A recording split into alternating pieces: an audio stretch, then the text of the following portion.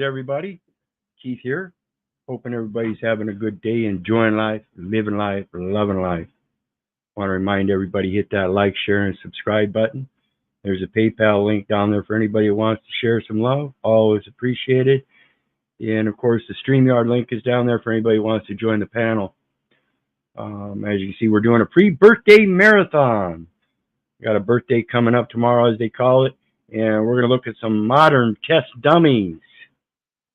Modern test dummies, those people that live without consent, the bitch-ass slaves. Not knowing what consent is, not knowing that when you get on a public platform in an interview in your intoxicated state, while all gussied up in this makeup and lipstick and these clothes that promote promiscuity, and get on there and say, well, you got a haktua on that thing. And you've got to realize the rest of your life, you got to live with that. Now, if the effect of that and all the fame and your philanthropic endeavors from that point on prove you to the rest of the world to be a slut, and you never get to marry, and you never get to have a traditional life, and you have to live that world of being the scarlet letter you are, and then maybe you should think about really learning what you're saying before you put it out there. John, it says your device is not connected. It says your device is not connected.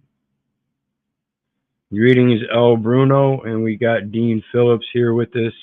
Anybody else, feel free to say hello in the chat. And again, I remind you the panel link is there for anybody who wants to join. We're just going over some more of the insanity. I got a bunch of clips lined up. I'm going to go until 12 p.m. tonight. So we got 9 hours ahead of us. And before we get into it,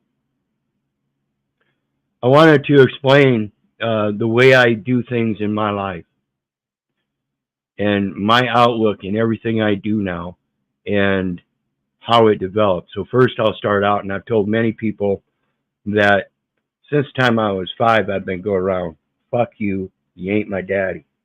I'm not going to listen to you. That's been my purview ever since. And it remained that purview, and remains that purview today, because when I was put up in foster care at 5 years of age, I lost my daddy, what I thought to be my daddy.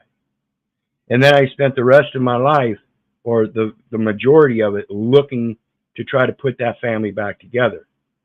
Found out I couldn't do it. I developed my own family. It got destroyed. The family that adopted me when I was younger turned around and disowned me. So in looking for my family and telling people all my life, fuck you, you ain't my daddy, I found out, of course, through the scriptures and everything that I'd been raised on, and then gave up the church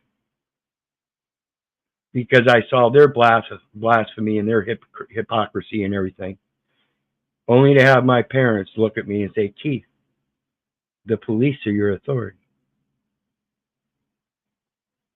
Letting me know that somewhere along the line, I wasn't seeing things right, because those are the parents that I thought I knew pretty well, the ones that brought me up in that church.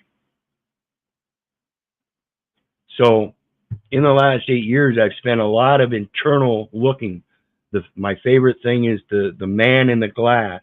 Doesn't matter what anybody else has to say. It has to do with how I feel with myself at the end of the day with what I've done. And so this brings in the aspects of empathy, sympathy, and apathy. And I think this is the main problem, is that people are built up with so much empathy and sympathy and don't know the first thing about how to use those together with apathy. So the way I see it is, I'm an empathy type person. I hold empathy because I don't want to be in that same situation that I would see others in. That's empathy. You automatically, even without being in that situation or ever having been in a situation, you can see if a situation is detrimental to somebody else, and therefore you have empathy. When you have that firsthand experience, now you can place that point of sympathy. Now you've got the ability to actually be able to put yourself in that man's shoes from firsthand experience. Then when it comes to apathy, apathy is the ability to be able to place yourself outside of that despite any empathy or sympathy, and be able to use logic and reason without all the emotions so that you can overcome the situation and its detriment. This is why we have first responders that have to be calm, cool, and collective and have to act in an apathetic type of manner. This is how I go about my life. I really do care about other people. I love you, but I don't give a rat's ass whether you love me back. And that's to say, I don't care if you hate me. I don't care if you disrespect me. I have the apathy to disconnect from that and know in my sympathy that you're probably going through the same things I have been through, many of the same things.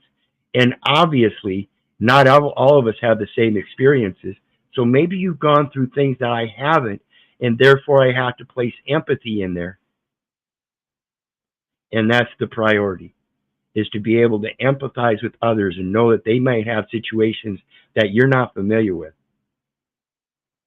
So you have to place yourself in a place of sympathy. Put yourself in their shoes so you can look at it in the apathy and come up with a solution. This is it for your own good.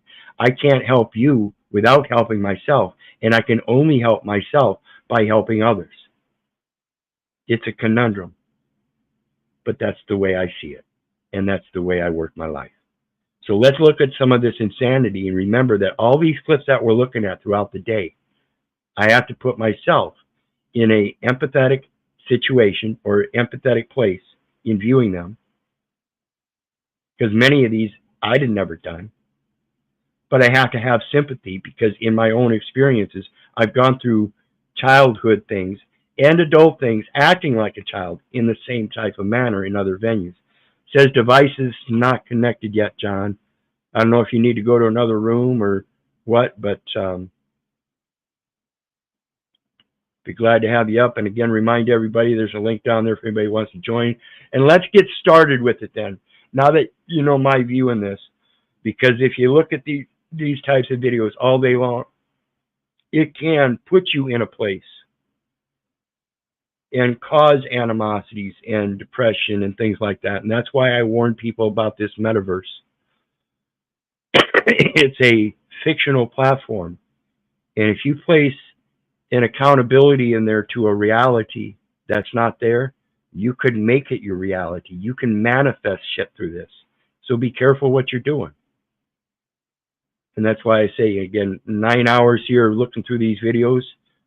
It might seem bad. It might put a perspective on me that this is the way I live my life, but these aren't the only kind of videos I watch. I also watch, as some of you know, I'd rather be out there than doing this. So a lot of the videos I watch are things like planet type things with other animals and things like this, their care, their abandonment, their abuse as it relates to the empathy, sympathy, and apathy in human lives. See, when I say I love you, that you term means even that blade of grass out there, because the blade of grass out there has the same source of life as I do. And we work conjunctively together. That grass is putting off oxygen. I'm putting off carbon dioxide. We feed each other. That is the manna of life, in my opinion, my perception. So let's get into it. Our first one here is we're dealing with the bully cops again. And this goes to the concept that I really don't think we should have young men, let alone women of any age, on the police force. And you can call me a misogynist all you want again, but this goes to the aspect of men protecting women and children. There are certain places in the public that, yeah, women can be little family shops and stuff. You got a sewing center and you're making wedding dresses for people. That's a woman's type business. Yes, she belongs there. She doesn't belong in politics. She doesn't belong as an executive of a major financial corporation and things like that. I don't believe that. So if you want to believe that I'm a misogynist, go ahead. That's fine. That's your opinion. I don't care. So let's get into it. Same thing with these young men. They don't have the experience to be able to make the discernments of empathy, sympathy, and apathy in these situations that they've never been in, and or have been in but don't use it. Was exercising his First Amendment right to film in public places. Ken was getting footage for a personal project, but then this. And I'll point out here. You notice that one banner said we're hiring. This looks like to be it's a trade show, you know, for United States businesses, which means United States citizen. This cop showed up and called for backup, and for no legal reason, they took the situation from 0 to 100 in a split second. Watch this. Let me see you for a minute. What's going on? I'm recording. Recording what? A story. Who are you? I'm the sheriff. Okay. So What's going on? We don't allow recording, okay? you don't allow recording? I just said that, okay? This is public property. This is the Newton County Sheriff's Office. Right. Who owns the Newton County Sheriff's Office? It's public property, sir. There's no crime against recording in public. It's public property. I'm a member of the press. I'm working on the story. Hey.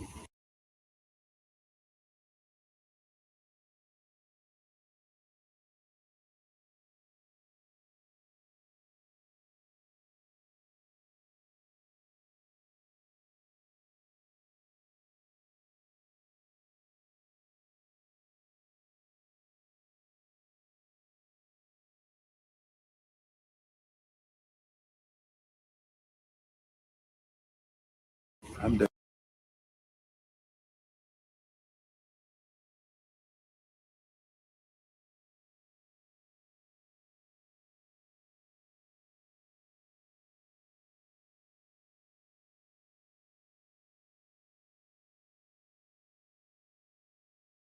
Deputy Smith. Okay. How can we help? I don't need any help. I was actually out just working on content for a story, and I was stopped by the sheriff. Let me see your ID. I don't have any ID. Okay. Get up.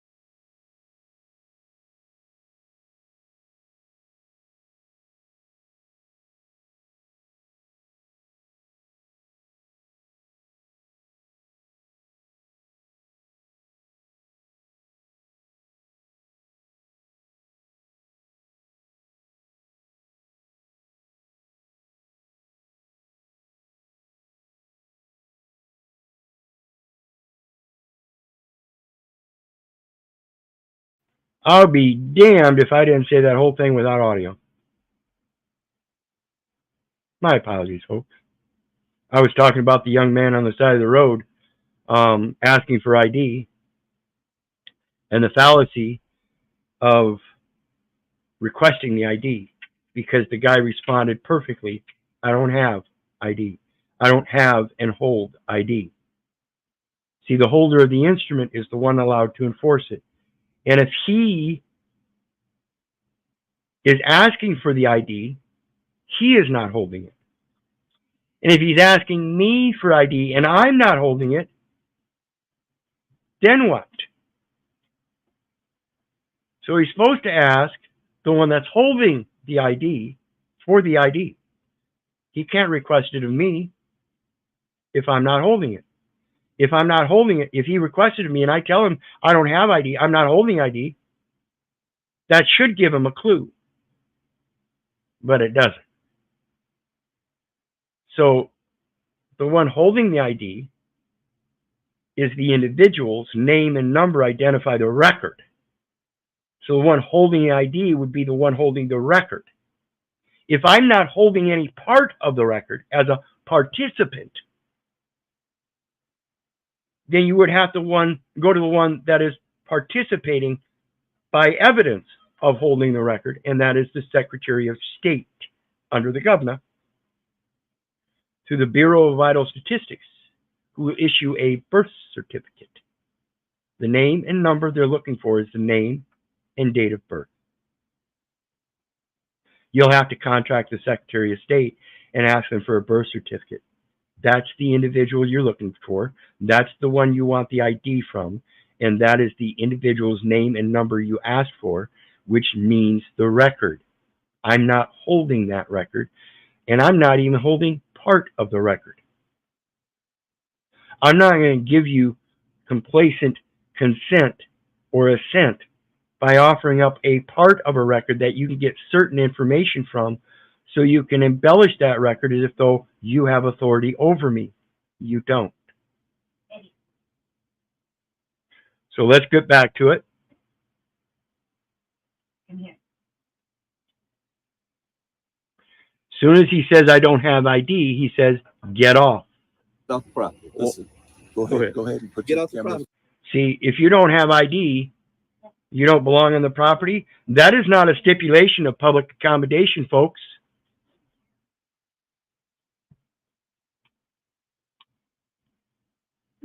See, public accommodation is for all members of the public.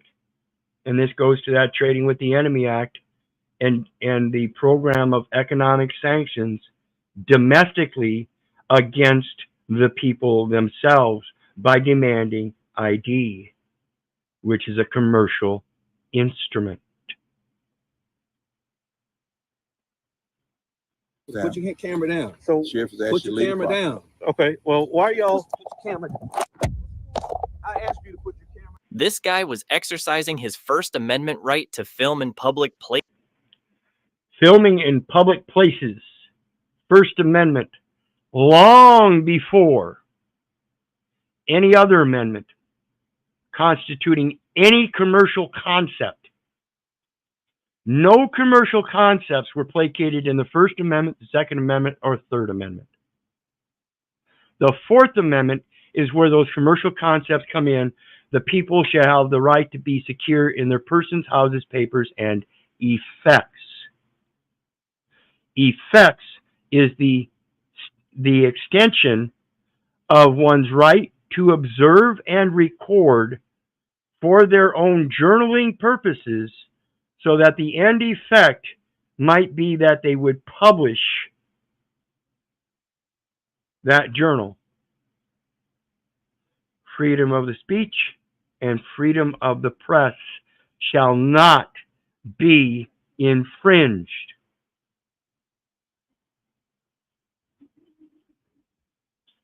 I want to remind everybody, the link is down there, so anybody can join the panel. And yes, my apologies. I am not perfect. I will never be perfect. This is not the first time it's happened. It will not be the last. Newton County, Georgia, or near that, I remember, says El Bruno for this video here. And real quick here, remind everybody, hit that like, share, and subscribe. There's a PayPal link. There's a PayPal link down there for anybody who wants to join the panel. And let's get into our next one.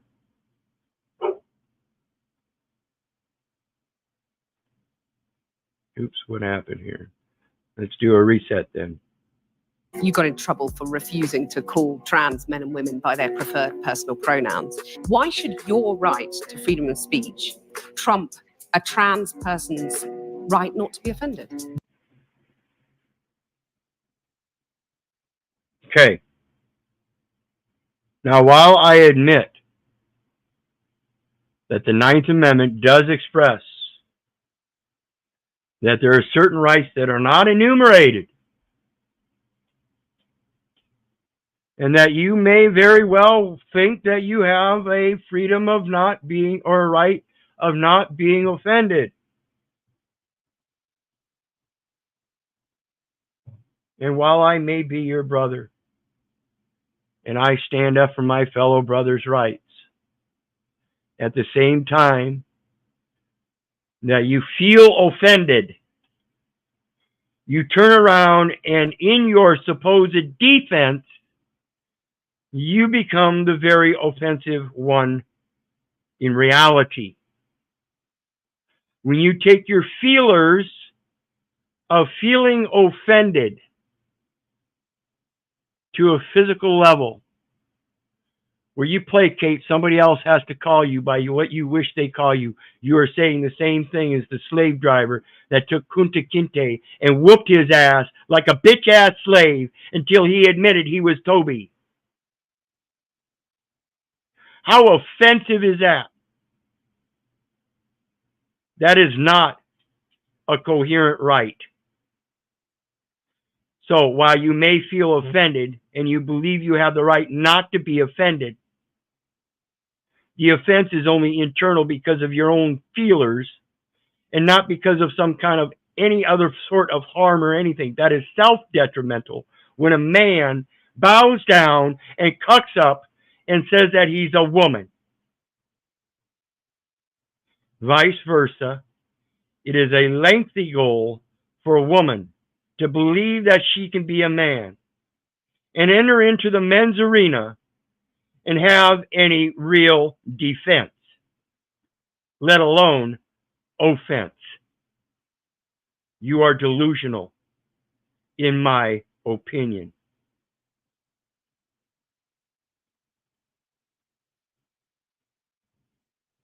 In order to purchase an automobile at the dealership, they told me I needed a driver's license until I expressed that it was a trust purchase. Then they provided me the cash purchase agreement. Understanding a purchase agreement is a purchase order, which is an offer to buy by the dealership. What is it they are buying?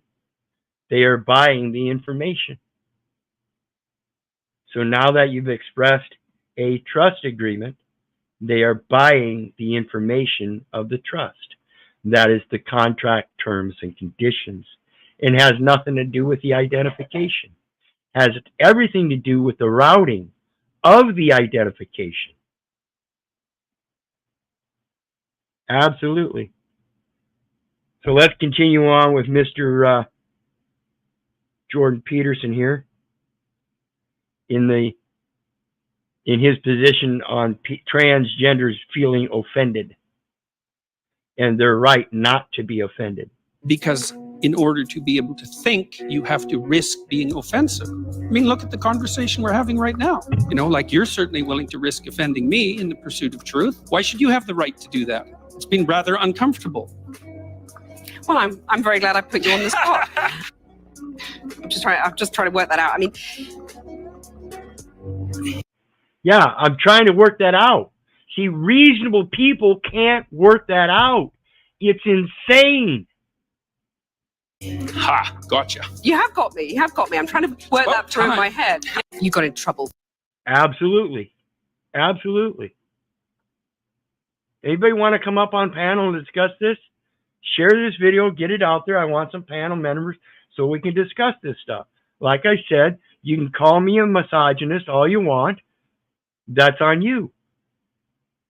Come up and discuss this stuff. See who's got the real objective of reality, or excuse me, subjective view of reality. See how many people in their subjective views of reality actually agree to that reality rather than believing some objective view that includes all this insanity. Do you believe in that reality? Because if you don't, then why would you let it play out in your life? That's why I say all these videos we're watching, I can't let it be my reality. I have to have the apathy to look at it and see my own sympathy and various empathies that I might have. But in that apathy, I have to be truthful and point out the insanity as well. So please, hit that like, share, and subscribe. Feel free to jump on panel. Links down there. When this cop pulled up on this guy, he had no idea that he'd met the baddest, meanest civilian out there who shut him down and sent him packing in mere seconds. Let's get him moving. You get him moving. I just got here. And I love this guy. I can't remember his name, but he goes around and that's all he's got is a sign that's something about the vets. Get back in your sweet ass. In mere seconds. Let's get him moving. You get him moving. What is it? Can't remember what it says. Maybe we'll get it. Here. Get back in your sweet ass cruiser and get out of here. How do you say your name? And why is that? Because God bless the homeless vets. God bless the homeless vets. And that's part of the insanity, folks, with this immigration and everything. They're placating that all these people that are coming into the country need a place. Yet the vets that supposedly fought for that very freedom are the ones that are being put out on the street and have been so for decades. For decades, they refuse to accept the vets and honor the integrity that they had for standing for a false patronymical father that promised them. They promised them. So despite me not liking the concept of the military forum and our men going off and fighting in these wars, and women now, I object to it. But there's still that amount of honor and integrity for the men and women that do that. That's that going forth in that good faith under the full faith and credit of the United States. And now look at how good does the full faith and credit of the United States look if we have homeless vets throughout this time. This goes to that strength of the nation, folks. Like I said, if you have an average reading comprehension of the 7th grade, how intelligent can that nation be?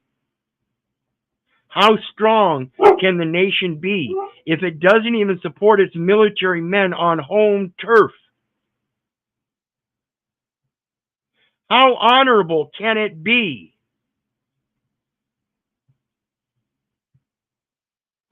Because you've made contact with me in law enforcement. Shouldn't you have introduced yourself when you first made contact with me instead of telling me to get out of here? Tell me why I gotta leave. Because you got no business here. Why don't I? You don't have any legitimate business here. Why don't I? Well, maybe you do. You can hang out with me if you want. I'm not going anywhere. But hanging out with him wouldn't be business. See, that's it. It's business. On-state business. See, if this other gentleman holding the sign isn't conducting business affairs, then he's correct. You have no need to stay here. You are free to go. The longer you stay here and try to solicit business shows that you are not operating in good faith as a standing army. Again, my opinion based on the interpretation of my research. You've already screwed up multiple times. You've already said I'm on private property. You've already said I can't be here, which I can. There's nothing you can do about it. So have a nice day. That's why I'm just saying. Hey, just keep it like that. Keep it like that. Yeah, just get back in the cruise and have a nice day. Okay. When this cop pulled up on this guy, he had no idea that he'd met the baddest, meanest civilian out there who shut him down and sent him packing in mere seconds. Let's get him moving. You get him moving. I just got here. Get back in your sweet ass cruiser and get out of here. How do you say your name? And why is that? Because you've made contact with me in your law enforcement. Shouldn't you have introduced yourself when you first made contact with me instead of telling me to get out of here? Tell me why I gotta leave. Because you got no business here. Why don't I? You don't have any legitimate business here. Why don't I? Well, maybe you do. You can hang out with me if you want. I'm not going anywhere. You've already screwed up multiple times. You've already said I'm on private property. You've already said I can't be here, which I can. There's nothing you can do about it. So have a nice day. That's why I'm just saying. Hey, just keep it at that. Keep it at that. Yeah, just get back in cruise and have a nice day. Okay. I would much rather see these kind of interactions than the one we saw previous where they get thrown to the ground. This would help me have more common decency and respect for the people in those positions. However, this is not common. I wish it would be more common. This was an excellent interaction on both halves.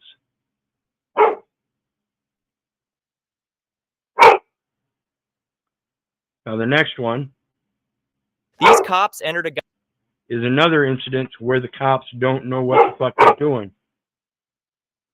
Let me go grab my dog real quick. Be right back. guy's house without a reason, which is a massive violation of the Fourth Amendment. Then they started searching the rooms for something to steal, but the guy demanded to see a warrant. And instead of providing one, this is what the cops did. Didn't I ask y'all for a warrant, man? Did y'all ask y'all for a warrant? Come on out of my house, man. Come on out of my house, man. Y'all just came in anyway? Huh? Okay. You ain't give me no warrant. You got to put a warrant in my hand. You got to put a warrant in the hand. You can't just go around walking into people's homes.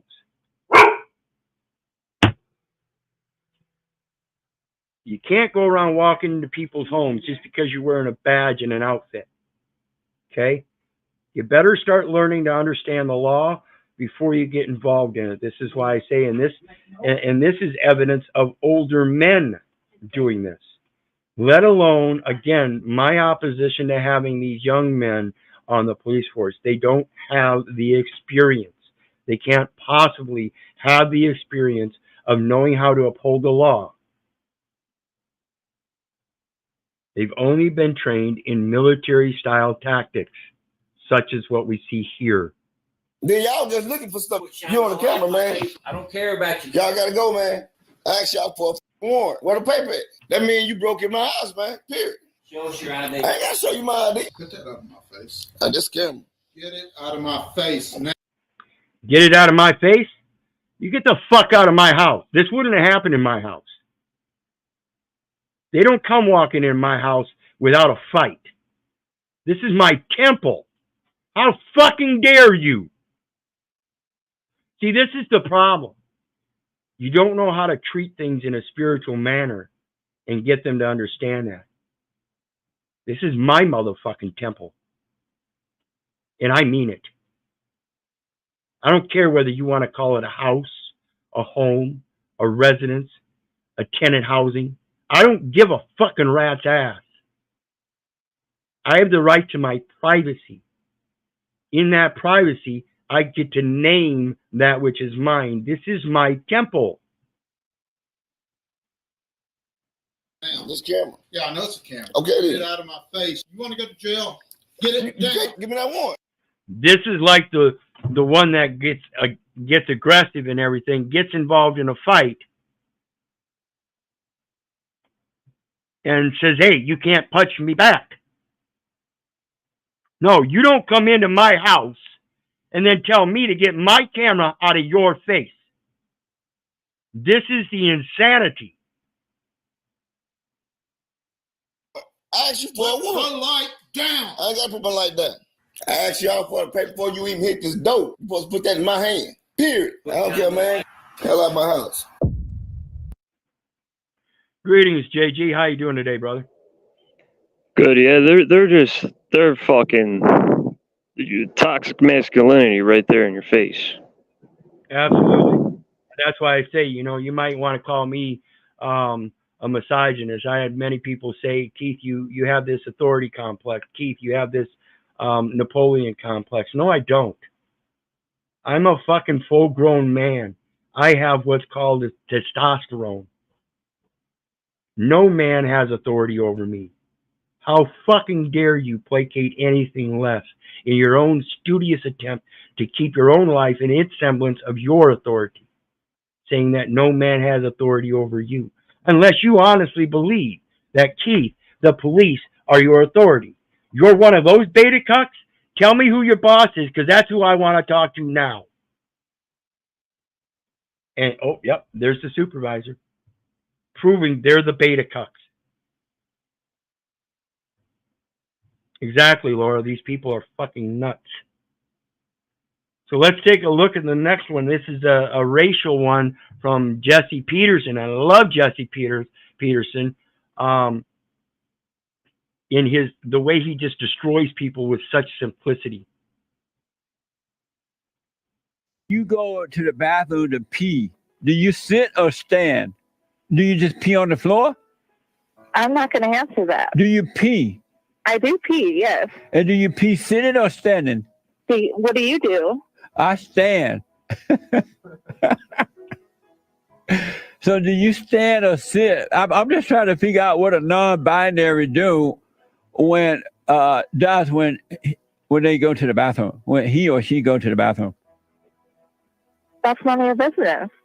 I don't see the need to answer that. So do you dress in a dress or pants? Whatever I feel like. Do you feel embarrassed to be confused about who you are? I'm not confused about who I am. Yes, you're confused. No, believe me, you're confused. Well, if this is confusion, then it feels right. It feels right. Why do you sound like a girl? If this is confusion, it feels right. You got to get out of your feelers. You have to understand how to see life in reality and not in your emotions. Everybody's turning their emotions into some kind of false reality, as if though that's what drives life. No, your emotions are a reaction to life. Your emotions don't manifest things in life. Your confused emotions and your inability to deal with them will drive your life insane. Oh, if you're a boy. Why do you sound like an idiot? Because I'm black. So when you... What do you think? I'm confused because I'm a transgender. Jesse Lee Peterson's an idiot because he's black. That was the perfect response. What do you think, JG? Yeah, it's pretty good. See, when people notice she came back with, well, what does it matter? What does it matter? Well, that's the foundation of the subject matter. If you're a boy or a girl, there are distinct differences in behavior. This behavior in certain situations, such as sports, is distinctly different in physical attributes that cannot be denied. And this is why he asked, do you pee standing up or sitting down? Because it goes to the physical attributes and not your goddamn confused emotions. So let's take a look at the next one. Behavior's all reinforcement. Yep. They're told to remember. See, nobody's taught to think for themselves. That's the whole problem. That's that diversity, equity, and inclusion by telling you to remember this, the bricks in the wall. Pink Floyd nailed it. Nailed it. So let's take a look at the next one. It says, I get you're asking, but no, cops cooled, owned, and dismissed.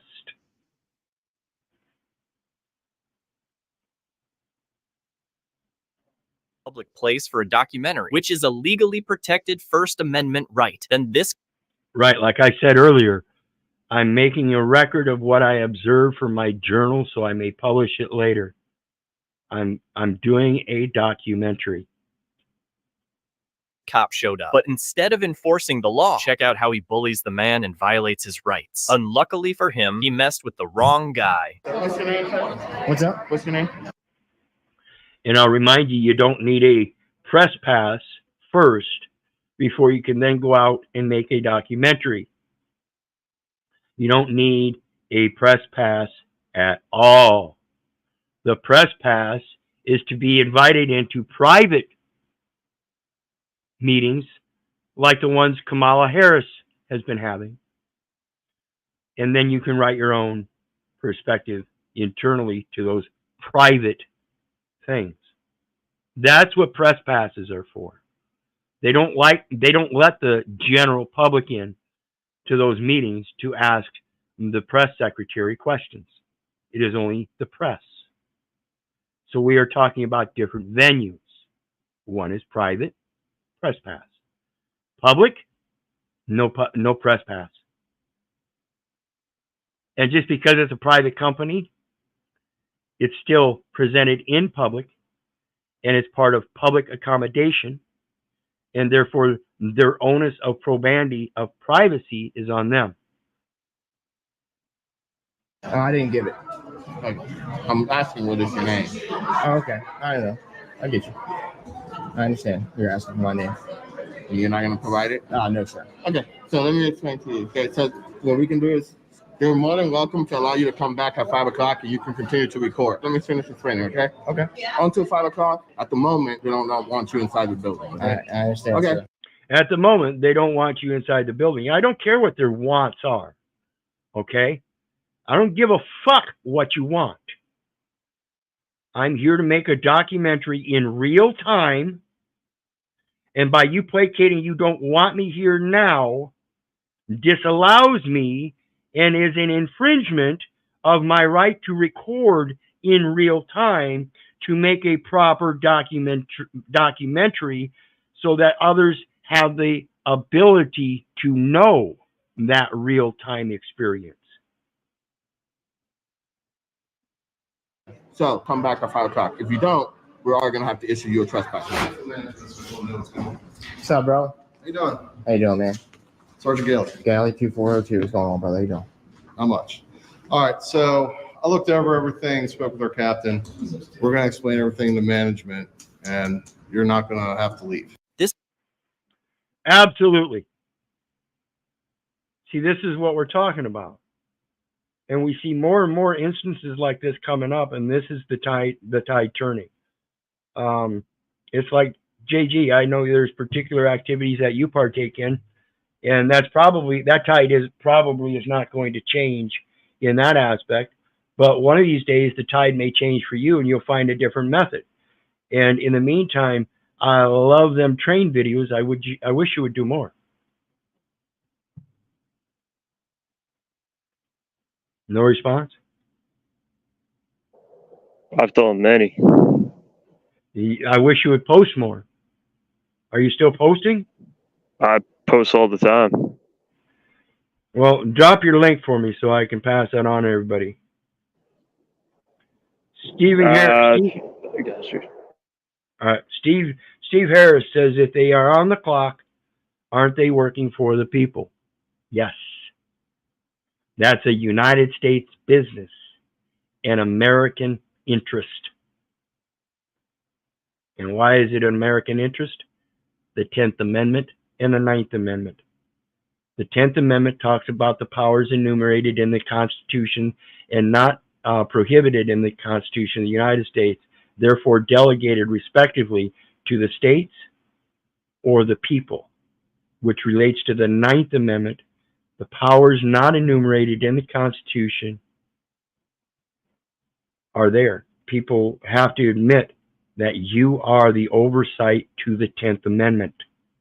That's your extension of the 9th Amendment in a right that's not mentioned in the Constitution. The delegated powers to the Constitutions came from the people. Therefore, those indentured trusts for public accommodations in public service, which is that public trust, is on the clock in contract terms. That's for the people. No one else. It's not It's not supposed to be done in the selfish manner that they do in the insider trading and all of that to make a profit off of the people. That's not what it was meant to. That's a despotic government. That's what we need to shut off. And we shouldn't be doing it by bearing arms in a militia that can't then turn around and replace that government or fill those offices appropriately to make such needed changes. So it takes both the knowledge of the people. And remember, folks, a republic is built on the fact that the people know the law. When the people lose sight of the law and have handed it over to the people they believe to know the law, that's why we end up in this position where we know something is wrong and we blame it on the police. It's not just the police. It's not just the people in the courts. It's all people have lost the true sense of law and are just doing their job as according to somebody else's opinions and interpretations. Where they believe, Keith, the police are your authority. How did that Romans 13, where no authority is there's no authority but that which is ordained of God, how did that get misplaced to being the authority of the police? What about the president? What about the governor? What about all those other people? Wouldn't they have a greater authority? But yet somehow this insane woman thinks that the police are my authority. I don't see it.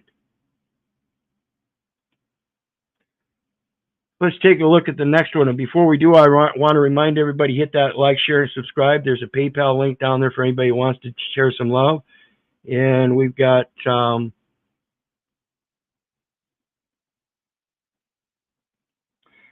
Jay Hopkinson. Go check him out. He's got a bunch of videos over here. We'll grab that link, drop it in chat for everybody else.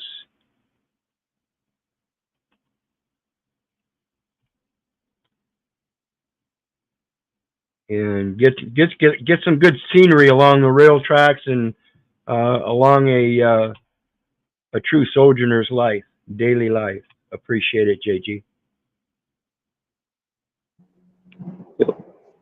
Yeah, I mean, they got warrants, but it's not legal and lawful. And that cop comes up to him saying, hey, they want you gone, blah, blah, blah. But it's like, you can see the cop doesn't even realize, like, yeah, it's not legal and lawful. I shouldn't even be saying anything to him. I should just be telling these people, hey, man, it's not against the law. This guy's in the right here. Yeah, you just have to give them fair warning that if you really do have something you want to remain private, keep it private. In other words, if you don't want to be on camera, stay behind a closed door where he doesn't have access. Otherwise, he's got access to everywhere else. And the onus probandi of providing your own privacy in public is on each individual. So that doesn't mean that now that you don't want them filming everybody in public, that you go around screaming fire in the theater, telling everybody, hey, you don't want to be on camera, you know, then just tell them that you can't film you. No, you don't understand it. You don't get to provide some kind of insane onus probandi for everybody else. That's an individual thing. You have to provide your own onus probandi. So if you are working as an employee, that onus probandi for yourself and the company is on you. Anything outside of that, including anybody that's in that public forum that's not an employee, you have no communication with. Otherwise, you are propagandizing, and you are, again, in the same sense, destroying the real-time documentary. So let's take a look at the next one. So I was right last time. Another good one. I don't think I'm going to give out any names, sir. Okay, so what I'm hoping to get is just sort of like a good middle ground. I just want to guarantee you that there was a lot of training that was done. A lot of training that was done, and people now know the rules a little bit more. Yeah, so he had already been there once and tried to do a freedom of information request with a video going, and they caused him a lot of problems. And now he's going back after they've been trained and educated because of his actions. And now he's getting the treatment. Now they understand. Okay, and they want to trespass. They are within their right to do that. Okay, no, that's great. And they're within their right to do that. No, you're not. You do not have the right, in your feeling offended, to violate the very public accommodation as a public service provider, to violate someone else's First Amendment and call it a trespass, which requires an element of crime. You cannot do that. They do it, and they're getting away with it, and this is what we're looking for as a result of these audits. We want education, not a fight, not an argument, not a battle. We want adult, responsive communication. You share with me what the training was? The training was all about public disclosure and about the First Amendment rights. So she has decided not to move forward with a trespass. So she has decided not to move forward with a trespass.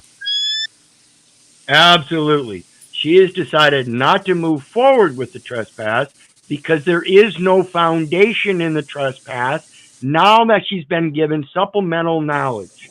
This is the process, folks. Right. He didn't qualify to even be trespassed. Correct. Administrative education. Yep. If you don't qualify to be trespassed, and this is, and I want to mention, JG's specific situation here as far as to stowaway. See, technically in the shipping industry, stowaways are perfectly legal so long as there is room. However, what they're placating here is community care and safety. Greetings, Russ. How you doing today, brother? Good, good, good. How's everybody else doing? You all doing good? Absolutely, absolutely. And yes, Steve, that's what we have to do. So we, the people, have to train the workers. You have a republic if you can keep it. And like I said earlier, the republic is based on the people knowing the law. The people gave up the responsibility of knowing the law to the government. Then they turned around and they kept giving up responsibility after responsibility after responsibility because it made it so much more comfortable and convenient. You know, that's the thing, Keith, that really is hard to deal with when we call these guys and try to have some intellectual conversations with these people that are so-called representatives. It's you know, I asked the clerk of court, the head clerk, you know, the top clerk on the SS-16. I know you know what I'm talking about. Yeah. And had a I don't know, good 40-minute conversation with the woman. And I was explaining to her I had talked to the recorder, and you know, I asked the recorder, I said, because I was asking them, you know, who brought the document in there and registered it. So I said, does that mean that I can bring a document in here and register it that says that each and every one in this office, every week that I return, you have to give me $10 a piece? Does that mean when I come down next week, those people in that office have to give me that $10? You know what this woman said to me? This is the head clerk. I'm not sure about that. I'm not familiar with that. Folks, we're in trouble here. And you know, that's why you don't see me much anymore, Keith. I'm just tired of all the aggravation out here, all the talking heads and getting nowhere. Yep. Everybody fighting and want to be out front, and ain't nobody sharp enough to hold up the rear. Yep. So absolutely, it's sad, man. It's sad. But I'll digress. I'll let you get back to your thing. All right. Well, Maya Bia says, would the next step then be a quo warranto or writ of mandamus if they did issue a ticket? Absolutely, I believe a quo warranto would be, because again, like I said, that goes to the ID. They ask for an ID. I can't give them an ID. So when they ask for, well, what's your name and birth date? Well, I don't have a name either. Well, everybody's got a name. No, only persons have names. Real men have callings. Now, Mom and Dad have called me Keith all my life. They have also called me Keith Orland if they got mad at me. I hail from the family Little, and I hear I was born around August 20th, 1966. Now, though it might seem like I gave them a name and number of an individual, I did not. I did not give them the name. The name is a legal name in the structure of a first and last name. I did not give them any names. I told them I have callings, and I gave them the family of which I hail from, and I told them that I was born around August 20th, 1966 as hearsay. The name itself, folks, is hearsay. Okay? So I can't give them a name. So again, it goes to the individual's name and number identify the record. And when we talk about a quo warranto, that is questioning the record. So it's not a matter of questioning me as a defendant, which is a third person abstract noun and impossible. I cannot be a defendant.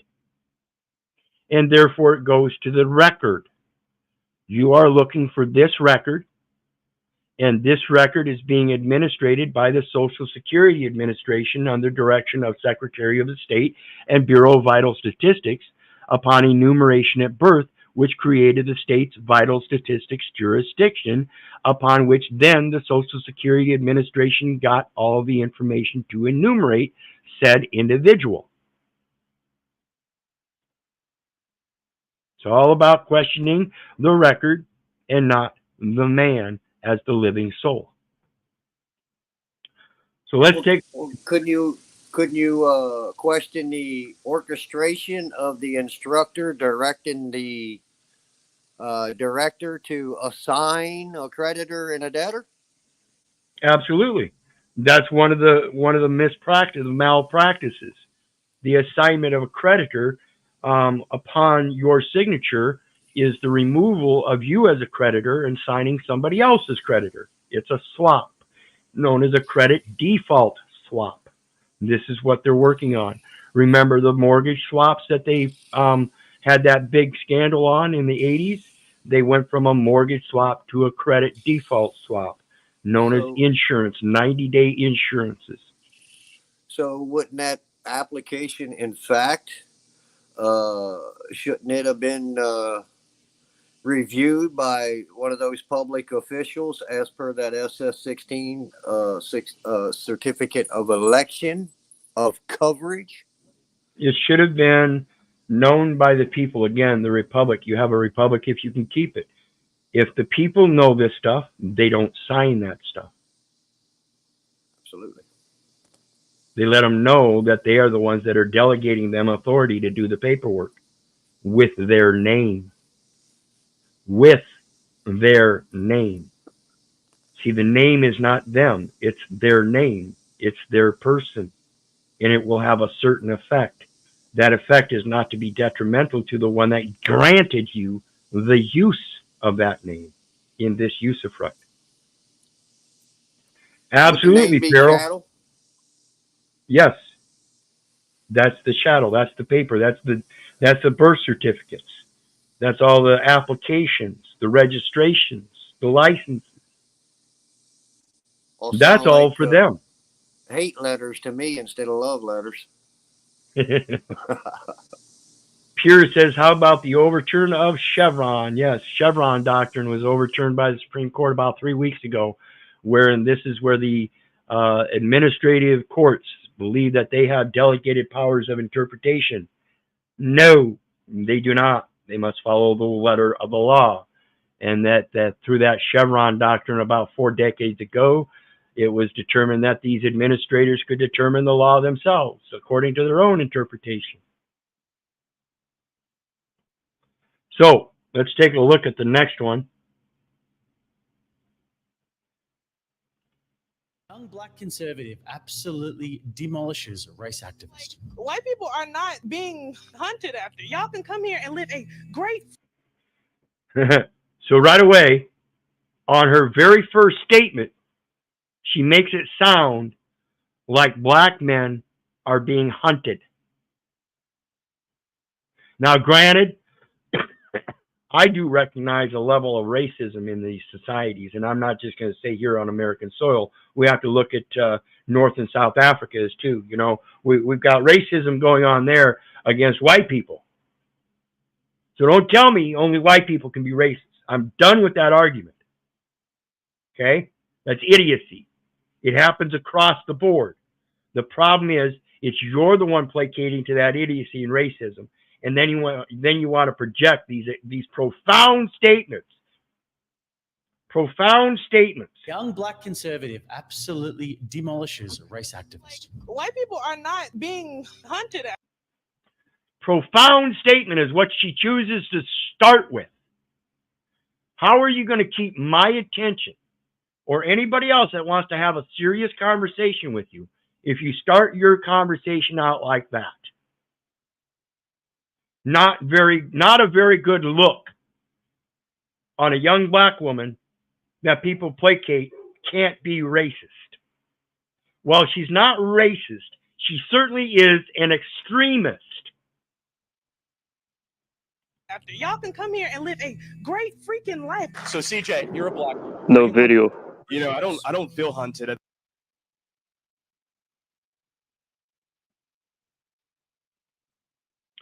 My apologies.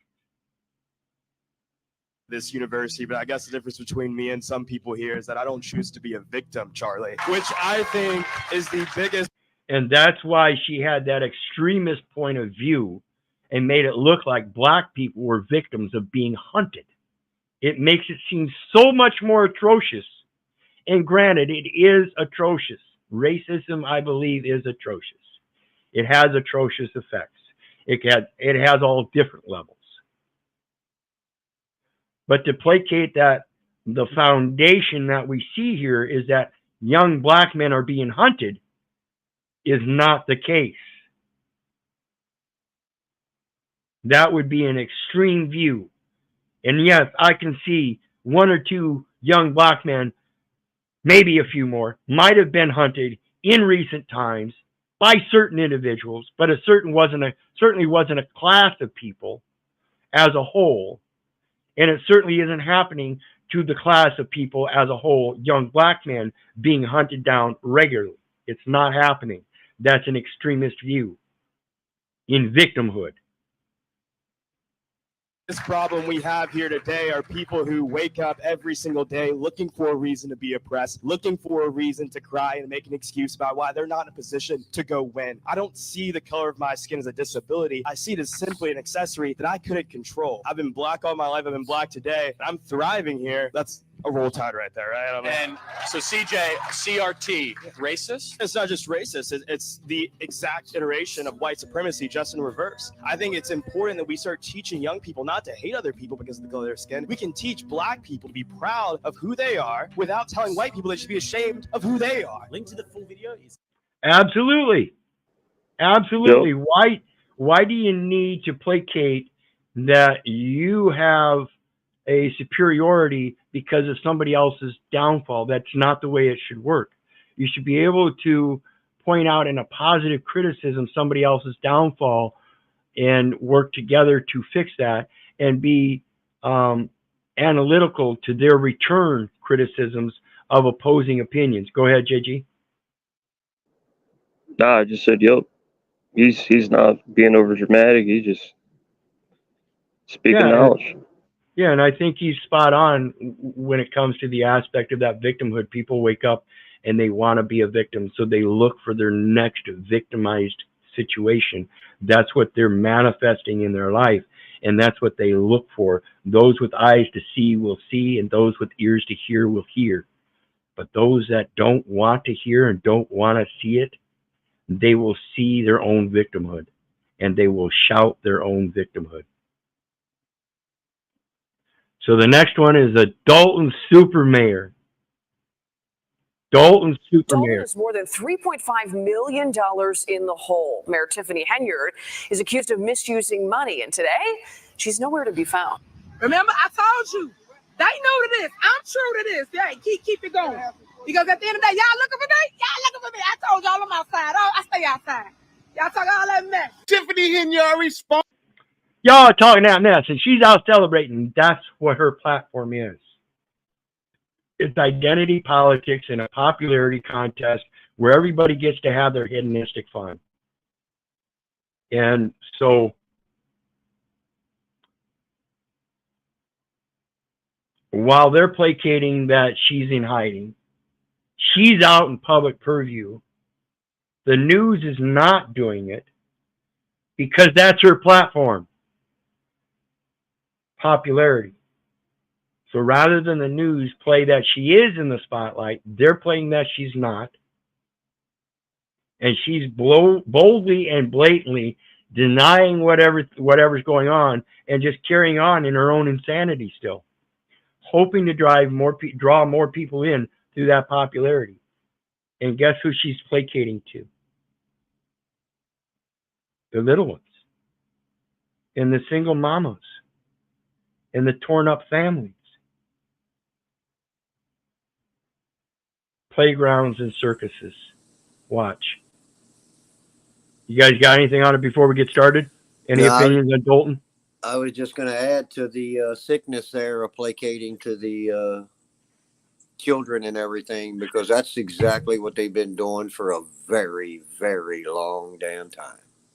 Well, yeah, if they can get the family torn apart and get the children to cry to mama, and then mama report to the fake daddy what the children need, that's why we end up with children telling parents what to do and telling them, yeah, I do want a sex change. Yeah, I do feel like a girl. Or, yeah, I do feel like a boy, even though I'm obviously a girl, but I want to be a boy. The wants and desires of children have grown up to run this country. We now have transgender people in these offices. Is that really what you want? That's what you're getting. I've never voted, folks. I've never registered. That's on you. I never partook of that part of the bitch-ass slave system. Excuse my language. So anyway, let's get back to it. On to the Lightful Report. Let's watch it. And yeah, real quick here, a shout out to Nate the Lawyer. Go over and subscribe to him. Check him out. Oops. Somehow I don't have my subscribe on here to Nate. Nate the Lawyer does excellent work on some breakdowns of some important topics as well. I like the guy, so go check him out. Subscribe if you want. And a reminder real quick, while you're watching us here on El Perro, go ahead and hit that like, share, and subscribe. We're also streaming on Keith Little and at Paul Jr. for the Insanity Clips. 3 of my main channels. I also have 2 others. You can check them out. Heckle-Bus and Wyrd Wyzard. In the meantime, let's get back to Nate the Lawyer and Dalton Trustee and her carnival. All right, people. So when they said Tiffany Hinyard went into hiding, I was like, really? I don't think Tiffany Hinyard is the type of person that goes into hiding. She's delusional with it. And just like I predicted, she's not in hiding. Matter of fact, she's on Facebook. Absolutely. Narcissistic to the max. She is definitely not in hiding. And that's one of those things when you learn how to read people and you find out they're narcissistic and then the news media comes and says that they're hiding, it doesn't happen. It does not happen. Narcissistic people will not hide.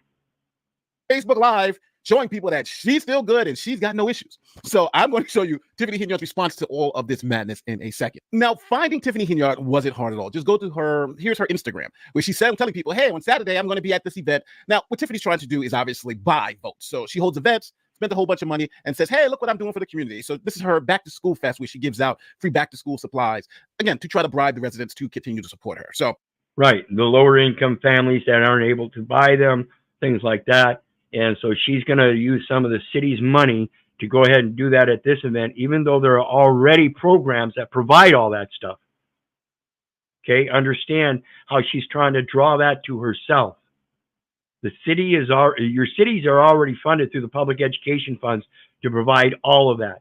It's known as a credit system, and that is what the Social Security card is for.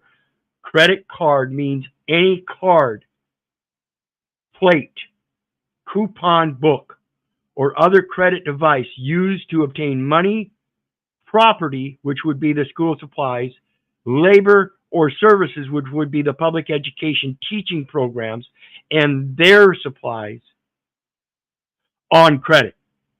There's a credit system to do this. All you have to do is learn how to apply it. This is the republic. The people need to learn the law. That's how you maintain a republic. You have a republic if you can keep it. Once you lose it, you have to regain the knowledge of what it is to bring it back in play.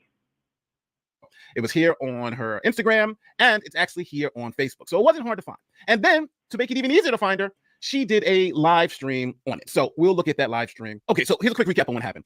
Lori Lightfoot was hired by the village trustees to do a report about what the hell's going on with the finances.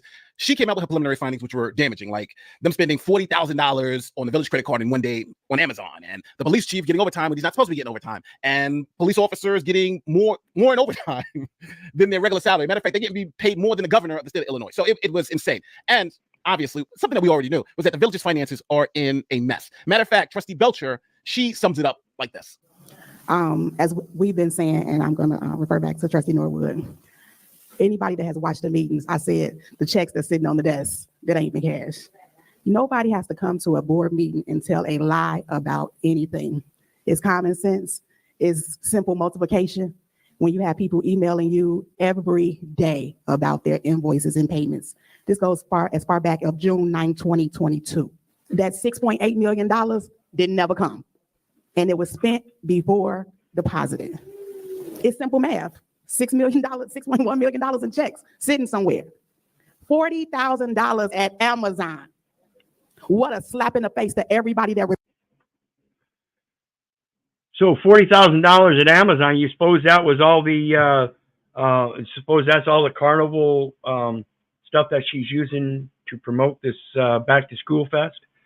Suppose she spent $40,000 on the Amazon to do that. That's what I would think. You know, I don't know the outcome of that, whether they've gotten into the details of all of what was purchased, but that's, you know, just putting two and two together. You ever heard of a gentleman called Sir William Gage? Sounds familiar.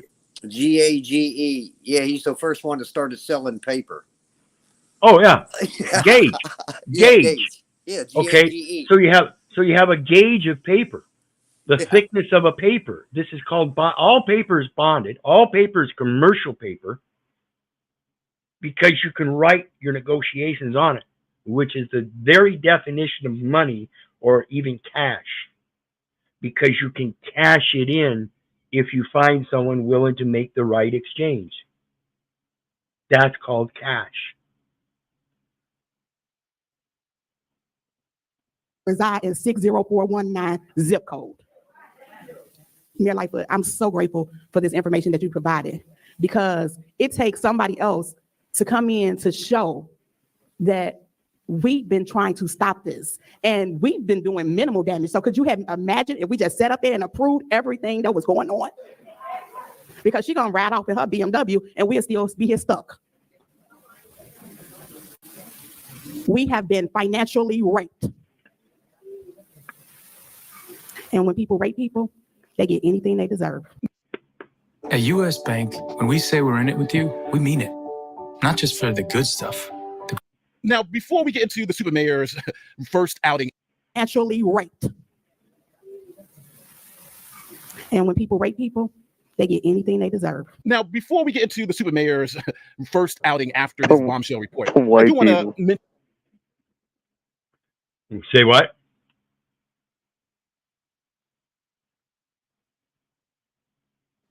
She made a good point there. You know, when you go around. Yeah, no, it's funny. As you go around committing these atrocities, what do you expect people to treat you like in return? And that's the problem with this police society. If you think that one of the most well-armed people in the world, the very American people that you serve, if you think that you're going to get away with keep doing this as a police force, you forget the animosity of people as a whole will come back to bite you in the ass for their own sake. They will save their own ass despite any posed authority as a whole. And this has happened umpteen times in history where the people have revolted and held a knife to the king's throat. A lot of them are the Cowardly Lion. Yep. The Wizard of Oz. Yep. Mention a couple of things that have been bothering me for the past couple of days. Go ahead. Well, the police know now's the time to really step up, right? Because now they're on camera. Now they're being surveillance, and they're seeing all these cops on YouTube get destroyed, and all these cops are like, shit, I got to really step up here. Yep, and this is that keeping an eye on Big Brother better than he's keeping an eye on you. See, Big Brother come out and started keeping an eye on everybody, and we had Watergate and this and that and all these wiretapping scandals, and now we've got the internet, and we've got all kinds of shit going on in the internet. And I'm telling you, these devices are the best thing for you if you learn how to use them in their appropriate manner of that First Amendment of documenting your life. They can't destroy that, and you can't let them destroy that. That's the only way they get away with destroying it, is by you letting them. So back when I was younger, we had neighborhood watch programs, and we had neighborhood block parties where we had blocks just cut off, and everybody in our neighborhood got together in one central area and had a big get together and had fireworks and everything. It was people coming together in the community. We don't have that kind of stuff anymore. And that's why I say, these police better learn to understand we are much more heavily armed than they actually might think. If they think they can keep getting away with this, you better grow up, young men. You don't belong in that position. There are many people that believe the same way I do, that a 23-year-old ain't no way in hell he's got authority over me. I don't give a fuck about that gun. I'll have to get my own. That's the damn thing I got a major problem with. Somebody, young whippersnapper, want to come out here and try to tell me about life. Yeah, well, and not even want to tell me about life, but sit there and try to discord my life, as if though I don't know what I'm talking about, and that ain't the way it's going to go, sir. The fuck it ain't. You go ahead and pose your authority, and I'll tell you what the truth is, because by the time it's all said and done, you will know the truth. And I don't care whether you want to deny it or not, you will still know it in your heart. Let that be your caveat. I had an incident a little while back, Keith, with one of my youngest son, where one of the cops up there had got a little lippy with him or something. So he thought anyway. So I called him out on it. I called up there, and then the gentleman, he was a pretty nice cop. He's real big into the Constitution and everything. He's not a ticket writer or nothing, but who knows? So anyway, he said, I don't know, Russ. He says, I'm going to retire next year. So he says, I just don't try not to worry about it too much. And I said, well, you should. Because the feds have conjured up with the state, and the state have conjured up with all their corporate policy holders in all of these states, and you work for every one of them. You might not get to enjoy that retirement next year. Because the children are the garden of tomorrow, and what did you teach while you were here? Absolutely nothing. Nothing. Not a damn thing. So what do they get to feed on? This is what I was talking about on an earlier platform. If we don't pass on the education through the sympathy, empathy, and apathy of how to deal with those situations ourselves, so we can come out on top, then we end up in the empathetical situation where we always seem to empathize with people and wake up in the morning feeling like a victim. And we've got to get out of that circle. We've got to get out of that loop. That's the learned helplessness. Yeah. That's the destruction of the family, and single women raising their children up as if though they're helpless because mom's helpless and now is dependent upon a false patriot. So the children grow up having to be dependent or feeling like they have to be dependent upon a false patriot. Why? Because the true patriots in this earthly sense, the true men, aren't standing up and doing so. It's the fall of man, not the fall of woman. The fall of woman only succeeds or only only successes or follows that of the fall of the man. You can't blame the fall of the man on a woman. This is the story of Adam and Eve. Adam should have been contemplating the possibilities and using logic and reason instead of the emotion of his wife saying, "Oh, wouldn't this be so delicious?" Yes, it would, but where did it come from? See, I learned two major things that I think are key factors in the way we think, and that is ego and forgiveness. And without those two things, I don't think anybody can righteously, with any integrity, move forward. Yeah, and that's why I say we've got so many people acting in indoctrination and going on things that aren't really founded in truth, that they believe that a 7 or 8 year old child or even younger can tell them that they want to be a woman when in fact they're a boy, and they say, okay, huh? Excuse me? You don't see something wrong with that? That instead of helping the young man understand his place and his role in setting that house in order, that no one steps up telling me that your house wasn't in order itself. Right. And now you're going to tell this child that he can go ahead and set his house up as a woman, even though he was born a man. That's a false foundation of a house. Responses to what's going non-adult. So the first thing I want to talk about is the DEI angle in this story, because it's undeniable. This is a DEI problem. Now, there are different forms of DEI. There's Absolutely. DEI based on race, then there's DEI based on gender and other particular issues, ethnicity, for instance. But this story is not a DEI race issue because the town is like 91% black. This is a DEI gender issue because the people who put Hinyard in place, the voters, and even the people in Thornton Township who nominated her, explicitly said they nominated her and they put her up in this position because she was a woman and she was young. Here is a young single woman, and what she's playing to are the young single women who are raising children on their own, as well as the poor younger families with young children. That's why she does all the carnival type thing. Matter of fact, he was the person who actually nominated her for the. So it's where you were talking about the credit system in the schools with the paper. We look at everything, identity, and I was watching some of that shit up in Congress, and I believe it was one of the heads of the judiciary said that identity is the lens that filters everything and everyone we encounter. Very true statement. Yep. And Tyler Tomlinson, did you ever get your window fixed? I don't know what window. I don't know what you're talking to, or don't even know if you're talking to me, actually. I don't see anybody else that would be respond to, but please expand if you need to.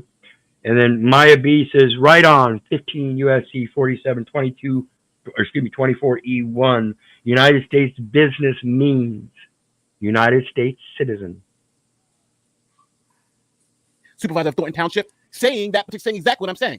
He nominated her because of what she is, not really who she is. Put us in Chris Gonzalez's mind 12 minutes before midnight. What was your thinking in nominating her after this long process? I mean, just as a whole, I just felt that I was hoping Just as a whole, I just felt that. See, this is a problem, folks. You got to quit going on your feelers and have a knowing. Well, first thing, I know she's done this. She's done this, this, and this. She's got experience here. She's got experience here. And therefore, I believe that it would be a good choice to help imbue characteristics throughout the community. Something like that would be much more comprehensible.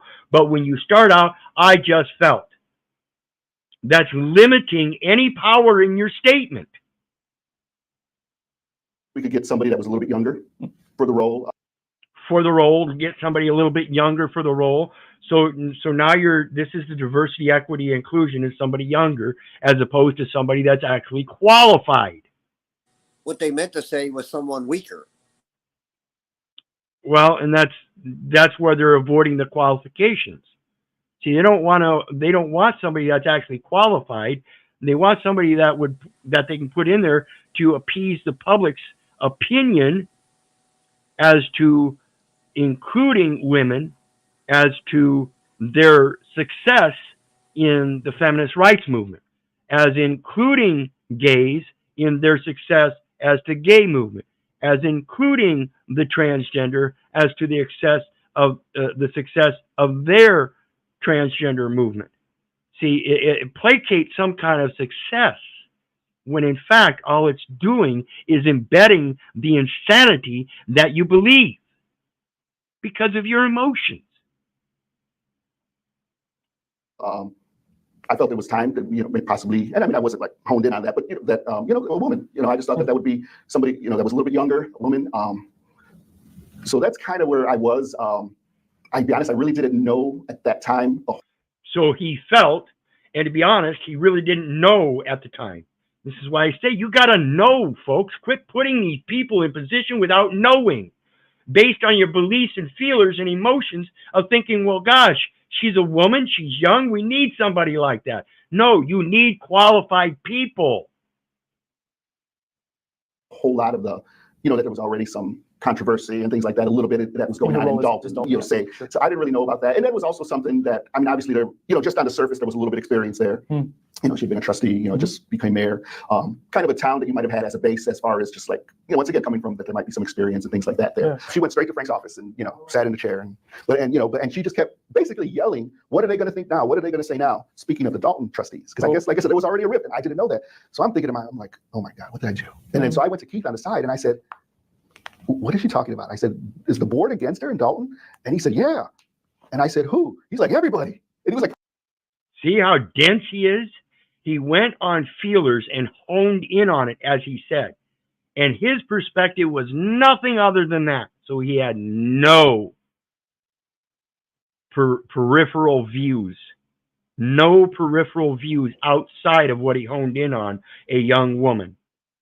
How devastating has it become? Proud of it. And at that time, I mean, I already was like, what did I do?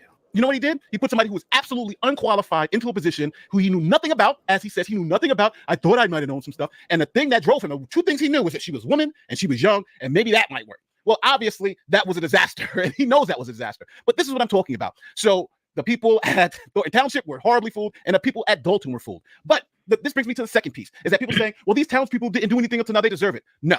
The trustees and the people of Dalton have been fighting this woman ever since she's been elected. They tried to recall her, and they did. They voted to recall Hinyard. Now to campaign 2022. In a recall fight in Chicago's south suburbs, people in the village of Dalton voted to kick the mayor out of office. But as CBS 2's Dermot Terry reports, the mayor is not going anywhere for now. Now, because of a technicality, a judge let Hinyard finish out her term. So these people have been fighting ever since she was elected. They tried to get, that was literally like a couple of months. And so I want to ask you guys, what does it sound like if you got somebody who takes an office and then refuses to leave based upon the opinion of the people that want her out now?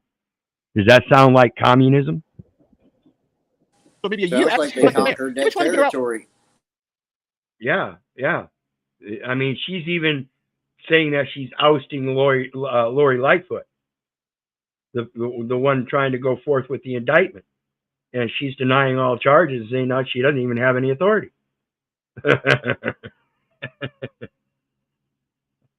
Laura said squatter. Yep. Adverse possession. All of this time. They hired Lightfoot. They've been suing her. They've been fighting tooth and nail. And the thing that's been keeping Hinyard in place is the Illinois government. It's the judges that are keeping her in place and all these other things that have kept her in place. So the only way to get her out is to vote her out. That's why I've been asking people to donate to the village trustees campaign so they can get her out. Because again, we are a nation of laws, and this is the way they have to do it. So don't get me wrong. Voting her in was a mistake, but they've been trying to rectify that mistake time and time again. And I don't think these people deserve this. They don't deserve that. What they're getting now, they don't deserve that. It's just they do. That's my point, folks. If you're going to be a bitch-ass slave and consistently put the worst people into office that you can, then you deserve what you get. If you repeatedly keep doing the same thing over and over again and not get the same results, that's insanity. If you continuously do the same thing and get the same results, thinking that you want change, and yet continue to do those same things, that's insanity. And remember, I speak about the legislation in California where they legislated out the use of plastic straws and paper wraps, and now they're using paper straws and plastic wraps. That was done under Kamala. like it's funny because no matter who wins the presidential election, the other side is going to be upset. But do they deserve, like the people who hate Trump, do they deserve what Trump gives them? Or the people who hate Harris, do they deserve what Harris gives them? No, of course not, right? It's politics as it is. But unfortunately, these people have been suffering and now they're trying to make a change. So my plea to you is there's a Give-S-U.N.T.S in the description. Click on that link, give to their campaign and help them get this woman out of office, because this is what it's about. It doesn't have to be Republican. It's not about Republican and Democrat. It's about what's right. And if you guys watch my videos, you see I have crazy Republicans. Matter of fact, I have an elected judge who was involved in 2 drive-by shootings who's looking at a life sentence in prison, an active judge who has active cases, who's a Republican. So this is not about Democrats and Republicans. Both sides have crazy lunatics in office. My channel just happens to expose a lot of it. So with that being said, let's now get to the whole Hinyard response. All right, come on in, residents, come on in.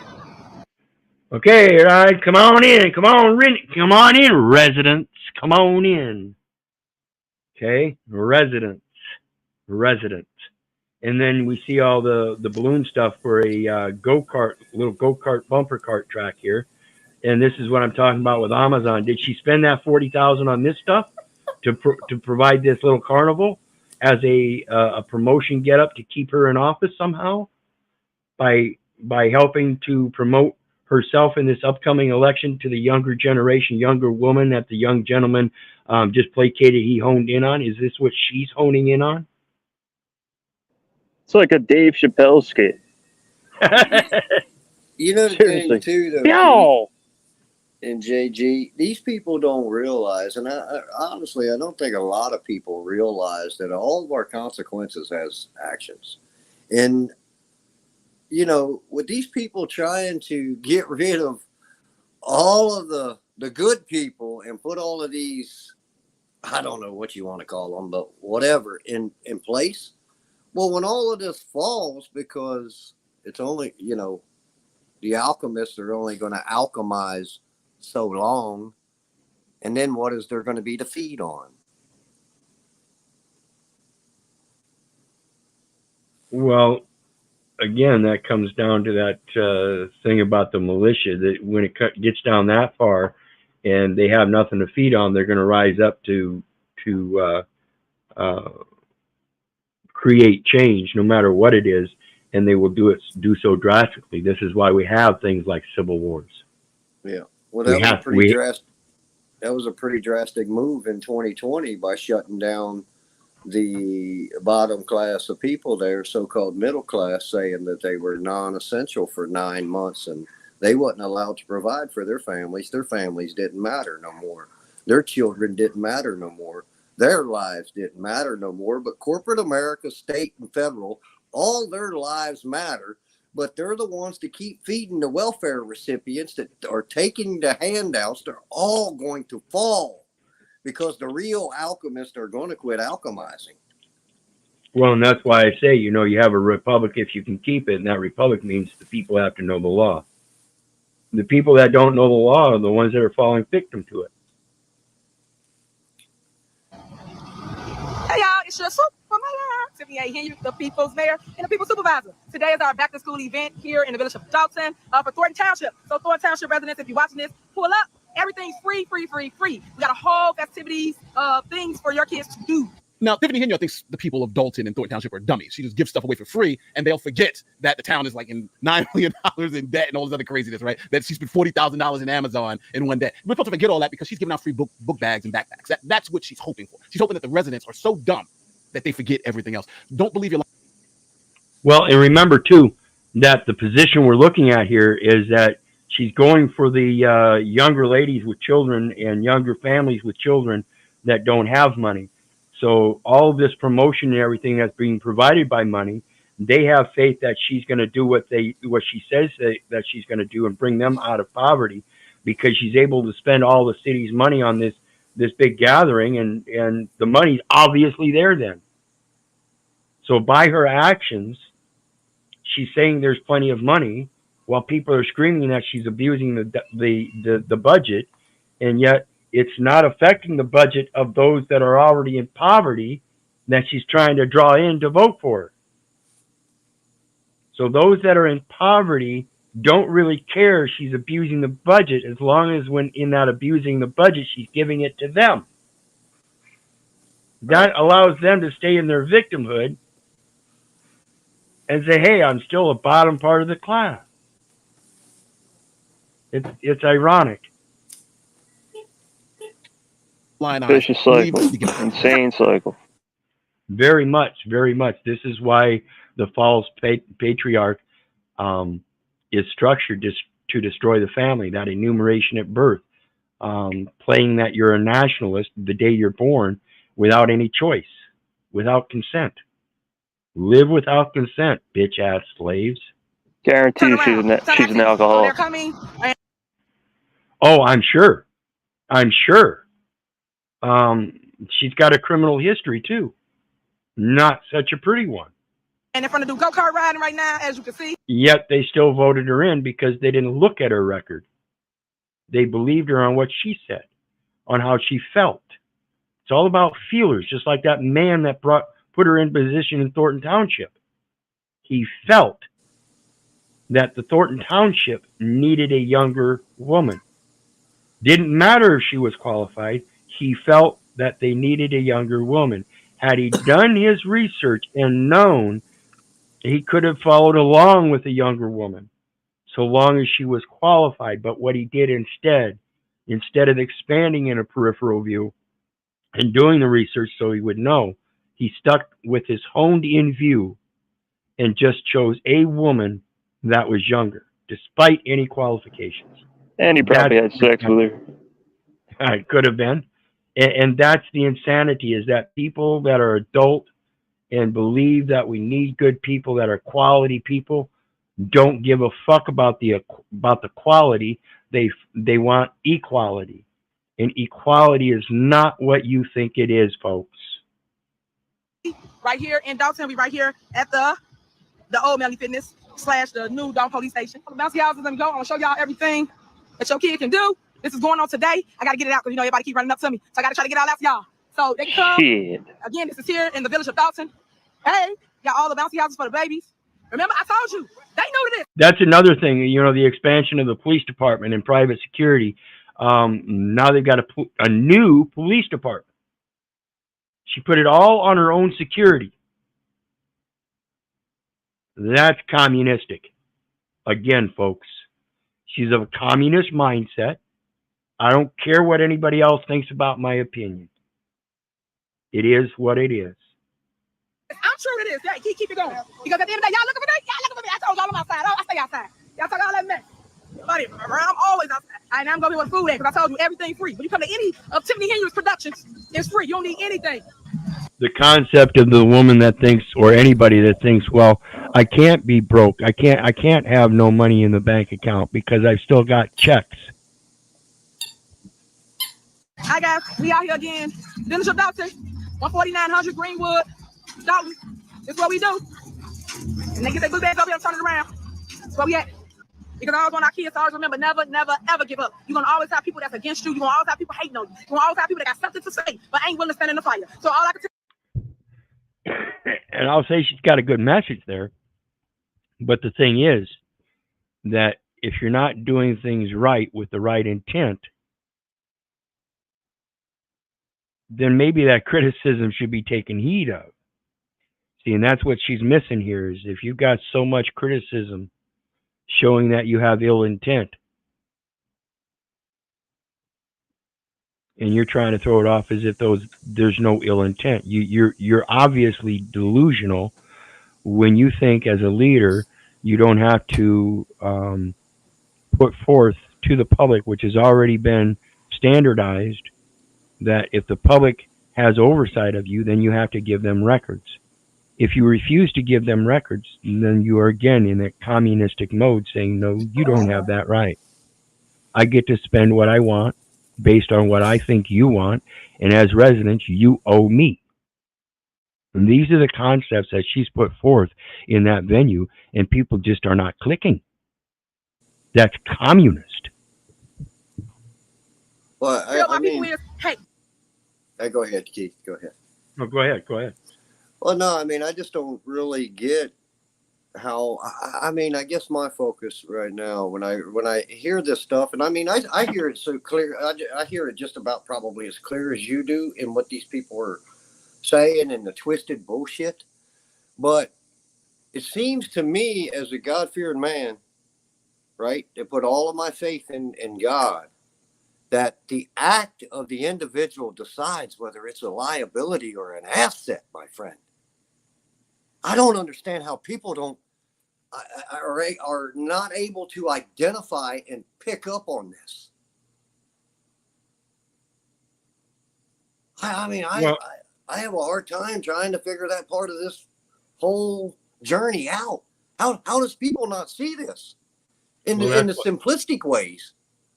Well, that's why I say people have to unlearn what they've learned and go back and relearn language and communication and such, so that we can get back to the foundation of that very communication in its simplistic terms. People today in this modern system, I'll call it, and damn it, I lost my video, I'll have to refresh. But in this modern system that we communicate with the public education system, the political body, the tax zones, all these different things that we now have as advancements in modernity, whether it be technology, physical forms, or technology, official ways in documentation and structure of government, political bodies and stuff. It's all placating that there's some kind of progression, but the true progression is supposed to be spiritual, so that if we play with those polities and stuff, we understand their foundation so we can improve them and not degrade as a society and fall down through the hedonism that I was talking about.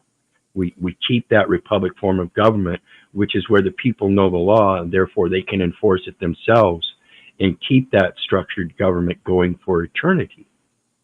This is the problem. Each society throughout history has fallen through their governmental standards because at a certain point they thought it was so perfect that they no longer had responsibilities and obligations and turned hedonistic. And that's the very downfall. So let me refresh and I'll be right back, guys.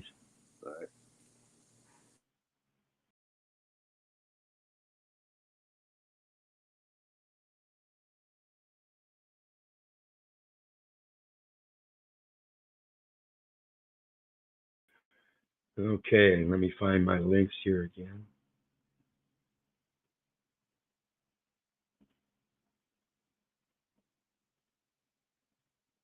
Stand 10 toes down, stay boots to the ground, because this too shall pass. At the end of the day, God got me on assignment. I'm going to complete that assignment. And right now, I got to fight. I'm in a fight. So anybody want to come and help me fight these demons and these evil spirits, please inbox me, because that's what it is right now. And you will see me smell like roses on the other side. And you'll see me smell like roses on the other side. These demons that are demanding that you do your job and pull these records out for the people that you are denying in your communistic views. See, she's projecting that these people are demons when they're merely making proper requests so that they can move forward in good faith, honor, and integrity. And this is what she's denying. She's turning around and pointing the finger at everybody else and saying they're the ones that are not being upholding their integrity. They're the ones that aren't following the process. It's pathetic. Side of it all. So at the end of the day, I love you. Ain't nothing you can do about it. It's the devil that's after her, and she's going to survive. This woman is just delusional, people. She's delusional. Absolutely. Okay, guys. I know that was long. This is her victimhood still maintaining itself. Even in public office, she is a victim. These people will never come out of their victimhood, no matter what position in life they play. Even when she's got the power to do what is right and then refuses to, she's the victim. Stay tuned. Come out. We here from 3 until 7 p.m. today. In a way, and as y'all can see, I am so family oriented. I care about the youth. This is what they don't tell you, or what they don't show you. The youth is everything, and y'all have to pass the baton. I don't care about all the hate that they spelling, because at the end of the day, you have to lead with love. When you lead with love, you will always go further in life. Because at the end of the day, that's what we need in this world, love. There's so much hate that don't make no sense. But I want the kids to see their super mayor still standing throughout all the controversy. And this is one of the problems, ladies. When you placate the carnival life to these young children is love. Without the objective views that they have yet to experience in the realities of life, they grow up believing that the only thing in life that means anything is to be happy, and that when something happens that they're not happy, and it destroys that hedonistic view that you've instilled in them, you have failed the spirituality of the breath that you take. You have failed to give them caveat and fair warning so that when they do run into the lions, they know how to take care of them. So instead we have these people growing up running into lions, becoming victims because they don't know how to fend off that lion with simplicity, logic, reason, truth, reality. They remain in their fictional world of feelers and transgender and transhumanistic stuff because the political body has been destroyed at the family level. Set thine house in order. And if you don't set thine house in order and you let some child place his house in order at the age of 6 or 7 years old, where he's a male, and you convince him that he can go ahead and be the woman that he wants to be at 6 years old, he has to face the consequences at 60 years of age if he's still living his life as a woman because somebody convinced him to take inhibitors and stuff that changed the perspective of his life that couldn't be reversed. There's a period in life, just like the spiritual existence and the spiritual growth of each of us. There's a physical period in life where certain hormonal balances and other chemical responses in a body have to take place in order to live the proper spiritual existence. That's what's being destroyed. Mayor that's touchable, reachable, and you can talk to me when you see me. So that's what I try to show them. And the kids ain't did nothing but just love back on me like I love on them. So I appreciate you all for coming out. All these that I host, you can bring your kids. You don't need no babysitter. You gotta drop them off. I'll make sure it's possible that you can actually let them go run around and let themselves out. And then when they get home, they just drop. You know the parents too, so I know what that feels like. So bring them out, have a good time, come and learn something, and come always make sure you got facts versus fiction. Because at the end of the day, my work speaks for itself. And I've been showing y'all. But the kids have fun to learn something, but yet she hasn't spoken a thing about what she's going to educate anybody on it. And this is the problem. See, this is the message that I put through is the education. My people are destroyed for lack of knowledge. So I'm not going to placate some kind of carnival life in my name. And that it's hedonistic and you can have all the fun you want. In reality, it is what it is. And when you come across things that you must be able to make it through, if you don't have the knowledge, you are then dependent upon somebody else's support and help. That means that you are in a lack of something, and the lack is the education. It's not the lack of enjoyment.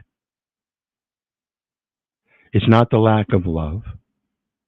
It's not the lack of anything but education, knowledge, experience, firsthand experience to go through something and know that you will come out the other side. Whether you smell like roses or a pile of shit is yet to be determined. So when you do come out smelling like a pile of shit, at least you still came out and you can try again, and next time maybe come out smelling like the rose. It's a set of experiences on an independent basis.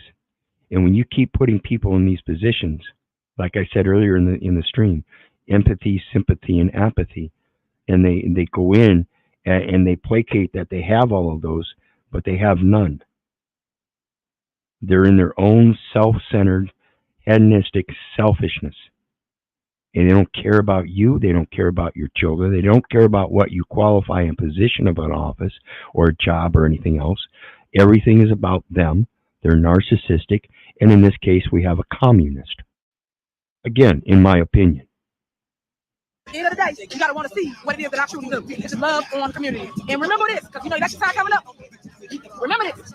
You ain't never seen none of these elected officials in your life, or people that want to be these posers. I can't stand a fake politician. They only come up and show up when it's time to run. They ain't done nothing for 4 years. 4 years went by, y'all. 4 years. And they ain't done nothing but keep up chaos, keep up division, keep up controversy. Pay attention to that. Focus on those that's doing the work. Keep up the controversy, right? So when the people have the right to know that public record and you refuse to give it, you're the one that is keeping up the controversy, because that's what they're pointing out. There's something wrong in the record. There's something controverting the record.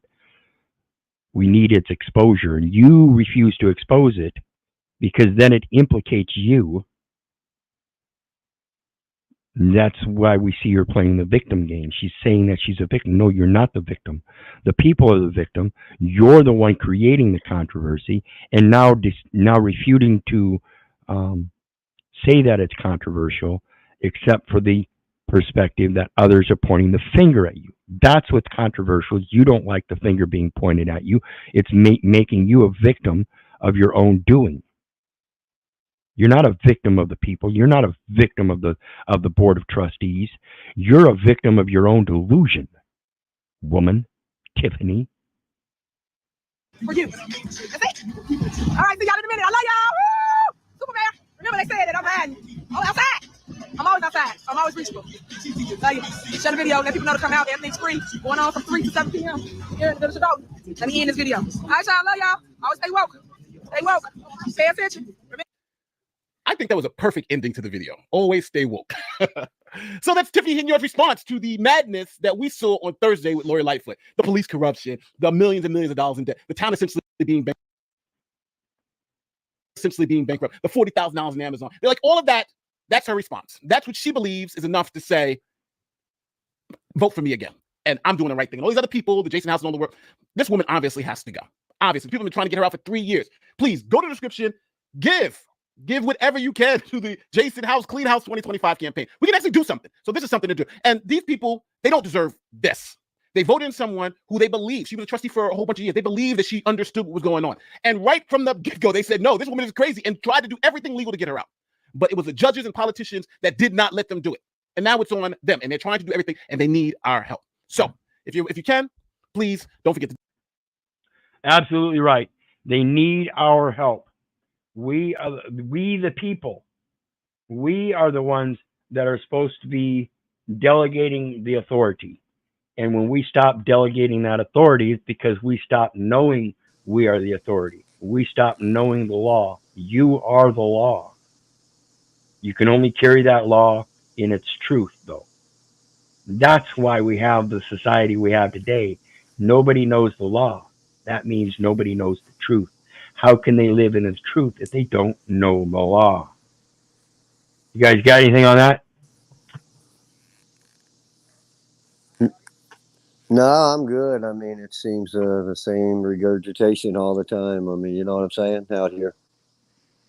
Everybody, they're just looking to be popular, and most people don't give two shits about what's going on out here. It's obvious. They're all in their own heads and their own delusion of wanting to be out front in some sort of leadership in a popularity club, and they ain't fit to follow up the back. It's mind blowing. Yep, absolutely. And real quick here, go ahead.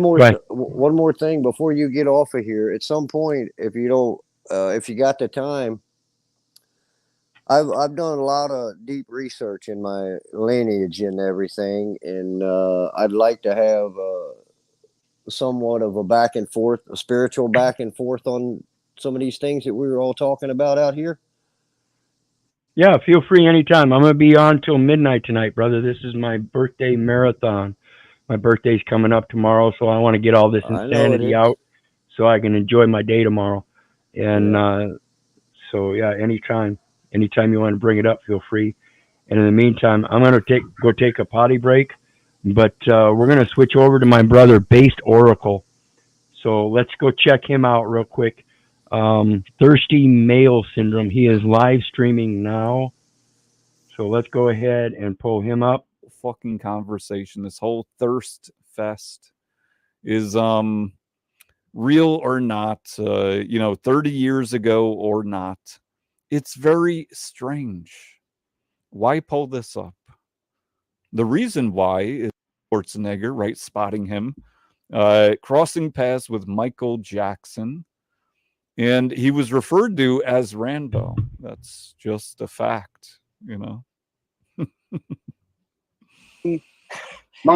or 89, Rambo 3 came out on video, and they were looking for somebody to tour the UK as Rambo, and all these posters went up in all the gyms around England, and I won out of everybody. Oh my God. Harvey won. He became Rambo. This guy can't fucking stop. He just can't stop. It's amazing. What gap? What gap, G.S. Holden? What do you mean? What do you mean, what gap? You mean like Bussy gap? What do you mean? Yeah, they want to brag, right? Thinking it's the way to women's heart is bragging, right? It's not. It never will be. And if it is, right? If bragging about you is the way to her heart, then her heart is fucked up. She fucked up. Right? Think about it. Anyone that would deal with Harvey, get married to Harvey, I mean, you got to be fucked up. One of GS detractors goes by the name Spartan. Oh, School of Sparta, something like that. Spartan School. 300 YouTubers should put on his sock and say hi in GS's chat. Yeah, I get it. You know, he wants an army, but he wants an army to back him up, him and his fucking cope, right? He wants a cope army. I need 300 to back up anything that I say, right? And you owe me because I helped your channel. How the fuck did you help my channel, GS? I busted my ass. I've accentuated your channels. I've promoted your channels. I'm tiny. I'm just some little dude. But I'm willing to bend over backwards and stand in the gap for you, with you, by you. You know, on a side note here, I almost hopped on Richard Demolish Doctrine live right before I did this. And GS was up there. And I figured it'd probably bring a little bit of chaos, which is why I didn't go up in part. But with that said, shout out to Richard. That's the stream I was talking about. I was on earlier. Demolished Doctrine, Richard Madsen. We were up there discussing the spirituality aspect of the scriptures and Torah and Quran and all that. Richard, I have no issue with Richard. He is I think he's a man of the Bible. I have no issue with that. I'm not quite sure why he's tolerating GS, but then again, I did. So, you know. And yes, Harvey is Rambo. It has been established. Poster in his gym. Who fucking knows? And what up, Dwight? What is going on? We just doing some new Harvey review, right? Harvey's making new rounds of cope, new rounds of embarrassing himself in front of women. And he has no idea. He's just oblivious, apparently. So I toured the UK's Rambo. Have you ever seen that photograph of me? It was sponsored by the News of the World as well. So Harvey. Based Oracle. Link is in the chat. That other guy he was talking about was generally specific or something, wasn't it? Yeah, generally specific. GS is who he's talking about. You can go look him up too. Of course, obviously. We do need a loc. And here's, I don't try to just.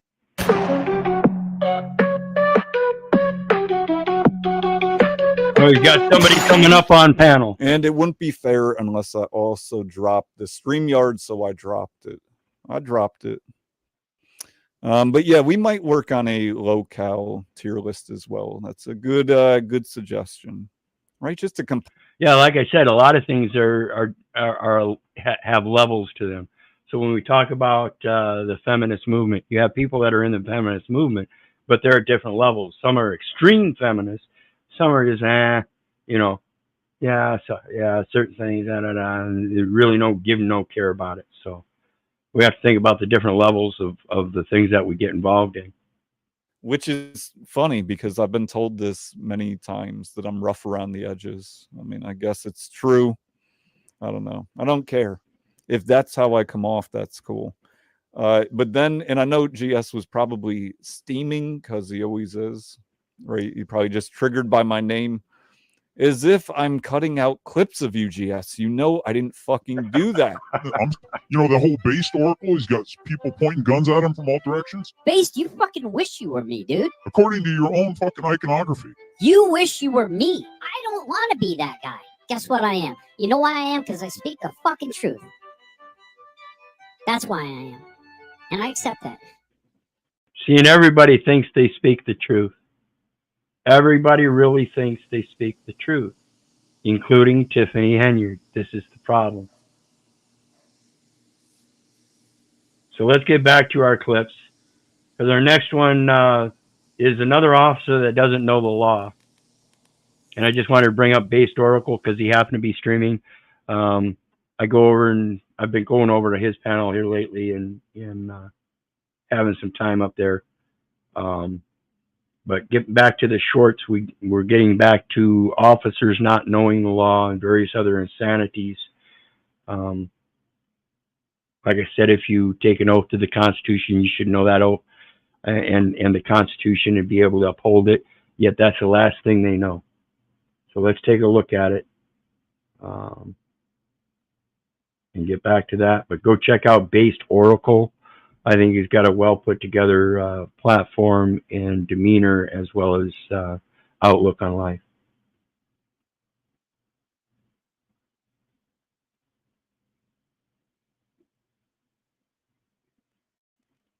What are you up to? Video and photographing? Okay. For what purpose? Just my own.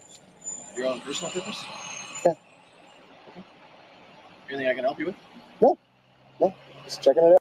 And see, he's recording at a fire department. And you see the red badge on his outfit. So he's not an officer of the law, but he is a public servant. Whether he be in a voluntary or paid position doesn't matter. So let's take a look. Yeah. Okay. Cool. Thanks. Yeah, no problem. Got some calls about you walking around. So we're wondering what you up to today. Nothing. Okay. I seen you looking in the windows, taking photos inside offices. Is there a reason for that, or? Now this is where he's going to start indicating something that he evidently doesn't know the law. So let's pay attention to what he placates here. Do you work for the city, or you? Just out taking pictures of video. And I guess it's not placate, but intimate. Okay. Well, yeah, video outside's cool, but when you're looking at people's private spaces, taking photos in there, that's not okay. That's not true. Yeah. Unless you're talking like some, Well, like just we literally disagree on morals or something thing, then maybe your Yeah, morals. it's called voyeurism. You can't It's called voyeurism. No, voyeurism is has a sexual connotation to it. So we go back to the onus probandi of providing privacy while in public. So it's a public place in public. And if you want privacy, you can't call it voyeurism when somebody outside uses video recording what's inside, because you have the onus probandi of privacy to just shut the windows, shut the shades. But to convince the police that you are peeking inside the windows as if there was some kind of voyeurism would be a misinterpretation of the legislated word of the law.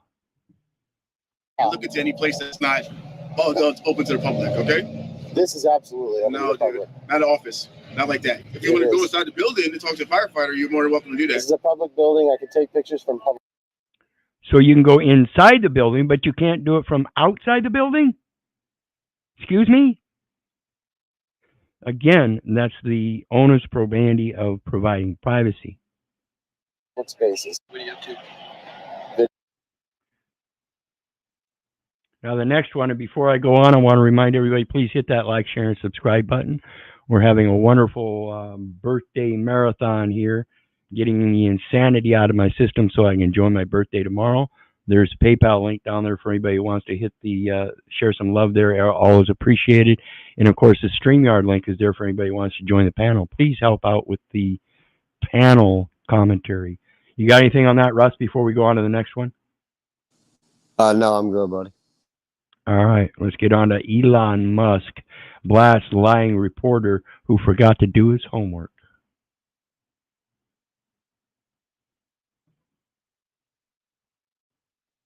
What hate speech are you talking about? I mean, you use Twitter. Right.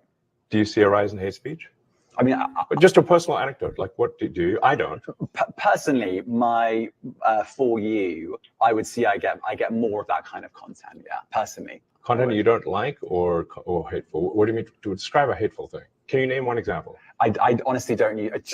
Honestly, I You don't. can't name a single example. I'll tell you why, because I don't actually use that for you feed anymore because I just don't particularly like it. But you And said actually, you- a lot of people are quite similar. I only Well, look at hang on my a second. following. You said you've seen more hateful content, but you can't name a single example, not even one. I've been using Twitter since you've taken it over for the last 6 months. Okay, so then you must have at some point seen that you hateful content. I'm asking for one example. Right. And you can't give a single one. And I'm saying I say, sir, that you don't know what you're talking about. Really? Yes, because you can't give me a single example, not even one tweet, and yet you claimed that the hateful content was high. That's false. No, what I You claimed, just lied. What? No. No. Yes, you did. Yes, you did. You're claiming there's hateful content, numerous hateful content, and can't point one out yourself. Then where do you get the information? Pathetic. Making accusations with no foundation and then trying to justify it, no, with nothing else on the other side.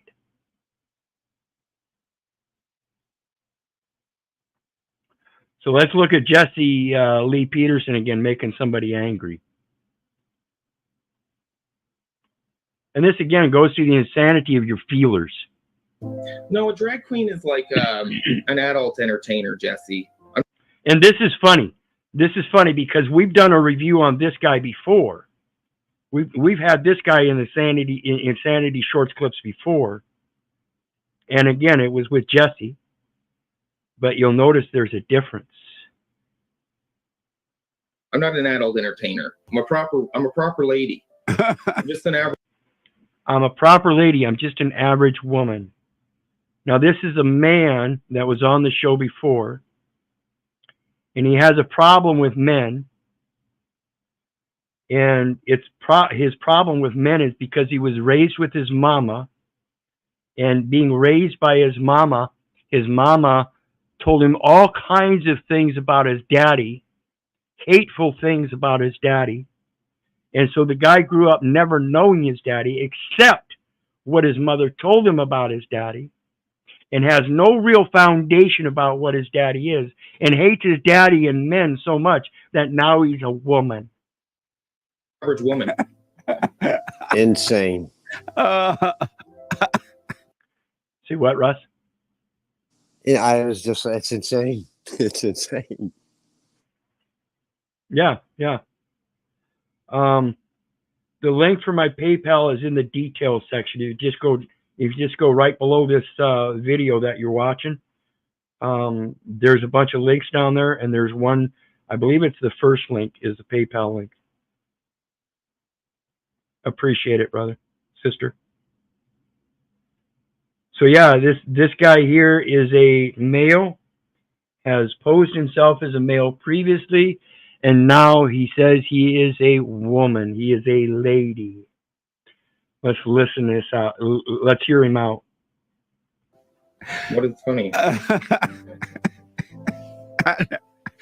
Oh God.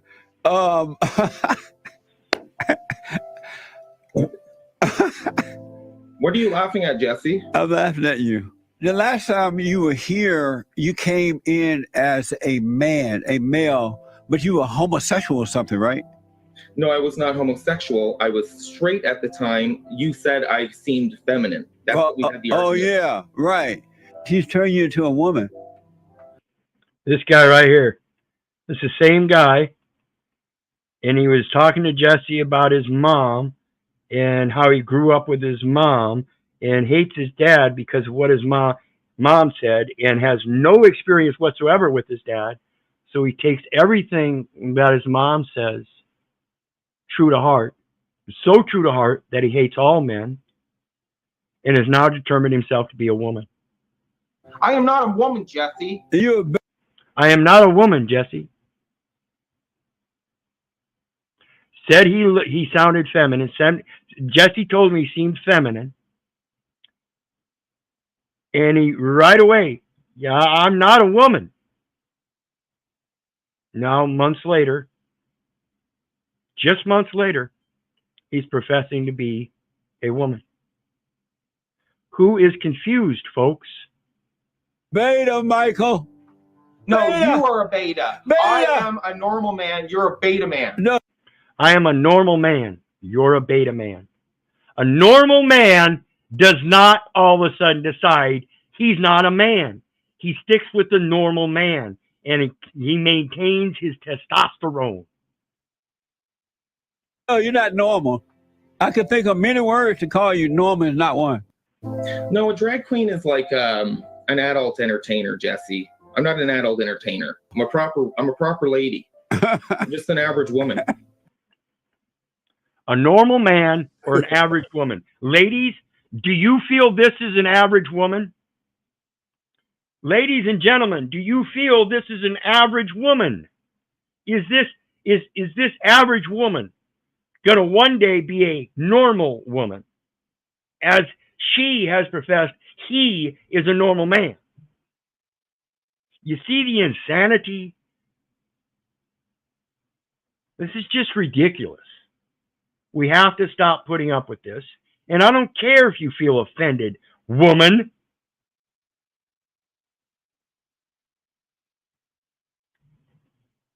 So let's look at a feminist panel that's left speechless.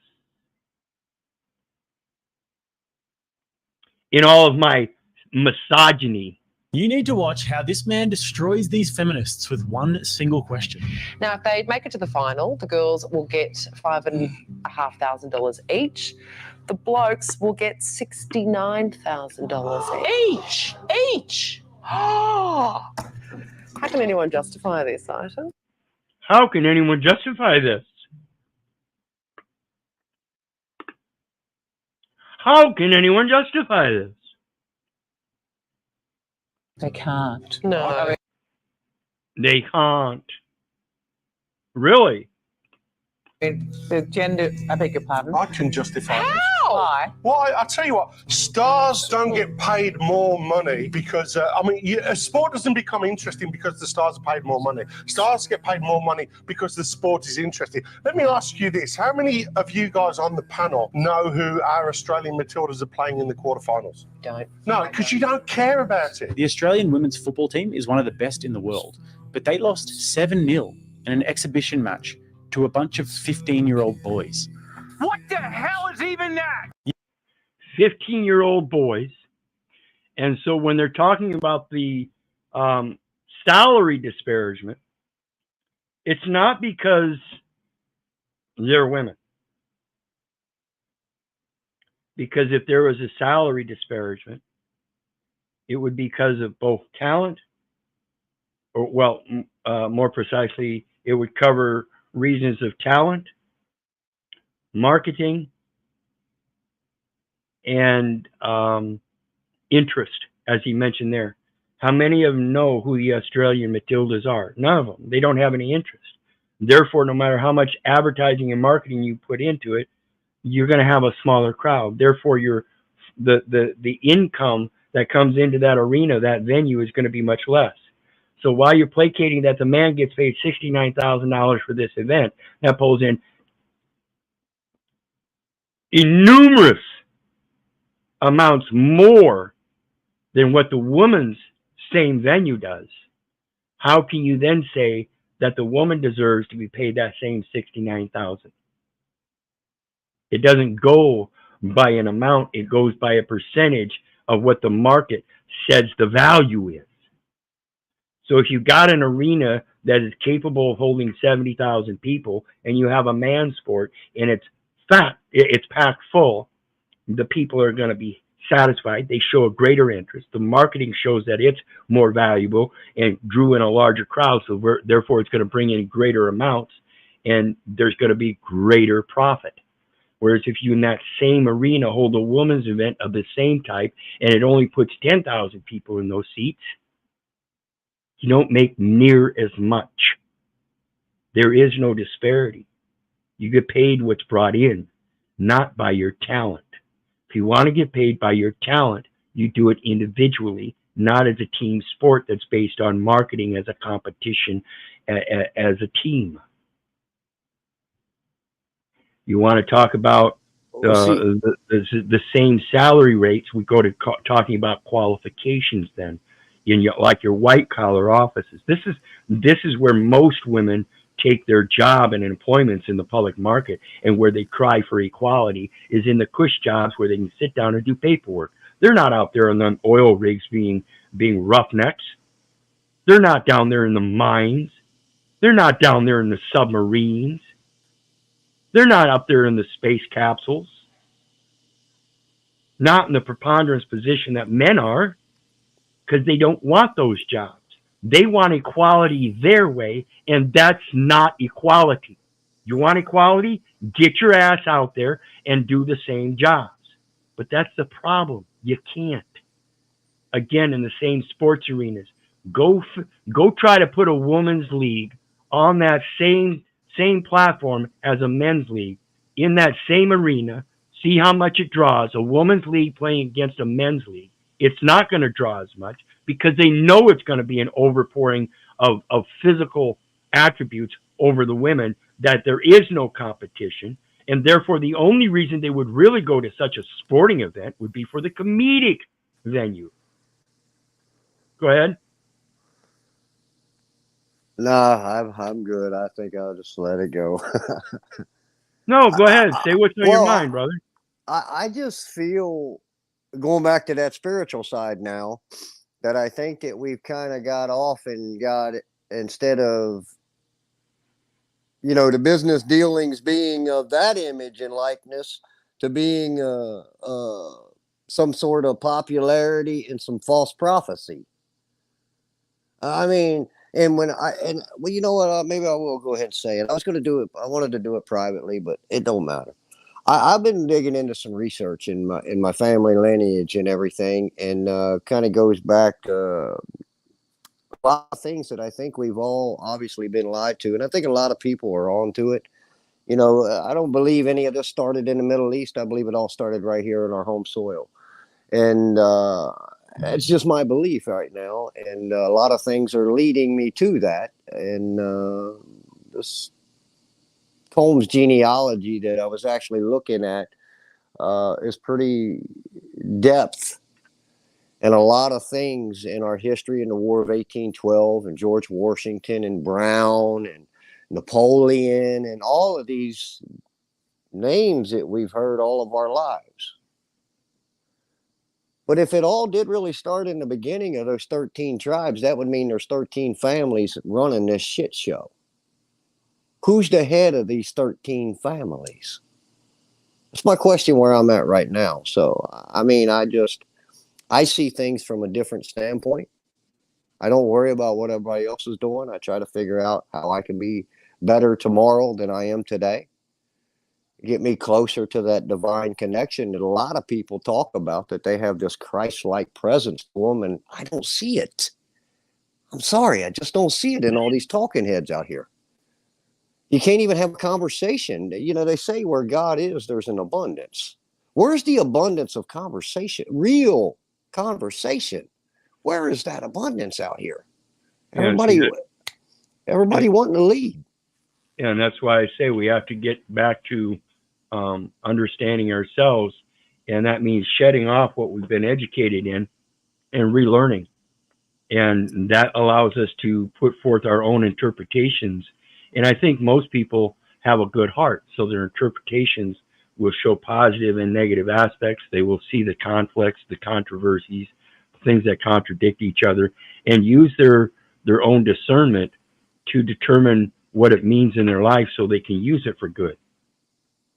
And that's, again, that knowledge is the benefit. There's a lot of people out here, just as you say, Keith, and I recognize these things. People have good hearts.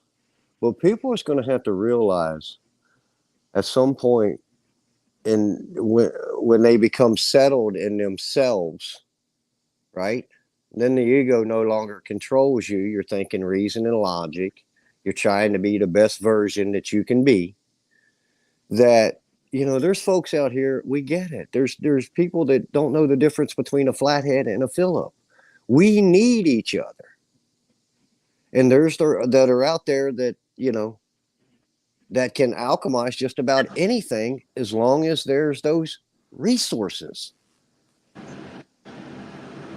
Who's dividing the resources through the creditor and the debtors? Right, It's real simple. Lawyers are. And that's real quick here, and that's where when we go back to the 12 tribes and everything, who's to discern that? And that's why I say you have to really do your research and look at the histories and the scripture and everything and make your own discernment. Because without those 12 tribes, your discernment still goes to God.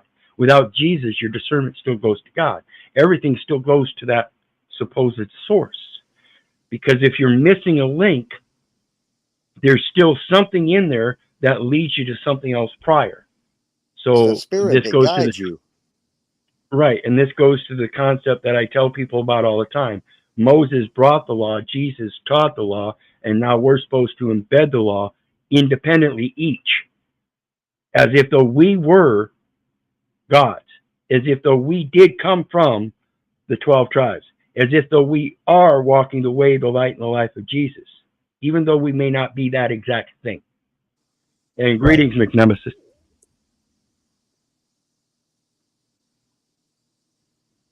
Welcome, brother, McNemesis. Sorry about that. My wife walked in and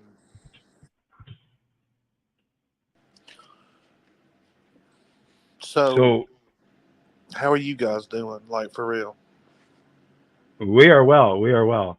Like I said, I'm doing a birthday marathon, getting all this insanity out of my system so I can relax and enjoy the day better tomorrow, which is the quote birthday. So going through this stuff here with the apathy that I have to, so I don't let it internalize in myself and become the insane people that we're looking at. You think that's so? You want to use social media as like a therapy tool? Well, it can be, and that's why I'm telling you that when I look at these videos and stuff, and I do these reviews. These aren't the only videos I look All right, at. I'll be your therapist. I'll help you out. Let's psychoanalyze you. I think it should be Feel more free. deeds and less words. Okay. Yeah, so feel free, but remember when you're psychoanalyzing. But when you're psychoanalyzing, remember who is the first to cast a stone, and proper rebuttal to those it's nothing bad. It's not what you psychoanalysts. think. It's just a simple question. Do you believe in the legitimacy of government? Absolutely. So you believe in the Romans 13? So Romans you believe 13:1, that there is no power. So you believe that God gives power to the police? No, I don't. Absolutely. I don't. Absolutely. And I'll tell you why I don't. Well, wait. God gives power to the gives power to the police through the people that don't believe they have the power themselves. So they have to have somebody physically. This is where people beg for kings. Today, people believe the police are part of the king. This is why my mother told me, keep the police Second your part authority. of the question. So if you believe that God appoints men to have power over other men, so that means he created the Nazis. Your God raised the Nazis up into power because they were cops of their country. He won the election and the Nazis were his party, Nazi party. Just like the Absolutely. S.W.A.P. Absolutely, through the belief of the people. He was able to convince the people, which is the deception. And God gives power to God. Hold on. If you don't let me finish, I'm going to kick you off. You understand me? So this goes to the power of deception. You just advocated for Nazism. So this goes to the power of deception. And he gave that power of deception to Satan. And Satan rules this world. And he tells us that we are born into sin. We are not born sinners. Nowhere does it say we are born sinners. It says we are born into sin. This is the world where you are tested. Satan is the test, not God. God is who you go to in council to complete that test successfully. That's called faith. And if I can, I'll explain why I said no. Why I chose no. I chose no because I believe God didn't give them that power.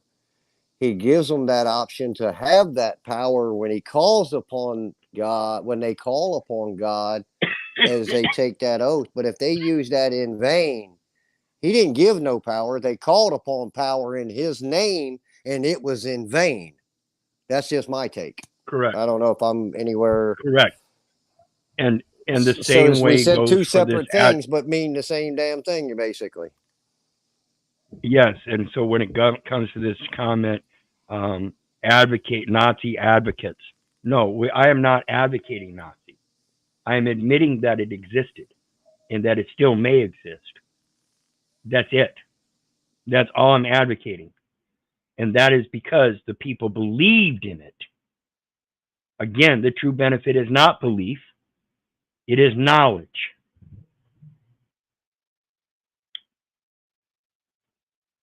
You just advocated for fascism. No, I did not.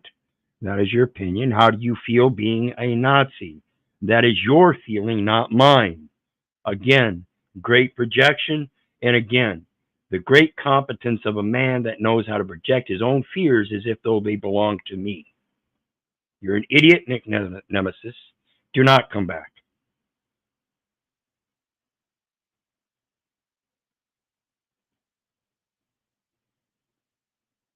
So, Keith, why is it, man, that you think that just take this little incident right here?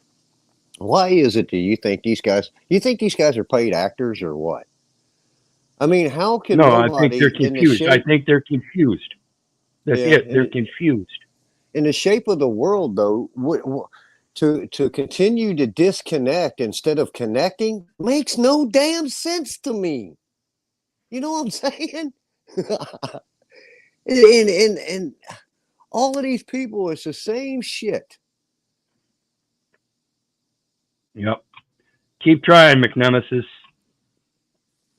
You're not going to come up here and placate your fears of racism and this and that, and then start trying to get my channel stricken because of your insanity. This is why I recognize the insanity for what it is. I gave you the opportunity after taking you off of my panel previously. You failed that qualification to be a man. So let's get back into it. And again, please hit the like and join the panel, or hit the link and join the panel if you want to come up and discuss this stuff openly. But again, make sure that you're not projecting and becoming an idiot or espousing idiocy on the platform. I admit it will happen, and that's fine. I can work with that. But make sure that you're not being in your feelers and trying to project that I am something you fear. That doesn't play well. So let's look at the next one.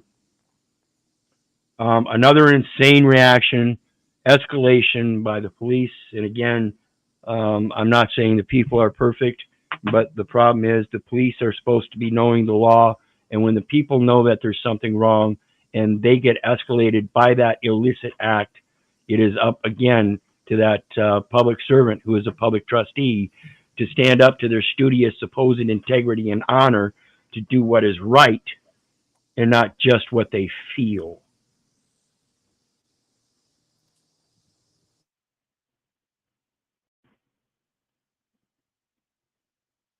Stop you just because they don't like what you say? This cop got his feelings hurt by a driver's yelling and tried to make it unlawful. But when the driver stood up for himself, the cop quickly asked him a question we all know about. Howdy. Hi. I couldn't help but notice that you were yelling as you were passing by. Did you need assistance? No, sir. What did you have to say? Said I didn't need help from her. Okay, let me see your license and your insurance, please. What's the reason for the stop? Because you were yelling at us, so we needed to make sure that you were okay. That Feelers. Feelings. Come on, guys. First of all, you already know they have a problem. And this is a lot like poking the bear. Okay? And give them the opportunity to start laying their own rope. I do not ever advocate going out saying things or fingering them just because. If you've got personal interactions that have already happened, maybe that might be a set tune that you might use in interactions with certain ones, but not everyone. This is the placation that not all cops are dirty. They're not. But when they refuse to stand up for what is right, that makes a dirty mark on them. Therefore, they may play clean, but they're not. But just because you know that doesn't mean you go calling them all out. That's asking for something you really don't want. Now, if the interaction already starts by their solicitation, fine. But don't go out soliciting by hollering shit out your window. I've told people before, traveling down the road in my car while I'm the one operating at the wheel, and they want to start hollering stuff out the window. Don't do that in my car. I will dump you off right in the middle of the ones you're arguing with that you're hollering out. I will let you deal with your own consequences. If you want to be in my car while I'm driving down the street, you want to call out racial names or slurs or anything, I will stop and you will get the fuck out. I will let them drag you out. That's not a reason I Actually, are you buddy? lawyer? No, sir. I'm Okay, then don't tell me my job then. It's an unlawful stop. Yeah, exactly. Good. Freedom of speech is protected by the First Amendment. Oh, is there? Yes, sir. When it you're is. yelling at the police? Yes, sir, it is. Good luck with that. Good luck with that. Yes, it is, sir. And see, you and your hurt feelers, stopping to ID them with no crime and no traffic infraction is most certainly going to show it. If it was me, that's for damn sure. I don't know how these people are going to handle it. But he had much better things to do than to get in his feelers and maybe avoid an emergency call because he was already on a call that he never got a call for. It never came through dispatch. So it was based on his own discernment. And in that discernment, there was no crime and no traffic infraction. Oops. Shows that his discernment was in his feministic feelers because he was butthurt and couldn't act like a man. I'm here checking your welfare. thank you. Outstanding. Here's your license back, sir. If y'all ever need anything, just holler, okay? Oh, yeah. Unless you want to get stopped in the middle of the night, I wouldn't advise hollering at the police as you're passing by. I don't give a shit. I know. So you just stopped him, gave him no citation, and used time on the clock to do so just because you were in your personal feelers. And now you've done wasted clock time and issued no ticket that would show that clock time in your hurt feelers. You fucking coward. Write me the motherfucking ticket, bitch. Because if you don't, I will. No, you don't. You have a wonderful night. And you too. You're spitting all over me, by the way. Oh, you. Hey, anytime you feel happy. Can the police? Hey, now he wants to escalate. Anytime you feel happy. Hey, I felt happy right when you pulled me over, bitch. Now you're backing off. I felt happy when you pulled me over. This is insanity, folks. What do we got there? Who are you injecting? Oh, you got a baby squirrel. Yeah, she opened her eyes about 4 days ago. Awesome shit. Was that from urban renewal cutting down a tree somewhere close by or what? Yeah, so tree trimmer. They took a tree down and. See, I'm familiar. I've been a rescuer all my life, and that's the most common source of baby squirrels and birds is urban development, cutting down of trees. Yep. I've had a couple of these. I've had a couple of raccoons. Raccoons are mean, though. Got a name for him? Bodie. Bodie. Hi, Bodie. How you doing, Bodie? Bodie. Nature's a beautiful thing. It is. It is. It is. Absolutely. So real quick reminder, hit the like, share, and subscribe, folks. There's a link to join the panel. And of course, it's a birthday marathon. I got a birthday coming up tomorrow. So we're getting the insanity out of me today so I can enjoy it in comfort and relaxation. And in the meantime, there's a PayPal link in the details section if anybody wants to share some love. Always appreciated. And we're going to get back into it with the next one. And the DEI activist goes quiet as Dr. Phil debunks her with simple logic. And this is the problem. Like I've mentioned several times now, diversity, equity, inclusion is not what you think, despite the fact that they use the term equity. That is not equity, period. It's delusion.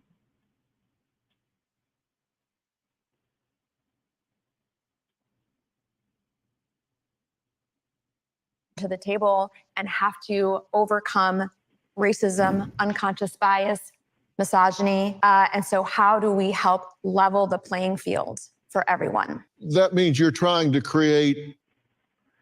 So level the playing field for everybody, as if though everybody's in the same game. No, that's not the way it works. You're in the same game. It's called life. And each one has a role for the different levels of the playing field. Everybody thinks there's a level playing. No, there are different levels to the game. Your level as a woman has a certain role to take care of education and care. The man's role is protection and investment. Both of them take a knowledge. Equality of outcome. Mm-hmm. That's what I hear you saying about playing God. Yeah. How do you create equality of outcome when people aren't the same? You're right. Some people are shorter. Some people are taller looking over that fence. They can't both play in the NBA. Right. You can't create equality of outcome. What gives a DEI program the right to come in and try and alter the nature of things to create equality of outcome? That's been tried. That didn't work. That was called Marxism. Yeah, that was called Marxism. You can call it communism. You can call it socialism, whatever you want to call it. You guys get it. So they want to artificially create an outcome on the other side based on the least important things about all of us, our skin color and our gender and everything else. Some demographics come to the table and have to overcome racism, unconscious bias, misogyny. And so how do we help level the playing field for everyone? That means you're trying to create equality of outcome. Mm-hmm. That's what I hear you saying about playing God. Yeah. How do you create equality of outcome when people aren't the same? You're right. Some people are shorter. Some people are taller looking over that fence. They can't both play in the NBA. Right. You can't create equality of outcome. What gives a DEI program the right to come in and try and alter the nature of things to create equality of outcome? That's been tried. That didn't work. That was called Marxism. Yeah, that was called Marxism.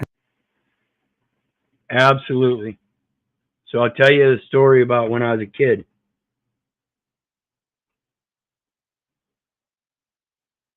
There was a football stadium down the street for the local high school. And it had a big fence around it. And they had these steel plates in the fence, and they had these trees all around. So you couldn't actually see from outside. With the exception for the people on the other side of the street at the one end of the football field, whose houses were raised on a hill. So the people on that side of the street, right at the end of the end field, the field goal area, would just sit out on their porch and watch the game for free. Well, I wanted to make an opportunity to do the same thing, but I was a kid, so I couldn't buy one of those houses and sit on that porch.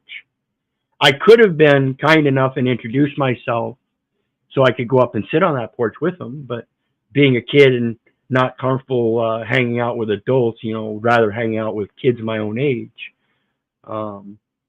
No kids in those three houses along that street there. So it afforded me the opportunity of the diversity that I could bring to a solution for my own inclusion by using an equitable remedy of my own creation.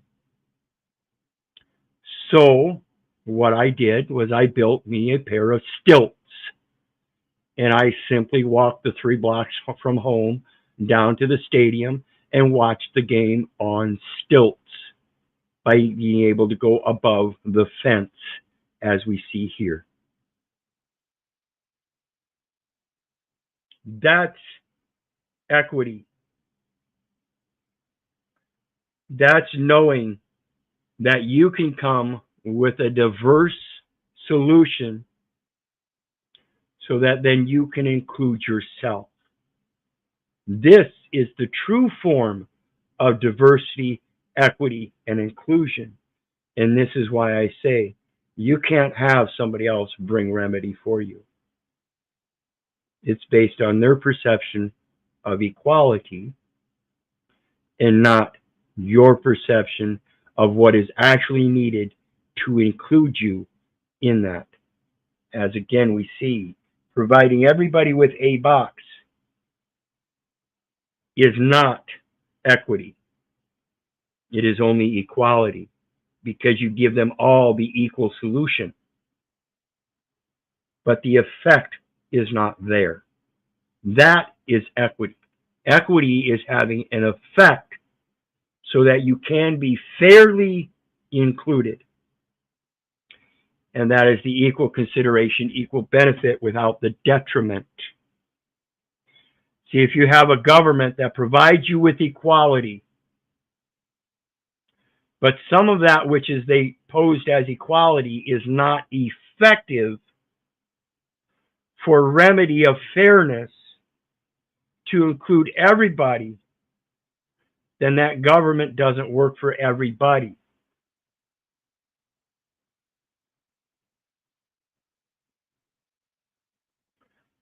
So let's get back to it. And the next one, you got anything on that, Russ?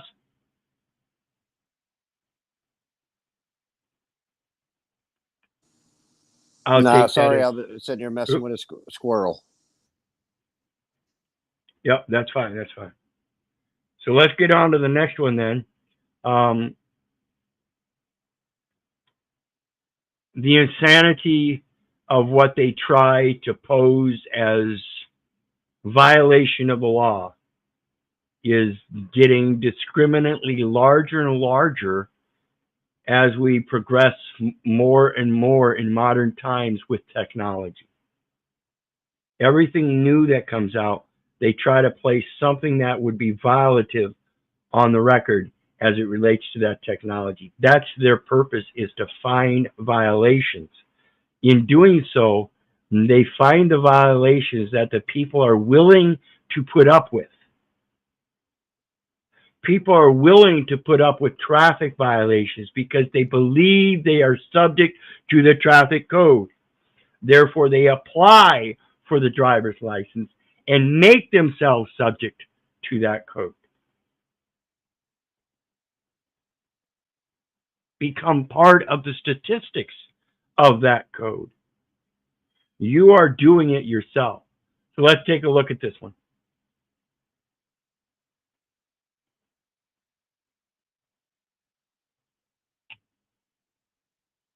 In town when these cops pulled him over. Then the unlawful orders began. And in a typical display of unreasonable use of force, the cops derailed the whole situation. And you got guns all over you. This is America, bro. Second Amendment. Sit down. No, this is a scooter, bro. A scooter. I'm not sitting down. Sit down. No, I haven't done nothing wrong. You don't just have automatic authority over me. Sit down. This is America. Sit down. You tase me, I'm gonna sue the shit out of you.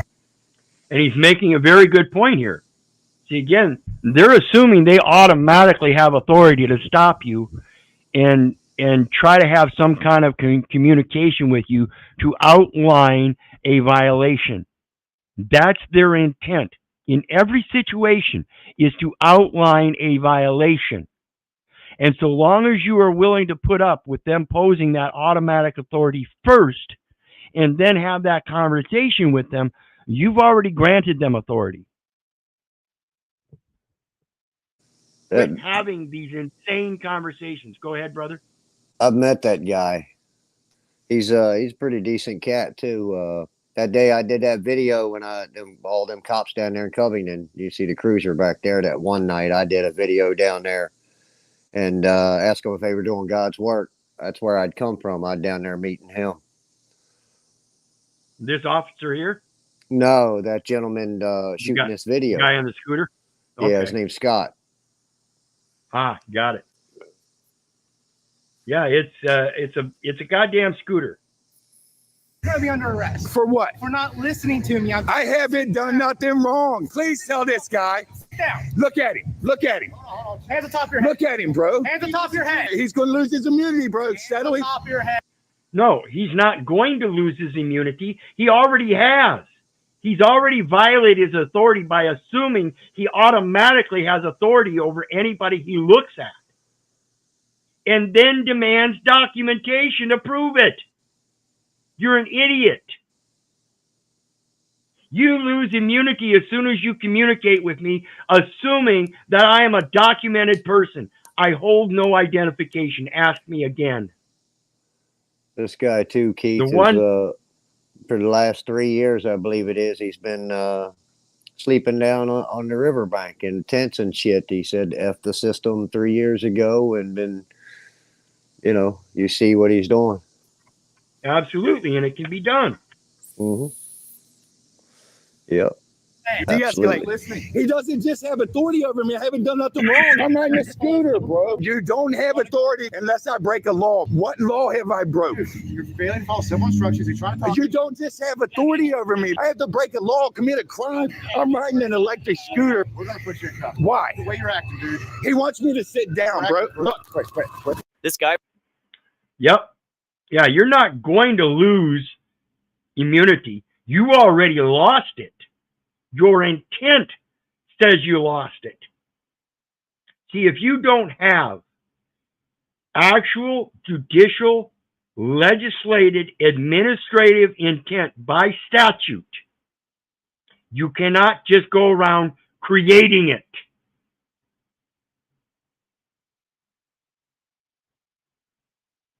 So here we go again with this First Amendment retaliation. When people go out there doing these videos and audits, again, we have to maintain our responsibility of oversight according to the 9th and 10th Amendments of the state and federal government. This is our responsibility to keep an eye on Big Brother that is keeping an eye on us and placating that we can't use that very technology to keep an eye on them. That's bullshit. And so when they get butthurt and they come back at us and try to use these administrative legislative statutes against us, again, we gave up that republic. Understand they don't have any real authority. If you know the law, you have the authority. That's where the authority comes from. Romans 13, there is no authority that which is not ordained by God. Bring God.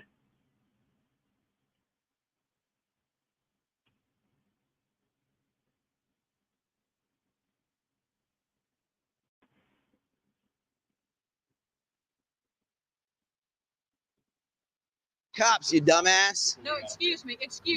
Call him a dumbass again and you can go to jail for public disorderly conduct, okay? Okay, we're done with calling him a dumbass, you stupid fucking cunt. All right, you're dumbass too. Exactly. Don't tell me that you're going to violate my freedom of expression, my freedom of speech, because I called him a dumbass. Because I'm going to turn right on you and call you the stupid fucking cunt. Now arrest me, because you already lost your immunity again. Intended infliction of violation against my First Amendment freedom of speech and freedom of expression. Fuck you, cunt. That's my response. You want to learn how to escalate things? I'm going to show you how to escalate your idiocy. Don't play your silly games with me, people. Okay. Understand? Let your YouTube channel know all that. And I will let my YouTube channel know all that. And as you can already assume, through my own experience in telling you, I've been in that court, and I cussed them all out, fingered them all, called them all communist bastards. Don't sit there and play games with me. You want to play your words? We're going to play your words against you. Anything you say can and will be used against you in a court of law, not these administrative courts not of record. So say it again, bitch. Tell me how you have the intent to violate my First Amendment right, and then testify with your balls on that stand that you have the right to do so. Just so you know. Oh, I know. Oh, I know. Trust me. That's good. Good. It's good. These two are recording too. Okay? That's really good because when I FOIA requested, it's gonna look really good on. I'll give you my first name. It's Good Citizen. Negative, sir. You will stay detained until you identify yourself. Until you identify yourself. I am a child of God. That is how I choose to identify, first and foremost. And as a child of God, when he breathed the breath of life into my nostrils, that man became a living soul. So you identify me in the proper sense as the adjective. And if you want an identification of an individual whose name and number identify the record, again, you will have to go to the state Secretary of State and get that record from them through the Social Security Administration enumeration at birth, and find out if I am qualified to place a public liability on the record in this instant, because you will find out I don't have an oath of office to perform the functions of public office and place such public liability on the record. Play your word games with me, you stupid cunt. I'll call you a stupid cunt the rest of my goddamn life. For what crime have you suspected me of committing? You will remain. You? Who is you? Who is you, you babbling bitch? Someone identified that owes a debt to the United States. Yeah. So are you trying to run a business here, bitch? You gonna give me a commercial site? Oops. Let me see.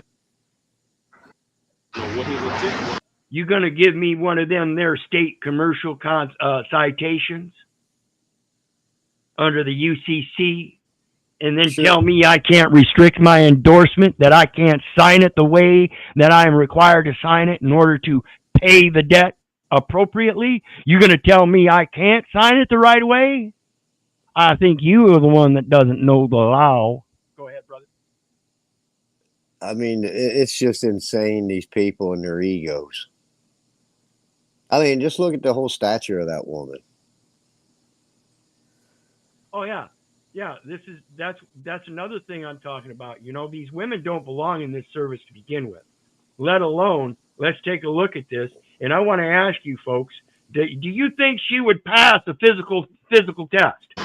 To watch cops, you dumbass. No, excuse me. Call him a dumbass again, and you can go to jail for public disorderly conduct. Look at the fatness in her cheeks. This woman can't outrun most 60-year-old men with emphysema, COPD, and lung cancer. She doesn't belong in a position posing some kind of superior authority over another man, let alone in all this armor and everything, being out of health, out of shape the way she is. I think we can look at all these positions out here as leadership roles, and she certainly has no place in leadership. Leadership is taught. It's not forced. Absolutely. Absolutely. And when we use this diversity, equity, and inclusion to include insane, obese women that used to be men as the Secretary of Treasury, we have fallen. This nation isn't waiting to fall. It already fell, folks. It's just waiting for the vultures. And you got all the talking heads wanting to just get their bag and go to the woods. Motherfucker, the woods is where everybody's coming from. Yeah. Conduct, okay? Understand? Let your YouTube channel know all that. And just so you know, Oh, I know. Oh, I know. Trust me. That's good. Good. It's good. These two are recording too. Okay? That's really good because when I FOIA requested, it's gonna look really good on. I'll give you my first name. It's Good Citizen. Negative, sir. You will stay detained until you identify yourself. For what crime have you suspected me of committing?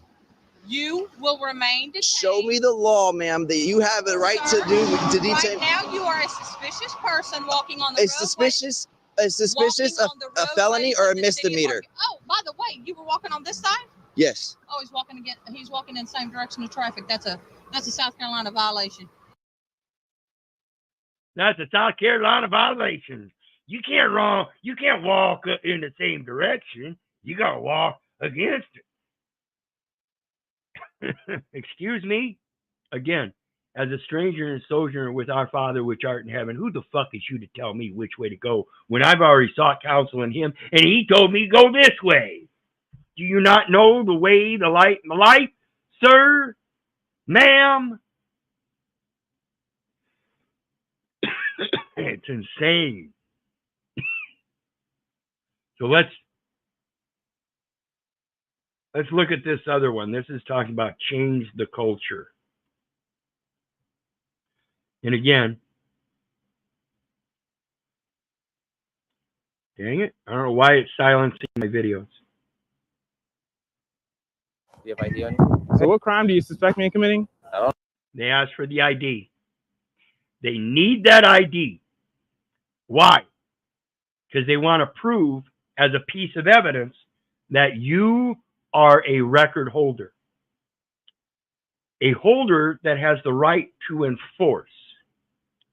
So when they get that ID, their holder, and now they can enforce it by attaching a citation. Guess what? They give you that citation. There's other solutions. You don't have to argue with these people alongside the road. But the problem still comes with the ID. If you give them that ID, you're proving that you're part of that system. You are under the administration. That's the fallacy. As a holder in due course, you are still only a second party enforcer and not the primary contractor. You are not, in fact, a federal employee or a federal contractor just because you have a state ID. That is a presumption and an implication that you are a person reasonably believed to be an eligible contract participant in securitizing commodity exchanges. That's it. If you guys don't understand that stuff, I urge you to stop doing what you're doing.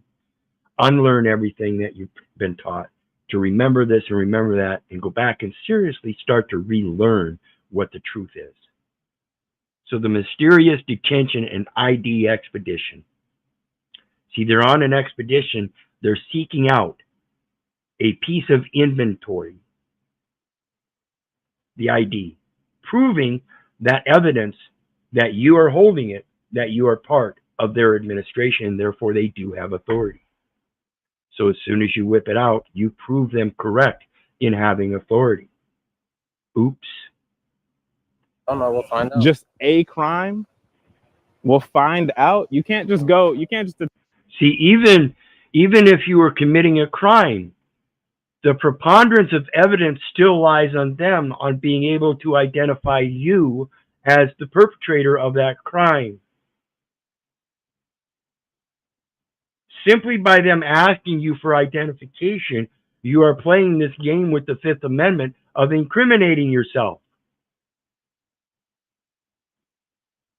If they already have the evidence, they don't need to ask you questions. They don't need to ask you for your identification. They just come get you because Johnny Jones said that's the man. That's the man that robbed me. I don't know his name, but that is definitely the man. Detain people and then fish for a crime. Are you a lawyer now? In 20 years on this job, I have investigated every crime imaginable under the sun. And when you, as a public servant, have to detain someone, aka take their freedom, there is a certain way that you have to do it. I am so tired of seeing these cops where it's like a low-key secret squirrel operation. Oh, well, we'll find out, or we're waiting on information. Bro, you look that person in their eyes. You tell them the lawful reason that you are taking their freedom temporarily and respectfully address the legitimate reason why they have to stay with you for a minute. I'm sick of seeing cops embarrass our profession. Do you have idea? Absolutely. Absolutely. I always admired the idea of becoming active in local municipal, city, and county meetings and discuss concerns and insights. Absolutely. We need to get involved. Again, that goes to that republic. You have a republic if you can keep it, but the only true republic there is a body politic of people that actually know the law and uphold that law. And it doesn't really need so much enforcement. See, that's the way I think. The people at the top, how people say, I want to get to Congress, or I want to get there. Man, you need to get to yourself first and foremost. These people don't care about us. I mean, we got to understand that no one can conceal the past through some financial instruments of today, and conceal it with a signature. Come on. Yeah. Well, yeah, and that's that thing about paying for your father's sins. I wrote something we keep buying into that. Yeah, I'm gonna share what I shared with my children because I find it funny in all of this as much as I've tried to do to protect. It's if my children don't even know me. They don't know who their real father is. So, I'm big on the deeds and not words. And come to find out that when I was doing that genealogy and all of that is ancient stuff in my family lineage is one of their family mottos is those exact very words. It's just sad because I realize what's been done to us because I've seen it all. I've had to unravel it all in myself. So I can somewhat comprehend what they're going through in their minds, but to get out here and regurgitate the same bullshit day after day after day and claim Christ, I really get tired of hearing these fools. Absolutely. It's insanity to me. I don't know, man.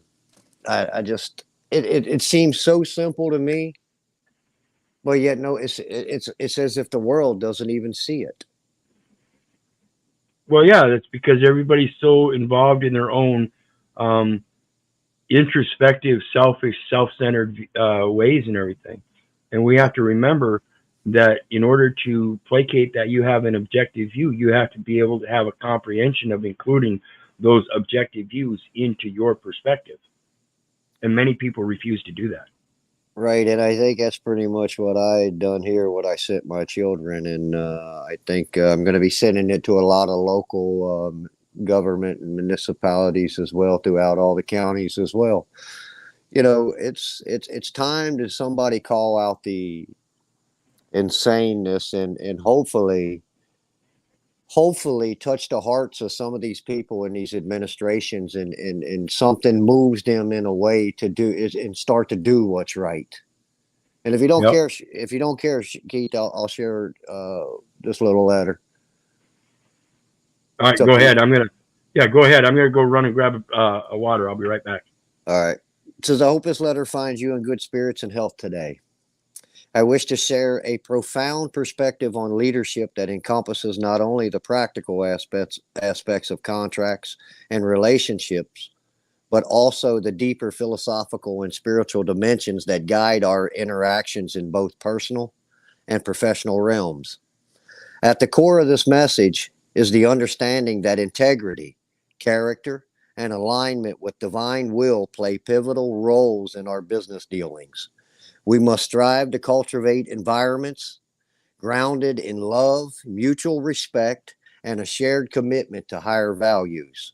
Such an approach enriches our relationships and contributes to a compassionate and sustainable world. To move forward in fulfilling God's will and passing that legacy to future generations, I propose a structured orchestration. This involves the application of an official directive to assign the role of creditor and debtor as recorded upon by signing of the purchase order contract to be overseen by a designated public official as per the SS-16 certificate of election of coverage. In our endeavors, we must remember that where God is present, there is an abundance, not a lack. The job we undertake is temporarily, yet our collective efforts can yield lasting impact. It is essential that we discern who embodies the character that is an asset in alignment with divine principles and who represents a liability by straying from that path. Regrettably, many contracts today resemble more as a hate note than a love note. We must recognize our unity as one collective entity. Some have adapted to God's way, while others have adopted negative adaptations influenced by their ego, which diminishes the value of authentic leadership. We must understand that no one can conceal the past through the financial instruments of today, nor can a mere signature absolve one from accountability. Each of us possesses the intrinsic ability to act rightly and avoid becoming a liability. As it is often said, what ought be done shall be done. There's nothing new under the sun. In the beginning was Word, and the Word was with God, and the Word was of God. A man's word is indeed his bond. Let us also remember that a man's ego cannot bridle the Spirit of God. Fortune follows the bold. And it is through deeds, not just words, that we will forge a path forward together. Let us build a future that honors our commitments and fosters a culture of love and respect. Effective leadership in today's world requires a blend of traditional qualities and modern competencies and resignates the complexities of contemporary society. Here are some key qualities. I won't go into the key qualities, but I listed integrity, emotional intelligence, adaptability, vision, collaboration, encouraging, decisiveness, empowerment, communication skills, courage, humility, inclusive, resilience, and I think by embodying these qualities, leaders can effectively navigate the complexities of the modern world and inspire their teams to achieve exceptional results while fostering a positive and sustainable organizational culture. I'll end it at that. But, I've done a lot of thinking. And it's why I ain't out here anymore. It seemed to get nowhere with me. For me, there's no learning. It's just regurgitating the same shit on these panels out here. And it seems as if nobody's getting it. I don't know.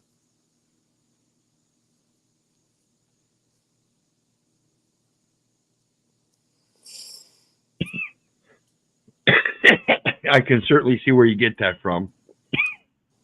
Because I see the same kind of thing, I guess. It seems like that sometimes. But over the span of time,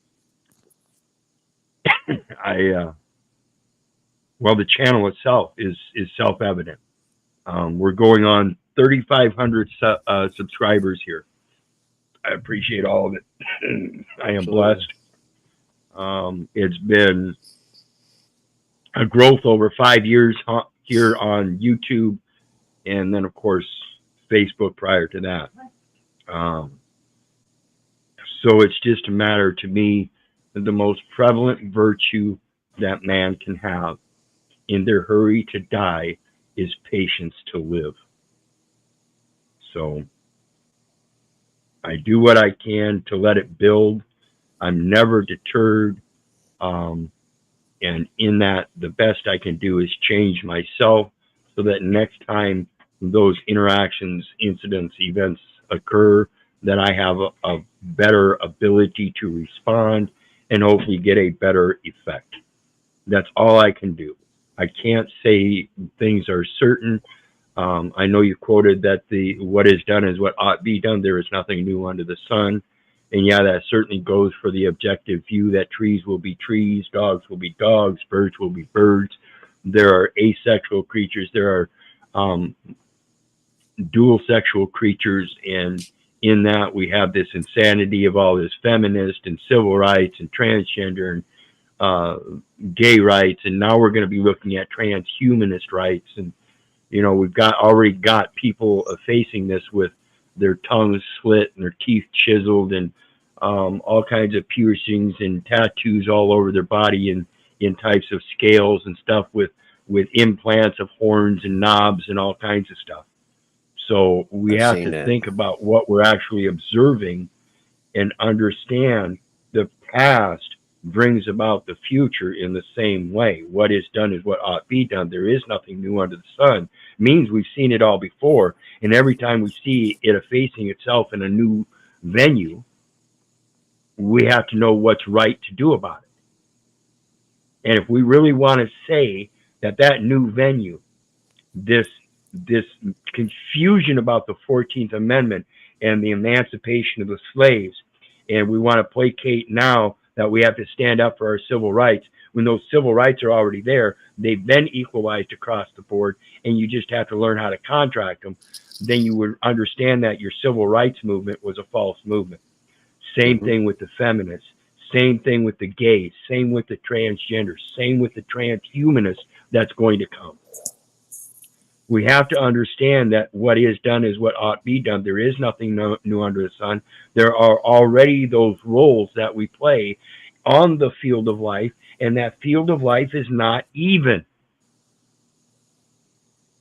This is the parable of the talents. We all have different talents, and we can pick and choose. This is the free will of those talents, which ones we want to embed as our personality, and those that we want to shed as if we can do it. We can pick it up later in life. We know the essence of it, but we feel more comfortable playing this type of instrument rather than this type of instrument.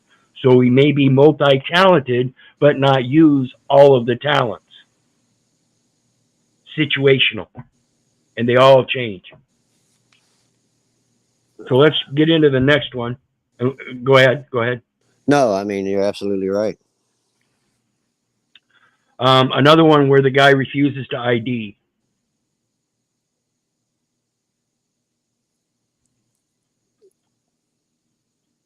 His workday. Then a police officer arrived and made some unexpected demands, but the worker stands his ground and educates the cop on the law.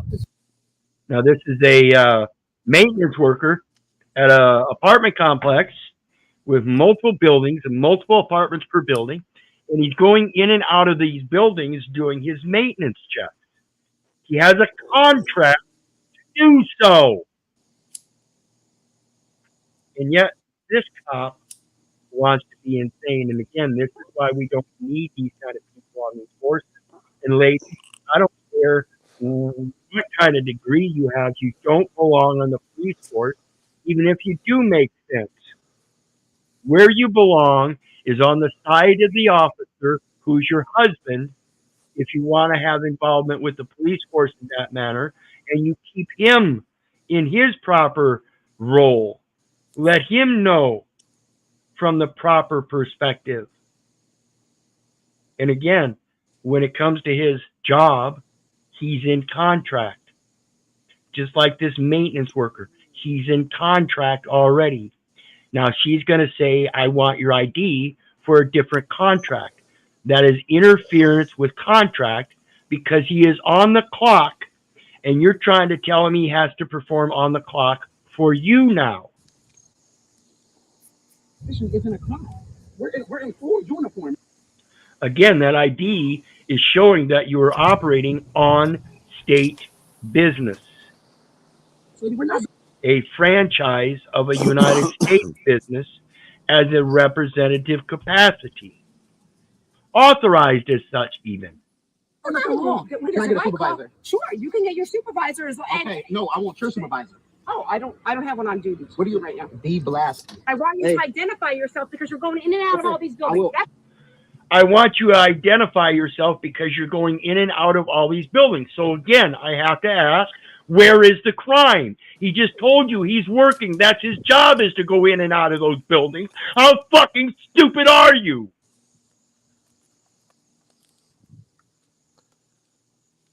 This is a police officer, and can't comprehend the basics of a contract that says he's a maintenance worker. He told you he's here to do a job, and that's what he's doing, and you're asking him for his ID because he's doing his job. Where is the criminal element in which you're supposed to be required to obtain that ID? Not even aware of the proper process, for crying out loud. That's all I asked for. I'm not breaking any law, mister. You don't have the right to ask. You don't have the authority to ask. Lady, you have to be trespassing. You're trespassing. It's private property. It's private property, and he's a maintenance worker for that place. He's doing his job. Just because it's private property doesn't mean only people that live there can go there. This is the fallacy of your logic, woman. There is no logic to it. You have to be trespassed. You're the cop. You know the law. Are we being detained? We're being detained because the law states in order for me to identify to a police officer in the state of Pennsylvania, you have to have reasonable, articulable suspicion that I've committed a crime, have committed a crime. No. As long as there's a suspicion, if there is a complaint, I have to get to the bottom of the complaint. But Mercedes, my name is Jeffrey. As long as there's a complaint, I have to get to the bottom of the complaint, correct? So the complaint was that somebody thought he was there and he wasn't supposed to be there. That's the basis of a trespass, is that you're not supposed to be there because of some activity that is criminal in nature. He told you he's there because he's a maintenance worker. That should dispel the complaint. He's there because he's a maintenance worker and he's doing this, and that's why he's walking in and out of each building. Would you like to go with me, ma'am, as I show you my job, as I check the backflow instrument? I'm a certified backflow technician, and I have to go into each of these buildings and make sure the backflow is working properly. Would you like to go along and observe? Would you like to see my paperwork that shows you that I'm already in a private contract? So yes, it's private property, and I'm in a private contract for the property owner. Go ahead.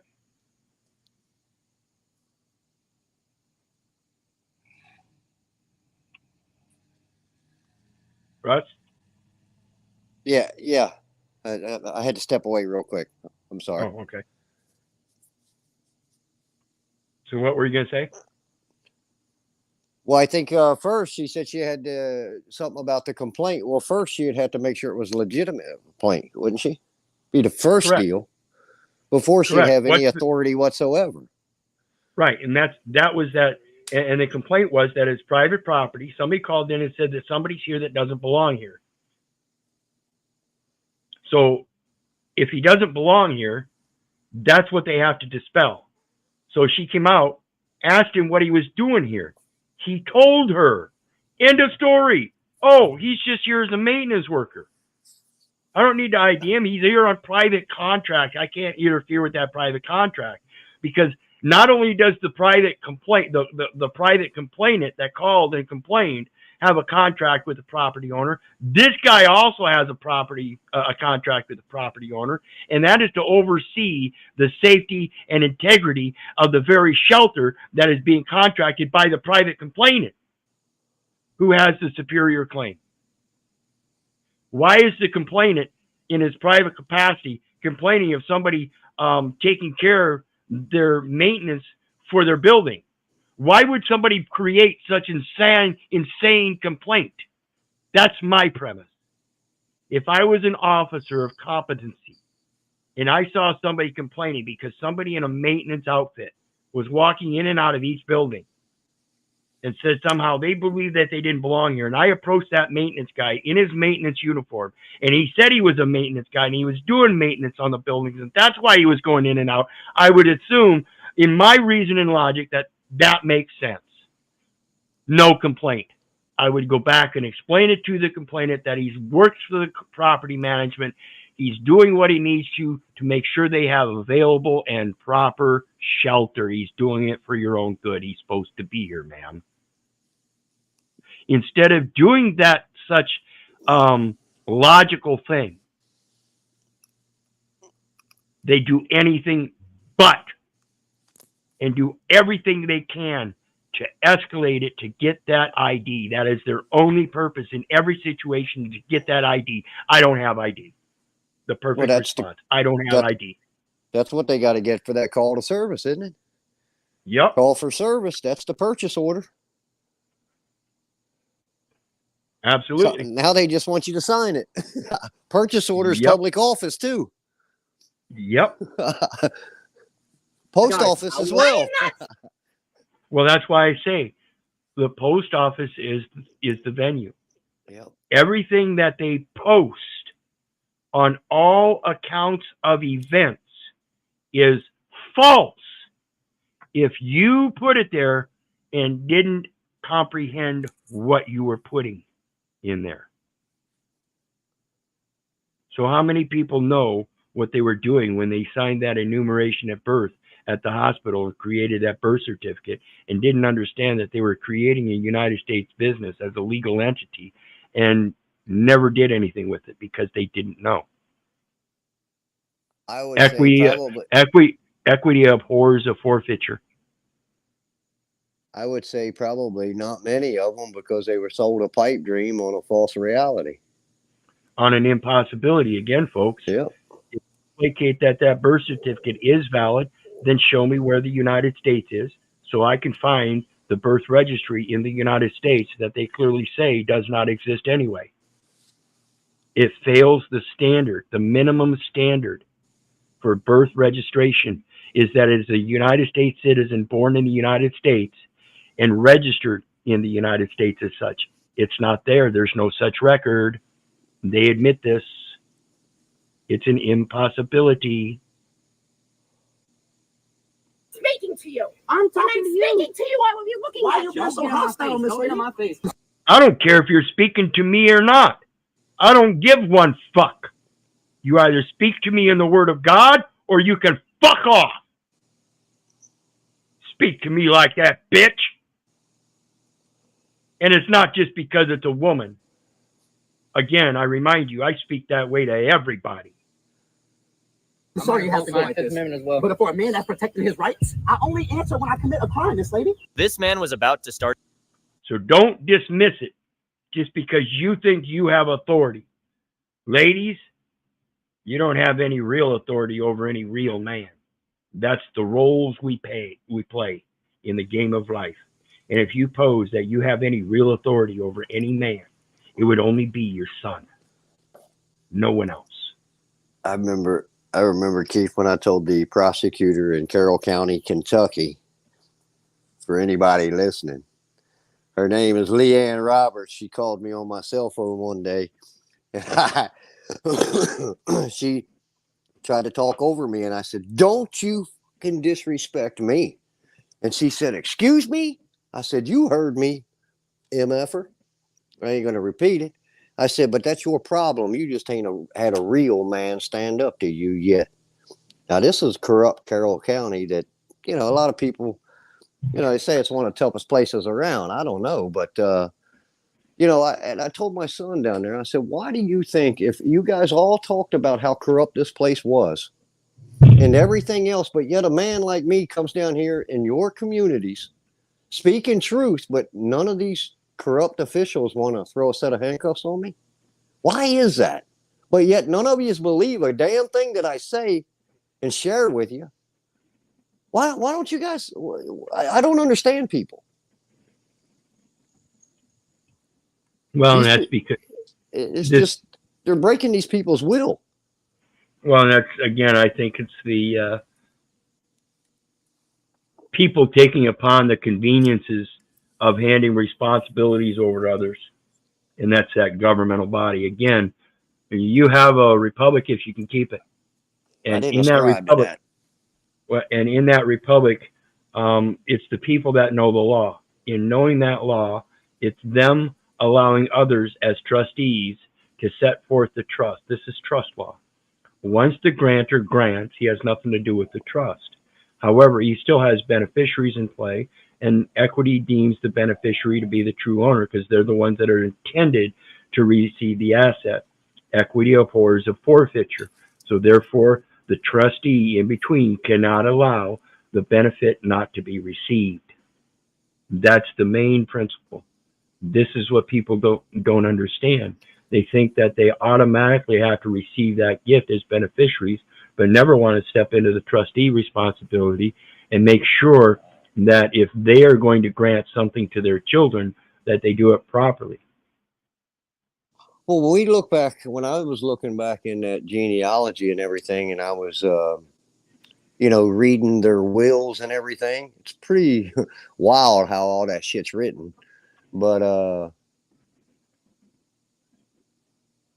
well, everybody's how can when I look back on things that I've studied and everything, how can we move forward in a world or a society where everybody has seemed to, they all say they believe in this God, but yet not too many people seem to be really following that God in a way that I believe that it was intended to be followed.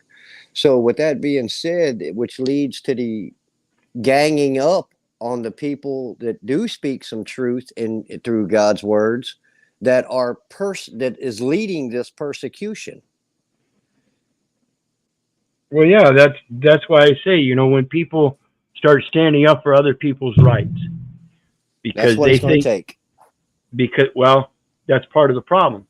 When people start standing up for other people's rights to enforce something that really isn't there, you have the right not to be offended. Really?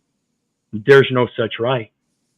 Because if you want to communicate with others, you're going to have to face the fact that you're going to be offended. And not all the times is it going to be on purpose. Sometimes it is. Most of the time you can tell it's going to be on purpose. It's on purpose because they use ad hominems. And here you are demanding everybody use fictitious ad hominems in reference to you. See, that's that popularity contest. Everybody wants to be the important one instead of passing along the importance, which is the message. Oops. Yeah. So let's take a look at the next one. It says she was spitting facts.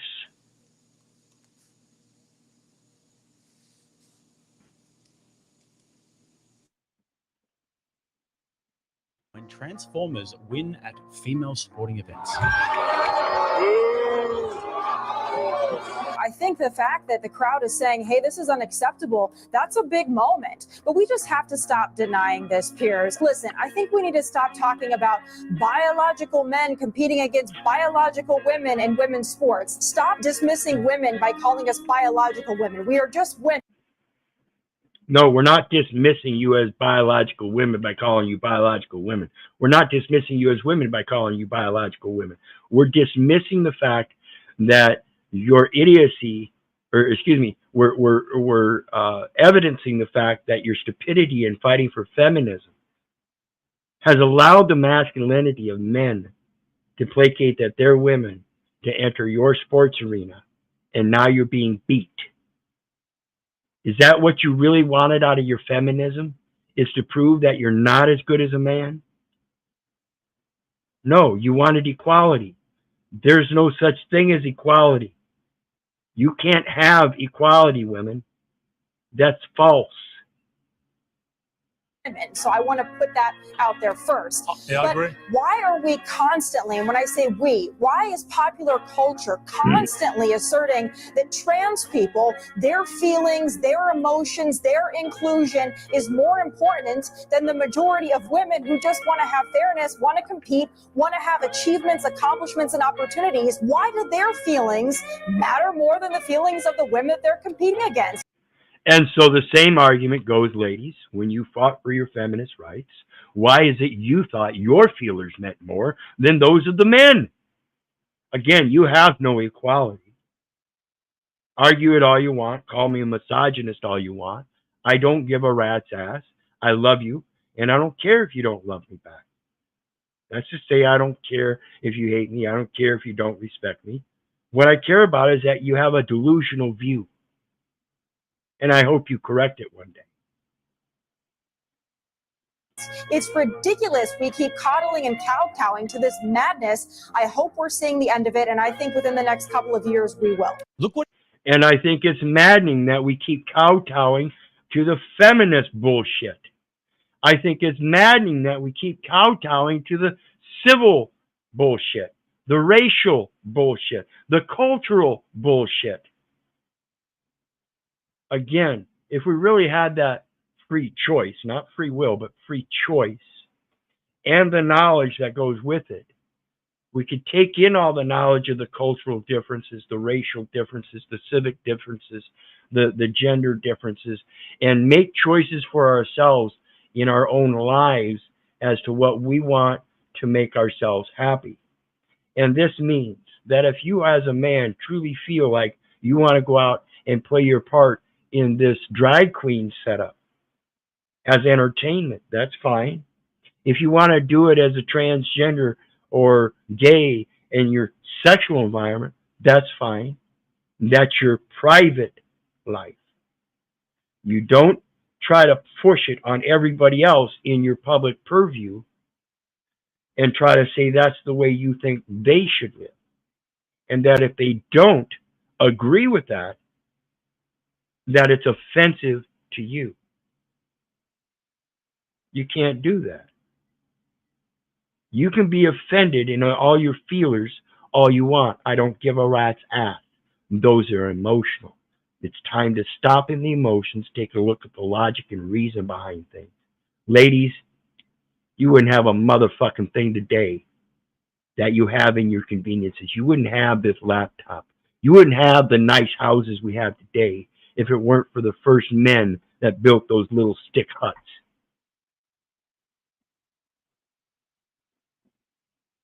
You wouldn't have none of it if it weren't for the fact that men do the protecting. If you want to enforce your feminism, then you do it in the feminist role. You don't demand equality in the male's role. It's not going to happen. You'll never get equality there. The only equality you have is among the same class of people as they belong in a role in life, not in society, in life. And that's more singular to the family unit. That's between you and your man. And the most normal aspect that for prosperity and abundance in going forth in multiplying and replenishing the earth is that it be a man and a woman with traditional values to have as many kids as they can in that prosperity abundance so that they can assume that position. I was going to say, just add that role could be moved forward or rolled back. And it seems they've been rolling it back for a long time. Yep. And so let's get back into it here.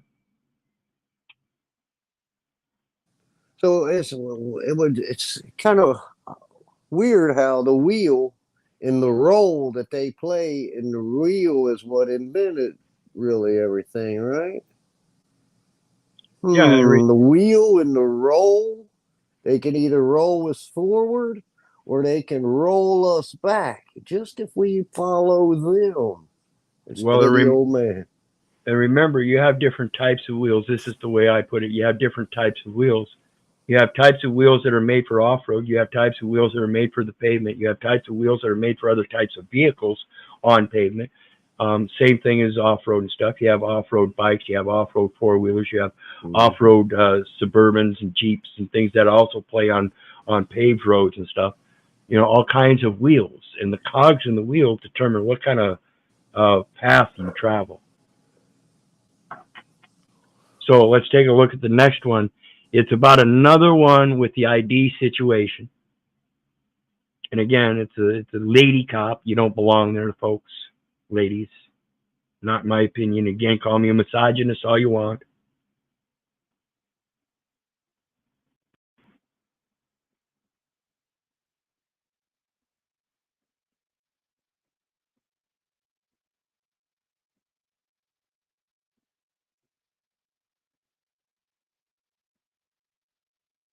Dang it.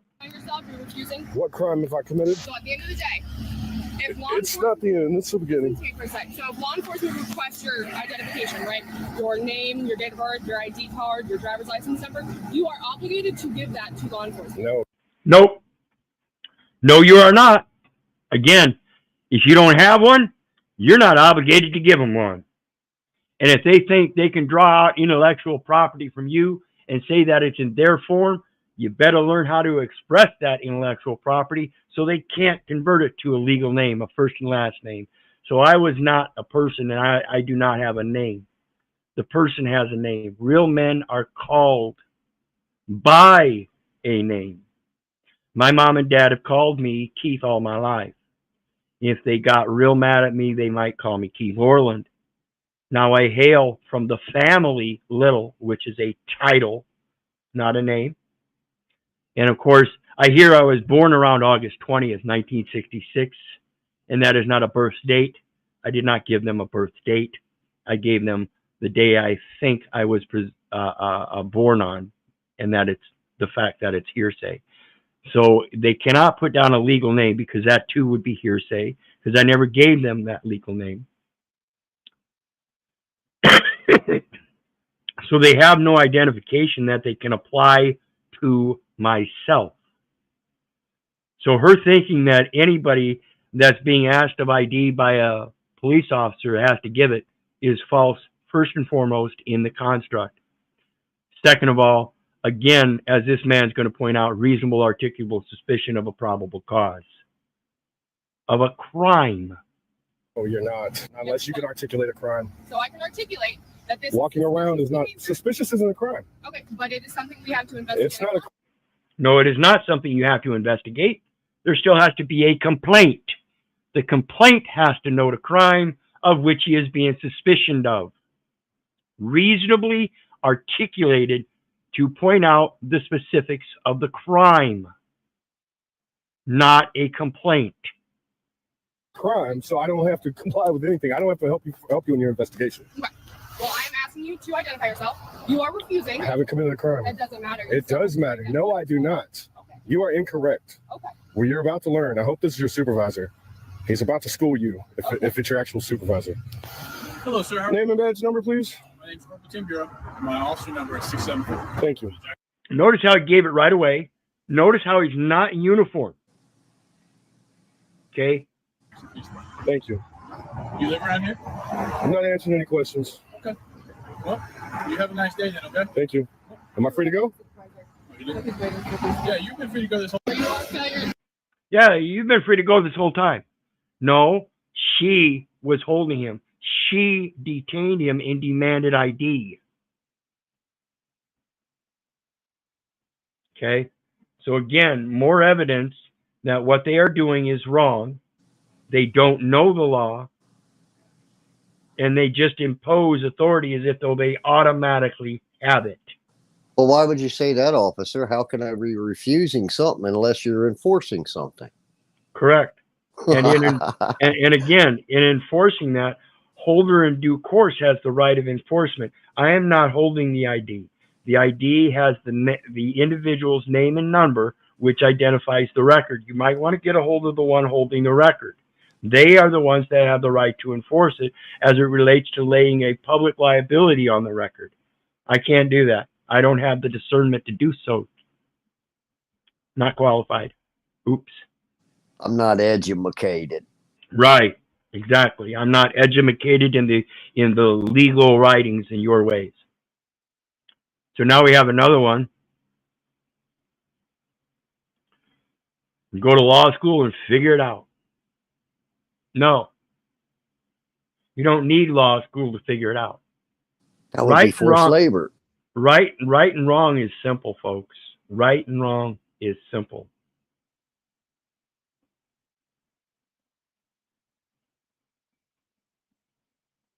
Then these cops blatantly violated his rights. They ignored his questions, escalated the situation, leading to a confrontation that should never have happened. Okay. I have on my narcotics detection dog. Why is that? Why is that? Yeah, why is that's what I get paid to do. But why? Because that's what I get paid to do. Now, see, what kind of presentment is that to be an asshole anyway? See, again, you can't have conversation. that these people come out there with their ego, stroking it like there's some sort of authority, and they don't know jack shit. I mean, it's in. Yeah. See, he can't come up with a good reason, so he just goes, "That's what I get paid to do." No respect. You know, we're just looking. We're just looking. There's no big deal. You know, we're going to respect your or disrespect you and violate your rights. That's just what we get paid to do. Are you catching on, folks? Is that here? So I'm not going to go into details, all right? Go to law school and you can figure it all out. All right, real quick, I'm running a dog around the vehicle. What's your reason for search? I'm not giving you a law class right now. What's his reason for doing this? Put your hands back up there. It's my seatbelt right here. Right, you first, you get out, all right? For what reason? You cannot make me get out the car. For what reason? You don't want me to make it. It's going to end one or two ways. It's going to end one or two ways. See, they ran the dog, didn't find anything.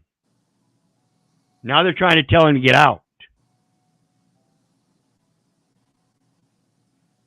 None of this is lawful, folks. This is blatant ego because they're wearing a shiny badge in a clown outfit. And remember, look at the age of these men. These are younger men. And you saw the one point as he was talking about the seatbelt. Put your hands back up. Well, the prosecutors what feeds these guys. Absolutely. So we can't leave the prosecutors out because they're the ones teaching these boys how to be men.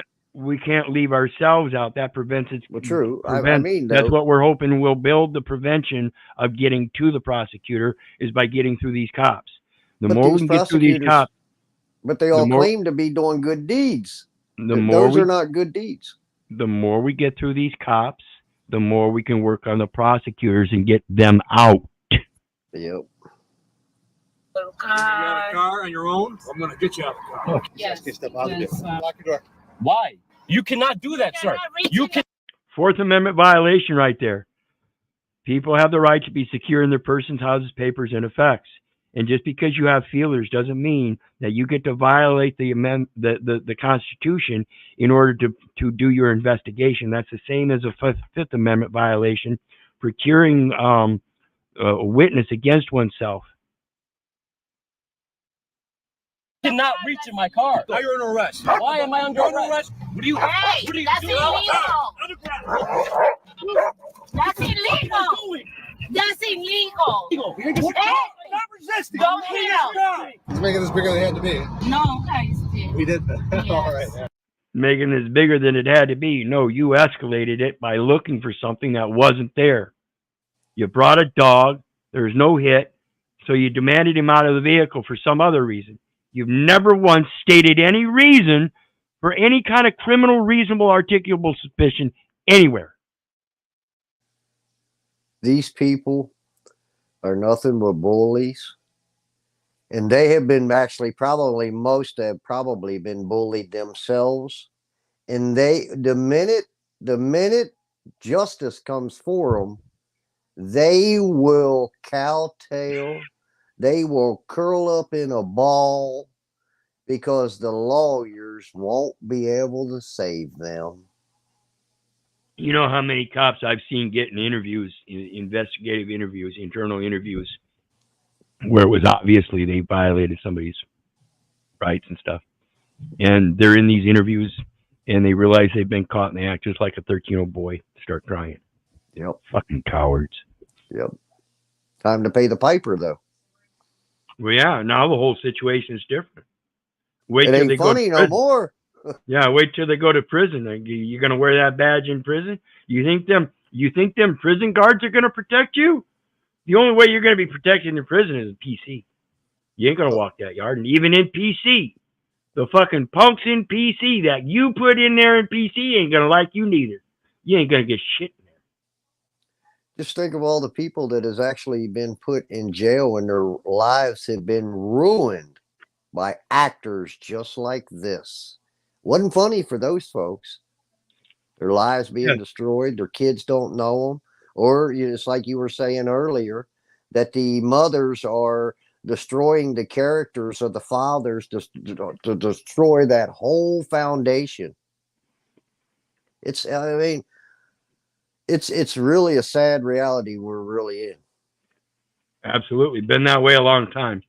And that's my whole beef. You know, like I said at the beginning of the stream, I've been saying, fuck you, you ain't my daddy all my life. And then I spent most of my life trying to put my family back together. Couldn't do it. Built my own family myself, and that got destroyed. And then the family that adopted me disowned me. So what truly is family? What is mom and dad? What are parents? These are the questions I've had to answer myself. And it's astounding. It's astounding.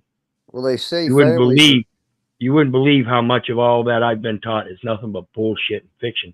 And I am so fucking tired of full-grown adults lying to me because they were lied to, and they're just willing to keep putting up the lies. I ain't willing to put up the lies. Go ahead, brother. That's me too.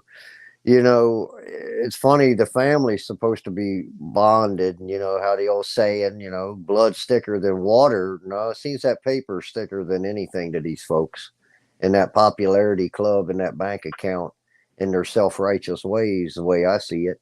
And I don't have a problem calling them out. And I think that's probably why I am not able to have much conversation out here on this beta verse, because there just seems to be a whole lot of people that are not willing to have an open dialogue on anything that is right. They're all leading an agenda to be out front some way or something. And I find that even more disgusting when they use Christ with it, you know, and still see the insanity of their egos controlling their emotions. You know, it's just when you can see it. I mean, you see it. The minute they speak, you hear it, you feel it. Yeah, well, it's that babble. When you learn the right words and language and everything, it's the same thing as seeing the righteous actions of people. You become seeing of it. You automatically hear the rightness of things. And that's why I urge people to put up the things that you've been taught wrong, and relearn everything. So, let's see here. Let's get into the next one. I don't need to ask for permission to record here. Again, another First Amendment situation as it relates to one's freedom of speech, freedom of expression, and everybody else's more preemptively and superior-wise, greater right is the right of other people to know. And this is why we push the First Amendment, because what we freely speak on and express through our knowledge base is inherently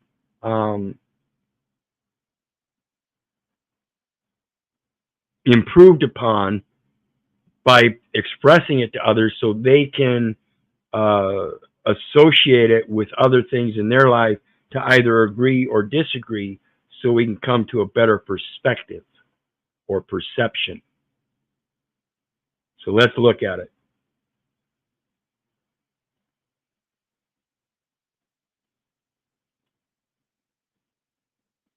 I don't know why it's doing these, silencing my videos. It does it all the time. Can I see some ID? Oh, okay. I mean, unless you suspect me of committing a crime. Well, no, I watch enough videos and reels on TV. No, see, this is their base. This is the base of law. See, he instead of saying he knew the law and the Constitution and the First Amendment, he said, no, let's watch that again. This is funny as shit. I mean, unless you suspect me of committing a crime. Well, no, I watch enough videos and reels on TV. You're just one of that deal. Like, tell you what, you can film all you want. You're not being detained. You're not being anything. But what I'm going to ask you is, what specifically are you taking pictures of?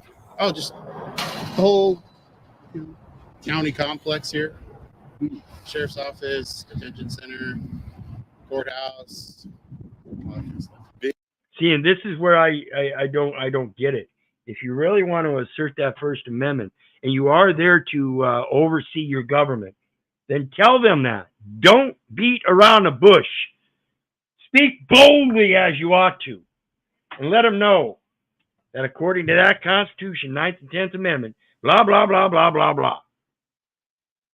Get it down, Pat, that you are the boss, that those powers were delegated by the people. And as one of the people, they are a public servant, which is a public trust, which means they are a service provider and you are a beneficiary to that service being provided. And in that, you have the ability to keep oversight to make sure it's not corrupt and abusive. Vehicles? Yeah.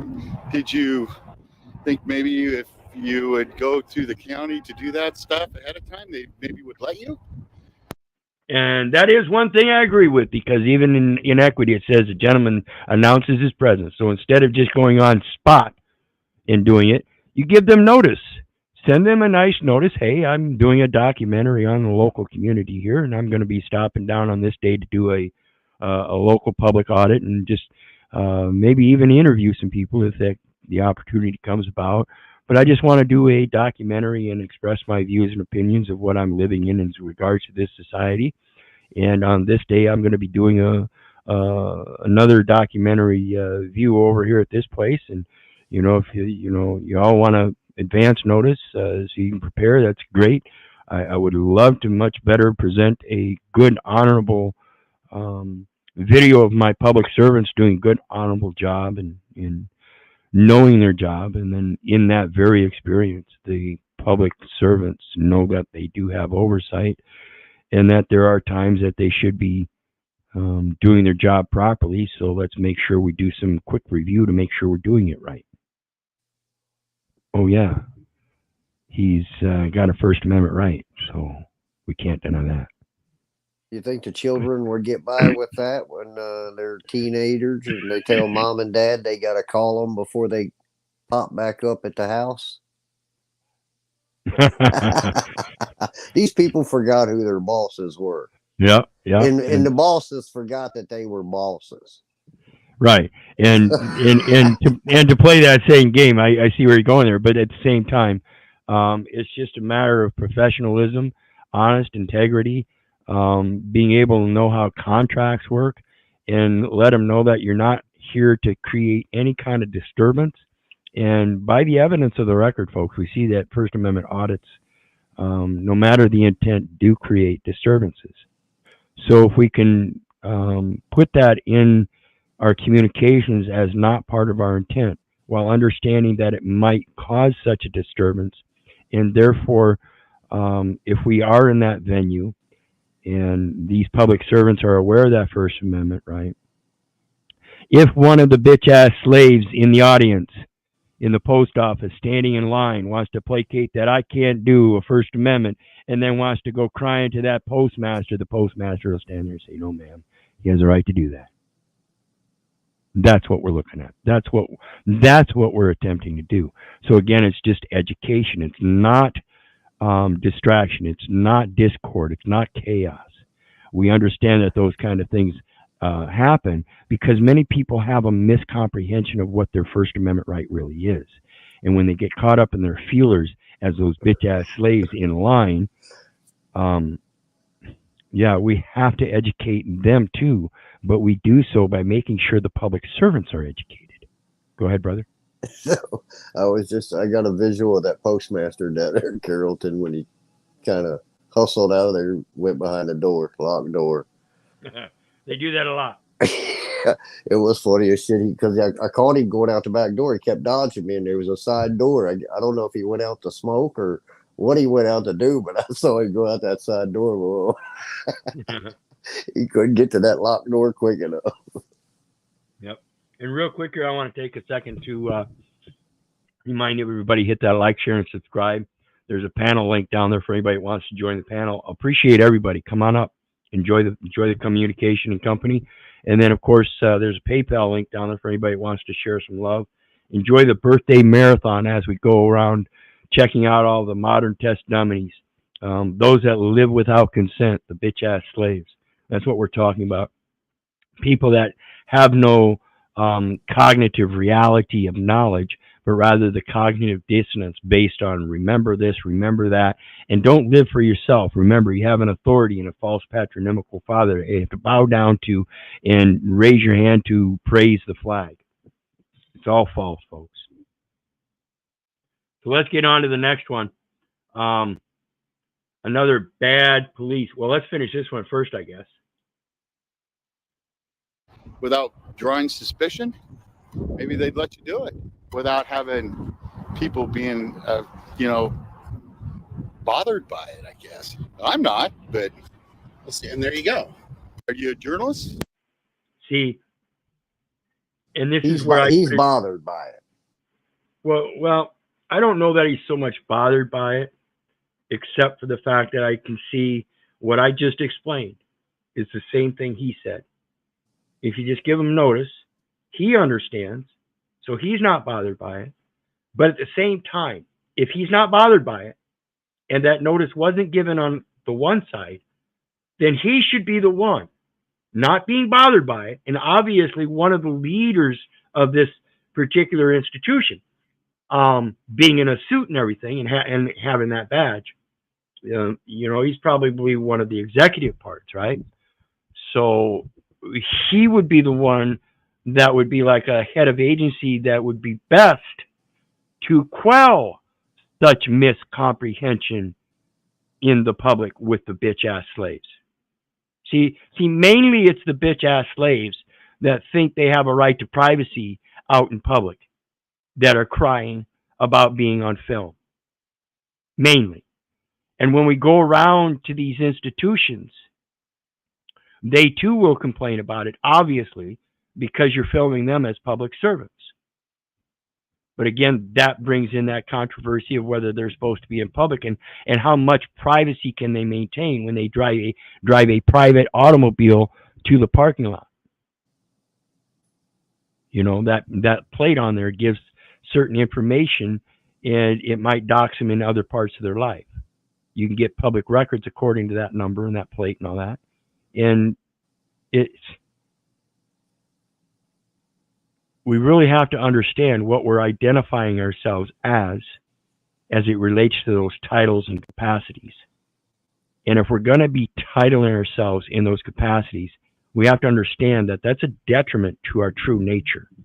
And so that there's something supplementary and superior to that we have to remain in recognition of, particularly when it relates to ourselves, knowing that when we're not on the clock, as this man knows when he's not on the clock, he certainly has those same rights as when he does as he does when he's on the clock, and certain unalienable rights that he has that supersedes that when he's not on the clock. So he has to be able to admit that those other people that are just coming up here filming and they're not on the clock, what are those rights as they relate to his own personal private experience of those same rights? So let's get on to the next one. More bad police behavior. We've got a lot of police stuff lined up. We're going to be getting into some other stuff here as we go through these. I've got a bunch lined up. Like I said, it's a marathon. We're going until midnight, so we've got another 5 hours to go. But I don't know if I'll be on for 5 hours, but I'll hang up. Oh, that's okay. Yeah. That's okay. I'm hoping we have more and more people come and go as time goes through. But see, I think when we look at this in these whole administrations, like I don't know what that gentleman was, who that guy was there, but it's almost as if when you really look into it, as if the attorneys are the ones that are really running these agencies, administrations, corporations, they're running the whole trust. The attorneys, clerks, and registrars. Yeah. Takes all three. Yeah. Okay, so let's listen to this guy again. I can't remember who this guy is. Let's take a look. Detective Matt Thornton. Detective Matt Thornton. And tyrannical behavior. The quality's not so good because he's flashing a light right into their camera. What's the reason for the stop? Because you were yelling at us, so we needed to make sure that you were okay. That's not a reason. Actually, are you a cop? Are you a lawyer? See, this is the one we just reviewed, but this is a review from this guy, and he's going to give a perspective. Let's listen to him. I like his perspective so far. He's a officer himself. As you see, Matthew Thornton as a detective. So he's already evidently done the beats, the street beats, and now he's a detective, and obviously moved up to detective because he has a certain level of discernment for real crime. Maybe, I don't know. Would have to look at his record, so I can't espouse that too much. But I still appreciate his perspective, particularly coming from a police officer himself. No, sir. Okay, then don't tell me my job then. Freedom of speech is protected by the First Amendment. Oh, is there? Yes, sir. When you're yelling at the police? Yes, sir, it is. Good luck with that. The youngsters in the video are completely right. If that's his only reason for stopping because they yelled something, totally unlawful. You cannot masquerade it as a well-being stop because your feelings were hurt. You don't have to be a cop or a lawyer to know this. All you got to do is be able to read the first paragraph of the Constitution. I don't condone bad behavior. It's never okay to say terrible things to your fellow human being, but it's not our job to police bad legal behavior. In 20 years on this job, you don't want to know some of the things that people have directed towards me. They're going to follow me home. They're going to do things to my kids. They're going to find out who my wife is. If that triggers you into acting outside of the Constitution, get a different job. You're about to see. What do you think about that, Russ? If that triggers you to act outside of the Constitution, get a different job. I would agree. Absolutely, and that's why I say these younger men, they do not have the experience. Shows you shouldn't have been in that role of leadership to begin with because you didn't know how to act. Correct. They don't have enough life experiences to give them the ability to come back with appropriate responses time and time and time again. And when we put them in a position where they can use that as a proposition against people to help other people to incriminate themselves through intimidation tactics and stuff, they never get that experience, and therefore they will never pose that experience. And this is that thing about the good cop, bad cop. If you're going to place yourself in this policing society as a good cop and not do anything about it and not find a proper perspective and you just play along with it, you are not a good cop. This is why I still question Detective Matthew Thornton. Does he have any real effect? What is he saying here? I understand his perspective and I believe in it. That's the pretty much the same perspective I have. If you can't handle your emotions, then get the fuck out of the business. Find something where you can handle your emotions and use your logic and reason. Otherwise, you don't get any practice as using your logic and reason, and you fall to the fallacy that your job is enumerated simply because you can use tactical authority in fear and intimidation. That is not true authority. It seems the business at hand today is leadership. Right. It's our own business we're all dealing in here. but the delusion again is that, and it goes to the same thing about the a successful nation turning hedonistic. The delusion is that now everything's about contracts, and you just contract your way into things, and you forget about all your family life and the spirituality. That too is going to lead to the downfall. It's all those are all mechanisms that will bottleneck the population. Hedonistic societies have less children, and that's why that society falls, because they turn hedonistic. Capitalism is part of that hedonistic view. Right. So let's take a look at the next one. It says, woke creep freak out caught on camera.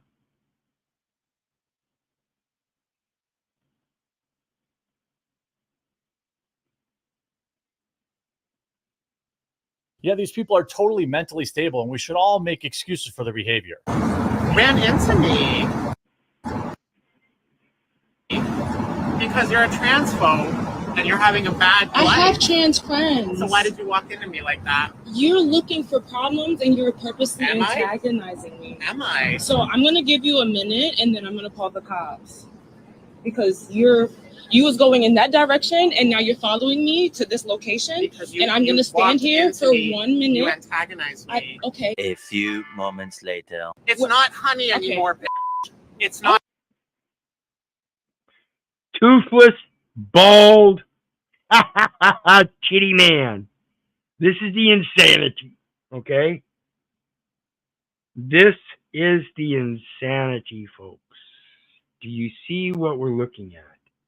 This is someone that presented that they were offended somehow. And in that offense, they somehow placated that now they get to be on the defensive.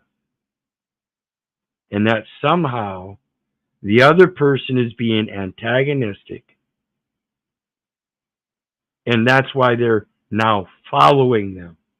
See, when you feel offended and think that you're defending yourself in the act of following another,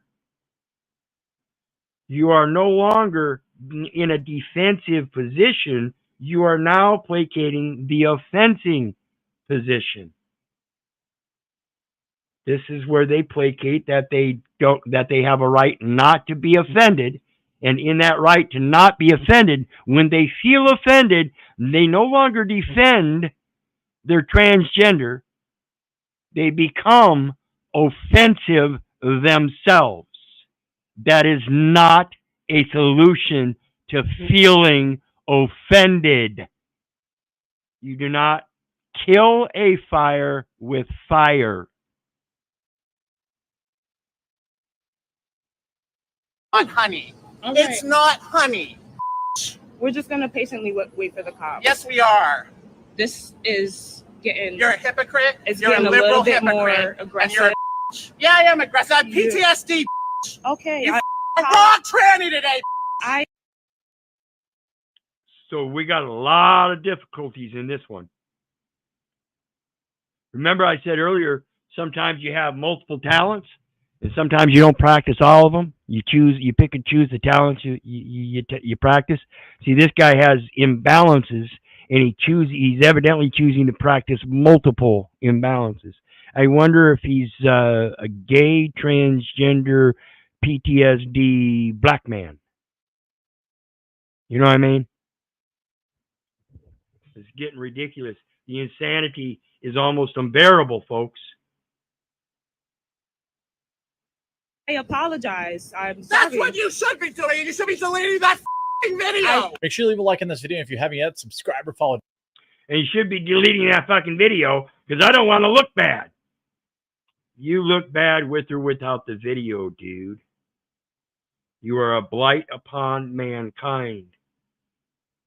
You are why women think men are shameful. You are why women think men are weak. And again, folks, call me a misogynist all you want. Let's take a look at the next one. As the guy walks around Walmart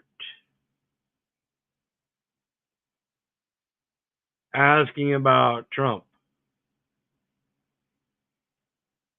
Trump or Kamala? Trump. Trump or Kamala for president? Trump. Trump or Kamala? Who? Trump or Kamala? Not Kamala. Excuse me, sir. Trump or Kamala? Trump. Trump or Kamala? Huh? Trump or Kamala? Oh, Trump for sure. Trump or Kamala? Trump. Trump or Kamala? Trump. Not a single person said Kamala yet. Trump or Kamala? What are you talking about? For president, Trump or Kamala? Kamala. Fuck Trump. You were the first person to say Kamala. Right. I don't really like her. Well, I don't care. What would you say to Trump? Trump's an asshole. He belongs in jail. What would you say to Trump if he was here right now? I would. Is he not making no gains? With all that. So what he's pointing out here is that the obvious number of people that are on boat with Kamala is a little tilted there. If you go out and do your own poll, you will probably get likely the same kind of numbers. In that, those numbers say that those that are voting for Kamala more generatively need a bigger objective to get a more opposing view. But this guy, obviously, the one guy we heard, and it will be repeated many times, the only retort to voting for Kamala is fuck Trump. He's an asshole. He belongs in prison.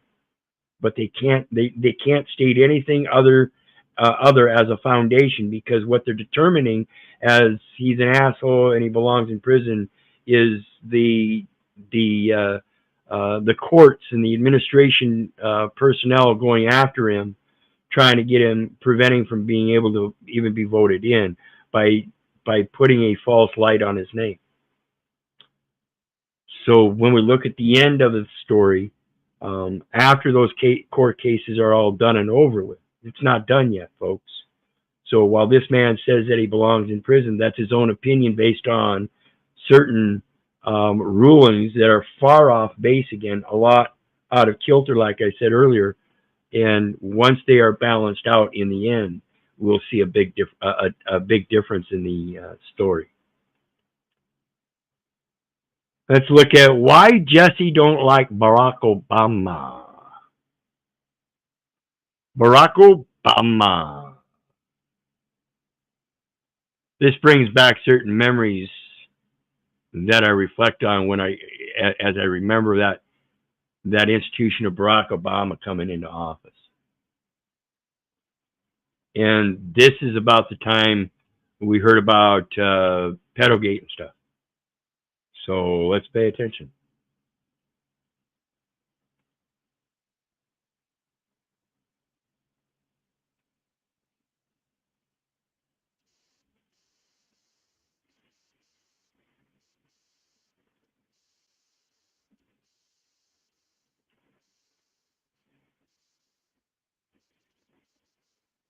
No sound.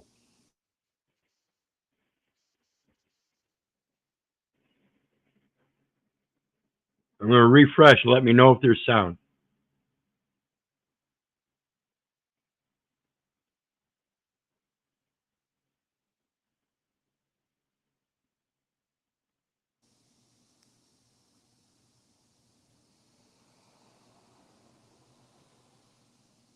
Still don't hear anything. Okay, I am going to drop out, come right back. All right.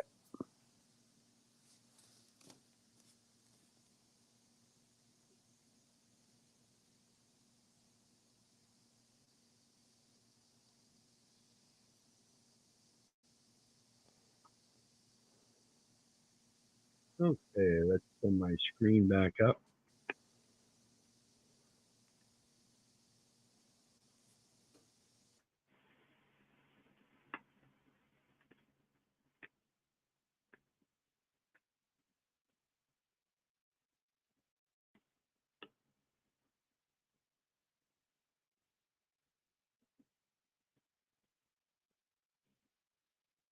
Of course. When he was in the White House, he was the first president to push homosexuality, so-called same-sex marriage, transgenders. He wanted. We got sound now? Yes. The bathroom for those people who was confused if they were man or woman. He opened up the military so the men can run around those dresses and everything. Do you support that idea, what he did? No, of course. What was wrong with him that he was so into that? He has an agenda, man. Out of all the other presidents, why was he so into it? Because everybody loved him. Who loved him? Everybody the loved homosexuals? him. Everybody, homosexuals, black people, white people, Indian people, Martians, tree huggers, everybody loved them. That's you why know what I'm saying? So, evil? but of course, if you're wide open, if everybody's white belt, we love you, we love you, we love you. If I jump off a bridge, we're jumping too, Obama. Oh, the gates to the thing. Yeah, Obama, open up the gates. He opened up the gates to hell. Huh? Barack Obama, you know who he is? Of course. And you see, that was exactly the perfect point at the end there.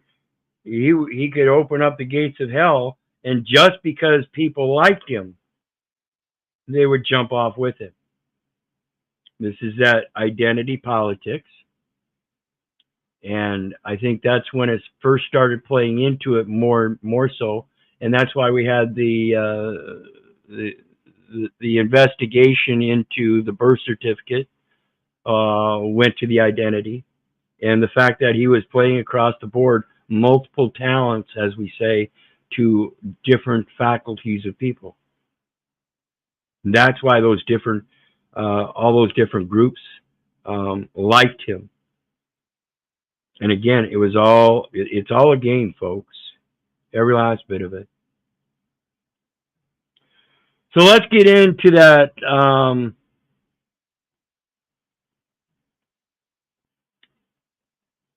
Insanity of ladies that think they can do things without any repercussion.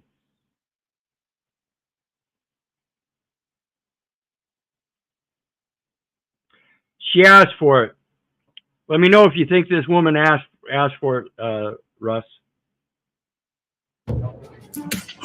These are top 3 outrageous Karens, and at number 3, Karen keeps harassing a man even though he doesn't have her keys. Can you let go, please? Give me my keys. Can you please go now? Like, you being mad annoying right now. I can record too. At number 2, Karen tried to mess with Skater but got instant karma. She looked insane.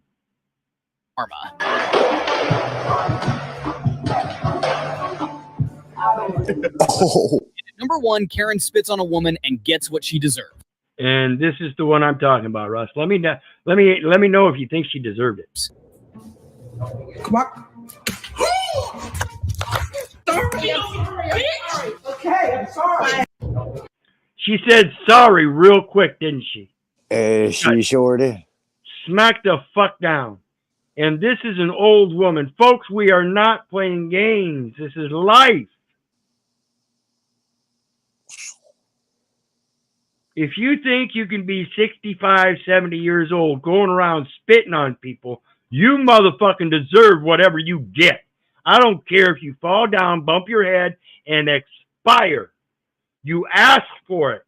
You know people will smack the fuck out of you. Why would you do such stupid shit? Why would a woman assert that she has authority to spit on another man or woman?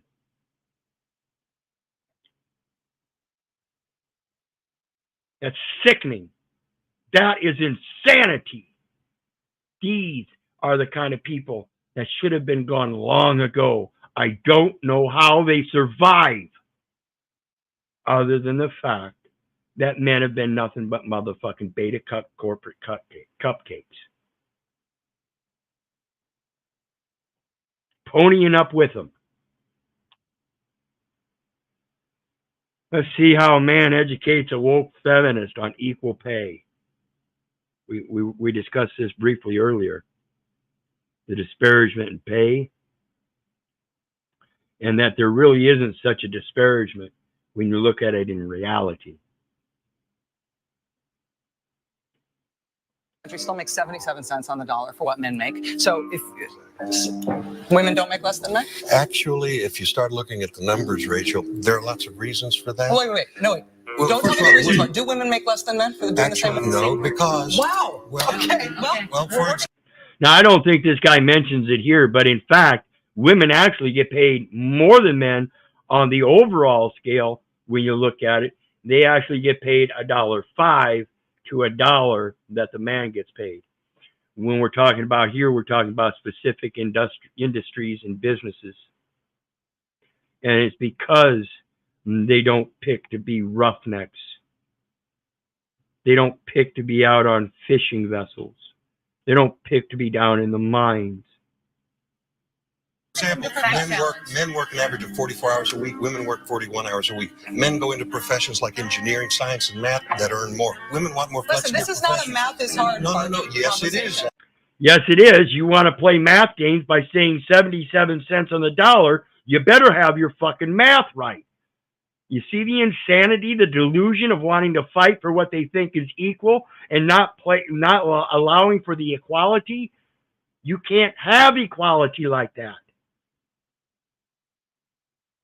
No, right now, women are making 77 cents on the dollar for what men are making. So but that's not true. If so, every greedy businessman in America would hire only women, save 25%, and be hugely profitable. And I love how passionate you are. I wish you were as right about what you're saying as you are passionate about it. I really do. Women in this country still make 77 cents on the dollar for what?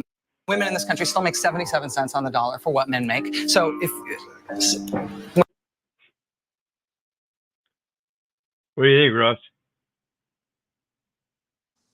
I think it's all insanity. I quit thinking a long time ago. I mean, you try to figure this shit out. I mean, I just sit and I ask myself all the time, how can people be so ignorant of any type of respect and dignity to themselves, not even to others, to themselves. Yeah. Have that for yourself, you're certainly not going to extend it forward. It's insane to me, the mentality of the municipalities and things. I mean, it's in the overall deal. I truly have a hard time trying to go to bat for these people for the ignorance. I know what you mean there, you know, and that's, you know, I've been to the city council a couple times, and you know, I'm going to bat for myself first because I have a companion that I have to protect. In that, I see the cognitive dissonance set throughout the community here locally, as well as other communities that I've been throughout my life, and I see it all the same. And therefore, I'm not going to placate to the good of anybody except my companion and myself first. And in that, I have to relate it to the other families in the community.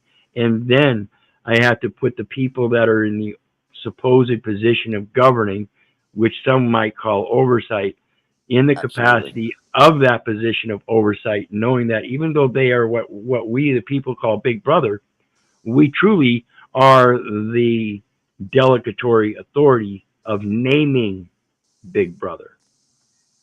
And that's the problem. People don't understand that concept. They think they don't have the power. And that's because they don't have the knowledge of how this government is structured. They think it's all me. When Right. there's actually a bigger familial structure there that we have to contemplate in order to be able to determine our actual role in life. We can't be selfish in that role. Comes from a divine connection. And it's not even a power and a force, it's just a power of the word.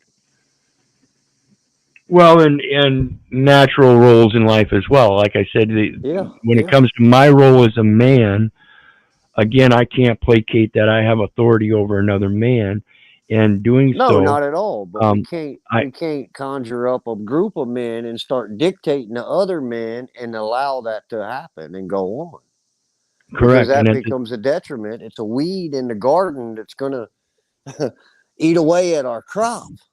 Well, and again, on the other aspect is that I can't, at the same time, I can't sit there and say another man is lesser than me because he doesn't have certain knowledge, and use that as an advantage to pose some kind of power over him. Well, you know, again, that's that power, authority, struggle, and control, and that knowledge base being being used as that control mechanism. But see, they do have those people that don't have that ability. They do have that ability to be in that administrative role. Right, but again, so it's not like anybody's left behind in this ideology. I mean, we all play a role. You know, even the bees get tired of telling the flies the fucking honey's better than the shit. You know what I mean? It's nuts. It's nuts. It's just okay. nuts. The next one I got Charlie Kirk again dropping some cold hard facts. It says.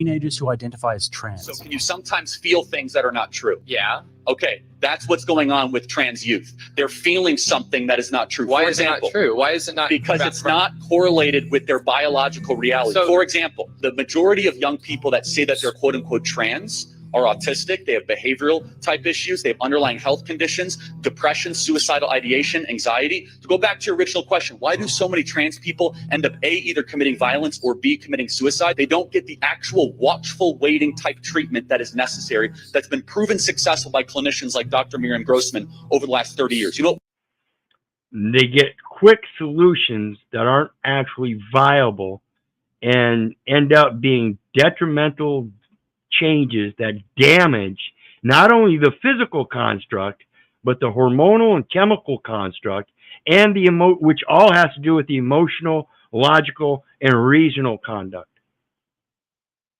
It's all inherently, again, that same principle of going forth with your talents. As he said, autistic and health problems and this and that. So instead of talents, he's got many issues that all play in it.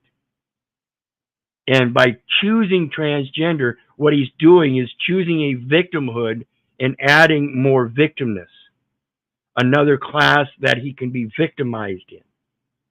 The next thing you know, this will be another fine young gentleman that says he's transgender, and later on in life finds out that he's not happy being a transgender and decides he's going to be transhuman, refusing to still refusing to accept the reality that he's neither. It's insane, folks. Watchful waiting is, instead of acting as if puberty is the problem, puberty is the solution. When a 15-year-old girl says, oh my goodness, I feel I'm a boy, we say, okay, let's wait it out. Every girl in this audience will tell you there was a time when they were growing up where they did not feel comfortable in their body, but they grew through it. And praise God we did not give every girl in this audience testosterone because they felt uncomfortable with their body. This is the uncomfortable reality. Absolutely. That's that thing I was talking about earlier. Being able to go through things that test you in life. There are many things in life that do not have a quick, simple solution that says, okay, you can do as you want. You have the free will of free choice to change who you are. In some aspects, you cannot. And what you're trying to do is force other people to accept a change in you that creates a new perspective of reality that you can deal with so you feel comfortable. In trying to push that on me or anybody else as a demand, that is the offensive thing that you are saying is offending you. I don't want you to be transgender. That's your want and desire.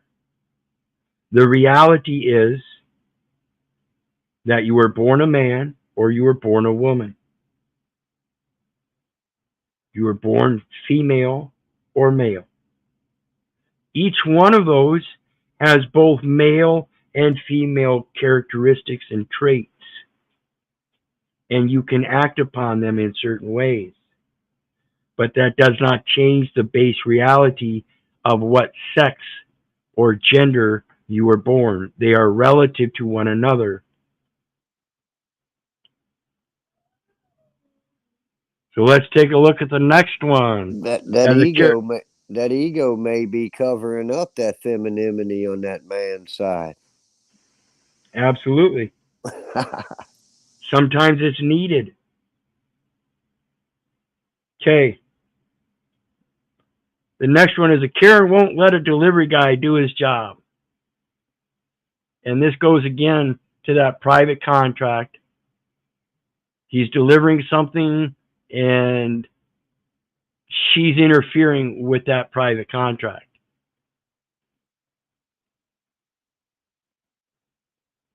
And again, it's because she's asserting some kind of private right to the property. And this is the insanity. Karen won't let a delivery guy do his job. You're not going to let me in. See, it's a security building. You got to ring. The delivery driver's got to go to the door, and there's a panel there, and he's got to ring the apartment number. And the apartment number will respond over the phone and ask him who it is, and then buzz him in. She won't even let the tenant who's waiting for the delivery to buzz him in. Deliver this food. I have the number. I have food I have to deliver to somebody, man. No, don't deliver anything here. Well, you're... Hello? Yeah, who's on the speaker? Ma'am, can you back? Who's speaking? I live here in this building. Who is this? Your food Who is... is this? This is Paul Morpeth. I'm in 212. I'm getting a Postmates delivery. A Postmate delivery in 212. 212 where? Who are you? Who is it? I live here. All right. And I pay rent here. So now she's talking to the tenant that ordered it. And she says, I live here, asshole. Is this how you get along with your neighbors? So now she's posing both a problem with the delivery driver because he doesn't live there and she does. And now that the other tenant is the one, she's still not recognizing anything outside of the fact that she lives there. I don't give a fuck, lady. Get the fuck out of my way. These kind of people do not belong in public. They belong in asylums. There you go. You live there, ma'am. So what are you asking? I'm asking you to get out of my building because you don't live here. I'm asking you to get out of my building because you don't live here. He's a tenant in the same building. And ma'am, it's not your building. You live there in another apartment. The apartment is yours. You want me to leave it down here for you? Should I just come downstairs? Please, please. Yeah, I'd really appreciate it. So now, the one that wanted it delivered has to go pick it up. Thank you. Subscribe if you hate. This is the insanity we live in, folks.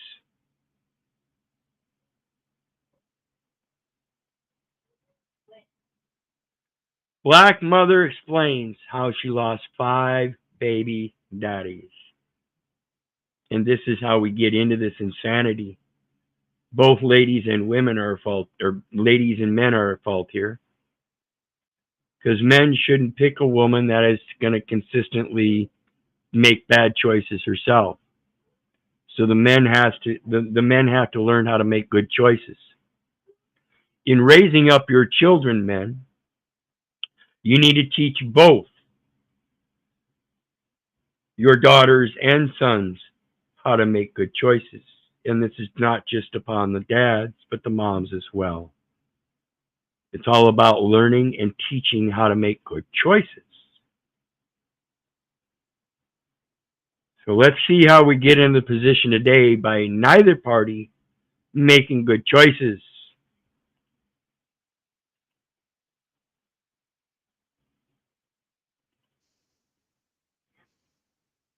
All 5 of her baby daddies. Wow. Oh, so everybody keep asking me about where's my 6 kids' daddy at. Let me let y'all know. So my first baby daddy, which was my first love, and he's the father of my oldest, he has transitioned from Tony to Tracy. So the first baby daddy decided to be a woman. So he made a bad choice in a man who didn't know whether he really wanted to be a man. Don't know where that comes from, don't care. We have to find a way to stop it. Actually, I do care and I do know. It comes from education and the lack thereof. My apologies. And he is now living in Atlanta, Georgia, dressed fully as a female. And he does not want to have anything to do with his child. So he's dressed as a female. You got him as a baby daddy, as a man. Now he converted to dressing as a female and living his life as a female. Yet he's still acting like a man by not accepting the child as a baby, as a baby daddy. At least that's the portrayal. Second baby daddy was kicked in the chest by a horse. It gave him an instant heart attack and he died. My third baby daddy So the second baby daddy was just merely a tragic accident, not necessarily by bad choice. With the exception that this woman proves that she is the one that is making bad choices, because she goes on to explain how she got 6 kids by 5 baby daddies, and we're only on number 2. just a deadbeat. I didn't know that he was married, and when I told him I was pregnant, he confessed to her what the situation was and all that. She went with it, and now we're just waiting on the DNA test to come back so that they can pay child support. Well, she's going to pay child support because, as I stated, he a deadbeat, he ain't got no job, and She a deadbeat, ain't got no job, got a new woman, so we're going to go after her money for child support. See what you get, ladies?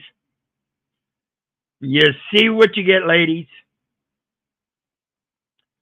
Fuck around and find out. I'm being legally married. She works to bring in the income. She will be the one that be paying me child support. What? My fourth baby daddy decided he wanted to fucking be a pirate and go rob the boat freights and shit like that. So he is now serving 20 years. So now we got another deadbeat daddy, and she's going to go after child support for how many kids? And she's going to get that child support from who?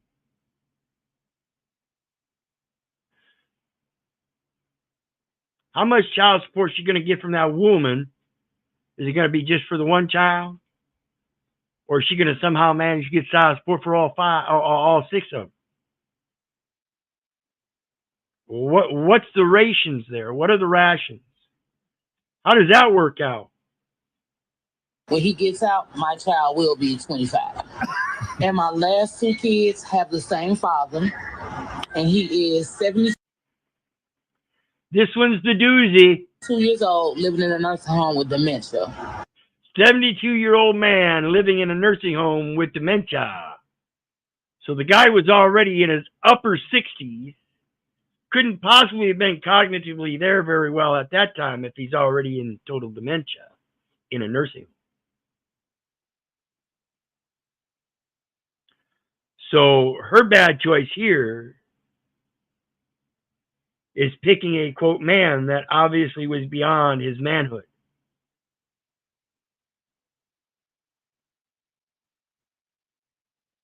And yet she has this expectation.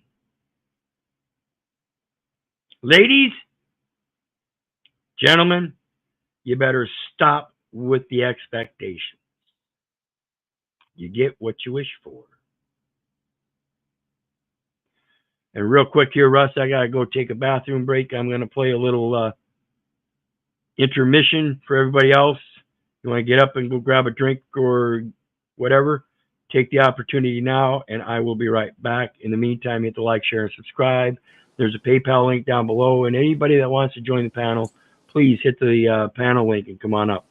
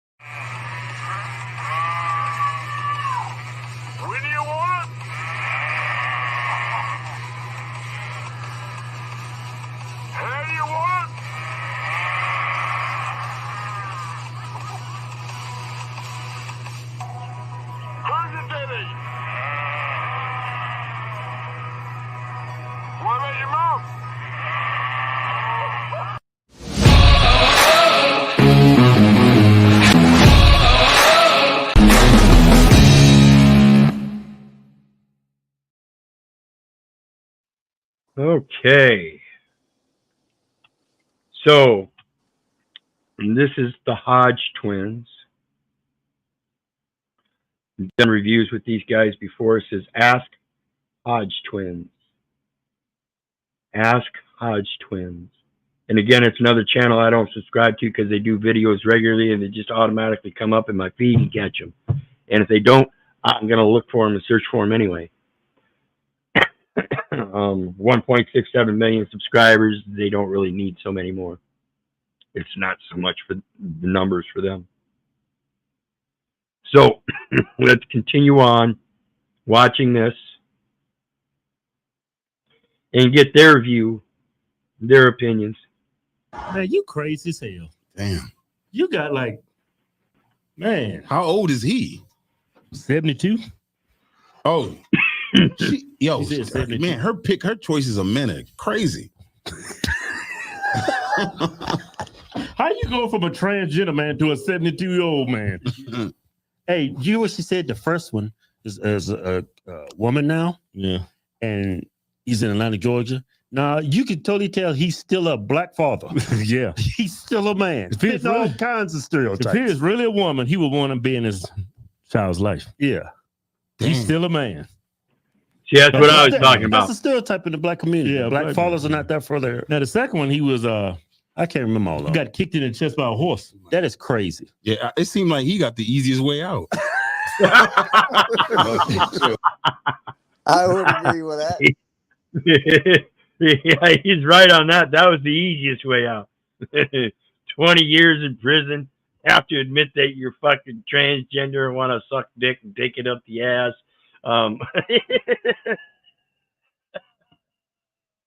Yeah, getting kicked in the chest by a horse and having a heart attack is definitely the easy way out there. Quick and over with. Jesus. But they make sense, don't they? I like these guys. Let me chill. That wasn't right. No, you was 100% correct. Spot on. Spot on. He's the luckiest out of all of them. Out of all of them. He took a hoof to the chest. he took 2 hoofs to the chest. Have y'all seen a horse kick somebody before? Man, that is crazy. I would not want to be there. Oh, I'd rather be shot. Yeah. By a cannon. I mean, it's gonna be over quick. Yeah, quick. That's probably what it felt like, a damn cannon to his chest. Yeah, no, my luck, I survived. A cannonball to the chest. Man. So it busted all this up. Ribs just got bone chips in his heart and stuff. One of the baby daddies robbing for he doing 25. Yeah. Well, he's got a chance. He'll be out in what, 25? Your kid will be 25. Yeah. Yeah, so there's still a chance there. And the guy with dementia doesn't even know anything happened. So he just has to go on living his life. Somebody just used to bring in more bastard children. What a great legacy. Now that your last husband with your 2 kids, he ain't gonna make it. He's 72 in a nursing home. Why ain't he living with you? You know, a lot of these women do this. Hey, man, I'm talking over here, man. What? She's dating a man in a nursing home with dementia. She's probably... See, and that's that thing when you take on a relationship where you're going to bringing children into the world, women and men. There are more children of the desolate than there are of those of the married wife. So when we talk about the married wife, we're talking about the married husband, of course, as well. And this means that bringing children into the world until death do us part. So when you bring children into the world and you've got a 72-year-old mate, instead of allowing him to be put in a old folks home, part of the preparation of having those children until death do us part is making preparations so that you can change his diapers and provide for his medical care, just like you would a baby. If you're not able or willing to take on that responsibility, then you shouldn't be getting involved with such people. Bad choices. Go ahead. Hey, I'm gonna still hang out, but I'm gonna jump off here for a quick second. I gotta feed this squirrel, get it up, and feed it. You gotta feed it about every 3 hours. So I'm here, right, but I'm just listening in. All right, be blessed. And of course, folks, another reminder, hit that like, share, and subscribe button. There is a PayPal link below for anybody who wants to share some love. All is appreciated. And the StreamYard link is down there for anybody who wants to join the panel. Feel free. Plenty of open seats. Come on up and join the discussion. Let's get back into it. Dating him at first, but then he probably just totally lost. You just don't get dementia in 2 years. She was dating him for the money, you could tell. Yeah. It didn't go do. Yeah. Had like a little decent job, Social Security coming in. Yeah. That's probably why she was letting them bust.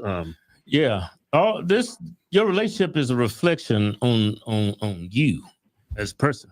That's crazy. I could even try to have 6 children with 6 women. I would have a guilty conscience after like the 3rd woman. Yeah. Like hold on, I need to slow down. This is my 3rd child by 3 different women.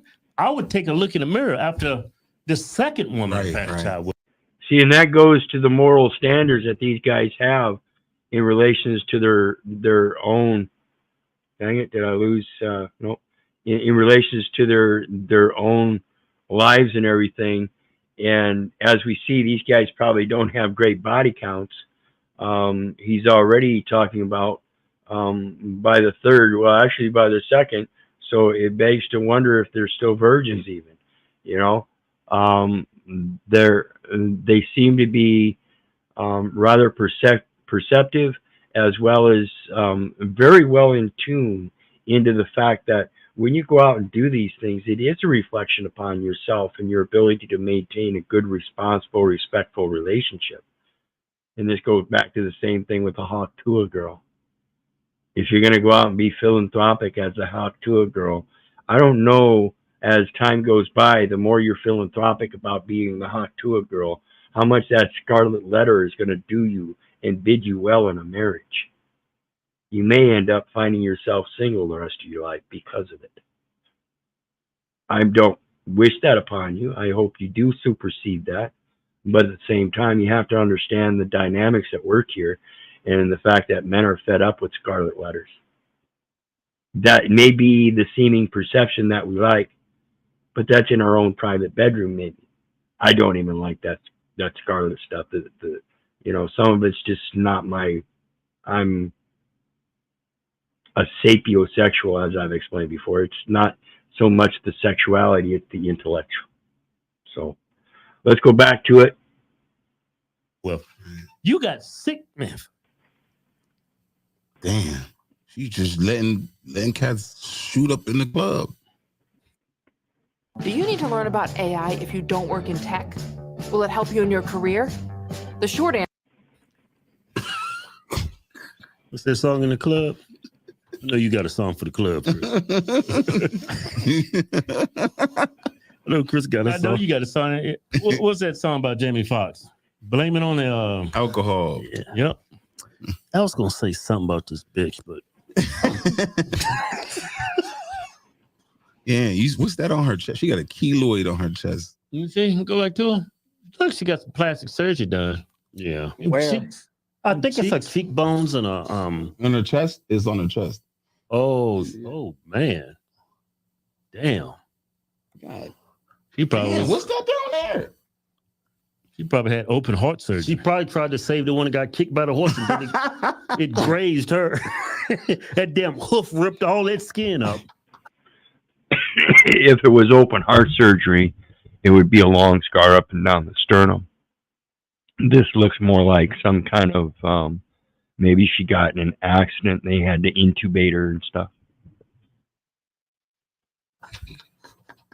Man, what is this video about? Like this video is crazy. Oh, kick the shit out of her. Man, she's just find God. Mm-hmm. I don't think God can help her. The only thing God gonna do is flood this earth.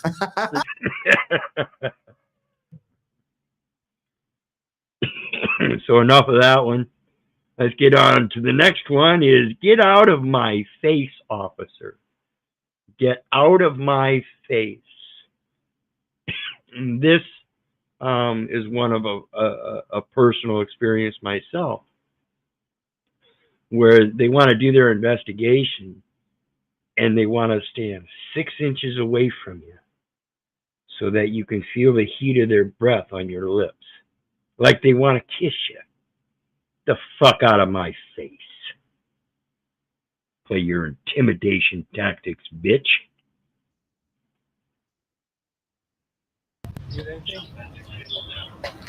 Maybe another foot or two? That close? See, this guy is out in public filming, and these 2 officers are walking by. The first one you see, he's already walked past. And this guy all of a sudden stops and wants to interact with the guy.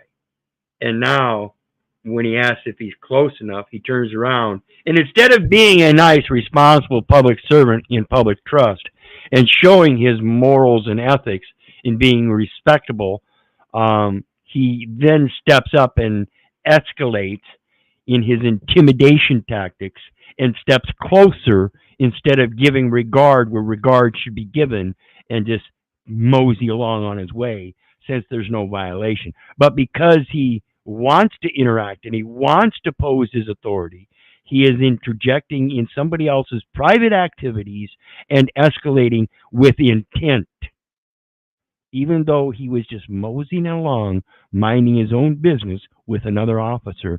That is clear and evident in this video that he went on. Why are you stopping? The other officer sees no problem. So let's watch how this plays out and see what the other officer how the other officer interacts in this situation to show you the clarity of what is right and wrong. Are you trying to pick a fight or something here? No, I'm just seeing what you're doing here. You need to back off a foot or two. I'm just trying You to see. understand me? Yeah, I understand. Back off. I'm trying to see what you're doing here. Back off now. Sir, we're just walking by. He doesn't know he's not. Sir, we're just walking by. No, we are not just walking by. You walked by. This guy stopped and is trying to intimidate. Walking by. You need to move on. Do you understand me? We're just trying to see what's. You need to move on. You're masked up. You're taking pictures. You stay within a foot of me for a bit much longer. It's not going to turn out. Don't well. threaten me. I'm not threatening you. I'm telling you, you need to back up out of my space. Don't threaten me. I'm not. Hey, sir, can I just talk to you for a minute? You need to remove your trooper here. Don't threaten me. Can I just talk to you? K9 Unit Burkhardt. Hey. Yeah. We're not trying to intimidate you. We're not trying to get in your space. We're not trying to intimidate. We're not trying to get in your space. Then move along. Because now you're up here interceding as well, trying to protect your buddy instead of standing up as a good cop and telling your buddy, let's go. That's as simple as it needs to be. Let's go. Let's go. Let's go.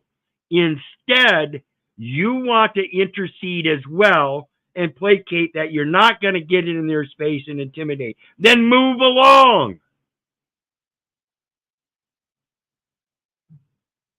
I don't think you are at all, Sergeant. I think you're actually being totally fine. I think Burkhardt here has got a problem. Good. Maybe another. See, he asked, how are you doing, sir? He said, good. And this guy asked, do you need anything? He wasn't soliciting to need anything. He's just there videoing. You had no reason to have some kind of conversation with him other than to admit that it's a good day.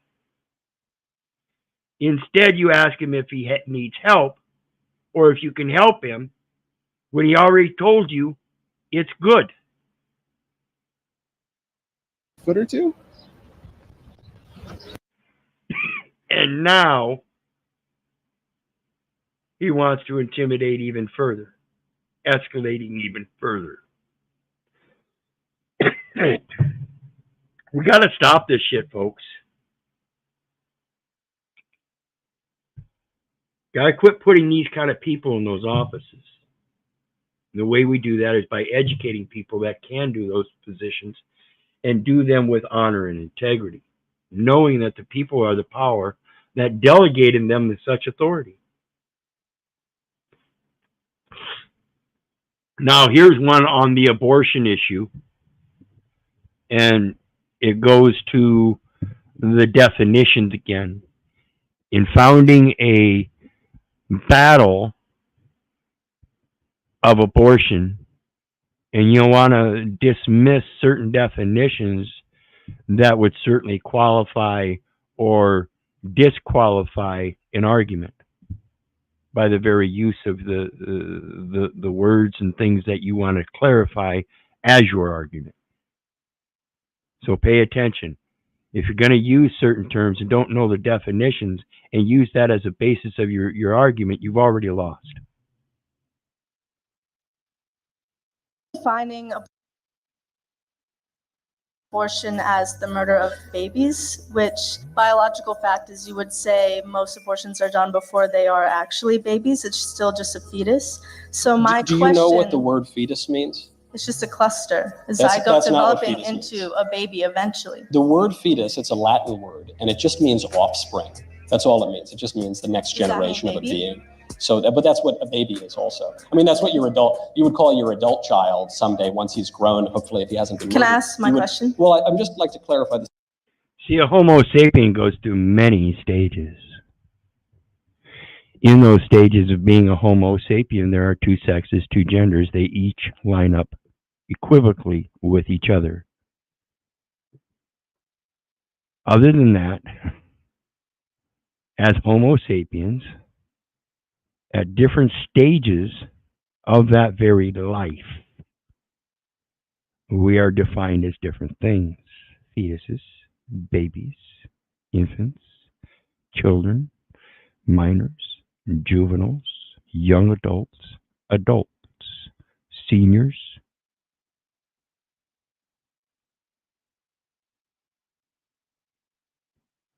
Throughout every one of those, from baby on, she wants to admit has a right to life, but not the fetus. See the delusion? You want to pick and choose. You can't pick and choose what already is. What is done is what ought to be done. There is nothing new under the sun. This point, you would call your adult child your offspring too, but all of these terms that you might use, fetus, embryo, the one they love is zygote, which sounds like a Pokemon, but they use all these different terms, but it's all referring to the same being, and you were that being once. You, the person who's standing here right now. Do any of us have a memory of being that being? No, I mean, I don't have a memory of last Thursday, frankly. It's been a very busy week, but the lack of a memory doesn't mean it's all right to murder me. Yeah, and that goes to that thing we were just talking about with the dementia. You know, if you don't have memory, does that mean you no longer have a right to life because you can't remember? You know, what about when people turn 70 years old and they suffer dementia? They no longer remember. Does that mean you kill them because they can't remember? They're no longer kids. Is that like a hard drive that goes bad and you can't recover the memory? You just throw it away?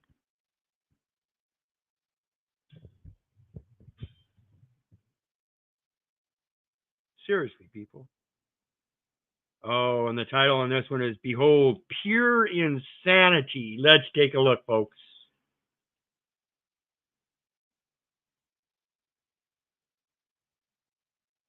Every time people say, oh, no, there's not all these teachers doing this horrible stuff and weird grooming stuff. And then I just open the internet and there's tons more. Get a load of this chick. Make sure you leave a like and you subscribe so I can keep bringing these people to light. This is the diversity, equity, inclusion, folks, right here. Fun little conversation with my students yesterday. For those of you who are new, I am very queer. I am non-binary and I use they, them pronouns, and my students know this. But yesterday, I had some boys asking about it and I explained to them, like, here's how you use it. Here's an example. We use it in the English language all the time. And they respond. And this is a teacher, folks.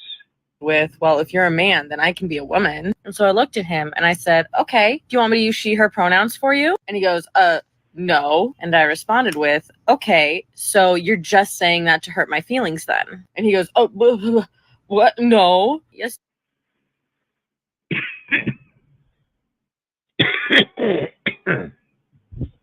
So, the young man didn't say anything. He queried. He made a posit. He posited an idea based on the concept that you give him. And you say he said it only to be offensive. So now you're offended. And how are you going to react? You are. You're being a bully. You're being transphobic. So because she's offended in her feelers, she accuses the other one of being a bully, as being the offender. Because she feels offended. That automatically means the other one is offending her. And therefore must be defined in a category And that would be offensive. So they go to the ad hominems and use terms like bully and discrimination and racist and genderphobic, transphobic, homophobic, as if they're in their right mind and can determine and give a psychological review of somebody that I see was acting perfectly normal and asked a very good question. Eventually I shut it down, but how am I supposed to call parents about this behavior when they're probably the people that they learned it from? So now she feels the need to call up the parents, and that's the offensive action posed as to defend herself against two little boys and then blame it on the parents. Lady, you should go look at your mom and dad and thank them. They're the disgusting beings that created such a disgusting being. Excuse my opinion. You deluded, perverted, delusional woman. This is the sickness of society. Look at another cop violating a man's right.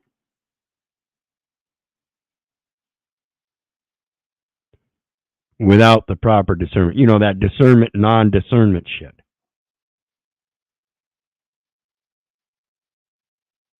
This driver was pulled over for speeding. The real shocker is how the officer claimed to know his speed. You won't believe the officer's reasoning and how things quickly took a turn. I need your license, proof of insurance, and registration. What's the reason for the stop? Your speed. What is it? You were doing 10 over the speed limit. How did you calculate my speed? You passed me and I was doing 42 and a 35. I didn't pass you. You sure did. When were you pacing me? Did you not catch up to me? I was driving legal speed. No, you were not. In my own lane. No, you were not. You slammed on your brakes, and I did too, so because to figure out what was going on. Then how come you caught up to me? You slammed on the brakes. No, you caught up to me, and then I hit my brakes to get behind you. So if I caught up to you, how fast was I driving? At least 45. How did you calculate it? I don't have to give you an exact At answer. least.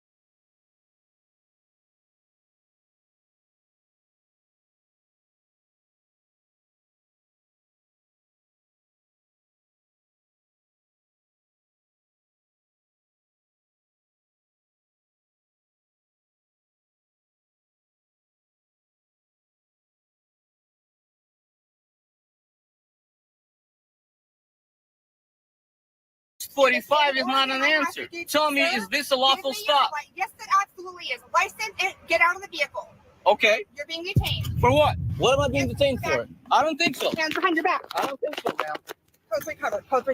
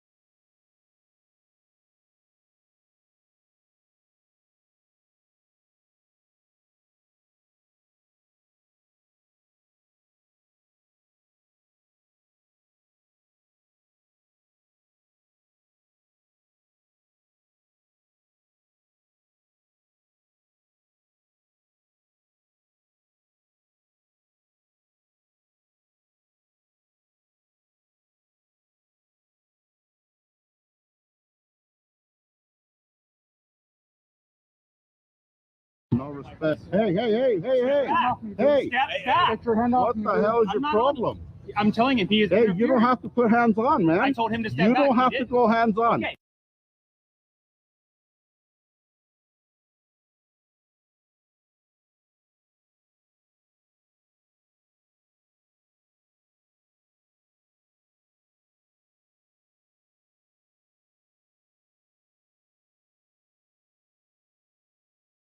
Step back. We're in the safe. We're on the sidewalk, sir. We're in a safe place. You're public safety. You got 6 officers here. You need to relax, sir. You need to relax. Yeah, you do. No, I don't. Yes, you do, sir. The officer ends up getting schooled by another officer who told him they are not doing anything illegal. It all started when this guy was recording a police interaction. I'm on the sidewalk and you ain't moving me. What the?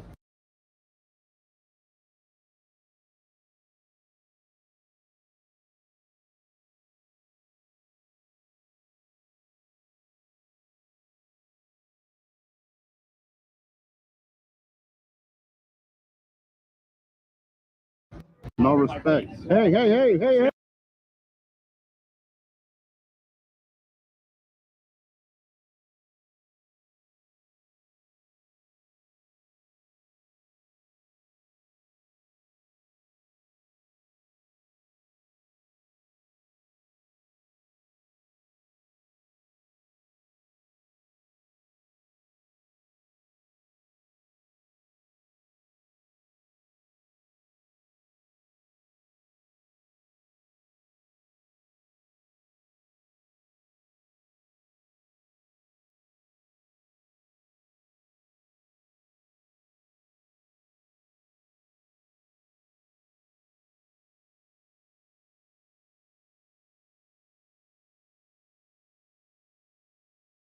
The dumb Negro bug done bit him. When you grown like this dude, when you grown, you should be past all that childish stuff. All that, I'm voting for her because she black. I'm voting for her, she a woman. She done done a whole lot of stuff for black people. Google it. Sick of the black people on the internet talking about I'm not with her. Okay, so if you're not with her, that means you with Trump. Y'all need to block every last one of their asses on Facebook and on Instagram and social media and stop. Like that's just garbage. Yeah. It's just garbage. Can Everybody we be got to united find, on anything? can't agree on a damn bucket of chicken. One person want a hot dog. I always black folks get on my damn nerves, man. I put my life on it. Ricky Smiley don't know nothing off the top of his head that Kamala Harris has done that have positively affected the black community. Ricky Smiley, go sit down somewhere. The dumb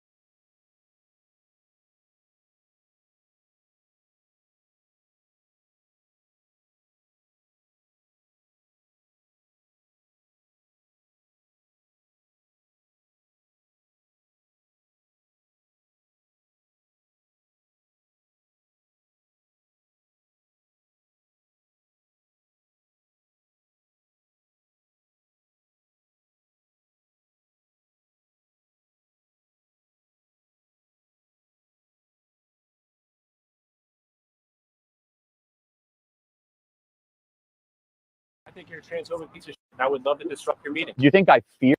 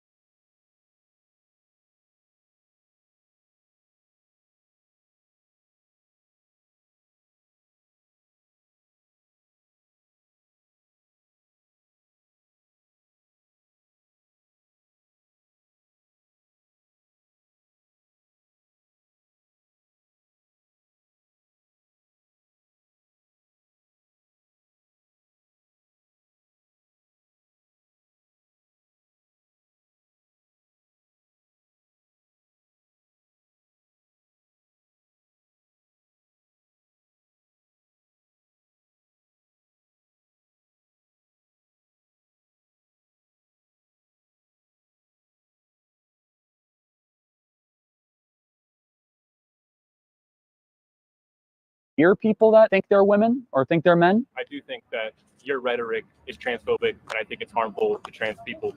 And I think that you should fuck off and get off campus. Oh, okay. So I should be silenced, not allowed to speak. Is that what you do when people prove you wrong? You Damn it, I missed that. I went mute again. This is that transphobic thing where he placates that because he's offended, now he wishes he could interrupt and stop Charlie Kirk's thing here, but there's laws against it, so he doesn't. See, this is that coward cuckoldry stuff to try to pose some kind of ideal as true and meaningful and not stand up for it by not taking action for it. So instead, you sit there and spew your rhetoric that because I'm offended, I wish I could offend you. I wish I could become offensive and stop you and get assaultive and violent with you. I wish I could, but because there's laws, I can't. It's just insane ideologies of posing that you have some kind of specific right to assert upon others. No, you can only uphold it for yourself.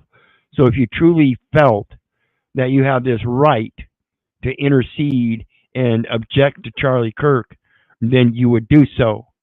But since you don't, you know you don't have that right, and that's why you don't. Because if you truly did stand on that principle, you would be a man about it. Do it.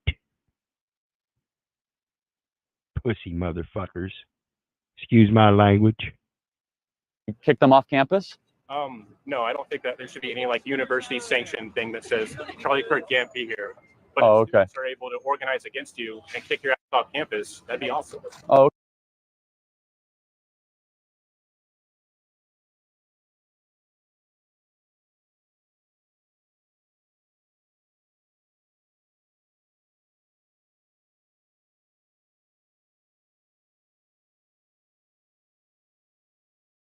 okay. You could tell a lot by who's willing to have a conversation and who's not willing. Usually the people that are the ones protesting and not talking are on the wrong side of history. Yeah, just look at the civil rights movement.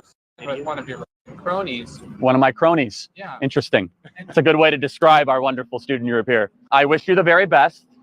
You live a free life. You have the right to be wrong. So, and I'm a piece of shit. Yeah. Okay.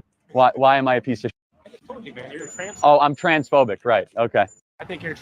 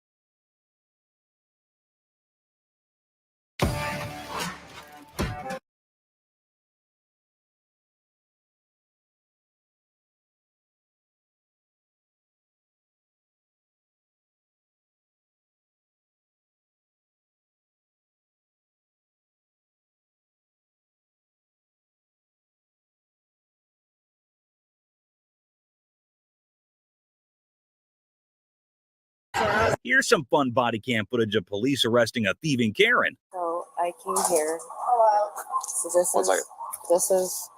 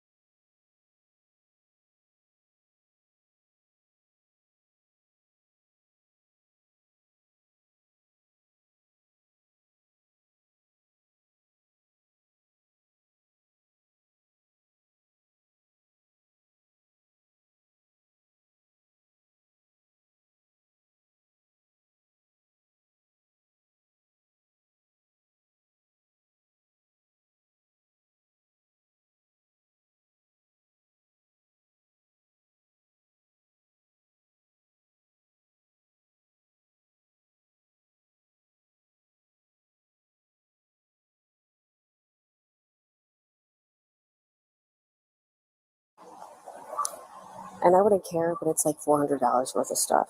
It won't show up, but so that's their front porch.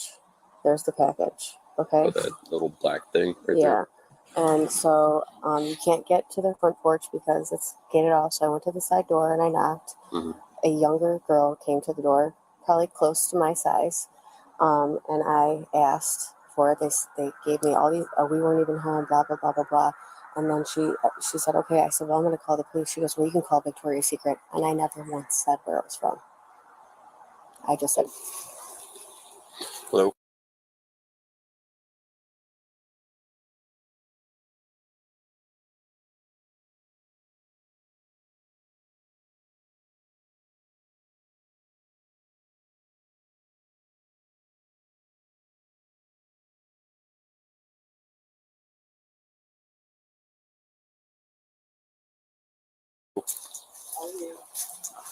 I'm all right. So she has a package that got delivered here. So this lady here, despite denying, she's already spoken about Victoria's Secrets, and so she knows what was in the package. Not necessarily each item, but the fact that it came from Victoria's Secrets, and so it would be specific character of items, right? And she want it back. So she has pictures that the package was in fact delivered here, and it was sitting right on your porch. That's what she said. Okay. I was in bed till 12 o'clock this afternoon with my dogs, and as you can see, they're very vocal, and they were in bed with me, and my husband was not here. So I believe if the picture shows that the package was here, I believe her. The picture shows that it was here, but I do not know anything else. All right, who else? So we already know in her discussion with the other lady that she admitted that there was something about Victoria's Secret. So she does know there was a package there. She does know there's a package there.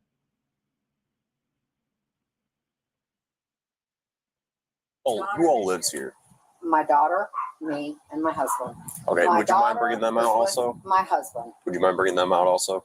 Pardon? Would you mind bringing them out Yeah, also? I can ask So I can them explain the situation to them also. They were in Rocky River. He Okay. went to get It's looking like there's 3 potential suspects here. Which one do you think it is? Package that got delivered here. There's a package 100% got delivered here. She has pictures of it. We know it got delivered here at some point. No, when we got home, there was nothing here, and I don't know. Answer this question. No, I was in bed till now. Okay, so what's going to happen is I'm giving you guys the opportunity, if you guys did take it, to just give it back. Because if you don't, I'm going to do a theft report, and all 3 of you are going to be listed as suspects. So what's going to happen? So all 3 of them got to be listed as suspects. So let's pay attention here, folks, because this is the cuckoldry I'm talking about. This man on this porch who's supposed to set his house in order, and he has 2 heathen bitches playing these games, and he's allowing it. He's a heathen motherfucker himself. Okay? Now, it's going to play out that the daughter, who is the actual culprit, playing a part with mom, and of course it's dad's house, so he's part of it as well. It's just that the different parts are now separated out. The daughter is the one. No matter whether mom played a part in it, it was a little bit lesser, or maybe even equal, I could say. Depends on how you look at it. And dad, if he didn't know anything about it and was a real man, he'd put his foot down and tell them to quit playing their motherfucking games. And even if he doesn't know anything about it, and he doesn't do that, it shows that he's willing to play the game himself. And there's a Ring doorbell right over there. So I'm going to go knock on that door and figure out who came out and picked up that package. And whoever did that's going to get charged with a theft, okay? And that's $400 worth of stuff. So either we give it back now, nobody gets in trouble, or I figure out who stole it and they're going to get charged. That's what we're doing. Okay. Okay? That's how we're going to handle this? If we find it and we know who took it, it will be returned. Now I remind you, they already had a discussion with the gal who reported it missing, and they already admitted Victoria's Secrets, so they know something about it. So what they're doing here is still playing a motherfucking game.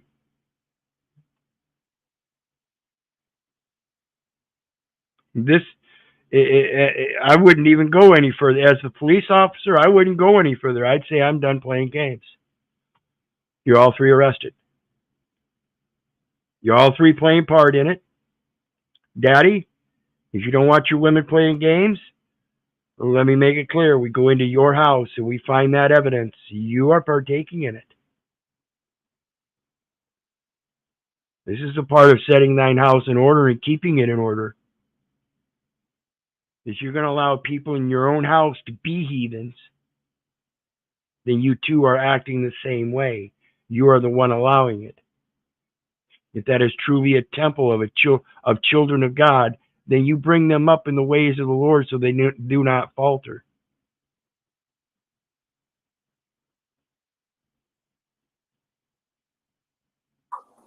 Guess one could ask the question, what's the business of the house? Exactly. What's the business of the house? Is this guy running a brothel? Is he a pimp and these are his bitches? Is it really a familial structure? Because this is a little old for her daughter. She's already been moved out and moved back in now. She's moved in because she's still got problems. As we watch this video, we find out there's warrants out there because she's a motherfucking thief. These people ask me any questions in uniform. That's one of the things I ask them. What's the business at hand here today? Yep. Let's get down to it, because God said where two or more come together, he's in the midst. So how can we help one another? Yep. Oh, there you go. Simple. It's simple. Yep. It's elementary, my dear Watson.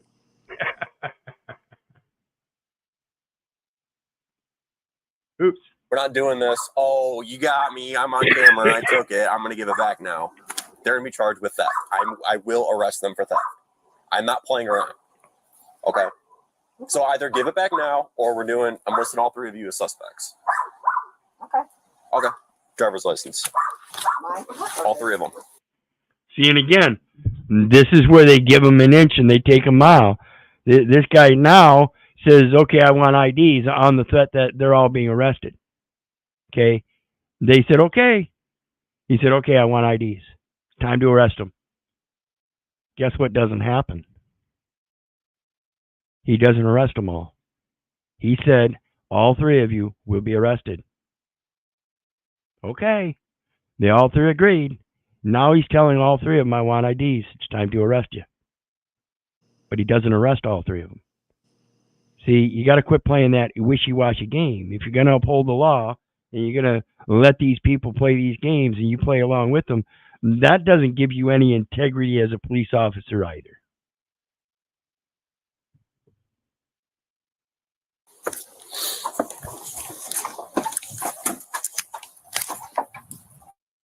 Police really do not want to play this game. At this point, the way you make it look is that it's a conspiracy. All three of them are conspiring in the theft because none of them are willing to participate and cooperate in resolving the issue. They're all denying it. Okay. You ready to do that? Okay. Okay, I want your IDs. You should have just... All right, everybody, hands behind your back. People giving you like a hard time right away. I got an attitude from her right away. So you're gonna take a report on this? Yeah. We'll probably do it. Sure. Okay. It's pretty straightforward. You know, she ordered the things that actually got delivered here. She came to show up, was already gone. Do you have that information? I didn't get that for you. I'll work for that. So, what is it, I'm kind of waiting to see if they come out with the object and be like, oh, you know, here it is. Your package is on the way out.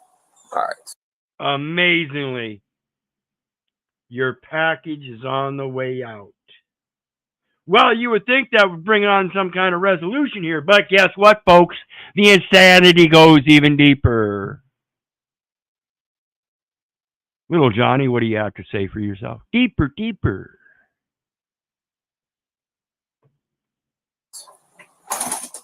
Do you hear that? Yes, thank Perfect. I'd rather handle it this way. I totally agree. Now he's going to speak up and say, I totally agree. I totally agree. You hear that, Russ? This guy totally agrees. Did he all of a sudden turn into a man? I heard that. Watch what happens next. Do you really think he totally agrees? Because like I said, the insanity gets deeper. And then not to It was open. not to doubt anything, but I'm going to have her check to make sure all the contents are in there. She definitely Okay? needs to do that. Okay, perfect. Yeah, we're going to have her check the package, make sure everything's there. Can't give her a package back without all the items, right? Insanity gets deeper. And if there is anything, I mean, we can compensate if that's what needs to be done. That'll be between you guys at that point. I don't. Okay. So if there is anything, we can compensate. This is coming from the man of the house. So there is either some kind of knowing going on here. I've already seen the video. So there's already some kind of knowing going on here as it relates to this situation. Because the only reason you would compensate is because there's something missing that you can no longer retrieve. Now, this goes to the aspect that this package was left on the porch at noon. This is barely an hour or so later. Yeah. So how much could be missing? And if it's missing, where is it? And if you retrieve it and there's still something missing, where is that? The insanity just keeps getting deeper, folks. There's levels. It is not a level playing field, and nothing has one singular level. Everything has multiple levels. Sort of like degrees. Made aware that Yeah, degrees, as in, remember that It gets hotter the higher you go. Yeah, that game we used to play when we were kids. You're hotter. Uh-oh, you're getting colder. You're colder. So you got to turn around and go back the other way. Yeah, same thing. Same thing. You're just teasing each other with different degrees of things. other than that, I don't know. Okay. We had nothing to do with this. All right, thank you. We had nothing to do with this. Excuse me? Wait till what she admits here before, as we continue on. We had nothing to do with this. Yep. She's going to make sure that all the stuff is in here. Yeah. Or maybe she said he had nothing to do with this. Let's go back. I was made aware that package. Other than that, I don't know. Okay. We had nothing to do with this. All right, thank you. It says in here in the teletext, we had nothing to do with this, right? Thank you. But I honestly, my ears, I think she said he had nothing to do with this. I wonder if they'll ever come out and tell us the public offering of their service that they're actually offering. She's going to make sure that all the stuff is in here. Yeah.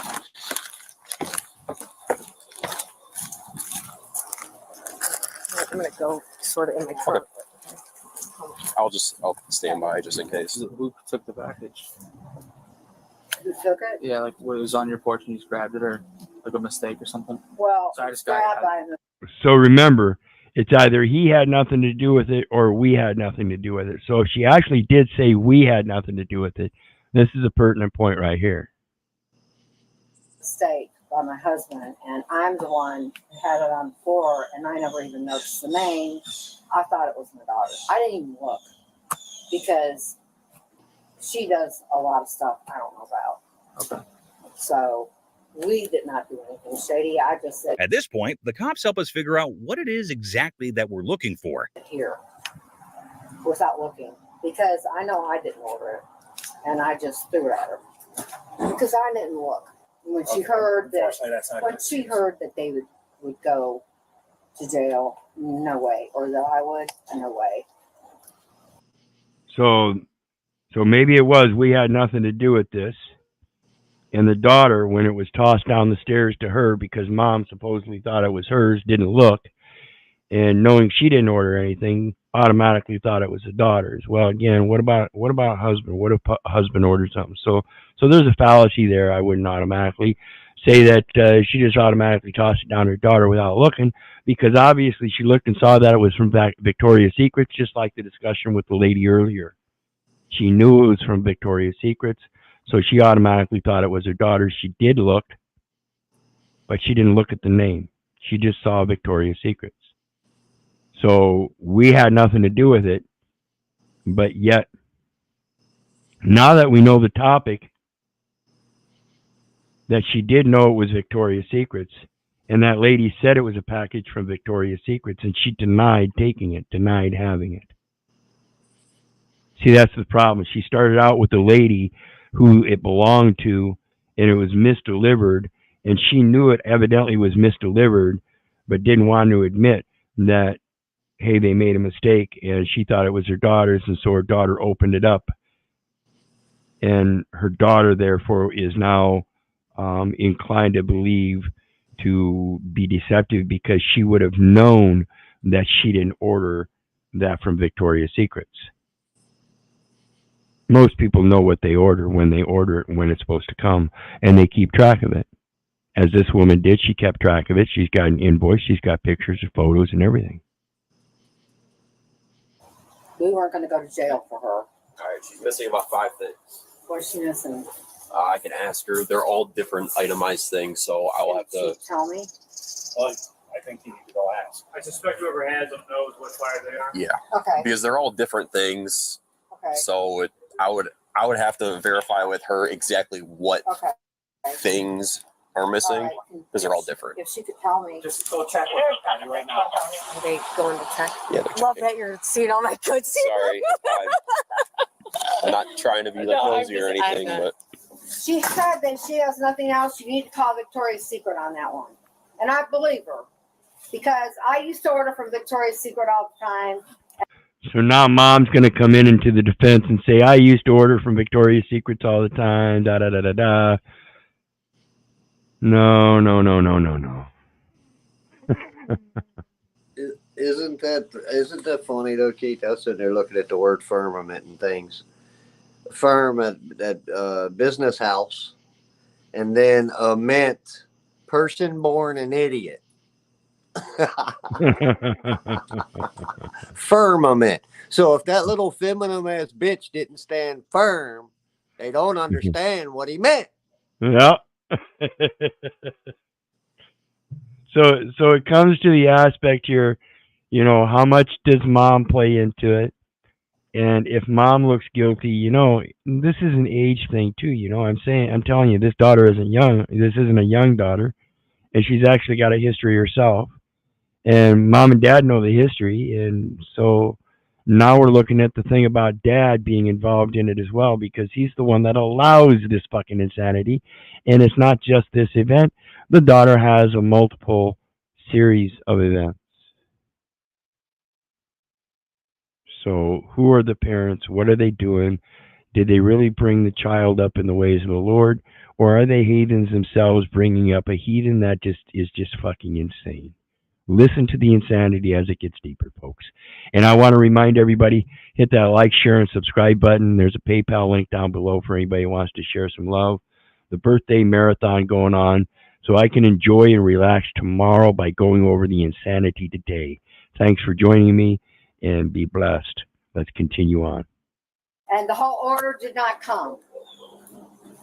Because she needs to check somebody else. She needs to check with them. I used to order Googles and he would give this all. So that's what you think is most reasonable? Yeah. That's what makes the most sense to you right now? Yeah, it does. So if she used to order from Victoria's Secrets, I'll give her that. Let's say she used to order from them.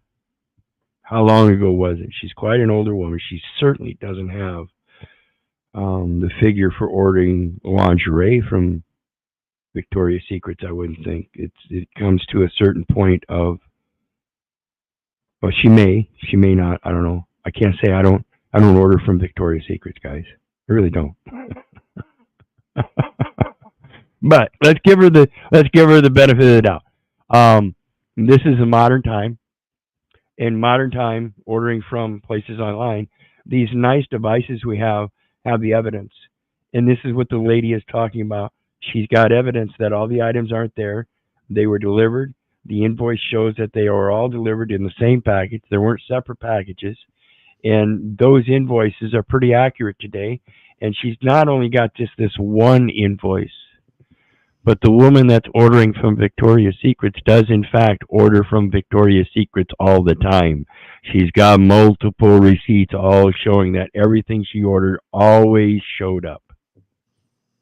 Does Victoria's Secrets have a granny panties section? Evidently, they've got a one-size-fits-all, because I don't know about this daughter, but this, whoever's wearing his underwear, is she the same size as the lady that ordered it, or what? You know what I mean? Come on. She was scared. She didn't steal it. No. I mean, 10A was separate. We're going through all No, this. I told her. Send it. Yeah. Yeah, but she's got the itemized receipt on her phone and in the package. Okay. She's got the itemized receipt on her phone and from the actual inside the package, and there should be 15 things in there. I understand that, but I have actually been sent. It doesn't matter. What they're going by what? Okay, I know that. Megan said that she didn't have it. Okay, let's talk to Megan. Where's Megan at? Why are we? If it's Victoria's Secret items, I'm ruling out the dad. So now I think it's down to 2. Talking to you. Okay, and Dad did stand up slightly there. But again, it takes much more of a man to say, listen, it's time to put an end to this. But he didn't earlier. And as we see, he didn't hear. He's going ahead and going in to get the daughter. Going to bring the daughter out. That part he is going to do. He's come to that same conclusion. Mom needs to shut up. That doesn't matter. Let's go get her and find out what she says. Okay? It's time to put an end to the insanity, Mom. Quit sticking up for your insane daughter. And Dad needs to put his foot down and kick them both the fuck out. In my opinion, of course. And again, if you want to call me a misogynist, go right the fuck ahead. If the man really wants to set his house in order, he will set it in order first by letting them know it's his house. And if they want back in, they have to show their faith. Is Megan at all? Put that up. Get Megan out here. Megan, get out here. What are you doing? This is stupid. Megan. Order something, bracelet from Nordstrom. So there's like a slip in the bag that has. Yes, 15 things in total. They're all different things, so it's not like one thing is listed as quantity 1 or 2. Here's what we're gonna do. We're gonna give her one chance to get those other items. If not, we're hooking her up and bringing her in. I'm not playing these games. That's all that she said. Okay, did you hear in there? Did you hear in there? We're going to give him this one chance. No, you've already given him several chances, guys. That's why they go ahead and continue playing these games. They think you're going to keep giving them chances. It's time to understand the law, put your foot down, and no more chances. It's not a game of chance. It's a game of consequence. Victoria's had missed 7 items of my stuff. All right, what's your name? Megan. All right, Megan. You have one chance to get the stuff. You have 5 items still missing.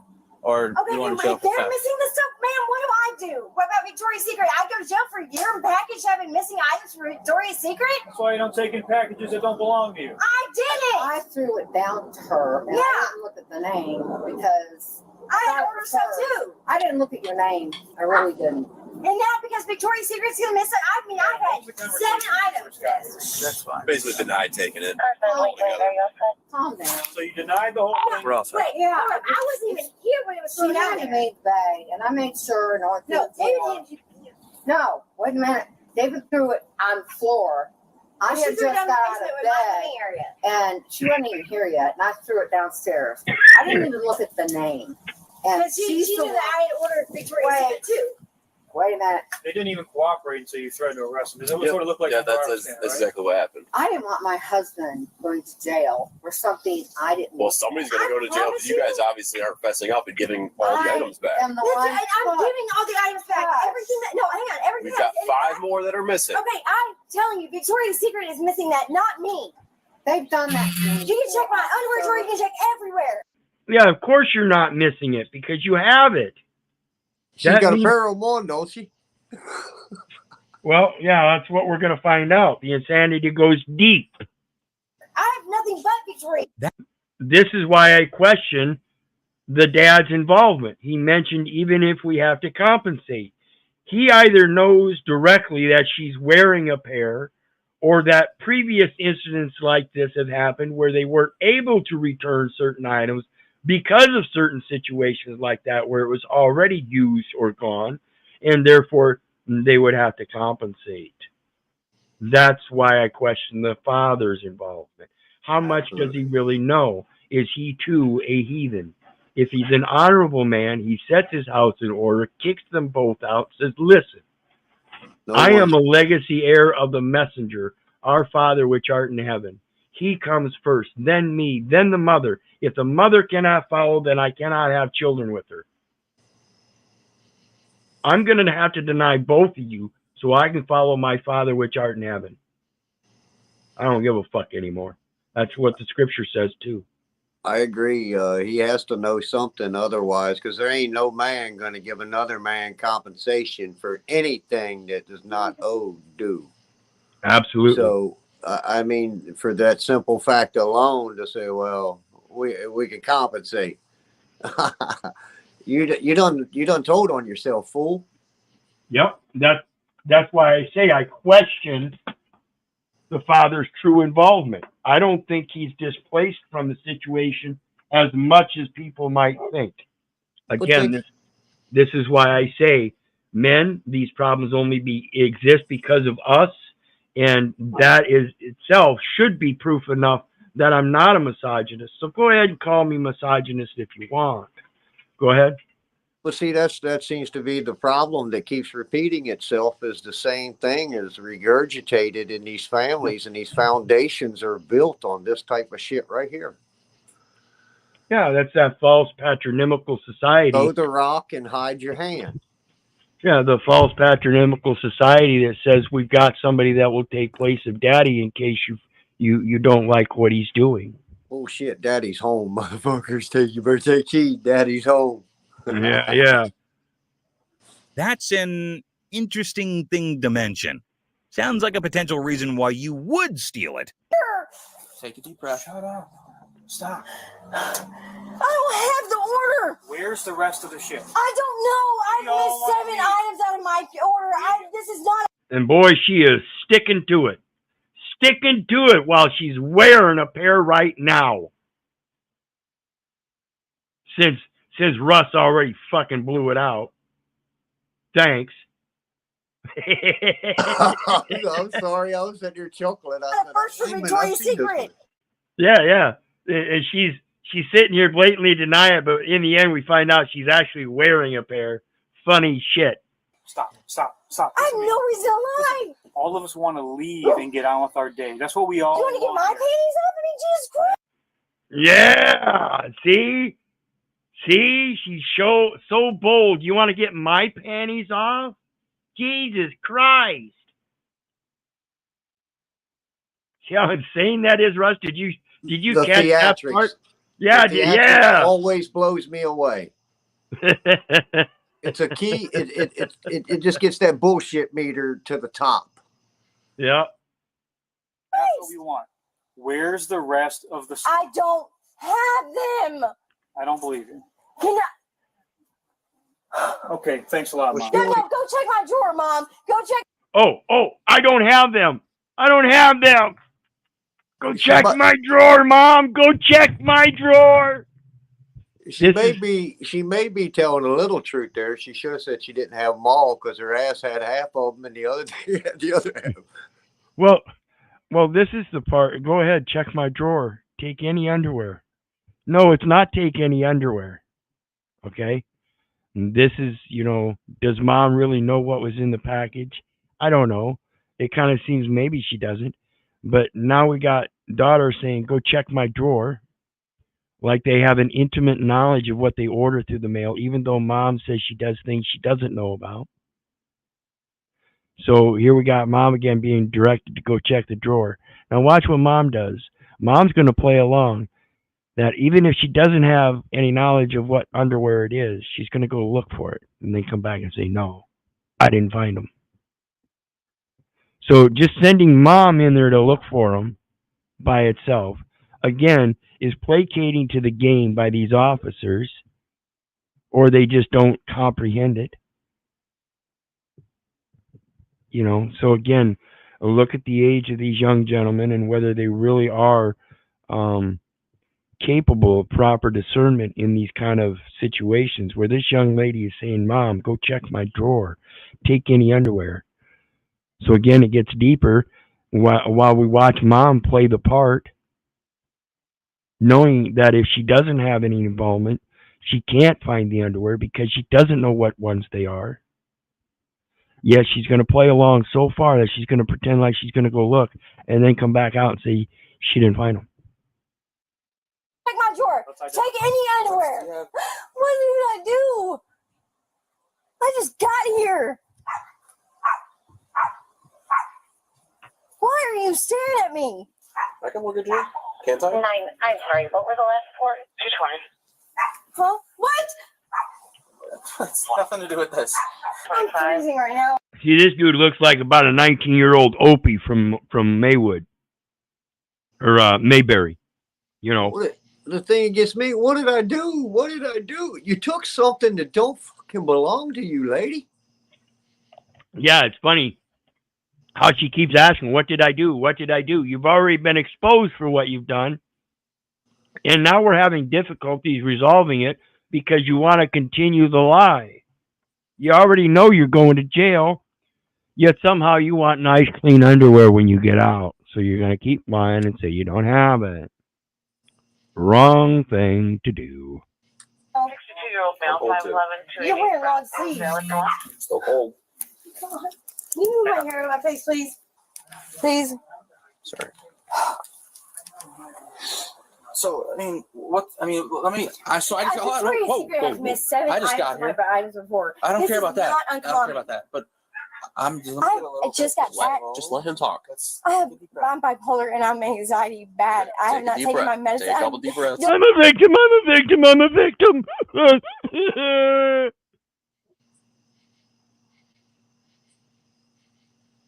Sickening. You look bad, women. You look weak and disgusting. That's the most horrific part of it. If they just knew how disgusting they really look, I think they'd probably change their attitudes a little. And you want a man. I think any reasonable man, even if he's not honorable himself, won't take you. Nope. Don't want to be in handcuffs. Please, I'll be calm. Okay. Please. We were past that.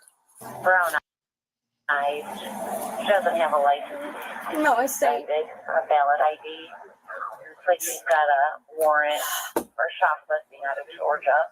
It's out of the pickup. They don't want it. It's out of the They pickup. don't want you to relax. 10-4. It's out of the pickup. All They right. don't want you. Are you going to be, don't scream. I swear, if you take these handcuffs off, I'll be cooperative. I gotta hand it to the cops. Clearly, the cuffs had an effect on her. Can you please take them off? I'll be cooperative. Just don't paw on them. Here, Can these please be taken off? This is just ridiculous. relax, just like.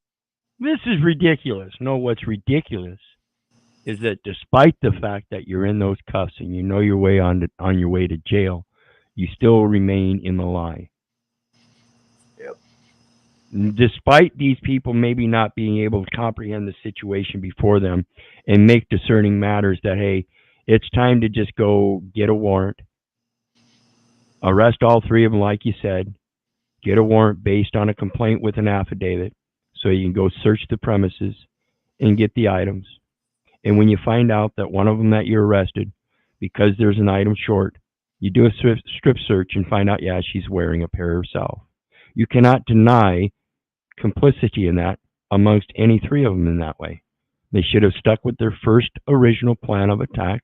And this is what I assert to people otherwise. When you find a fault, go at it, stick with it, and do not back off. It is a fault. In this situation, like they said, they were in a perfect position to go ahead and arrest all three of them. They knew the property was in the house. They all admitted to it. The lady admitted to it when she discussed it with the victim and said it was a Victoria's Secrets package. That meant she had knowledge of it. And now they're all three playing along. Guess what? Set thine house in order. Daddy, you're just as guilty. You want to keep allowing this shit to happen, you go ahead. When we release you, you go back to that house. You go ahead and welcome them back in, and I guarantee you we'll be back at your door. Like that, you'll be fine. I cannot relax with it. You know what kind of experience I've had? Okay, I know. My what it's like whole to be in a life. house. Just relax. We're just trying to get things figured out. Victim, victim, victim. Victim, victim, victim.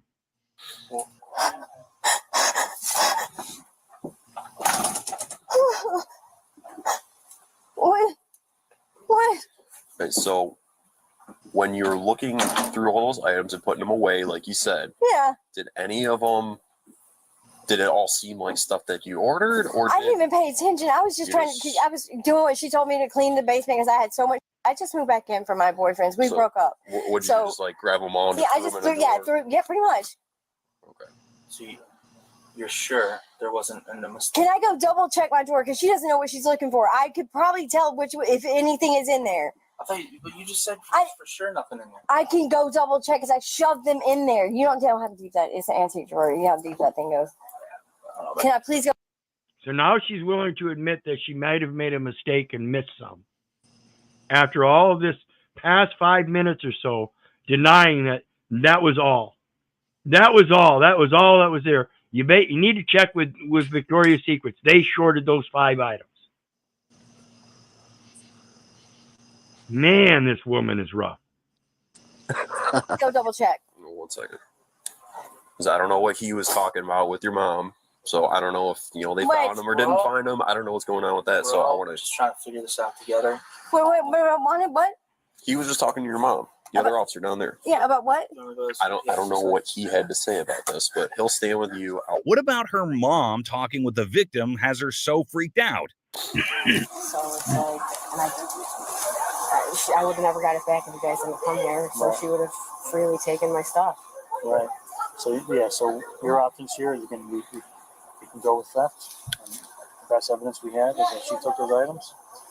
Or if you think you've got most of it, you could reach out to Victoria's Secret, explain the situation, and if they would replace it. I have no idea if they would do that or whatever. But I'm just I'm in your shoes, those are my 2 directions I can go. You just got to tell us what you want to do so we know what to do next. And I'm conscious too because this girl is trouble. My question to you is, do you order stuff from Victoria's Secret frequently? Yeah, I mean, yeah. How often do you have problems with them not fulfilling the order? Okay. Never. I mean, I'm an avid online shopper, so you don't. Usually, there's not stuff missing, so that's why that's why I said to her, one thing missing, I can kind of understand 1 thing missing, but 5, come on. Right. I mean, they're a pretty legit company, so exactly. They have checks and balances, so yeah. I mean, I think that she took my stuff and that she was going to keep it. Obviously, I mean, I said I'm going to call the cops, and there's no way that you open up. And this is where I want to mention the aspect of, that girl Megan, I'm pretty conscious of the things that are purchased online when it comes to me and my companion. Keep track of that stuff. That's why we use tracking numbers, and sometimes, depending on what we're buying, is a insurance provided, things like this. And so when it comes to these online purchases, if Megan really was a good purchaser, it would go to the aspect that she would know what she purchased, when it's coming, and because she tracked it. Most people that purchase online do the tracking. I mean, when we get down to the reason and logic of it, most of the time, and again, I admit there are people that like will do these things. I admit there are times when people like Megan will do these things that's not the natural course.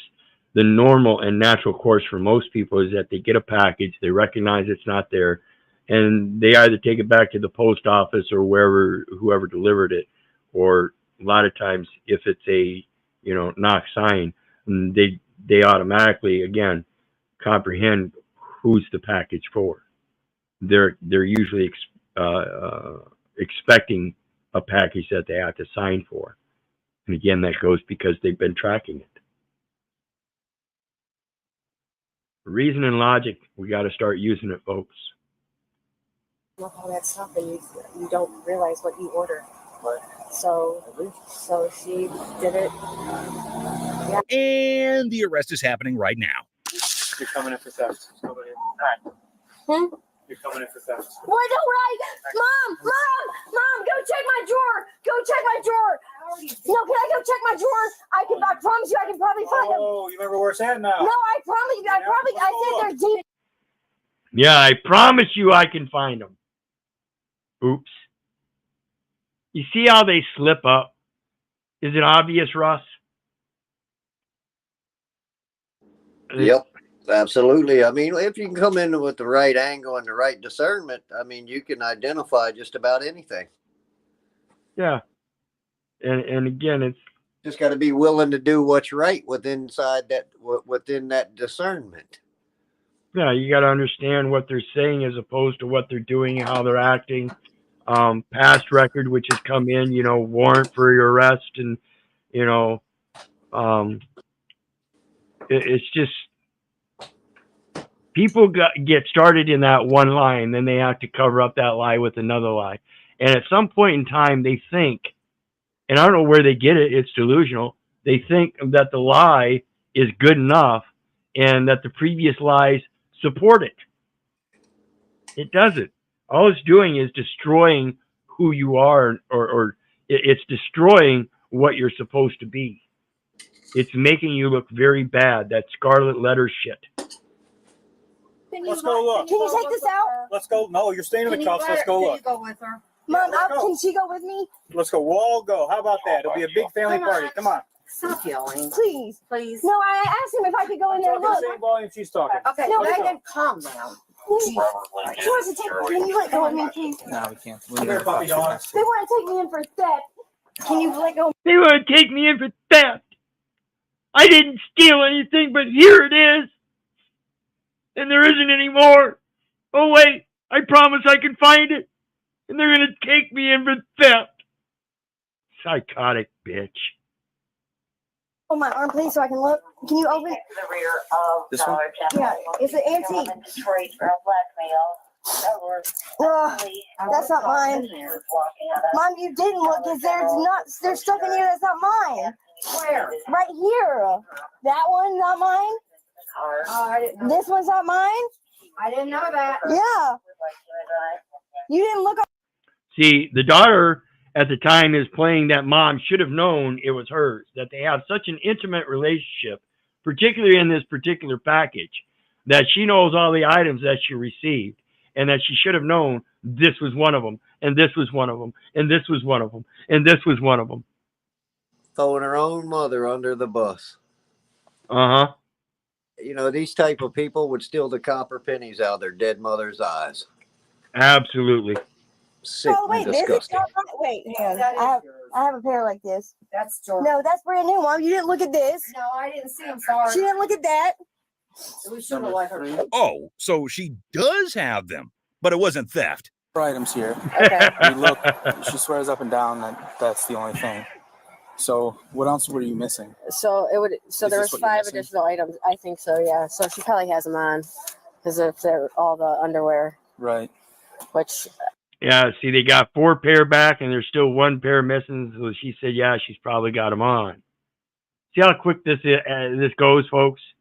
See, now we understand why Daddy said, even if we have to compensate.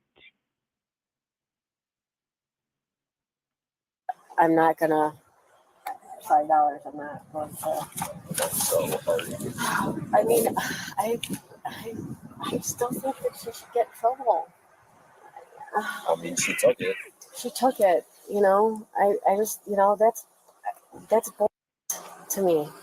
People, that's a lot of money that she was just gonna take, and there's no way you could just.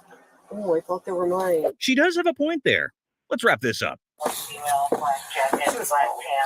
All right, so she still wants to desire prosecution for the 1 item that's missing. Are you kidding me? I don't have it. Listen. The thing is, we had to go through all of this just to even get the package I back. told her where to check. No, I told her where to check. No, don't take me in. No, wait. What if we? No, What don't let go.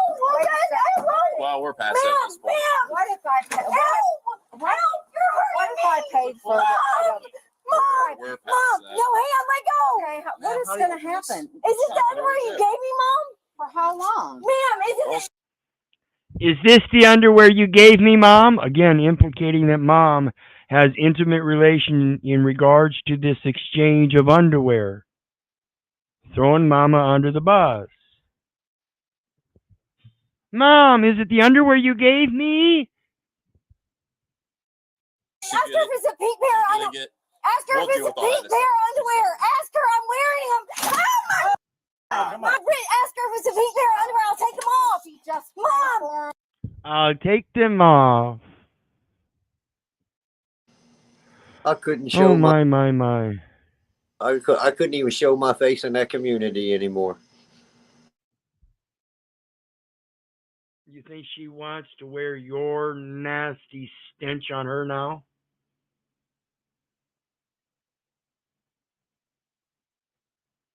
No. No, Mom, you gave me a pink pair of underwear. Does that come in the package? Did it? Yeah. Yeah, it did. Okay, and Mom just admitted, let me make it clear. Now Mom has admitted she did have intimate relations in regards to that exchange, because she just admitted that those underwear came out of that package. Therefore, Mom did know it was a Victoria's Secrets package, and she did have involvement with unloading its cargo. The bitch lied the whole time to cover up an act her and her daughter were both involved in, and either Dad knew about it or didn't give a rat's ass or was blind to it, and I don't care what. Well, when we even dive into that a little deeper, look at the mentality that these fathers have, say, let go on in their own house, and their children is a representation of their actions and teachings. So this cycle just keeps repeating itself until someone has to take charge in the family to change and break that generational curse in these teachings. Yeah, and the only way you can do that, folks, is the guides. It's your job. You're the ones that failed. We're the ones that failed. Set thine house in order. God first, then the man, then the woman, and then the children. You have a successful union along that chain, and you end up with children. And those children will continue that chain. And in those generations, they will all remember their forefathers, not necessarily by name, but by the embedding of the moral principles of our nature to procreate in prosperity and abundance. And that means we have to do so peacefully amongst each other. Wouldn't you agree, Keith, that the old man there, the father, he shouldn't have stood firm there. He should have stood frank and been bold in his teachings of not saying compensate, not to compensate. You know, that firm, that's a word that's I don't think it belongs in leadership, because I think the role of leadership is to move us forward, and we shouldn't be firm in that progression. Well, and that's what Jesse Lee Peterson's going to get into with real men are conservatives and not liberals. So let's take a look at that one.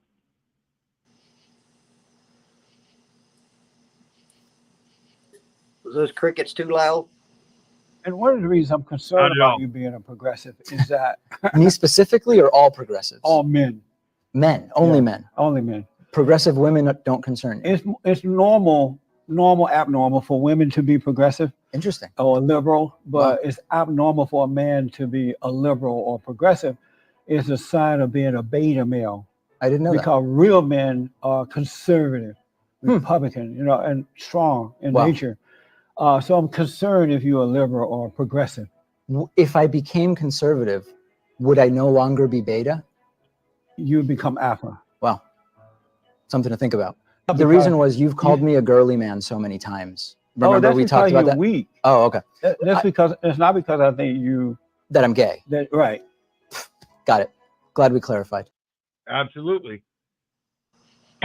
It's not because anybody would think that you're a woman or that you're gay, but the character traits protrude more than the masculine character traits. And this goes to testosterone, pheromones. Men get turned off by other men because we can sense those pheromones. It's not just limited to sexual relationships with women, but also the inherent availability of being able to tell if that man is a beta cuck through smell.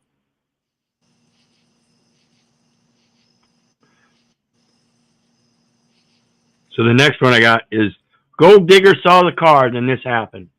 And this is the way we have to react or behave in our life when we, and we don't have to do it through this popularity scheme of wealth and riches, but in our true searching for a woman of our own nature in that.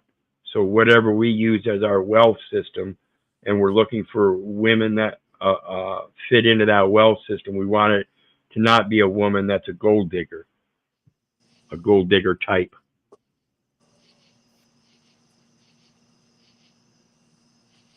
That's a nice car, huh? And what car is this? Is yours?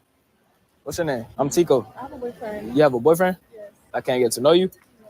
Where your boyfriend at? This is his car? No. Man, I ain't trying to bother your pictures. You look good and stuff. That's why I came over here. No problem. Wait. You just trying to talk to me. And catching gold diggers and shit like that. Feel me?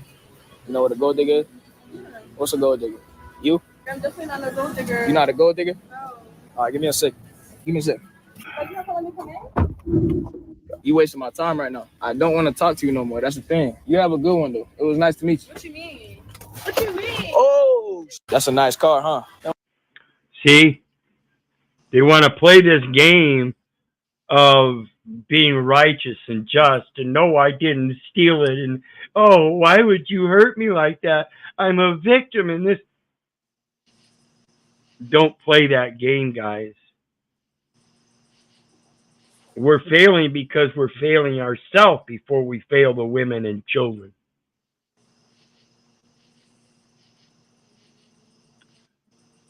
Let's see here. It says dog stops criminals. Dog stops criminals. Let's see why I posted this. I can't remember When why. two thieves pulled up and parked alongside a house, they really thought they had formulated the perfect plan. With caution, they exited the car and quietly walked towards the house. One of the two begins climbing over the fence with the help of his partner and slips inside, waiting quietly for his partner to retrieve their prized target, a helpless litter of puppies. Upon entering the door, the dog immediately goes to sniff out what's going on. The dog, determined to protect his home, growled and barked, threatening him to back away as soon as he saw him, but the thief seized this opportunity to grab the dog, with plans to steal him as well. His partner quickly rushed to aid him, struggling to open the door from the opposite side to help them make a quick getaway. Just as they both struggle to drag the dog, the homeowner rushes out, and a struggle ensues after she tries to grab him and keep them from loading him in the car. But when the second homeowner came out, the thieves quickly retreated, jumping back into their car and hastily reversing. The old boy's got a shotgun. Old boy's got a shotgun. These dogs, they're part of the family. We have to learn how to train them to help protect us. The woman's doing a good job going to the dog while the man's coming out with the gun. Now this other guy's still on the ground. Knowing they'd messed with the wrong house. When two thieves pulled... I wonder what happened to him. I wish I knew the ending to that.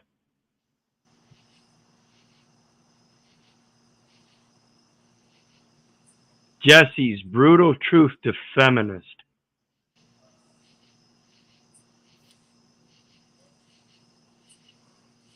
Well, I think instead of having common sense, women.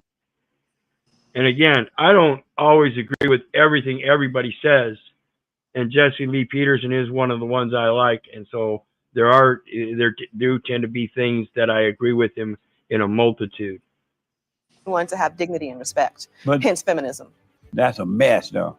No, feminism has given us a sense of who we are and what we can achieve in the world. The feminism has caused women to be old and lonely and lost. I don't think feminism is causing women to age specifically. Meaning that they'll get. Meaning that we're hearing it more often that I'm a woman and I don't need a man. I don't need no man. Well, you don't need no man, and if you don't need no man, you ain't gonna want no man. Because the man you want is always gonna leave you because you don't need it. Because you're always gonna be willing to find somebody else to fulfill the needs. You see your looping psychopathy? And it old with no husband, no children, and they regret it that I had the little career. So once that ego fulfillment is not working, they realize I should have gotten married. I should have had children, but it's too late. Well, you know, it's interesting because I think a growing number of women are realizing that we can either be trad wives, as you've articulated, or we could be single and happy and partying it up with our friends. But that's not life. That's just a Single and happy and partying up in life. That's that hedonistic thing I was talking about. And whether they have children or not, it's most likely that there will be less children if they don't have that sex. But we know that that doesn't happen when you're enjoying life, being happy, and partying it up.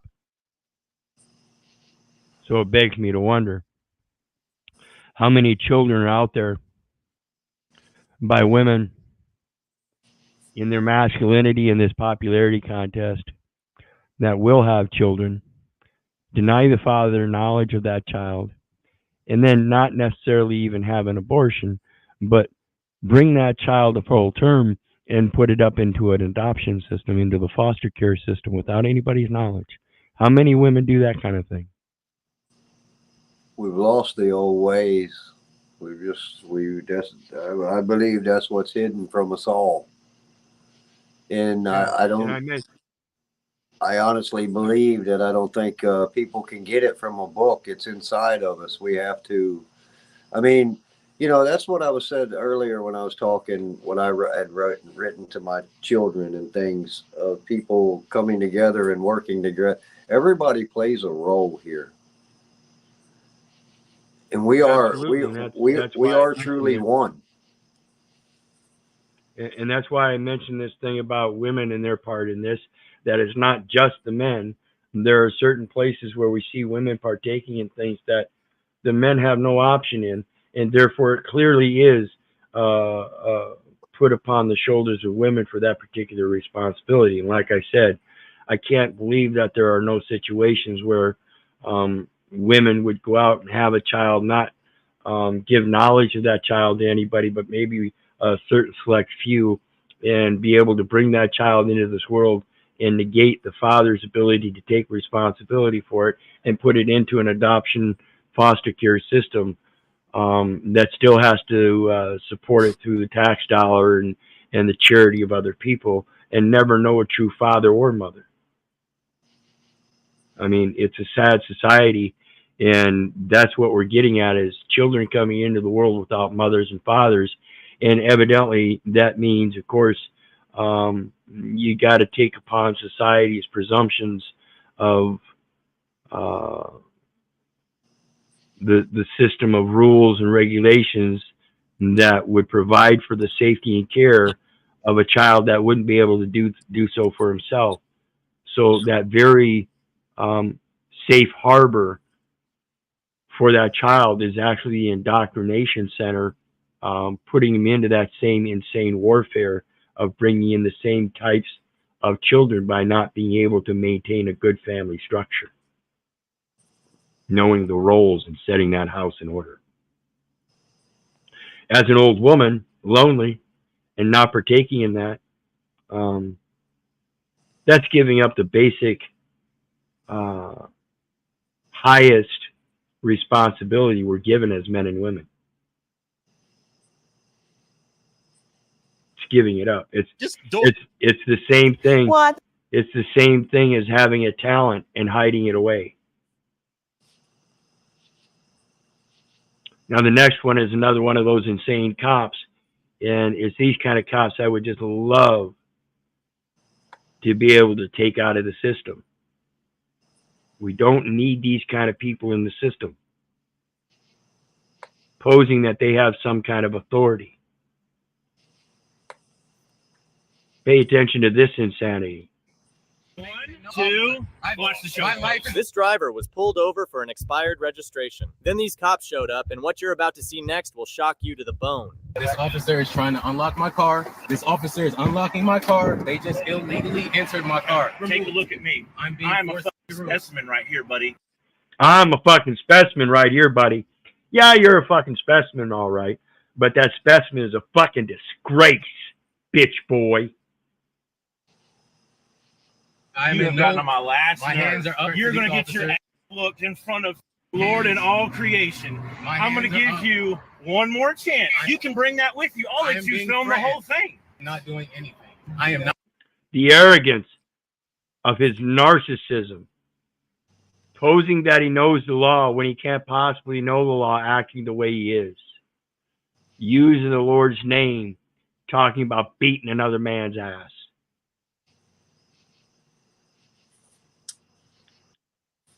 Fine That's specimen, huh? Yeah, that's the fine specimen we're looking at with hypocrisy and blasphemy. That's what this society calls the cream of the crop. They've rose to the top. Yep. Yeah. Not resisting. I have just been threatened by a law officer. I'm giving you to the count of 3. Come on, my seatbelt is being arrested. Sir, please do not touch me. See, that's where we're coming to a disagreement. It's not about. I'm giving you to the count of 3. I'm not touching this off by my head. I'm being threatened. I'm giving you to the count of 3. 1, 2, watch the show. My life is in danger. My life is in danger. I am not resisting. Please get off my neck. So he sued. I'm not resisting. Please get off of my neck. Soon as they removed him, they went to his neck.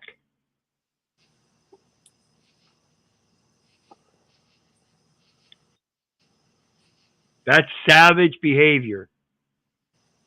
We do not need these kind of people in the position of authority doing these kinds of things. Sued and settled for $20,000, and the cop was fired. That should be on the Brady record, and he should never be hired again. He should never be certified as a police officer again, ever. Let's see, what is this one? If I ever hear you. Yeah. Paw putting the boy in his place. Okay? This is grandpa putting grandson in his place because daddy ain't around and he thinks he has authority over mom. Set thine house in order. So when he set his house in order and his daughter's in that house,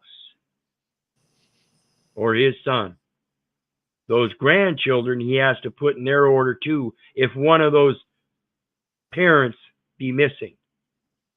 Once you set thine house in order, you got to keep it in order. So as the patriarch of the family political political body, if the man is out of the home, he has to be the man to the man's son. So grandpa has to be the father. This is why it's about the message, and that we're not supposed to pay tribute to the earthly father, for there but one Father which art in heaven, and we are all to pass his message. If they can't ever tell me anything, like you gave him some respect, you know what I'm gonna do? You know what I'm gonna do to you? Huh? Well, I'm gonna whoop that butt. You understand me?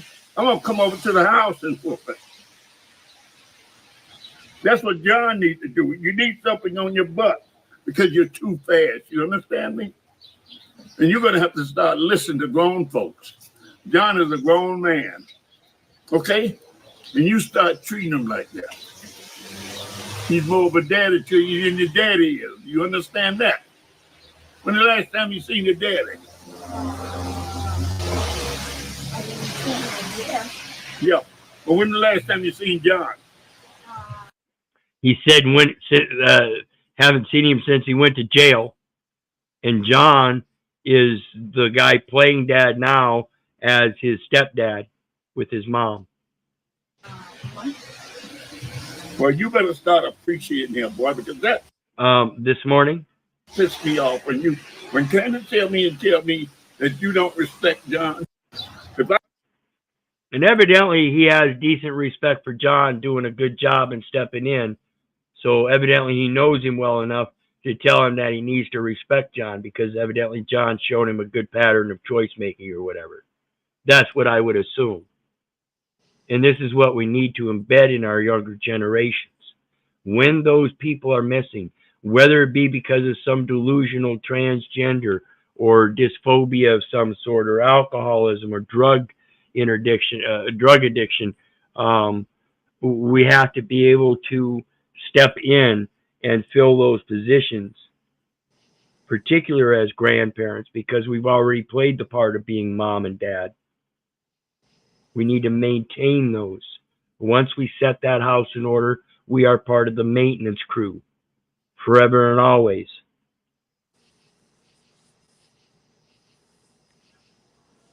And here's the idiocy of women that don't need men in a world made by men.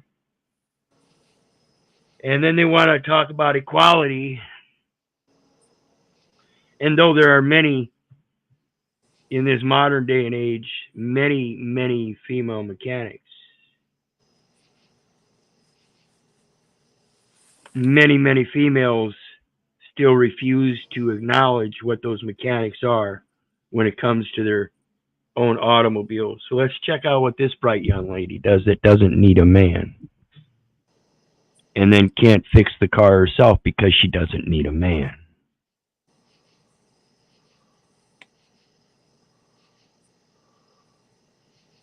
Yeah. Where do I put it? On the ground? Who needs a man? Not me, baby. Not me. Who needs a man? Not me, baby. Not me. As she's pouring windshield wiper fluid in the oil reserve, or oil chamber, oil neck. there's a neck that goes down to the pan. And she's putting all this fluid in there that's not supposed to go in there. So who needs a man when she's traveling down the road with all this fluid in there that's not supposed to be in there? And all of a sudden the car dies. Is she going to go to a female mechanic? Say, hey man, I got a problem. I'm a woman and I don't need a man, so I came to you. So can we keep this hush-hush from the men?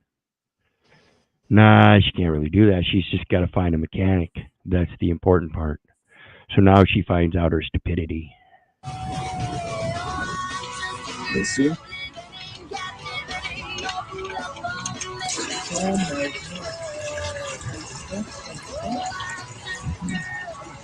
There's no oil. No, that is not oil.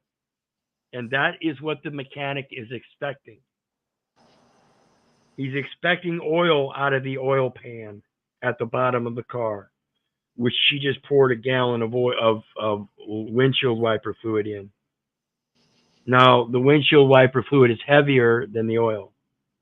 This is much like water is heavier than oil, and that's why we see oil floating on the surface of the ocean when a tanker crashes and spills the oil.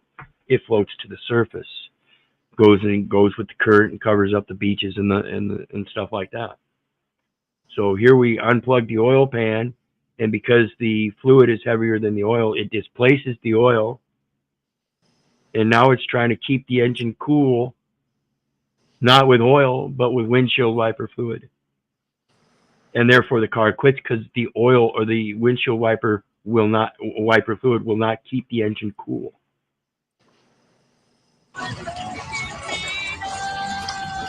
Now oil is coming, you see? Yeah.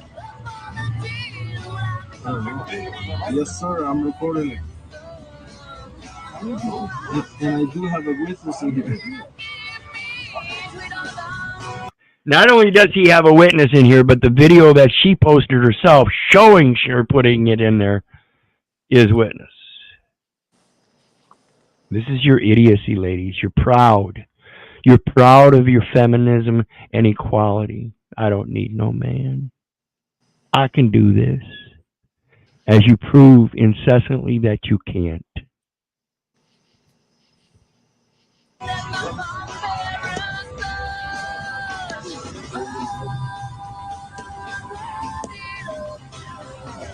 Somebody put windshield washer or something? Something like that. So the car was getting... Right there, that's the oil cap where she pulled all the gunk out of and was supposed to pour oil, not windshield wiper fluid.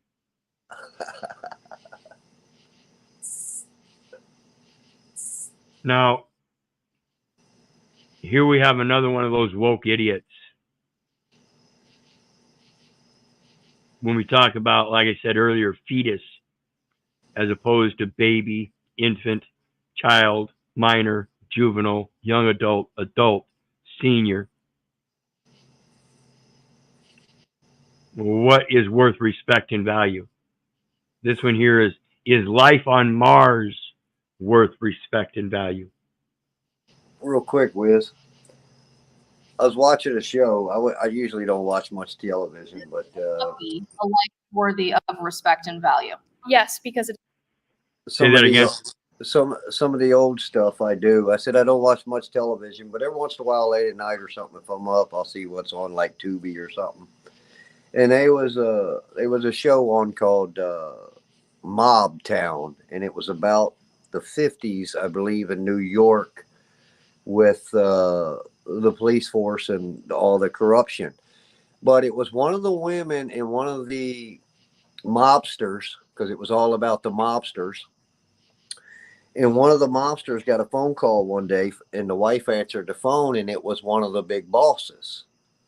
And so she told him, and he comes to the phone and everything, and she's all excited because she's a cook, and she just wants to cook for all of these big bosses.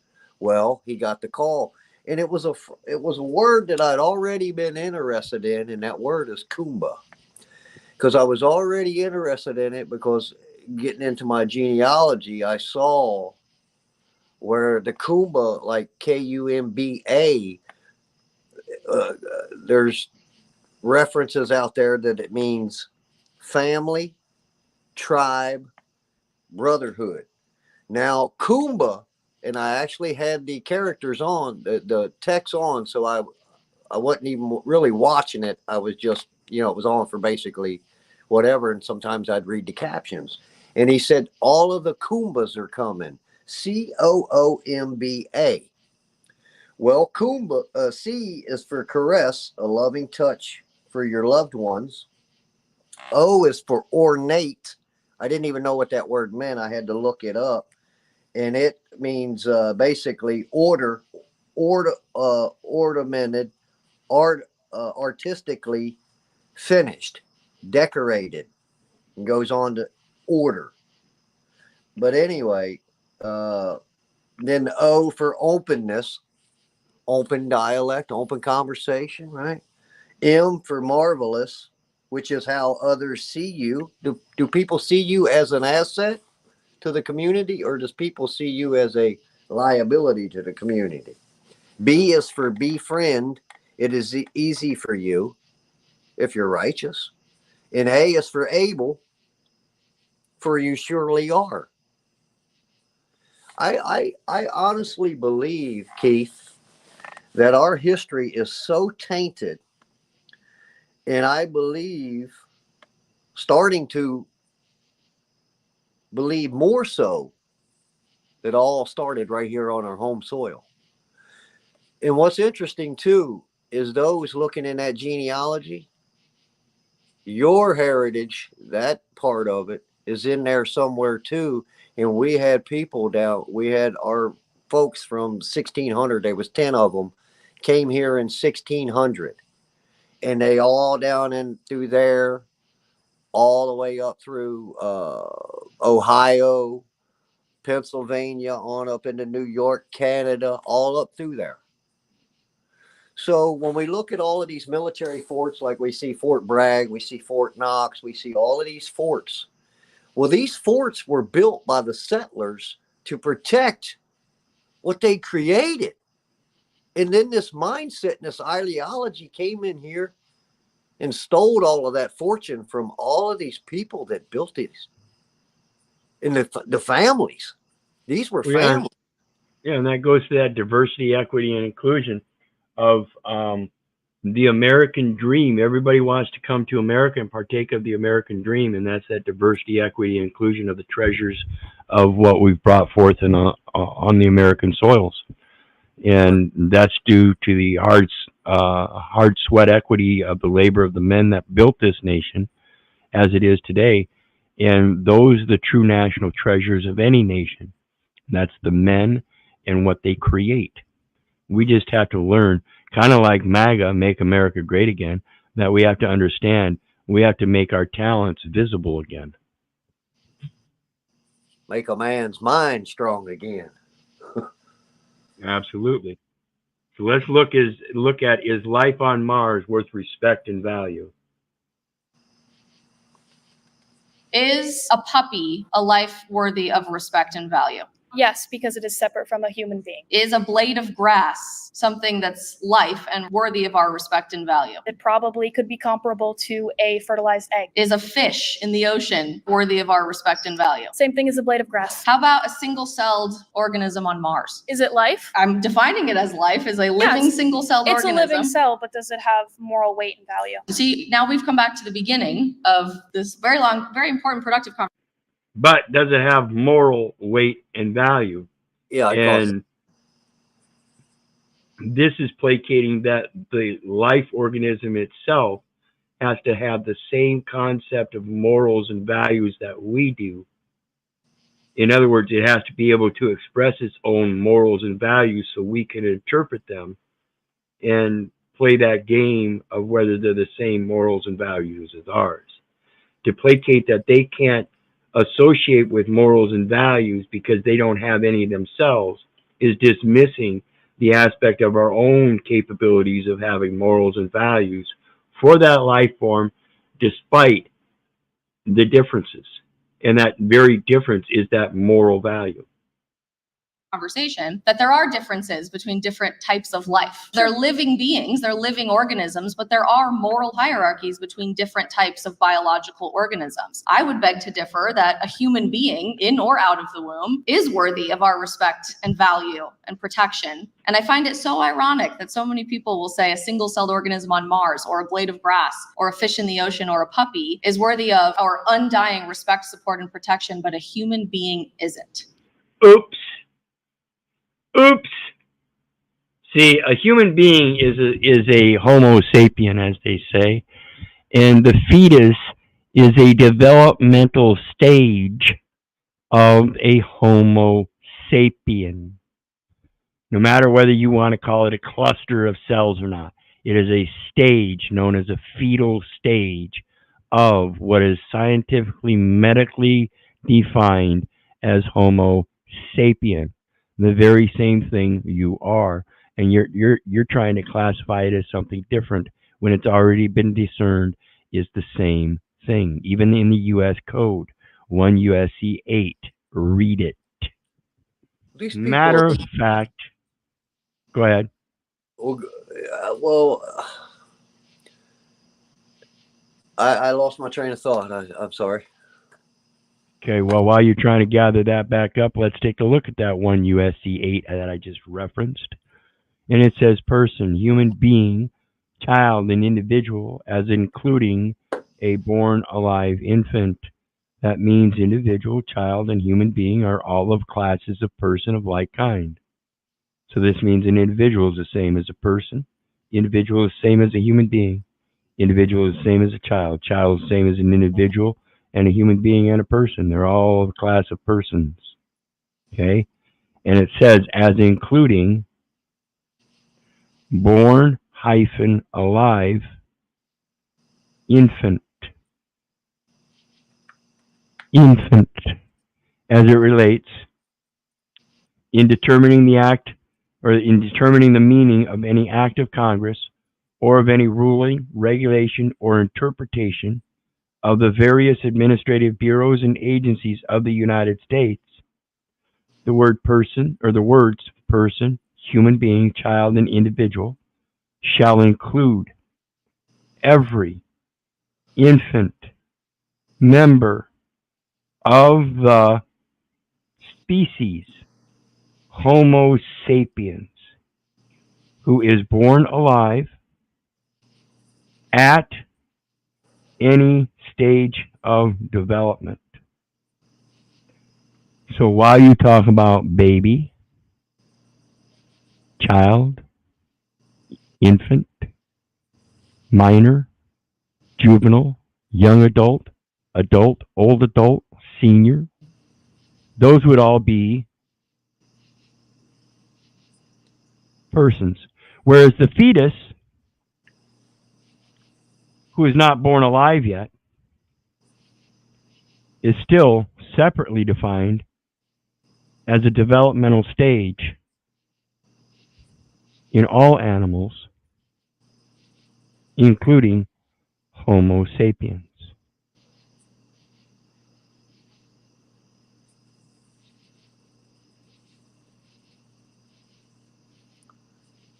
Keith. Am I still here?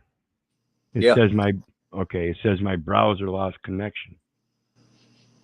You know, one thing I saw, not to change it up again, on that, when I was looking into that genealogy, and I said that word Kumba was attached into it, and you see that logo and my icon there, how it looks like that little train. If you notice, those are musical notes.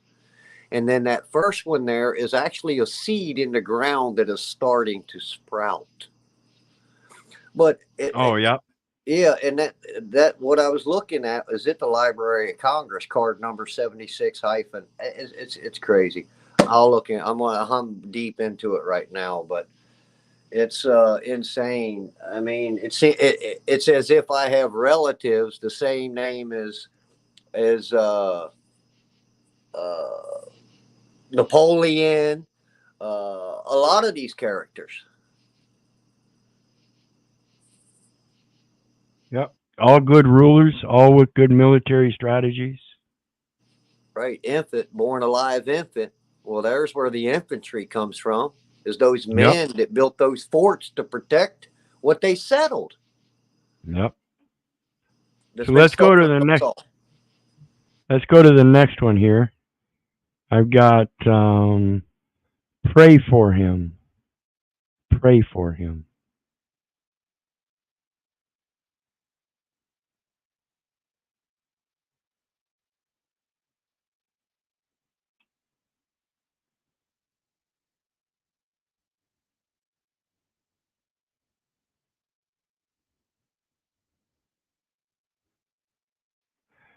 I brought this one in because I think technology is amazing in helping us understand communication, especially when it comes to hearing.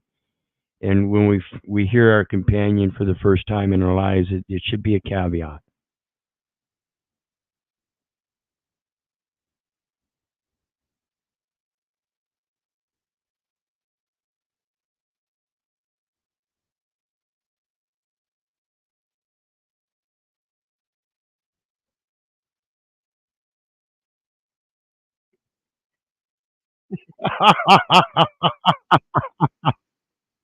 I didn't hear anything.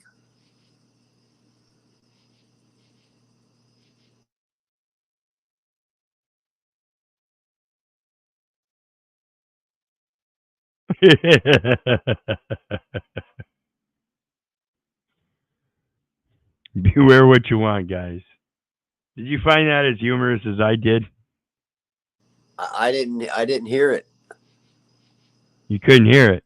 Don't No. tell me that. Yeah, I couldn't. I come on and said that once I heard you laugh, and I was like, wait a minute, he's playing something. Well, let me try this again. Let me refresh. I'll be right back, folks. And we'll take a peek at that again because I want you to hear this one. This one's good.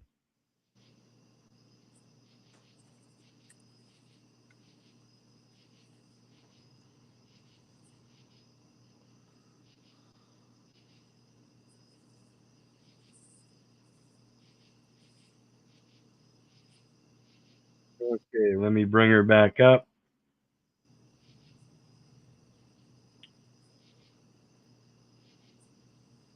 This is pray for him. Gets his hearing back. He gets his hearing back. Let's look. Can you hear me? Yeah. Can you hear the sound of your own voice? Yeah. Oh, baby. You can hear that? Yes. All right. So much, we're so excited. Thanksgiving's in 2 days, and I can call you on your cell phone now, baby, and you can talk to my dad about his Whoa, are you okay? Is that too loud? No, not too loud. The boy that's annoying. You don't hear that? I have to hear this forever. Oh, there we go again, Doc. You know why this guy's smiling? Because he's probably dead, but he can't hear his wife's voice. Doc, please take it off. Help me, please. Relax. This is a celebration. Trust me, from one married man to another, you'll get used to it. I don't believe any word that came out of your mouth. I just had to break up the monotony, throw a little humor in there. Again, if you want to call me a misogynist, go ahead. I don't give a rat's ass. So let's take a look at the next one. We've got a black father teaches daughters to be gold diggers. So this is part of the problem. Again, men, it's your fault. If you're bringing your children, your daughters up to be gold diggers, and your sons to be growing up to be pimps, you know, there's something wrong. And it's not the children, it's you. If you're not going to be a priest unto me, I have to deny you. If you're not going to be a priest unto me to your children, I must deny your children too. This is Hosea 4:6. My people are destroyed for lack of knowledge. And knowledge is passed on by the parents.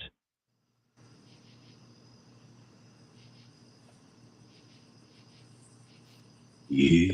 You ever heard the word INANIA, NOMINA?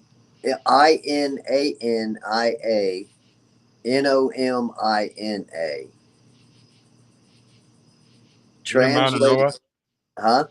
Manamoa? I guess because on that when I was looking at that Kumba thing with the Library of Congress, it has a saying on it: if any do vaunt of their names, let them look to it, least they have in nomania or whatever, which translates to empty names or vain names. Yep, they have nothing. You cannot make this shit up. Yep, they have nothing. So let's take a look at this. This is from the Hodge twins again. Ask Hodge twins. Millionaire teaches daughter never to go 50-50 with no man. This is why you fail. You think money is the object. Okay? As a man, you get all this money and wealth, and then you teach your daughter it's all about the wealth. No. You don't get the wealth until you earn the respect, and you don't get the respect until you do the work. This goes for both men and women. What is this? All right, so it's his father, right? You look like you a good father. You look like you're doing good. You got a big ass house. You got 2 staircases. Look, millionaire teaches his daughter never to go 50-50 with no man. Like future. No go 50. And I remind you, folks, the link is down there for anybody who wants to come join the panel, voice your opinion. Of course, there's a PayPal link in the details section for anybody who wants to share some love. All is appreciated. It's a birthday marathon. I got a birthday coming up tomorrow, so we're going to get the insanity out of my system today. Hit that like, share, and subscribe button as well, and join others in to join the panel as well if you can. It's open topics. We're just going through a bunch of insane videos and getting some commentary. 50-50. I thought it's supposed to be 50-50. Well, let's listen to what he got to say. All right, I get a Negro a shot. This is my 14-year-old daughter, Mari. When you start dating, what he gonna have to do? Work for my dad. Are you splitting 50-50 with anybody? No. Why? Because you don't.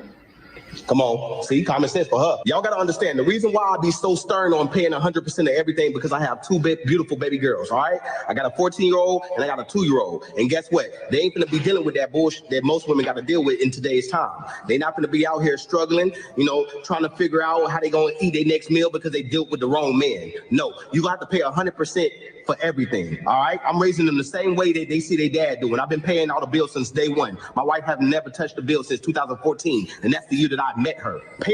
But for a traditional family, that's keeping the children within their respective boundaries and not sending them out on the world to be these executives or start running their own business and say, I don't need a man. Okay? And then, of course, the obverse perspective would be to have a man, and if they have all that other income and everything, forcing the man, if he wants to be with them, to pay all the bills and everything, and that's not a relationship. See, a relationship is developmental and not demanding. If you want to claim that you don't need no man, then you don't sit there and say the man has to pay all the bills and you ain't going to cook him dinner. Or that you're going to cook dinner as long as he provides the food. But when you cook dinner, it's for the children, and he still has to fend for himself because he has to pay all the bills. Or if he wants you to cook dinner for him, then he's got to do the laundry and mow the lawn and fix the roof and do the dishes. And no. There are certain roles that are supposed to be taken upon, and if you dismiss those roles, that's the falling down. That's where you don't have a family structure to even build on, because you refuse that family structure and the roles. Now you're going on a false societal structure. 100% of everything, because if you don't, you are not considered a real man. Stay by yourself until you're able to provide 100%. That's all I'm saying. You can't do that. You don't need to be with nobody. The relationship math is, if you can't take care of yourself, you damn sure can't take care of this person. Stay by yourself and prioritize yourself. That's true, but at the same time, you're sending these children out there, these little girls out there, to find a man of their own age that hasn't been able to do and prepare like that. So you sound like you're contradicting yourself here. Unless you're going to take care of that girl by yourself and pay for everything for her until she can get a man, and make sure that she understands that in getting that man, and he's going to pay for all those bills, she now has certain duties to that man. See, when you're bringing your daughter up to believe in this stuff, you make sure you teach her the opposing values in that valuable relationship. Daughter never go 50-50, really. If he's going to pay all the bills, there's an opposing dynamic to balance things out so that it seems 50-50. That's the perception I have anyway. Go ahead, brother. Well, I think on the 50-50 situation, I think each one of us have an obligation to come in with 100%. So I don't quite understand the 50-50 myself, but well, it's the effective end when you got two people putting in 100%, and the effect is that they both grow in it. They both had half or 50% to do with the effect. Yeah. They each get 50% credit for everything they did, and everything they did would be the 100% they put in at the beginning, and then the end, the effect, the prosperity, the abundance is equally proportioned to both. Yeah. Oops, what did I do there? What did I do there? What did I do? What did I do? Not sure. Hold on, folks. Hold on, folks. I clicked something wrong here.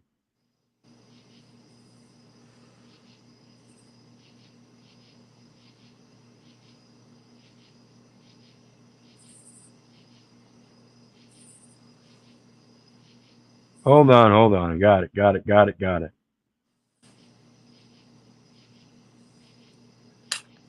Somehow I hit the close button on the screen, on the panel, on the window, excuse me. Prioritize yourself. This is why I firmly believe in 100% of. Yeah, I see where he's going with it. I know, but I take care of my wife 100%. But I mean, that's. I mean, not everybody can do that. That's what I'm saying. Especially when they first start dating. Yeah. She could be start dating when she's 15, 16. He's got to pay for everything. He's just a kid himself. I mean, what's she gonna be dating old dudes? Well, I understand. He's got that old. And see, that's what I say contradicts. They send the little ones out there before they're even adults, and expect them to play this part that they're and taking care of themselves for a number of years, so that they could then afford to take care of the woman also. So that doesn't happen in those kind of situations, and that's the most prevalent situation. So it's kind of infeasible. Mentality. 1 minute in the kitchen. Shut up. What are you gonna say, Chris? Is he talking about with marriage or dating? Like, yeah, he said. I think hating.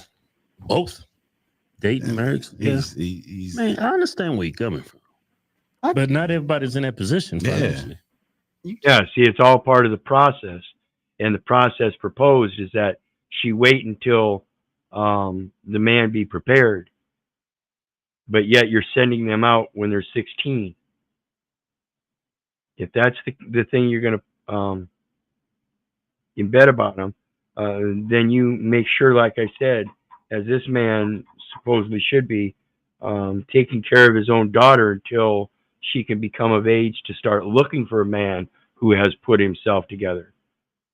So that becomes a point of discernment. How long should it take for a man that you look for, as far as qualities are concerned, to put together his life so he could do so? Would it be 2 years, 4 years, 6 years? You know, what are the qualifications for wealth? I think there's a disparaging displacement in reality as opposed to that dream. See, you women like to dream of that dream husband at the top of the echelon, and you're not going to get it. You're not going to get that equality of the fairy tale that you've been listening to all of your life. is almost imperceivably unreachable.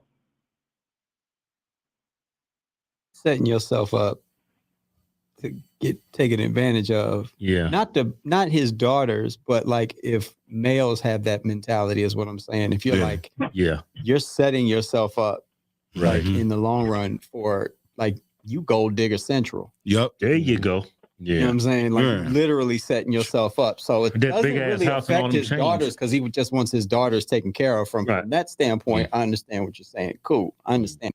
And that's why I was pointing out that 50-50 perspective, that if you're going to be the clout for her and give her all the shelter and pay for everything, there are certain things in return that should be expected in natural course of duties of a woman. If you want equality, that's where it exists. Well, that can also be considered equal consideration, correct? Correct. That's why I say that if you want equality, that's where it would exist, is in your consideration as to whether you want to continue on in that relationship, paying for everything as a man and not getting in return what you think you should be considered to give. Back rubs, whatever, you know, cooking dinner, whatever your thoughts are. And that should be in the courting process. So again, these people shouldn't be going out when they're 16 years old looking for a mate. I agree. It should be a process of preparation, but not just on the man side. What is he teaching his daughter as her obligation of preparation? I think the women back in the 1800s might have got the men somewhat shit-faced and got them in one hell of a predicament, and they couldn't open their mouths from that point on. What do you think happened with Jacob? Jacob wanted one wife. This was after he fled the homeland and went to his uncle's, which was his mother's brothers, and decided that he was going to serve him servitude because he wanted a wife. Well, the wife that he wanted, he got mistaken. He got mistooken. They deceived him in his drunken stupor, and instead of screwing and having intercourse with the woman that he wanted to be his wife, it was her sister. So he had to marry her sister first, and then he could marry the one that he wanted. This was his two wives. And then beyond that, he also had two concubines, which were gifts from his wives.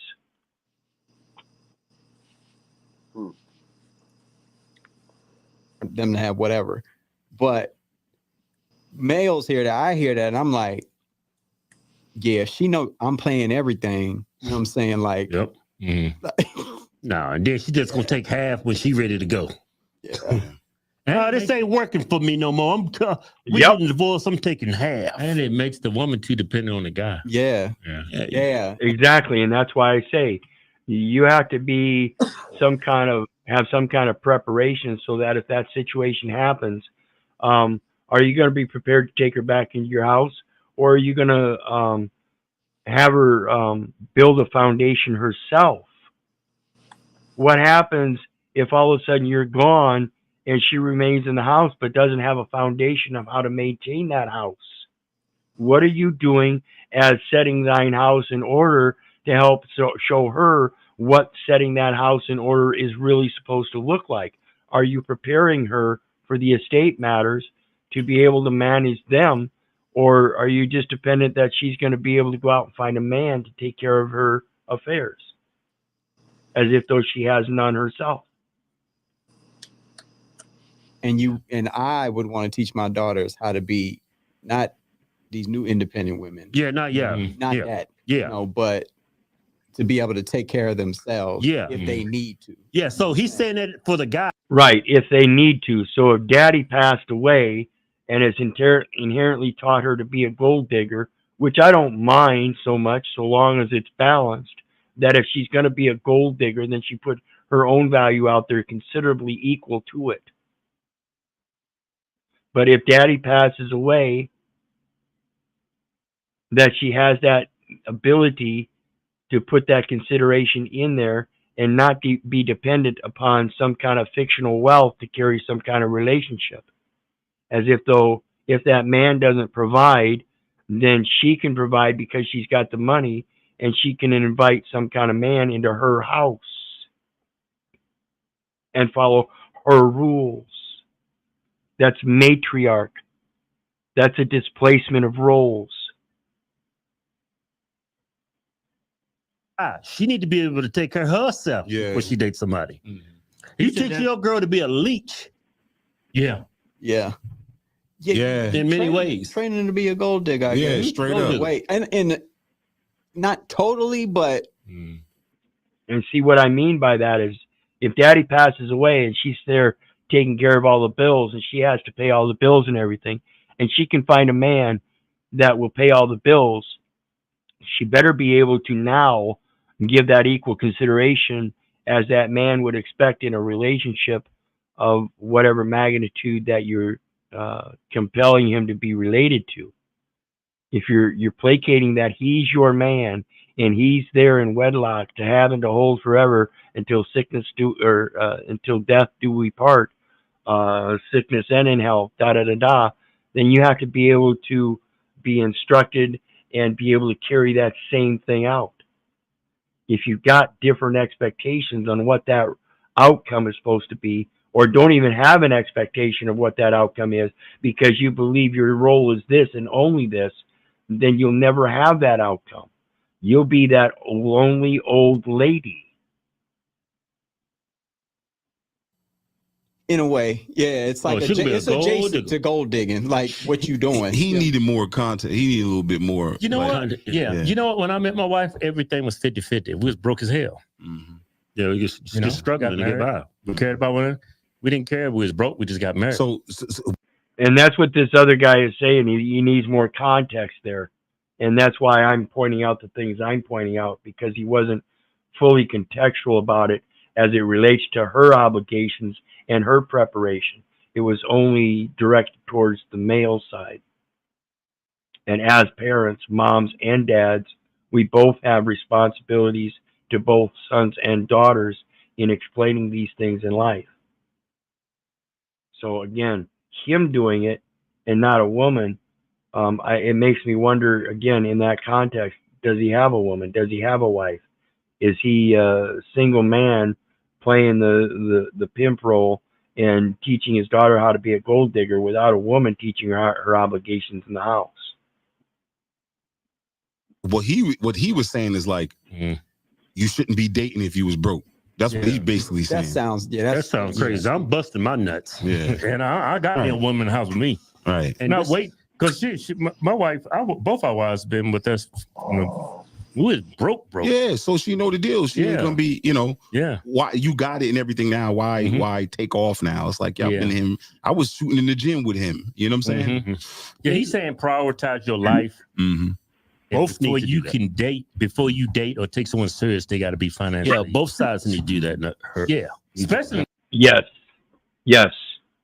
This is why I like these guys. We tend to have the same kind of thoughts and conjectures. Today's economy, how expensive everything, you can't just rely on the male. You have to have two. But some girls, if you tell them like, the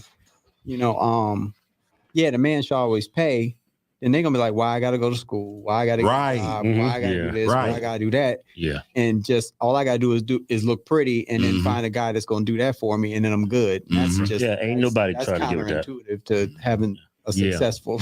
Let's go a little. Let's go a little deeper. Like, where did you get that money to get that at that house? Huh? See that jewelry on it? I know it ain't nothing good. Put him up. He clean though. He got the tinted glass. Yeah, he got his little flea market jewelry on. He got the double staircase.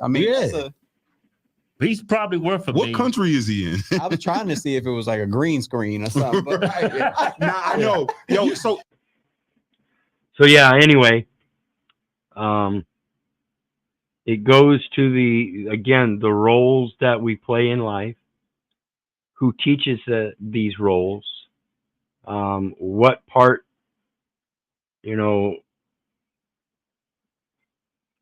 may or may not be displaced in the participation of those roles. Like I say, we send our children to the public education centers, and we have this problem with other people with their ideologies teaching our children, and they end up being more confused than educated.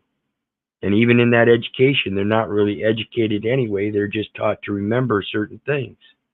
In that remembrance of certain things, the examples given are being given by people under this DEI because of the inclusion for supposed equitable consideration for the diversity of those being included. We have teachers that are being included without being qualified because they need to be included in order to what? Further destroy the developmental education of the very children that you think they're doing a great job. Again, I remind everybody we have a average reading comprehension among the American population of about 7th or 8th grade. We can't possibly have a strong nation in that. No way.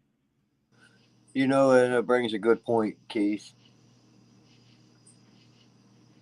See, that's why I do truly believe that everybody does play a role. Go ahead. I'm not a reader, right? I mean, I read, but I'm not one of them. I don't like to read, right? I'll read to verify something, or I'll read about something or something and try to get my clarity. That's that's a role that somebody else has to offer, those talents somebody else has to offer.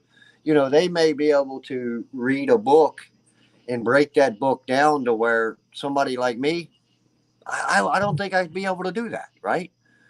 But I also, from other people's breakdowns of those books, I have discernment that I can discern and not even have read that book just on base what somebody else reads, because the conscience is in my soul. You already know whether it's right or wrong. Yeah, well, you just got to be looking with the right. Well, yeah, I think that goes to what. Yeah, I was just going to say, I think that goes to what I was talking about earlier. When we simplify our language and we start communicating that way, we can hear it in others. And so when we hear that, it's automatic drawing and application of things that we are already familiar with. Sounds like a build. Sounds like a starting to build something. Yep. So, that's why I think it's so disheartening to see all of these people out here that's hollering that they're claiming to be Christ-like and I'm the way of the future. Come on, guys, get a grip. Get a grip. Well, this next one's going to show us how important it is to really start getting a grip, because this goes far beyond any authority issues that we've been talking about so far today. This goes to the homeowners association and their delusional thought, and that these people are totally insane. This is exact epitome of insanity.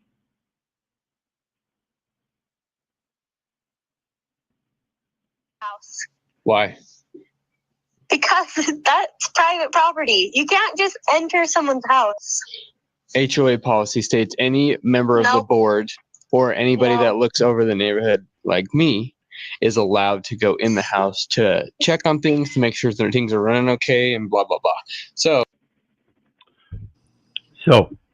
can me identify him? I'd like to know where this policy gets its authority to violate private property, which isn't even allowed in the Constitution. And if you're going to do such things, you have to have certain authorities, and it certainly isn't by policy generated to people that have zero authority outside of that policy, including on private property. Just because you live in a neighborhood and you're part of a homeowners association saying that you're one of the people in that neighborhood that own a home doesn't mean you get to regulate everybody else that comes into that community beyond the stretches of the Constitution and those authorities of government. You yourself are not government. And just because you have a private association policy that says mumbo jumbo babble shit doesn't mean you can just take upon your own assertion of your own authority. This is the same thing as the police saying, well, we investigated ourselves and found out we're not guilty. This is the game these people are playing, is that they check their policy and their policy says they can do so. No, I don't give a fucking rat's ass about your policy, idiot. Well, I Understand think, law. Your policy is not law. I'd just like to add that I think that the only authority a man has is over oneself, and direct it how to act appropriately when coming in contact and connection with another. Yeah, and when you pose that as a homeowner associate member, that it allows you to enter somebody else's private home for no reason but to just check and make sure things are good. What the fuck is your authority? If you're not going to allow me to just come over and enter into your home anytime I want, just to check and see that things are okay. See, does that policy say that you can only enter the home at a certain time? Because if it doesn't, and I can use that policy, I guarantee you, my retribution is I'm going to come over to your place at 2 o'clock in the morning. You understand me? Oh, I'm pretty sure that's not legal, and that's not going to hold up in court. So you will not go in my house. Did you change these locks? Nope. Why is this key not working then? I wouldn't even lie to him. If I change the locks, I'm going to tell him, yeah, I changed the locks because... No, I just don't want to be dependent. I don't want to like... I don't know how Do I do not that. go in my house. So I wouldn't lie to them. I'd tell them I changed the locks. And if they want to get a little stupid about it and want to damage my lock and property, I'm going to file a suit. And I will have their ass. I'm one of those people that knows the private communications and how those policies have no effect and what policies actually do affect them. Because under that policy they're posing, there's a charter in place. That charter has to be done through a political subdivision. The political subdivision happens to be headed by an executive known as the mayor. Now that mayor has either a security bond or a fidelity bond with the postal service for every address. And I guarantee you, they're not going to like people waging war on their neighbors without just cause and violating their privacy when they themselves can't do that. Why? Because that's private property. You can't just enter someone's house. HOA policy states any member of the board or anybody that looks over the neighborhood like me is allowed to go in the house to check on things, to make sure that things are running okay and blah, blah, blah. So I'm pretty sure that's not legal, and that's not going to hold up in court. So you will not go in my house. Did you change these locks? Nope. Why is this key not working then? I don't know. Maybe they gave you a bad key. No, this is the same key that I used last time and it's not working. Come on up, Did brother. you change them? Nope. Link is pinned there. You have to, if you change locks, it can't be through you. It has to be through the HOA. The HOA has to change the locks. Oh, and it seems does like the HOA came in? If you change the locks, it has to be through the HOA. It can't be through you. Excuse me, it's my private property. I do whatever the fuck I want on my private property. This is what these people don't get. They don't understand that just because you believe that you're part of a membership and that membership has authority over you because you grant them authority over you, doesn't mean that they can grant you authority over people that you have no association with. If you're dumb enough to believe that, then you're the one that should be thrown in jail. You have to quit being so fucking stupid. My mortgage? Did the HOA buy this house? No, they didn't. This is my private property. you changed the locks on I this. own this house. I do not go in my house. Of course she changed the locks. Of course she changed the locks. Greetings, brother. How you doing tonight, brother? I'm doing well, thanks. I'm going to listen. What I'm hearing already has got me pretty alarmed. What the? Yeah, this is one of my favorite things to do is go over some of these insane clips that we're seeing in the world today. And this is why I have this thing about people here on American soil are slowly becoming Hitler's willing executioners simply because they have a job. And I'm just doing my job. I'm only doing what somebody told me. I have no morals, and I'm basing everything on somebody else's ethics. So you'll have to take it to them. I would Really. even argue to your point, those that are willing to do those things, but there seems to be those are volunteering for tribute too. Meaning Absolutely, volunteering to be executed. Yeah, and this is why we have to have that discernment of knowing who we're serving. You know, this goes to the aspect of those very Hitler's willing executioners after the Second World War. 10 million Germans were displaced from their home country. 10 million Germans were displaced from their home country because they're the ones that wanted to be Hitler's willing executioners. Now you have no home. Guess where most of them ended up? Right here. I's one of them. Not directly, but a descendant. My grandparents came here after World War II because they were displaced from their German countries. Now, were they Germans or were they German Jews or? They were Germans. I don't know if they were Jewish or not. I know I was born as a Catholic here on American soil. No, I mean I'm not saying that there's necessarily a distinction, but I think it's even more powerful that one would expect that the Germans would have gone and targeted the Jews to displace them. But the fact that you're telling me that an actual German citizen could have also been displaced, and you're saying that the number is actually quite large, is kind of staggering for, I think, probably for most people to really get and grasp and understand. Yep. Well, people also don't understand, you know, Europe was developed on Germanic origins. Mm-hmm. And so when Hitler was going forth through Europe and trying to conquer, he was only trying to reclaim the territory that was originally Germanic in origin. The Germans created European countries. Mm-hmm. That was kind of like their diversity program. They said, okay, this area provides these kind of materials, so we'll call this area this, and it'll be a market program. And that's exactly what each nation is. It's a market program. And that's why it's Admiralty Maritime. It's all for commercial purposes. That's so interesting. I've heard that bandied around, but that's definitely not in my wheelhouse of understanding. But I've heard that said, Admiralty and Maritime.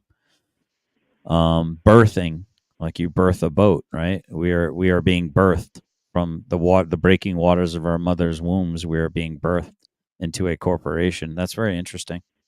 All right, I'm going to listen. I don't want to derail. Yeah, absolutely. So we're going to go on to the next one, the Hodge twins again. Again, like I said, some of my favorite conversations with these guys, because we have a lot of thinking alike. And this one here is a crazy conversation between an obnoxious black woman and AC repairman. Hey, Keith. This goes to, yep. Now, as you got some more company up here, I think I'm going to call out. I was going to try to hang out the full time with you, but it's kind of past my bedtime. But I wish you well the rest of the night, and have a blessed day tomorrow. You know, my significant other's the same day, so. Yeah. So, well, I appreciate you, brother. I appreciate you. Absolutely. I'd love to, obviously, maybe sometime you and I on a much deeper spiritual level have some serious conversation that ties a lot of this stuff in, that hopefully, you know, people start to get the message. The more people come together and start communicating, and it'd be a good start to the road home. But I'll let you go. That's the point, folks. We got to, absolutely. Thanks for joining me. I appreciate it. And that's the point, is coming together in these conversations. We have to have them. We have to have these conversations, folks. Absolutely. Much love, everybody. I wish everybody well and many blessings. You bet. Be blessed, brother. And with that, I want to remind everybody real quick, hit the like, share, and subscribe button. There's a PayPal link down below for anybody who wants to share some love. All is appreciated. And the StreamYard link's down there for anybody who wants to join the panel. Feel free to come up. So here we have a situation where, again, we're talking about those private contracts and how they work. And the lady has a private contract as a tenant But yet the very person that she has a private contract with as a tenant, the property owner, also has another private contract for a maintenance guy to go in and fix something for the private tenant. How obnoxious should the private tenant be when it comes to that repairman and wanting to fix something so they can have a livable shelter?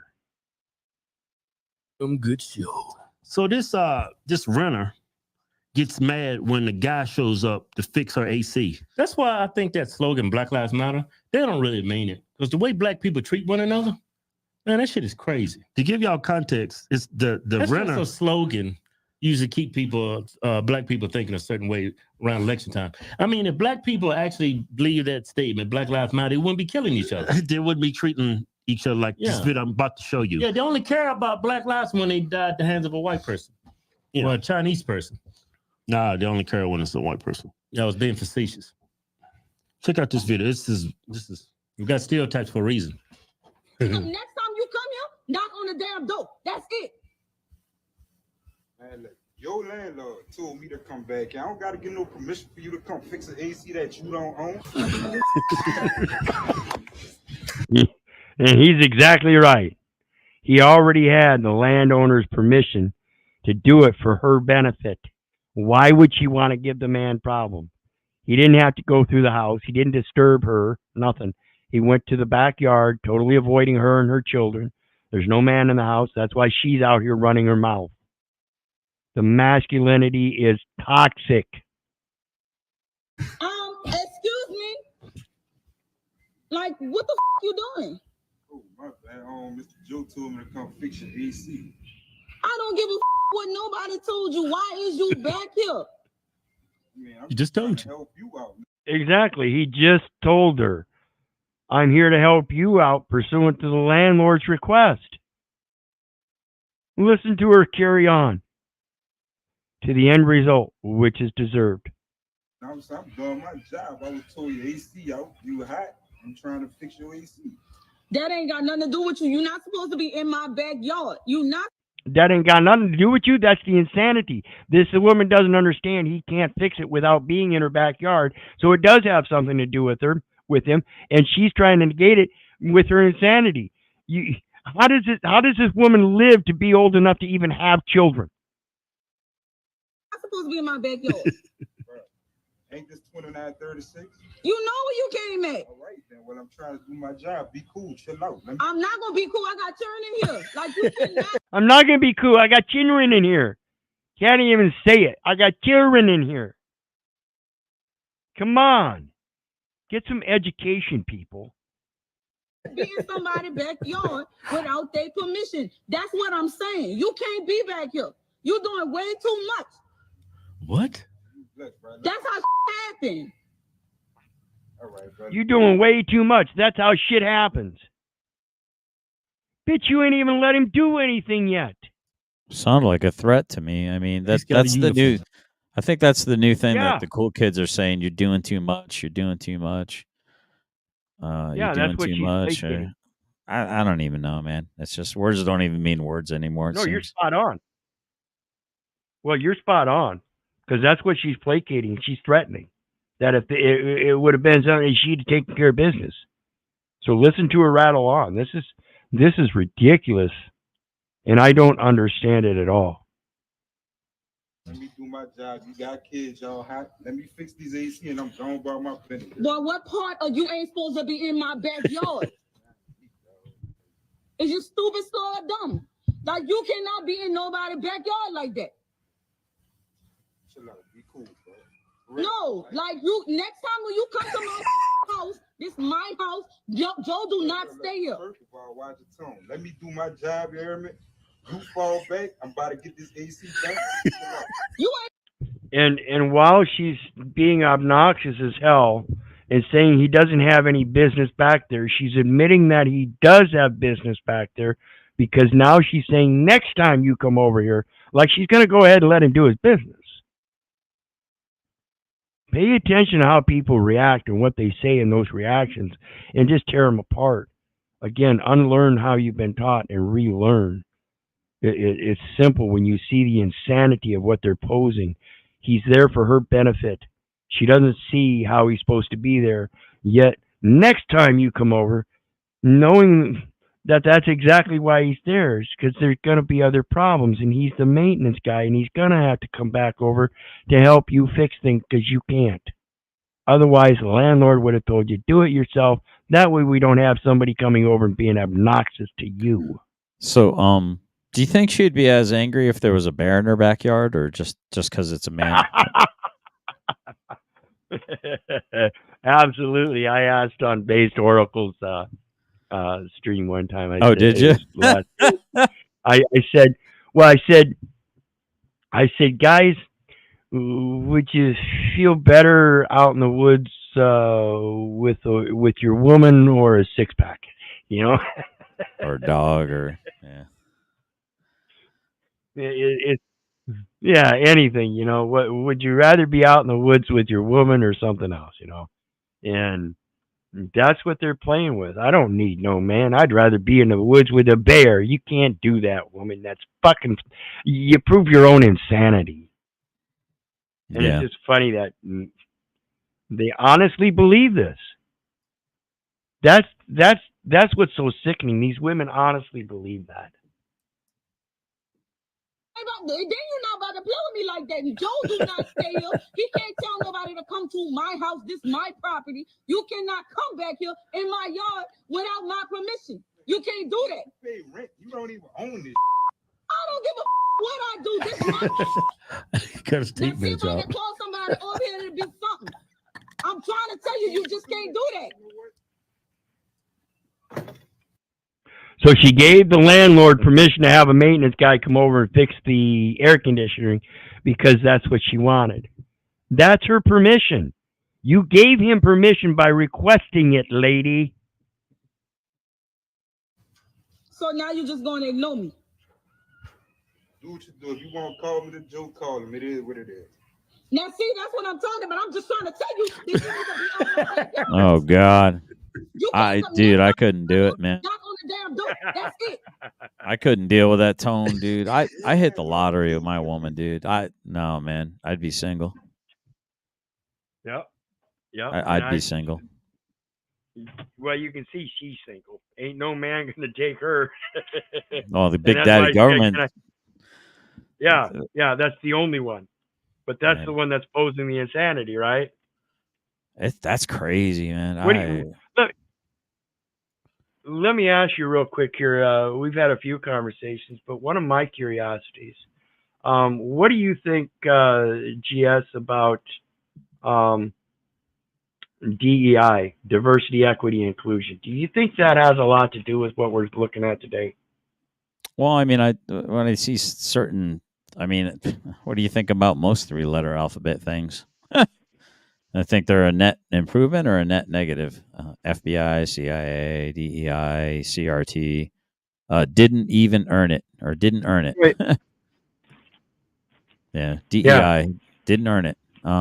Diversity, equity, and inclusion. Now, it occurs to me when people like to throw words like equality out. It would occur to me that we are not made equal. That equality seems, in my understanding of reality, only seems to exist in one place.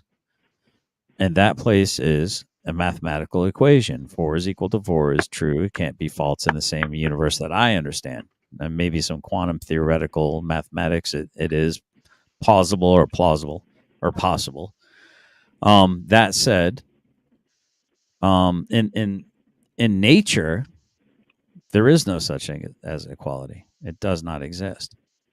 It doesn't. It simply doesn't. Yep. And that's what I've been saying the whole stream. Well, for instance, as an example,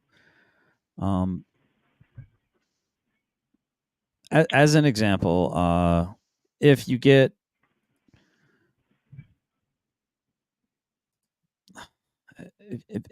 if you get a wolf, right? One second. Sorry, I'm trying to deal with this situation real hard. Discard a card, sure. Okay. All right. Hopefully that's enough. 1 second. So in nature, the wolf does not ask to use its claws and its fangs, right? All right. Now I can focus. That match is over. I can really focus on what I'm trying to say. So in nature, the wolf doesn't ask permission to use its wolf or its claws and its fangs. So therefore, it doesn't ask for permission. It just uses them. Now imagine if there was an evolutionary situation in which a rabbit started to slowly equate itself to the wolf, meaning it sometimes the wolf would win, sometimes the rabbit would win. And then the rabbit would start to develop a hankering for the taste of wolf flesh. Do you think once they achieve true equality, that or even the rabbit gains superior evolutionary leaps ahead of the wolf, that is going to say, hey, you know what? I know that your kind has been hunting my kind since time immemorial. But you know what? Now that we're equal, or now that I have the upper hand on you, hey, no hard feelings, man. Let's let bygones be bygones. Let's wash our hands of it. We're cool, Exactly. right? We can be friends now. No, they're gonna be hunting those friggin' wolves. Yep. See, that's that tit for tat stuff. Thinking that sooner or later you'll be equal because you got enough tits and tats in on them for the same tits and tats he gave for you. Instead of supporting each other and building each other up, the tits and tats are the tear downs, and that's where you get your equality. Well, you're transgender. Well, you're a feminist. Well, you're a misogynist. Yeah, all that ad hominem. Yeah, the oppression Olympics. So this further equates from the animal kingdom to men and women or humans. Now, it's funny how they call it race. They're races. Well, there's races in life. The Olympics. we don't make the Kenyans do a 3-legged race. We don't make them do the race in a freaking burlap sack. They don't have to hop in a burlap sack doing the cross country, which they crush at almost every year or every time there's an Olympics. But when it comes to certain people, we have to put handicaps on them to make it fair for everyone else. Well, that doesn't exist in the animal kingdom, and it certainly doesn't exist with humans, unless the humans are being stupid and severely egalitarian. And to the point that I'm not trying to make this too much about race, but it occurs to me that there's only one group, which is a minority on the world stage, which is about 8% of the population, which are people that look like us, we're Occidentals, that have a pretty much almost an equal in-group bias preference to allow other groups into their mix. Whereas almost every other group on this globe has an in-group preference to exclude people that don't act or look like them. So we are the only idiots and fools, it seems, that aren't biased, but we're called gracists, we're called colonists, we're called conquerors, we're called all this other stuff. But according to my understanding of history, we are the only ones that have outlawed slavery in the territories that we exist in. And although it's still, actually, there's more slaves right now, to include, I will say, S slaves. I'm trying to be very careful to respect your algorithm. To include S slaves, there's more slavery going on right now than ever before in history, of course. Well, I mean, ad populum, there's a giant, a burgeoning population. So that does kind of lend credence. You asked me a very simple question. I'm giving a very complex answer. Do I think it's right that I have to handicap myself to make it fair for other people to have a chance to compete with me? No, the law of conquest has been recognized by every other frickin' peoples on this planet and has been respected since the day that a caveman had a bigger club than the other one, saw he had a hotter wife, a nicer cave, and a nice roaring fire, and a haunch of a saber-toothed cat leg haunch or whatever over there that he wanted to eat. Walked over there, was better with the club, cracked him in the head, and took all his stuff. That's called the law of conquest. If you don't like it, get good at war, kid. Stop complaining. Yeah. Why is it that we should, if we're really good at warfare, why should we run around apologizing for being good at taking stuff? Yep. Get better at keeping your stuff. Yeah. And so when it comes to the equity thing and inclusion, it goes more to that societal realm where you don't have a single man that has that nice saber-tooth tiger hawk and their hack over there. But you've got a football game in society. You want to be able to observe that football game. And this is an example I used earlier, Glenn. The aspect of me watching the local football game at the local stadium a couple blocks away from home was that I either had to pay a ticket to get inside, because you couldn't watch it from outside because the fence was cordoned off with plates and stuff, so you couldn't see it, and trees and stuff. But there was this one spot where I noticed that people on the other side of the street could watch the game from their porch. Mm-hmm. It was up high enough. It sat on higher ground. And so I didn't know those people, and they didn't have any kids, so I didn't have any real way of introducing myself in that manner.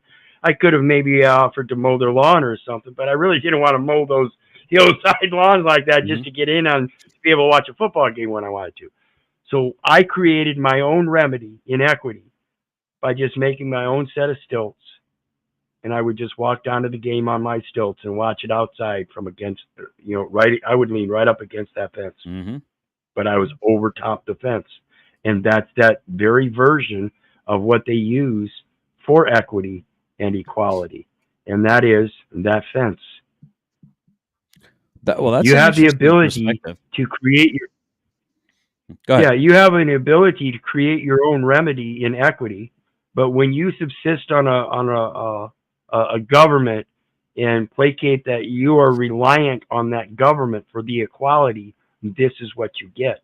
They're going to distribute in a cheese line the same amount of cheese to everybody. Is it really going to feed everybody? Well, I mean, there's a lot of good to the government doing good. There's a lot of decent things that could happen. Government cheese could be amazing when you think about, and I know you mean this metaphorically. Yeah. I know you don't mean it literally, but let's explore literal for a second. All right. So literally,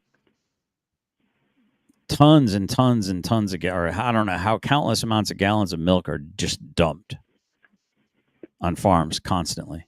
Think of all the government cheese that if the government would buy that, so that way the farmers wouldn't have to dump it because they're forced to keep prices at a certain price point and not lower it due to the availability, that artificially goes against economics and everything that economics is about. That's insanity, in my opinion. Yeah, you can upmarket other things that you can use that very same produce for without having to specifically market for like vitamin D milk or 1%, 2% milk. You can upmarket or expand the market into other products like the cheeses and sour creams and stuff like that. Mm-hmm. Well, that's the diversity. Well, it's even more horrible than that. I don't know if you heard about this Amish dude who had his farm raided multiple times in the last couple of years. Absolute degeneracy on the part of the alphabet soup group. And you know what? The sad part is most of us, I've often given this story, and please forgive me if I'm taking too much of your show over. But no.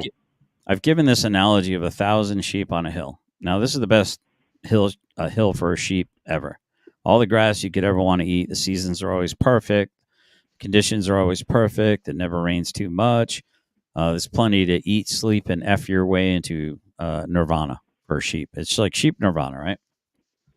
But the only downside is, although you can F your way all you want, there's never any population increase. And every night, like clockwork, 5 wolves come down and they get to vote on what's for dinner.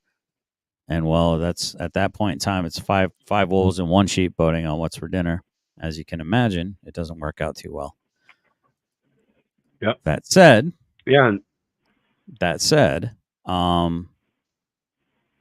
so the wolves come down and they decide, okay, well, we're gonna drag this 1 sheep off. The sleeping sheep kind of wake up and they hear, oh, Harold's getting dragged off onto the wood line. That was Harold, right? Oh, that poor Harold. Oh man, poor Harold.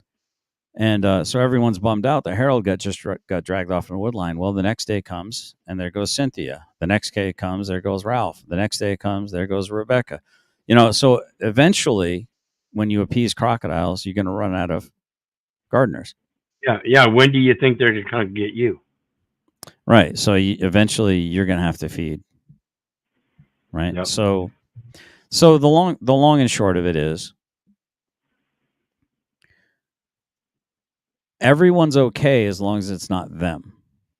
But then there's that old, like, I think it's a Marxist or some kind of socialist saying, and you might be able to pull that up, but I'm going to really do a bad job of paraphrasing it, but you'll get the idea. First, they came for the dock workers, and I said nothing, for I was not a dock worker. Then they came for the shipwrights, and still I said nothing, for I was not a shipwright. Then they came for the weavers, and I said nothing, for I was not a weaver. Then they came for the Jews, I said nothing, for I was not a Jew. And then they came for me, and there was no one left to oppose them. So at some point in time, the bell tolls for thee. So your question is, each and every one of us has to determine what our red line is in the sand and whether or not it's been crossed. I can't determine that for El Perro. He can't determine that for me. Although through rhetoric and convincing, it's quite possible that you can, with rhetoric, you can convince someone to fight, right, for their rights. Yep. And that's, you know, and that's what we're hoping to do, folks, is wake you up to the rhetoric. And we mentioned this a couple times already, that once you get used to a certain rhetoric that speaks truth, you automatically start hearing it when other people are speaking that same truth. And that's how we learn to come together. And so, as you mentioned, you can look it up if I want. So I did. Martin Niemöller, first they came for. 1892 to 1984 was a prominent Luther pastor in Germany even.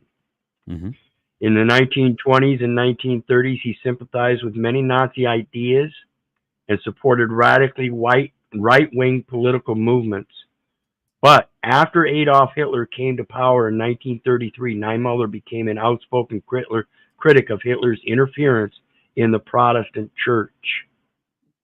He spent the last 8 years of Nazi rule from 1937 to 1945 in Nazi prisons and concentration camps. Niemöller is perhaps best remembered for his post-war statement, which began, "First they came for socialists, and I did not speak out."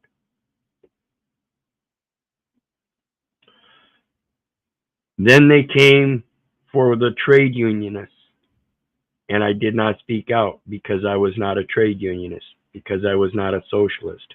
Then they came for the Jews, and I did not speak out because I was not a Jew. Then they came for me, and there was no one left to speak for me. Absolutely. Great point. It's a cautionary tale that careful. You know what I mean? It's just be careful. Because yep, this is well, it's what we manifest by not being careful. We think, and again, this goes to what I mentioned before. I think I heard you might have heard me mention it. We're slowly turning into that hedonist society. Yep. Now, why in the world can my video not have been monetized? I just got an alert saying my video couldn't be monetized.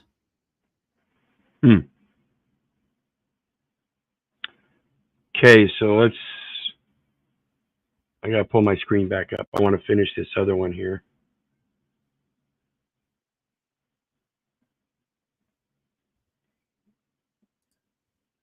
God, this is ridiculous. I'm gonna erase the song, I guess. Because this he does exactly what he should have done to begin with. I'd have never put up with this long. That you don't own.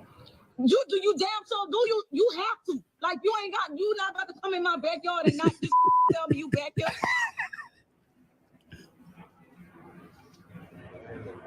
I got this. Chill out. You come.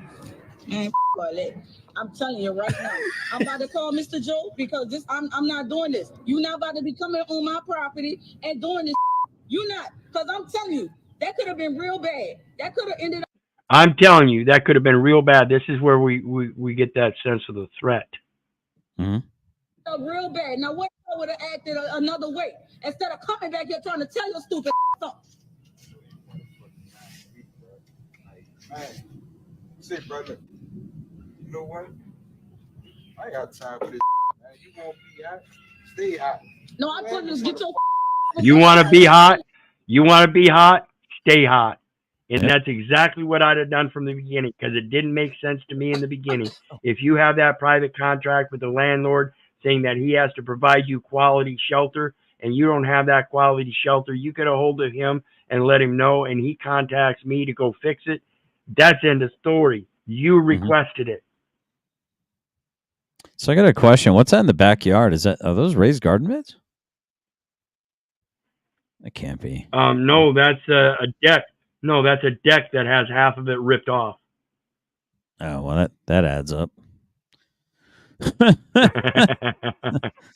Oh, wow. Well, I mean, just okay. Good. Now the next one I got, Glenn. I hope you like this. This is I'm not Glenn, by the way. I'm sorry. I keep saying Glenn. Generally specific. Glenn's not a fan of mine, but I'm just letting you know. I'm flattered. Yeah. So if I say anything that's inappropriate, then you guys can blame it on Glenn from now on. I like that. Okay, I can do that. I'll accept the fault on that too. There you go. So this is power hidden in message from the Bible. So let me think what you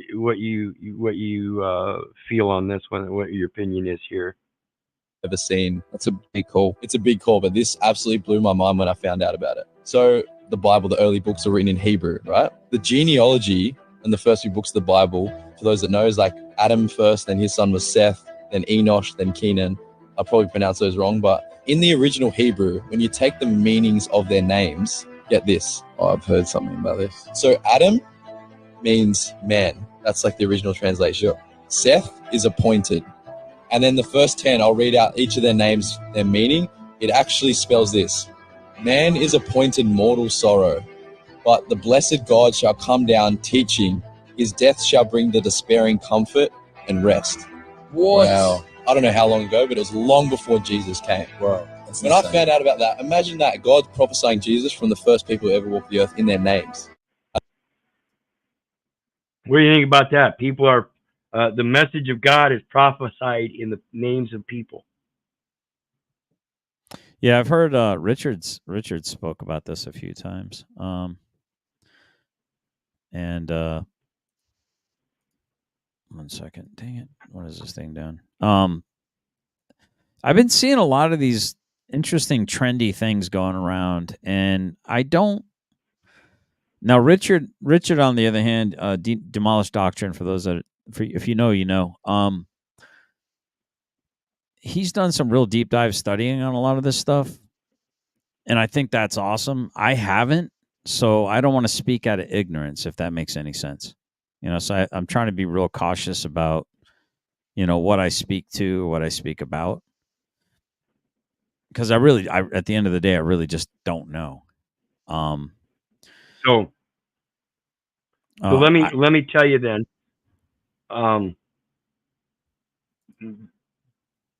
I have done the research as well. Maybe not the exact same research as Richard, but my research in relations to this video we just watched goes to Jacob. And Jacob and his 12 sons, if you do the same thing and you look up the meaning in their Hebrew names, it spells out the birthright of the 12 tribes of Israel. Mm-hmm. So I'm going to go ahead and pull that video up, and I'll drop it in the back for you. What are your thoughts about the 12 tribes of Israel? At the end of the day, what are your thoughts about it? Like, why do they hate God so much? God seems like he really loves them. Well, yeah, and that's to me, it's the same thing with any other division, whether it be Judaic or Islam or Christianity. Again, I'm not a Christian. Mm-hmm. I'm not Islam. I'm not Judaic. I have this concept in life that is theist, very theist, and even an atheist is thankful for God because they are themselves atheist by definition. So I think a lot of people are just confused, and this is why I say my concept of God is just simply the source of life. And if we look at it in that simplicity, I am just a pass-through as that source of life myself. I give birth to children by planting a seed. It's the same thing as any other life form. There's some kind of extension, even in the microbial forms where we have division life. the human cells divide. That's how we start out in origin, as division of cells. That's how we grow in our perception of weight and mass. And that's the only difference. In that weight and mass, we have a greater biology that leads to a greater extension of life, it seems. That's all. Okay. But it's still the same source. Does that make sense?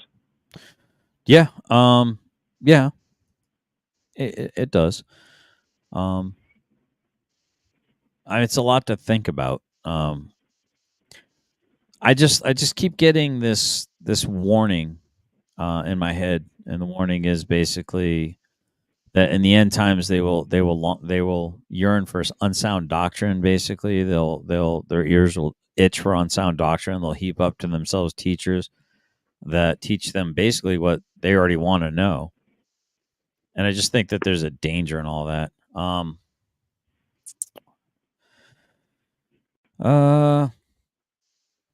Absolutely agree.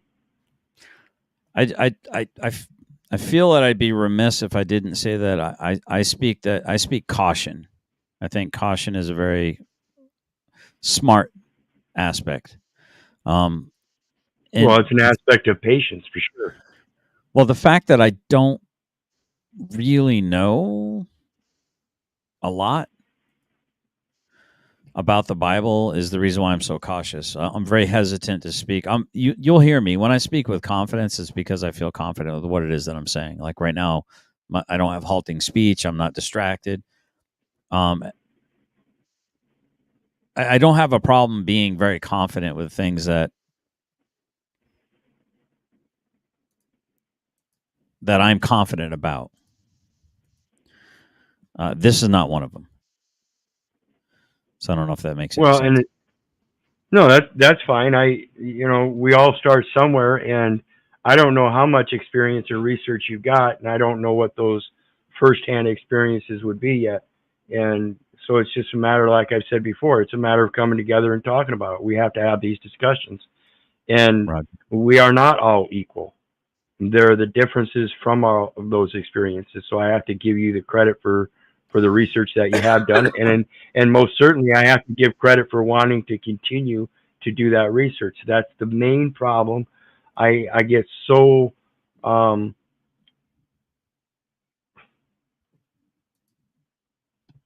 don't even know what to call it. Most people would call it upset, but it's more of dismayed that we have so many of our younger generations walking out of high school and not picking up another instrumentality of knowledge, not going forth and wanting to learn anything else. They think that they were educated well enough to conduct the rest of their lives, and that's all they're going to do. And the first time they fail, it's a failure, and they get up and try it again, they fail again, and the next thing you know, their whole life is a failure because they don't understand the concept of learning. You can't go through these experiences, good or bad, and not learn from them. That's the importance of those experiences, both good and bad. You have to learn from them. It's how you learn from riding, or learn to ride a bike, is from the bad experiences. Yeah, I would agree. I'm gonna find it. I've got over 1,000 videos, so give me a chance to find it, and I'll bring up the video I did on Jacob's 12 sons. I can't remember if I called it Jacob's ladder or what, but again, you look at the names of the 12 sons, and it spells out a birthright demand. So I'll get that to you one of these days. I think Richard has mentioned it as well. So for me, I look at it kind of like, at what. So like if people will say, "Oh, do you believe in round Earth? Do you believe in?" I don't care what. I don't care if it's flat. I don't care if it's round. I don't care if it's a rectangle. I don't care if it's an oval. I don't care if it's a snow globe. I don't care if it's on the back of a walking turtle I don't care. It's not my kingdom. It's God's kingdom. Yeah, that's the way I look at it. And I'm the same way. I don't give a rat's ass what shape it is, and whatever coat is required for you to feel better about it. Cool. I'm not interested. That's basically it in a nutshell. And some people get so upset about it, and I don't have a dog in that fight. So it's in response to what you just said about the lack of education or the lack of wherewithal or interest, which is ironic to me because it seems to me that everyone's encouraged to do higher learning, but they're learning nothing. And so the question I have to ask myself, El Piro, is it a bug or is it a feature? You'll hear me ask all this time. Is it a bug or is it a feature? Is it a bug in the system or is it a feature of the system that these kids are being dumbed down constantly generation after generation? Is it a bug in the system that the men's testosterone is decreasing, grip strength is decreasing, obesity is up across the board? 75% of the population of America is considered to be obese. Probably half of that are considered to be morbidly obese. Myself included in that category. And I'm actually in pretty good shape compared to some of my fellow countrymen. He says, ironically, coughing into the microphone. So anyway, long story short, is it a bug or is it a feature, El Piro? I mean, it's kind of a rhetorical question. But... Well, I think it's both. And what I mean is that there's a bug in the system because the feature is altered by the man. If the man doesn't understand the system and gives an input, and the system is based on that input, then the feature input by the man becomes a bug in the system. That is a very interesting take. Let's explore that. So your assertion is that the variable is God giving us free will, which equates to the inputs on the keyboard.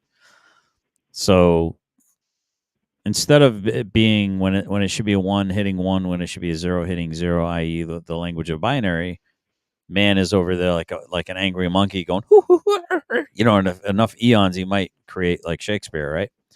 The complete works of Shakespeare with enough key inputs, and enough goes. So that is really interesting. That's really interesting. That's a fascinating. I've never had anyone approach it like that. Like, so your argument would be God created it as it was meant to be, and there's that to me is obvious when you look at, like, for instance, when I look at an onion. Matter of fact, I have one that I just planted in the soil. An onion. I can take an onion and vivisect that onion, and leave about 1/8 of the lower part of it, where the roots would come out, even though they're dried up, and then I take toothpicks and I'll put those toothpicks in at an angle like this, so that way I can hold it in a little container and let the water just touch the roots, and those roots will rehydrate. It will start to actually grow new roots, taking some of the nutrients from what's left of the onion, and then starts to grow a new onion. Too soon, then green shoots will pop up, right? It'll sit in my window until I get like 8 inches of roots on it. Then I put it in the ground. And then I get a new onion out of it, to include, it goes to seed and everything. That is the onion doing exactly what God programmed that onion to do. It's only man's fault that he's doing opposite what God intended him to do. Go forth, be fruitful and multiply, not go forth, be fruity and blow a guy. Right. And the system can only do what it is generated by the input. So again, if the man puts in a positive input, he should get a positive result. But when we put in the false input, then we get the results that that are detrimental to us, and we're not learning from that. We're going ahead and doing those same inputs. So again, the bug in the system is because it's a feature of the man. When the man learns how to change the feature, it will give a different input. That different input will then generate a different result. That's what will give the appreciation and graciousness and show the experience as a learning experience. Right. Have you ever heard of a video game called Red Dead Redemption 2? I haven't played video games since I was a kid, and I think I'm a little bit older than you. And I used to build and program computers, so I used to build and program games for the computers, and that was my experience in it. And I took it all again from that input thing. I understand the systems are input systems, And if we put in something bad, it's not going to program it right, and therefore you're going to end up with a shitty game. Well, so this is interesting that you say that. Let me see if I can pull this up.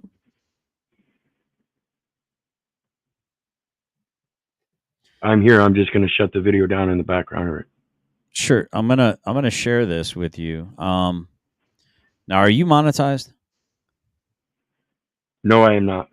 Okay, so this shouldn't affect you at all. And it shouldn't affect you either way. I've played it as long as we stop it occasionally and talk about it. Let me go ahead and share this. Well, and I've got the caveat down below already. It's it's a solid caveat. Well, we're definitely going to be talking about it. So this is and this is a gentleman that kind of wish I wasn't in this game right now because let me know when it's up on the screen because I have it on the screen here. So it's called The Mad Preacher Explained, Red Dead Redemption 2. Now this is a video game based on right around the turn of like 1882 to 1890 something, that time when outlaws, the Wild Wild West was becoming tamed. Right. And outlaws were being hunted by the Pinkertons and whatnot. Well, there's this one guy that you can interact with, and you only ever see this guy at rivers. All right, and I'll leave it at that, and we'll let this whole thing explore. But he's going to go through his Patreon and stuff like that. And people wanted him to explain what's going on with the Mad Preacher, so I'm going to hit play right here. Okay.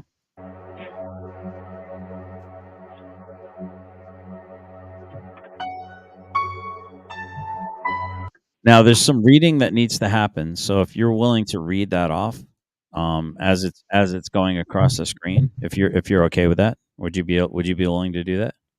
I can do that.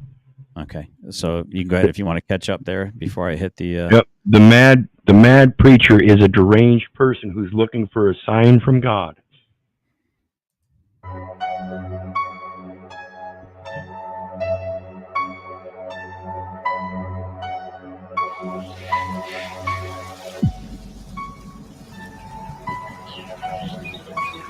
You can encounter him 4 times. You're not there. He can be seen at these locations.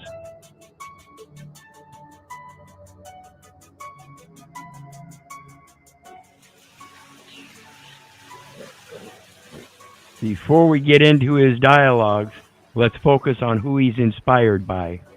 God. Be gone.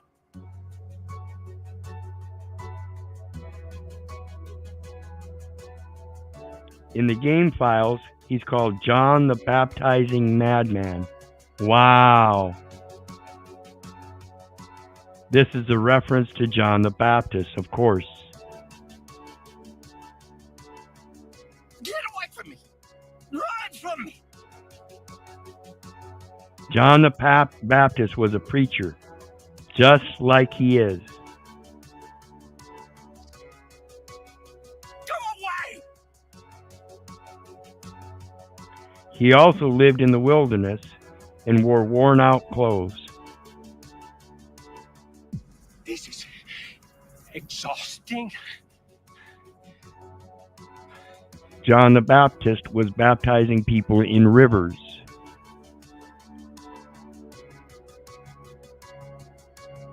That's why you can only find the mad preacher standing in rivers.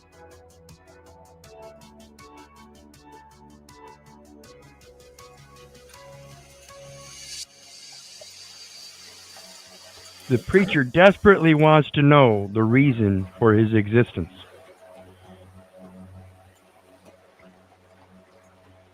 And that's what's driving him mad. Interesting. Yeah, it's really interesting. The explanation to this Easter egg is really meta. Let's get into it. This is a great game, by the way. Amazing game. I just don't want him to see me. We're not friends anymore. Now, this is some of the dialogue when your character, so there's NPCs. I'm sure you've heard that terminology before, non-player character. Yep. Okay, so you got PCs, which is a player character. That's like I'm playing a card game right now on this screen right here. So I'm the PC of this game. There's programming like the stuff you used to do. You know, the 1-0s, machine language, if then go to subroutines, this, that, and the other thing. So as the character, you're interacting with this NPC. So now he's starting to like have reactions to the world and make observations. So here we go. We're not. They won't forgive you. They didn't forgive me. There is no forgiveness. None, friend. None.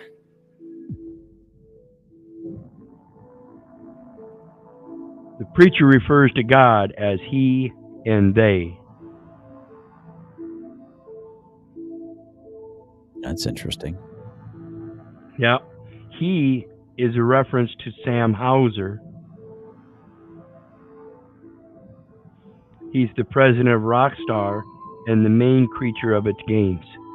So Rockstar Games is the brand. So they put out like Grand Theft Auto, GTA, Red Dead Redemption, Red Dead Redemption 2. So that's like the company. So right, like Parker Brothers and Hasbro and stuff. Exactly, precisely. And so like for me, like to my chickens out there in the chicken coop, I'm God. If I don't ever go out there and let them out, they're shut in those conditions until they either suffer from disease, cannibalism, dehydration, succumb to whatever pests. You know, if I give them a good environment, keep it clean, they're going to thrive, right? So I become God to them. I am the creator. I am their creator for all intents and purposes. And I don't mean that in any kind of like disrespectful way whatsoever. Well, no, I think that's what it's meant in the scriptures when it says, ye are gods. That when you bring children into the world, if you're going to bring them up in the godly way, then to them children, you are gods. They, mom and dad, both. Gotcha. So yeah, I've read like maybe a quarter of the Bible, so I'm not trying to be obtuse. I just, that's a brand new scripture to me, and I appreciate you sharing that. Yeah, and that's why I say there's a difference between us, but I think we're both on the same path. So I agree. I'm willing to help expand your knowledge in that in any way I can. I'm one of those guys. I am working on memorizing that thing, and I have a lot of it down pat. And that's the only thing I have though, is having it memorized in my own interpretation. So we would still have to come to common ground in that stuff. Gotcha. And again, that's why we have these conversations. Yes, sir. I would agree.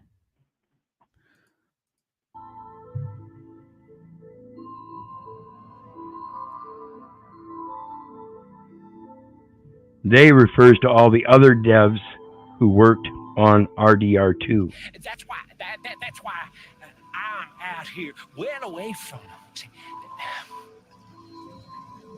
They come for me, but I'm watching. I never sleep. I never do.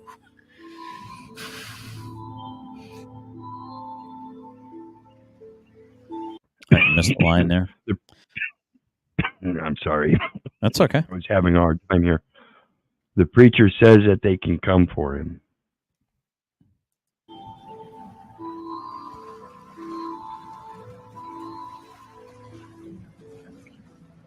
It's a nod to the devs creating and editing his PED model. It's PED, meaning it's a pedestrian or it moves, right? Right, okay. So it's a moving model. It okay. The video itself, the animation.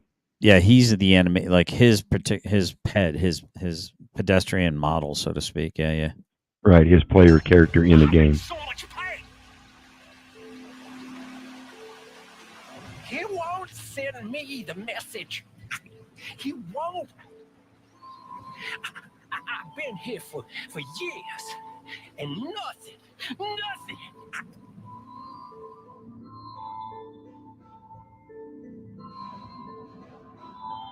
He's looking for some sort of message.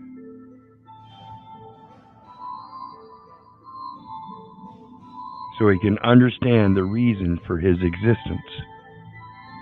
Sound familiar?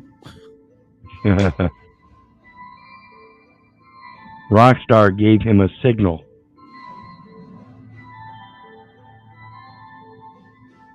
He's having interactions with the player, who's the reason why the RD2 world was created.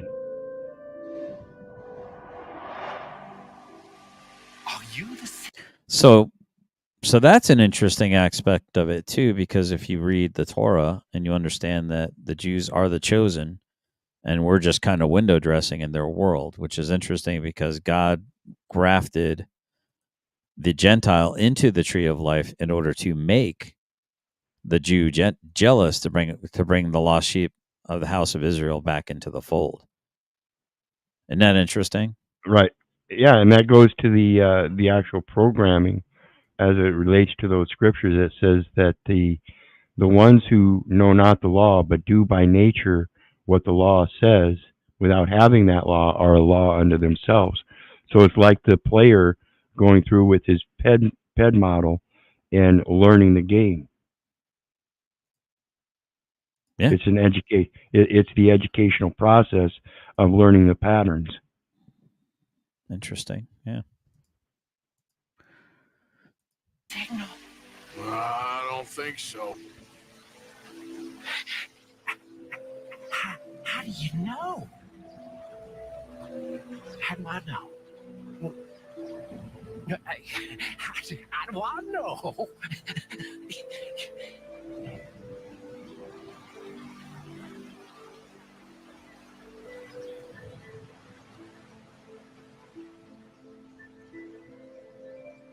Arthur isn't aware that he's the signal, so the preacher still doesn't understand the message.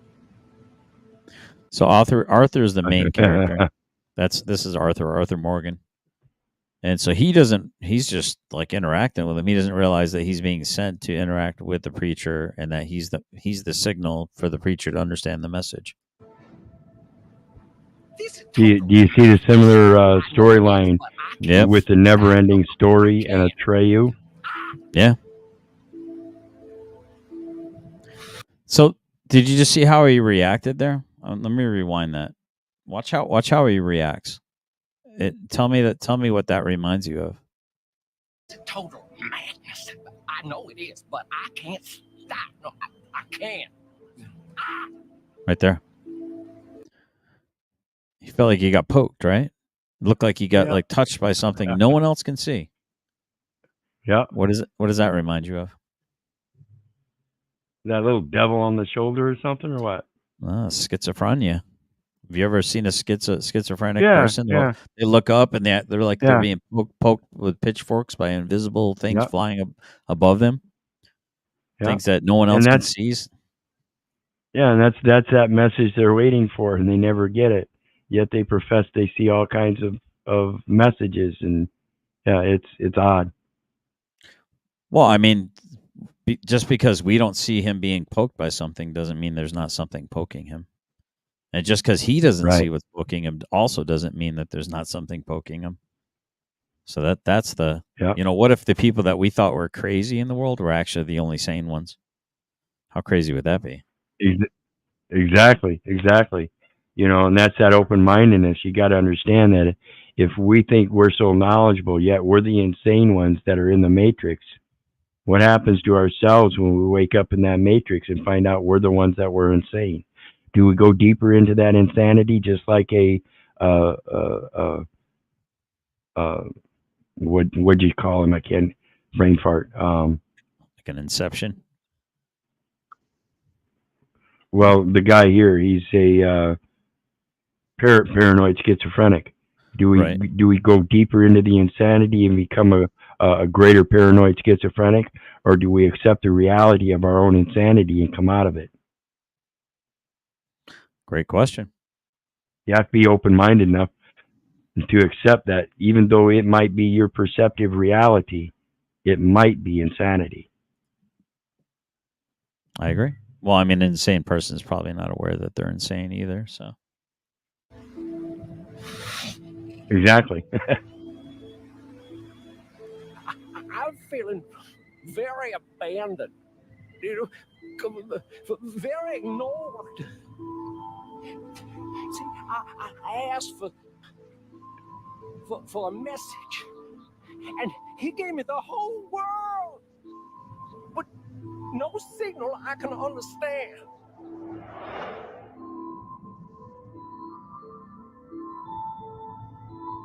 The whole world is a reference to the RDR2 world which Rockstar created. And that's why I say if we find out we're actually in a matrix, a hologram or something. All these people, and none of them quite right.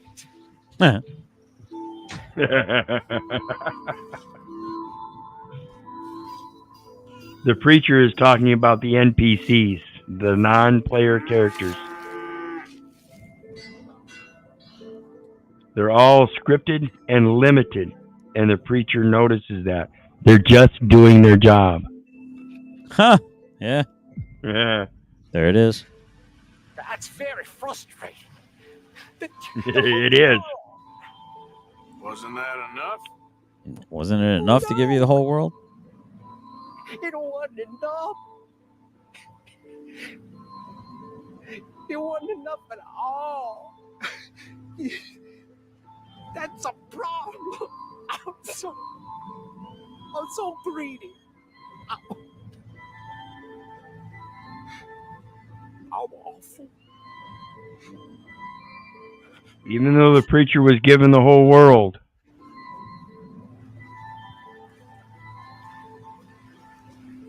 he still wants to know what the purpose, wants to know the purpose of his creation. That's why he says he's greedy. Mm-hmm. He wants more than what's been given to him, despite that the whole world.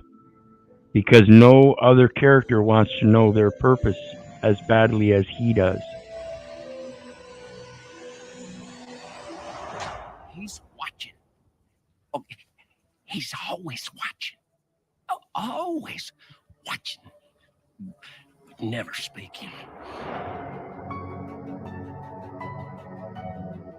The preacher wonders about his existence, just like people do in the real world. See, this is your discernment. He gave you the whole world to observe. Can you discern what the world is telling you by your observance? I don't think so. Have you? Oh, yeah. I've spoken all the time, but he's ignoring me. He hates me. He hates me. Kind of like God went out for a pack of cigarettes, huh? The preacher has become too self-aware. Yeah.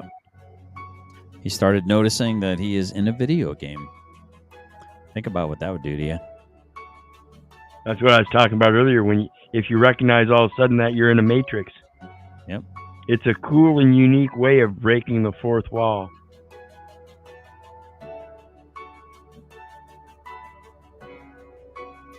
So what do you think of that? Let me know your theories in the comments. Absolutely. That's Here, I'm going to share this with you in the back chat. So if you want to check out any more of his stuff there, I don't want to do it so that people just click on it. And we have somebody that hopped in, or no, did we? Or they left? I thought I heard the little bloop thing where somebody came in the chat. Maybe not. I don't know. Let me check. No, I didn't see it. No, are they in the basement? I don't think so. Okay. Never mind. So what'd you think of that? Was that not a waste of your time, I hope?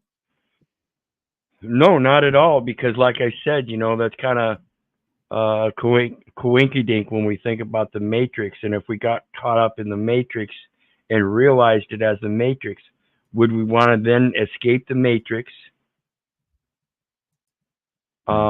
and get out of that insanity, or will we dig deeper in that insanity? Would there be a way out of that Matrix if we were born in that Matrix? That's like the Truman Show, right? Have you ever seen that? Well, I've never watched it, but yeah, the concept is that your life is on show 24/7. Yeah, well, God's always in a watching, Matrix, right? And Yep, always watching. And today we have this thing that Big Brother's always watching. So that's that matrix there. So like video games, I've noticed something interesting. Like a lot of times they keep remaking reruns or like they'll try to repurpose like old scripts, old movies, old concepts. Even video games, they'll take an old video game and they give it like an upgrade, like a graphics upgrade, kind of retouch it up, give it a new varnish. But it's still the same old game, the same old script, the same old, nothing new under the sun, so to speak. That's interesting. And it gets to the point where I was going to say it gets to the point where it goes generationally. I think there's a delay. I apologize. Go ahead. Go ahead and finish up. Well, I would say it gets That's to the fine, point where I think people just stop being interested in the game. You know, they get bored of it. Yeah. So maybe that's when they need a new crop to come in so that they're like, oh, wow, amazement. Right. And that's what I was also expanding upon is that it gets generational, like Donkey Kong, and then Donkey Kong Jr., Pac-Man, Mrs. Pac-Man, Pac-Man Jr. So it actually drags you in. As you get older, you continue on in that series of games.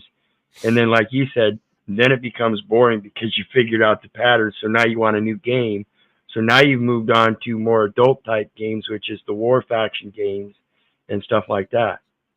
You know, so they're still provided and it's still drawing you into that fictional matrix. Yeah, I think we're boring people. I think people are losing steam. No, that's all right.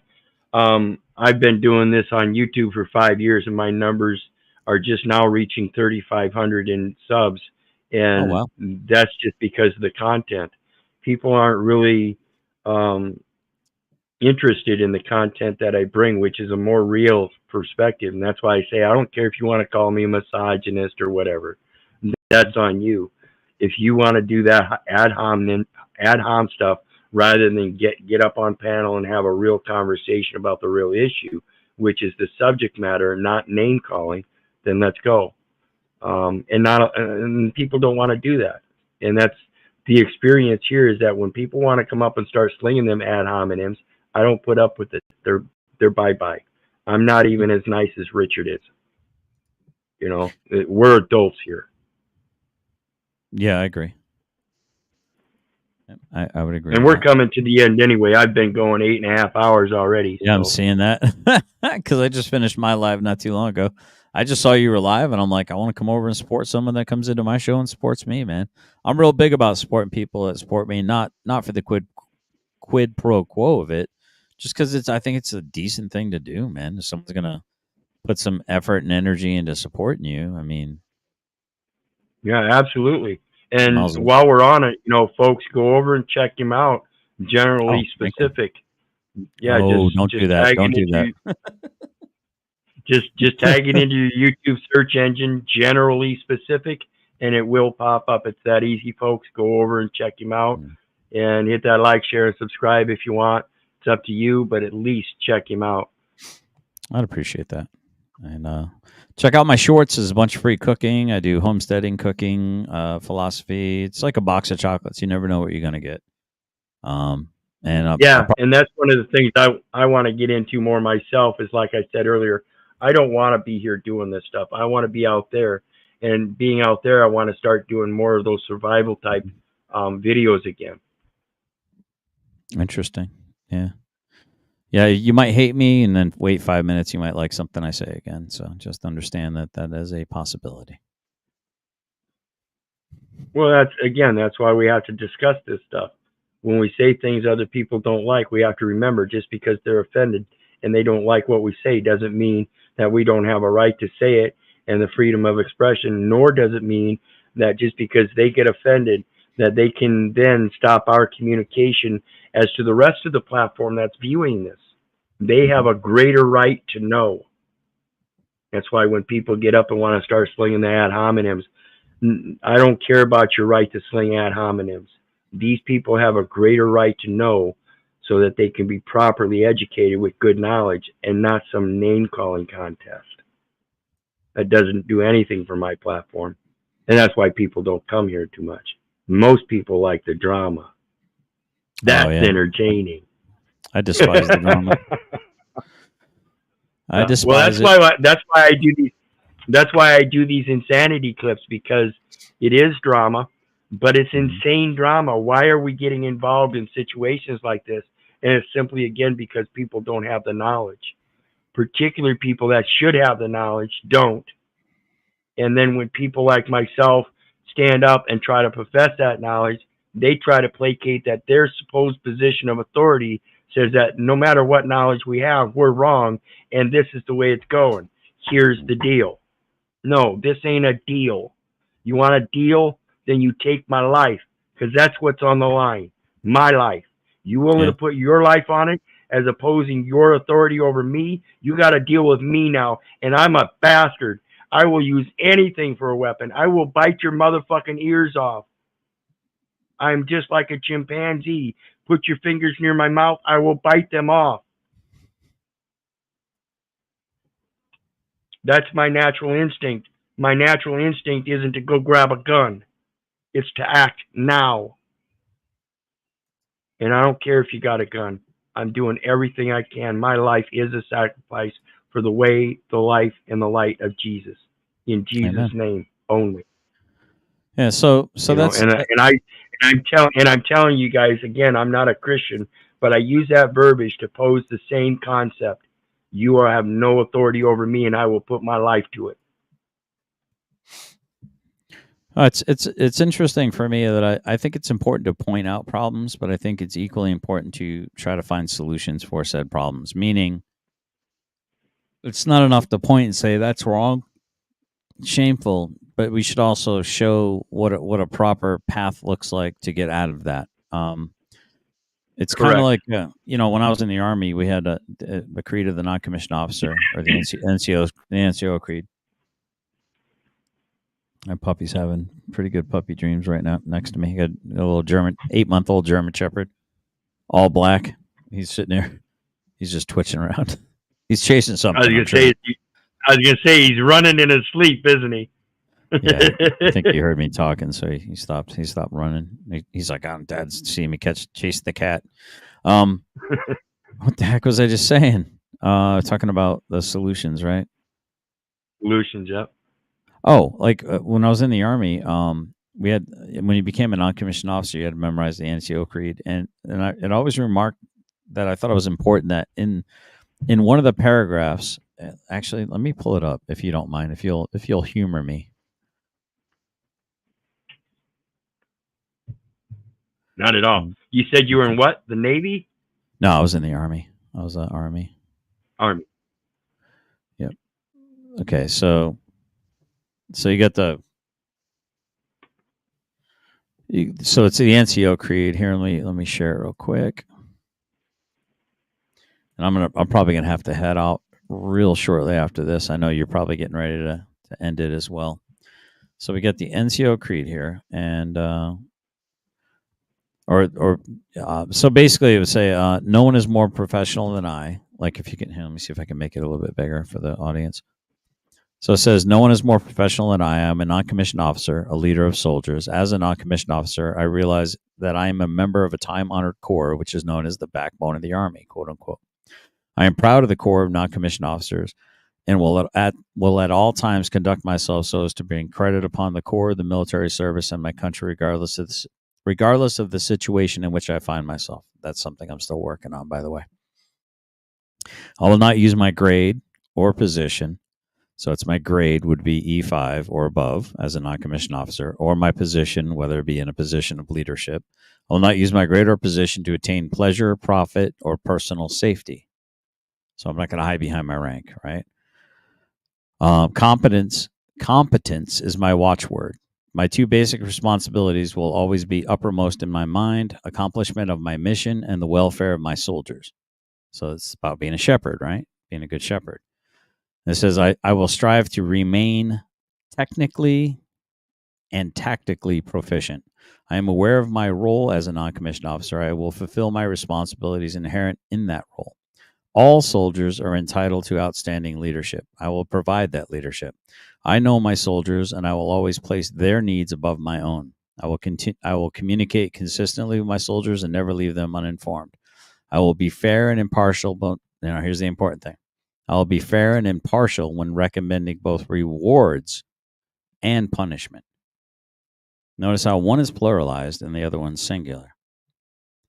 But unfortunately, we tend to do the opposite. We tend to pluralize punishments and singularize rewards. All right, we tend to punish more than we reward. And so basically it goes on to say, officers of my unit will have maximum time to accomplish their duties. They will not have to accomplish mine. I will earn their respect and confidence as well as that of my soldiers. I will be loyal to those with whom I serve, seniors, peers, and subordinates alike. I will exercise initiative by taking appropriate actions in the absence of orders. I will not compromise my integrity nor my moral courage. I will not forget, nor will I allow my comrades to forget that we are professionals, not commissioned officers, leaders. So that's basically the creed of the NCO, the non-commissioned officer. But the point I wanted you to, the thing that stuck out is rewards over punishment. So yes, we understand, hey, you screwed up, troop. Hey, troop, listen, this is what you did. You jacked up. I'm going to give you a verbal counseling or a verbal warning. Don't let it happen again. Okay. Troop steps on his dick again. Okay, this is the second time. Gave you a verbal warning the first time. Now I'm going to put it on paper. And there's going to be some remedial or corrective action associated with it. So now I got it on paper that you've been counseled not to do X, and now I'm gonna smoke the dog shit out of you. Bring your canteen and a towel. You're about to do some extra PT after work. So you take them to the field, the parade field. You smoke the dog shit out of them. Hopefully that got their attention, right? They do it a third time. Then you're going to take some time. You're going to take some freedom. You're going to take some money out of their pocket. So you're going to give them extra duty. You're going to give them a monetary punishment. Like they're going to forfeit half their pay for a month, and they're going to be restricted post for 30 days with extra duty. So, these are things. And then if it continues, then you kick them out of this man's army. You get rid of them. You board them out. So I think the important thing is that there's an NCO creed, and a lot of times leaders want to have the benefits but none of the responsibilities of leadership. Thoughts on that? Yeah, and that happens systemically throughout government. Yeah, I think that happens systemically throughout government. They want the leadership position and the pay without the responsibilities and liabilities. And that's why I say we are slowly here on American soil becoming Hitler's willing executioners, for the simple fact that I'm just doing my job. Mm-hmm. Yeah, I don't disagree with that. How do you have authority if you're... Sorry, there's a little delay. Do you do 1As and stuff like that? Are you interested in? Yeah, you do the auditing stuff. Oh yeah, I haven't done so much auditing, but I have been to the city council meetings here lately, and like I said, as I speak boldly here, and talk about with the thing behind me here, this virtual background. You'll see it's Trump in a cartoon Trump with a toothbrush mustache, just like Hitler. And I have no problems talking about America becoming Hitler's willing executioners, particularly in front of the city council, while I myself was in fact wearing a Hitler's mustache, as they call it. So I have no problems of being very bold about what I speak. Roger. Yeah, I remember you saying something similar to that. You're kind of new on my radar. So this is the interesting thing. My dad was very, very anti-Trump, and I think most people your age and above are pretty anti-Trump. So and again, I'm a registered independent. That's a little bit of insight to me. My dog in the fight is I love my country. I'm not too proud of the things that my country had me do in the name of my love for my country. And I found out later that, like Richard says, that I was put to use as a useful idiot to do things that I probably wouldn't have done had I known that it had no benefit whatsoever intended for my country, but instead for other countries. Israel. Yep. And trading with the Enemy Act, economic sanctions and it's programmed through the Trading with the Enemy Act. You're spot on. So for me, I have a real big issue with all that because I didn't sign up for that. Right? I didn't sign up to fight other countries' wars, to blood and treasure their battles for them. But I did sign up, I guess, and this is before I understood that the Bible said to take no oaths. And I was like, well, what does that even mean, to take no oaths? Well, you're as a Christian, your word is your bond. You let your yeses be yeses and your noes be noes. Otherwise, you're not a man of your word. You're not a person of your word, right? I find that to be really, really interesting. So, to my shame, I guess you could say I did take an oath that I shouldn't have, to the Army. But again, I'm pretty young, so please forgive me. And I was naive, and I was like, idealistic, and so long story short, I have for a long time. I do think that Trump has been very consistent with his message. Since the 80s, he's been very consistent with his message. However, for the last probably year and a half, I've been very concerned that the fact that a family could get divided over Democrat versus Republican is troubling enough as it is. But that was in the Bible. I come to divide, not unite. Father against son, mother against daughter, mother-in-law against daughter-in-law, indeed family against family. Jesus wasn't the great hug it out, uniter. But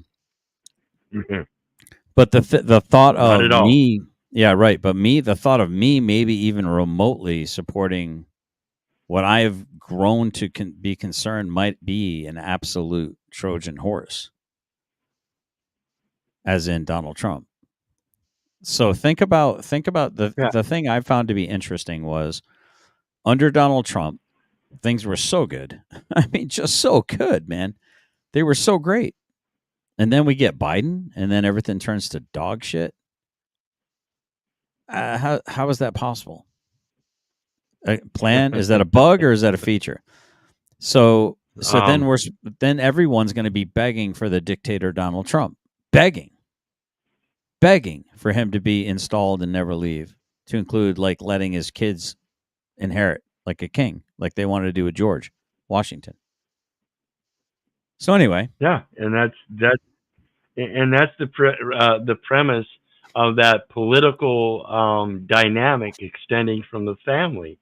If you truly do have a house that set thine house in order, then that would be the one that people would likely want to have as kings. So again, this is the American society that is not built on religion, and therefore we don't have a king supporting that religious feudal tendency to the land. Right. Distinct difference in the dynamics of the governmental body. Right. So for me, the interesting thing too is I have the sneaking suspicion for some reason that he is actually, in fact, a Trojan horse. Whether he is a witting or an unwitting Trojan horse, I'm not sure yet. Whether he knows he's a Trojan horse or whether his ego is allowing him to think that he's, doing good when actually they're using him for nefarious purposes. Does that make sense? Well, yeah, and I think he happens to know that he's a Trojan horse. I happen to think that he's groomed along the way. His uncle John is the one that took over Tesla's property as a United States foreign property custodian, again, as it relates to the Trading with the Enemy Act and the program of economic sanctions, because they didn't want that information to get out for free electricity, because it would destroy a lot of the economy as they want to plan it and manipulate it. And then you have Fred Christ Trump Jr. and Sr., both his father and his grandfather carried the middle name Christ. It's all a grooming, and he may recognize that there are other players in it, these player characters, and he's one of them, and he doesn't have full power, but he is a major mechanism. So in that, I do believe he knows that he's a Trojan horse, And I'll remind everybody, just like I said earlier, I'm not a Christian. I don't profess that. I don't profess to follow any religion. I'm more on the spiritual aspect and recognizing this, quote, God is merely the source of life. I've never voted. I've never registered to vote. So, and again, that goes to my comprehension when I was younger and learned about the Electoral College and how it's based on opinions, and that if the people's opinion didn't fit the Electoral College's opinion, they would merely put in place who they wanted. And that system and the way it works tells me that no matter who is put in position, whether by the people or the Electoral College, is merely still a puppet. Interesting. Very interesting. If you had a good patriarch society that was following that, quote, feudal kingship of the land, and he was a righteous king, it would be discerned by the people that a righteous king bringing up and holding true to the word of God would bring up any legacy heirs in the word of God, and therefore instead of having to vote for a king, you would just pass on the heir to the next, the kingdom to the next heir, and have that faith that he too would rule in good honor of the Lord's word. See, it works both ways. If the people work with the king and the king works with the people, and they stay set thine house in order and not let some political authority as imagined come in and displace everything, then that maintains a good control of a society. Voting system tears that up. It's a popularity contest. It has nothing to do with morals, ethics, and good faith. Interesting. Very interesting. So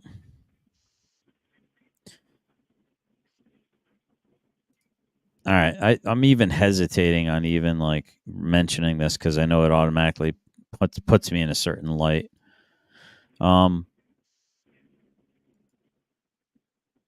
So do you think it's do you find it fascinating or interesting, or are you not really fascinated or interested about the fact that Donald Trump married off his daughter to Kirshner? I think we know where I'm going with that. The fact that all of his male children were also, what's the word? Married to women of, we'll say, Jewish bloodlines. So therefore, all of his grandchildren are by birthright Jewish. And do you think that that was him having to, quote unquote, kiss the ring? He moved the embassy to Jerusalem. He was the only president that said he would do it. Because if you look at Donald Trump's rhetoric, he's kind of an ass clown, right? I mean, can we all, whether you like him or not? Well, he's kind of an ass clown. You got to admit that he believes that women enjoy being grabbed by the pussy. Well, I mean, that's kind of rough. But in fairness, that quote was a little bit out of context, right? Weren't you the one that said you should read or was that Batman said you should read the passages before and the passages after so you get context? Actually, what he said was, when you're rich like I am, and we know these type of women, they glad fly around them. They're like moths to the flame. They want to get next to his success, his money, his importance, his power. When you're rich like I am, they'll let you grab them by the... He doesn't say that he just runs around and does it. He's saying they are okay with it because there's a quid pro quo. Right. Yep. And I was talking about that earlier. If a woman's going to demand that a man pay for everything, and that's actually what she's looking for, and she finds that man, then they should like being grabbed by the pussy. Because that's what the man wants to do. So yeah, it's an interesting dynamic, and not all men achieve such success, and certainly not all women are turned on the same way by that success. Like I said earlier, I'm a sapiosexual. It's actually more, I'm a sapient being, and the sexuality is part of it, but the intellect has to be there first. Gotcha. Yeah, so you're attracted by intelligence or their mind. Correct. Roger. I find that very attractive as well. Yeah, so I mean, great conversation. I just wonder if there's ties that bind there. And there's a lot of things being said that seem to be overlooked. There's a lot of like false. What's the word I'm thinking of?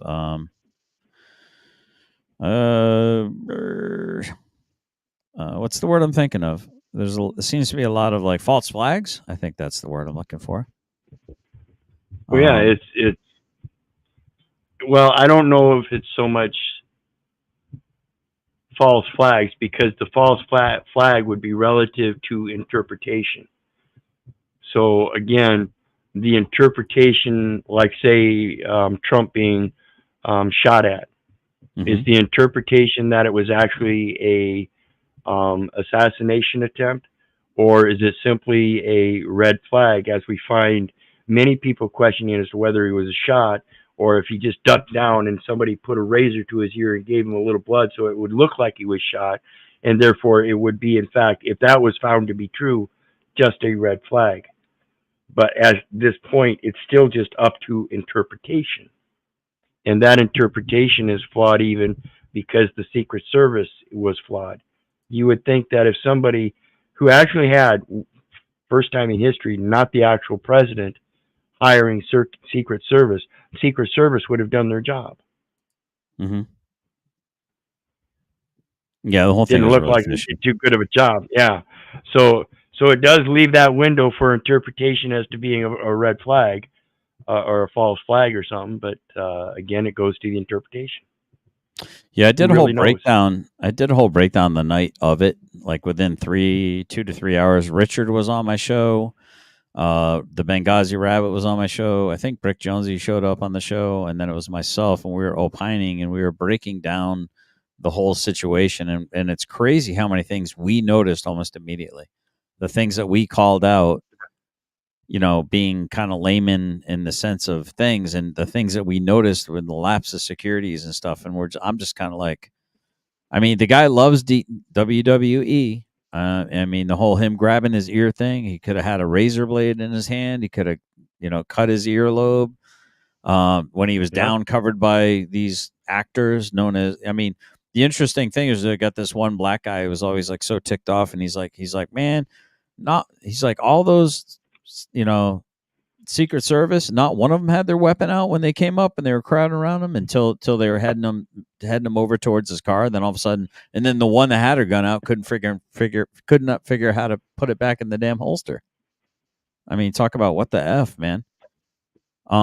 Yeah, the whole thing's just really, really shady. And not only the people in the field, but the one in the office that was supposed to take responsibility for it, and it leaves open the aspect of this DEI stuff, which is why she was hired. Mm-hmm. Perfect. We need a woman in here. And no experience whatsoever, but we're going to put a woman in here. I think she guarded Fritos or Cheetos or something like that. I don't know, whatever. Yeah, it was something ridiculous, like Kamala Harris. She sucked dick to get in office. Tiffany Henyard, she's got a criminal record, and they're placating that because she's a young woman, that's why they put her in office. This is all DEI, and this is what we get for it. Insanity. And it's all the fault of men. If you'd have kept your women in place in their proper roles and didn't let them go out there and fight for feminists by standing up with them for their fight for feminists, those were the beta cuck corporate males that did that because they wanted women in that environment, because their wife at home was a hag and they didn't know how to handle their wife because they didn't know how to keep their house in order. You keep the woman happy by using reason and logic and let her know her place, and that if she wants to act insanely, she's out the fucking door. Yep. I couldn't disagree. Make sandwich engineers great again. That's what I say. Not sandwich, sandwich, 2 M's. Miracle Whip, not mayo, because I'm not some basic bitch. Yeah, we're not talking about totally limiting your experiences in public by chaining you up at home. That's not what we're talking about. We're talking about when you fight for your feminist rights And then when you get those feminist rights and you prove yourself to be picking and choosing your feminist rights, because you won't go out on the oil rigs, you won't go out on the fishing vessels, you won't go down in the mines and then cry about the diversity or the disparagement of the wage income. Sorry, you're not taking the whole picture into view, because you're not using the whole picture of your manhood and getting out there and acting like the man that you think you wanted to have the equality to act like. I mean, have you seen the videos of the women that are like trying to do cop stuff? They're always in the way. They're more of an obstacle than they are an asset. Cops end up tripping over them. They're trying to put cuffs on them, and she's just holding on to an arm in the wrong way, and she's just like in the way, pulling out their actual service revolver instead of the taser and shooting people accidentally. I mean, there's not that men don't make mistakes, but look, if you can't carry me off the battlefield, fuck off. You're not going to be on the front lines. If you can't drag me off the battlefield. Same with these women in war. I don't want a woman in the foxholes with me. No way. And I'm only 140 pounds. I don't want you in that hole with me. I can't depend on you. Your emotions get skewed. That's just the facts of it, ladies. That's why men need to protect you. Because women in their own devices against other women, their emotions get in their way, and that's when they fight with other women. So it's not just the men that we're protecting you from, but the women as well. And again, this isn't, I'm not placating that we're going to hold you at home bound in chains and barefoot bearing women or bearing children and doing the dishes and cooking and laundry. That's not what I'm talking about. I'm talking about if you want to go out and get an executive job, that's fine. But you don't pose it as feminist rights through this DEI that you should automatically have that job. You need to earn it. And that goes to same with your feminist rights. If you want to earn your feminist rights in the right way and placate that you are equal to man, then earn them. Get out there on them oil rigs and do the roughshod work. Get out there on the fishing rigs and do that rough physical manual labor. As you're finding now, when you stood up for your feminist rights and think you won, just like the men, the beta cut corporate males that helped you win your corporate or your feminist rights, now you too are standing up for transgenders, helping them fight for their rights. And guess what it did? It fucked you in the sports arena. Where do you think it's going to fuck you elsewhere? You think it's just limited to the sports arena? No, you just haven't felt the full effects yet. And again, that goes to the, where do you think it's going to go next after transgender? Transhumanism. We have people all over the place with horns and implants in their skin looking like lizards with split tongues and chiseled teeth. Hey, do I understand? I think you might be the one that locked horns with this Izzy chick. Yes. What do you think of her, man? Thunder cunt. I think she's delusional. She's one of these masculine, feminine women that thinks because she stood up and she has this honor and integrity that somehow she magically, in her homeland, helped me over here. Yeah. How did you help me? She professes that I'm claiming I'm a victim. No, I've never claimed I'm a victim. If I'm a victim, it's of my own actions, because I've been responsible to take the accountability for my own actions. Just because shit happened to me, and that's why I'm saying I understand shit happens to everybody, and it's time everybody start taking accountability for that shit. Well, I mean, she had so much honor and integrity to want to help her country that she helped herself to a white man, married him, and then came to my country and abandoned her own that she loves so damn much, and then proceeded to shit on someone like me, who is a vet, by the way. So yeah, she shit on me and enjoyed maligning my character. Her freedom. Who helped fight her? Who helped her fight for her freedom? Well, she wasn't the only ones on that, and she wasn't the only one on those lines. It wasn't her countrymen who were the only ones on those lines. Yeah. The Americans went over there and helped with that. Well, I was in Afghanistan, not Iraq, to be fair, but I do have to go because it's almost 1:00 in the morning, and I'm going to turn into a pumpkin. Well, But we're on our way out anyway, so. All right. I really Good time. did enjoy. I'll stay till you end the show. Then I'll hang out with you till you end the show. Then. Well, yeah, just give final words because that's what we're at. We're at 8:57. I was planning on doing it till midnight, and that's what we're coming on here. Okay. I love cheesy poofs. That's my final word. Absolutely. Hey, thanks for showing up, brother. Appreciate it. Again, folks, go over to Generally Specific, check him out, and see what we can do to help people come together in the truth and reality of the roles of setting your house in order. Ladies and gentlemen, the only ones that can do it is us, and we have to do it for our next generations. Otherwise, our failure becomes automatically their failure from the start. And you guys know me. I love you, but I don't give a rat's ass whether you love me back. I do appreciate everybody's support and kindness. Please hit the like, share, and subscribe button on the way out. And that's to say, I don't care if you hate me. I don't care if you don't respect me. That's on you. So may God bless you and have a good night. We'll see everybody again next time. Bye now.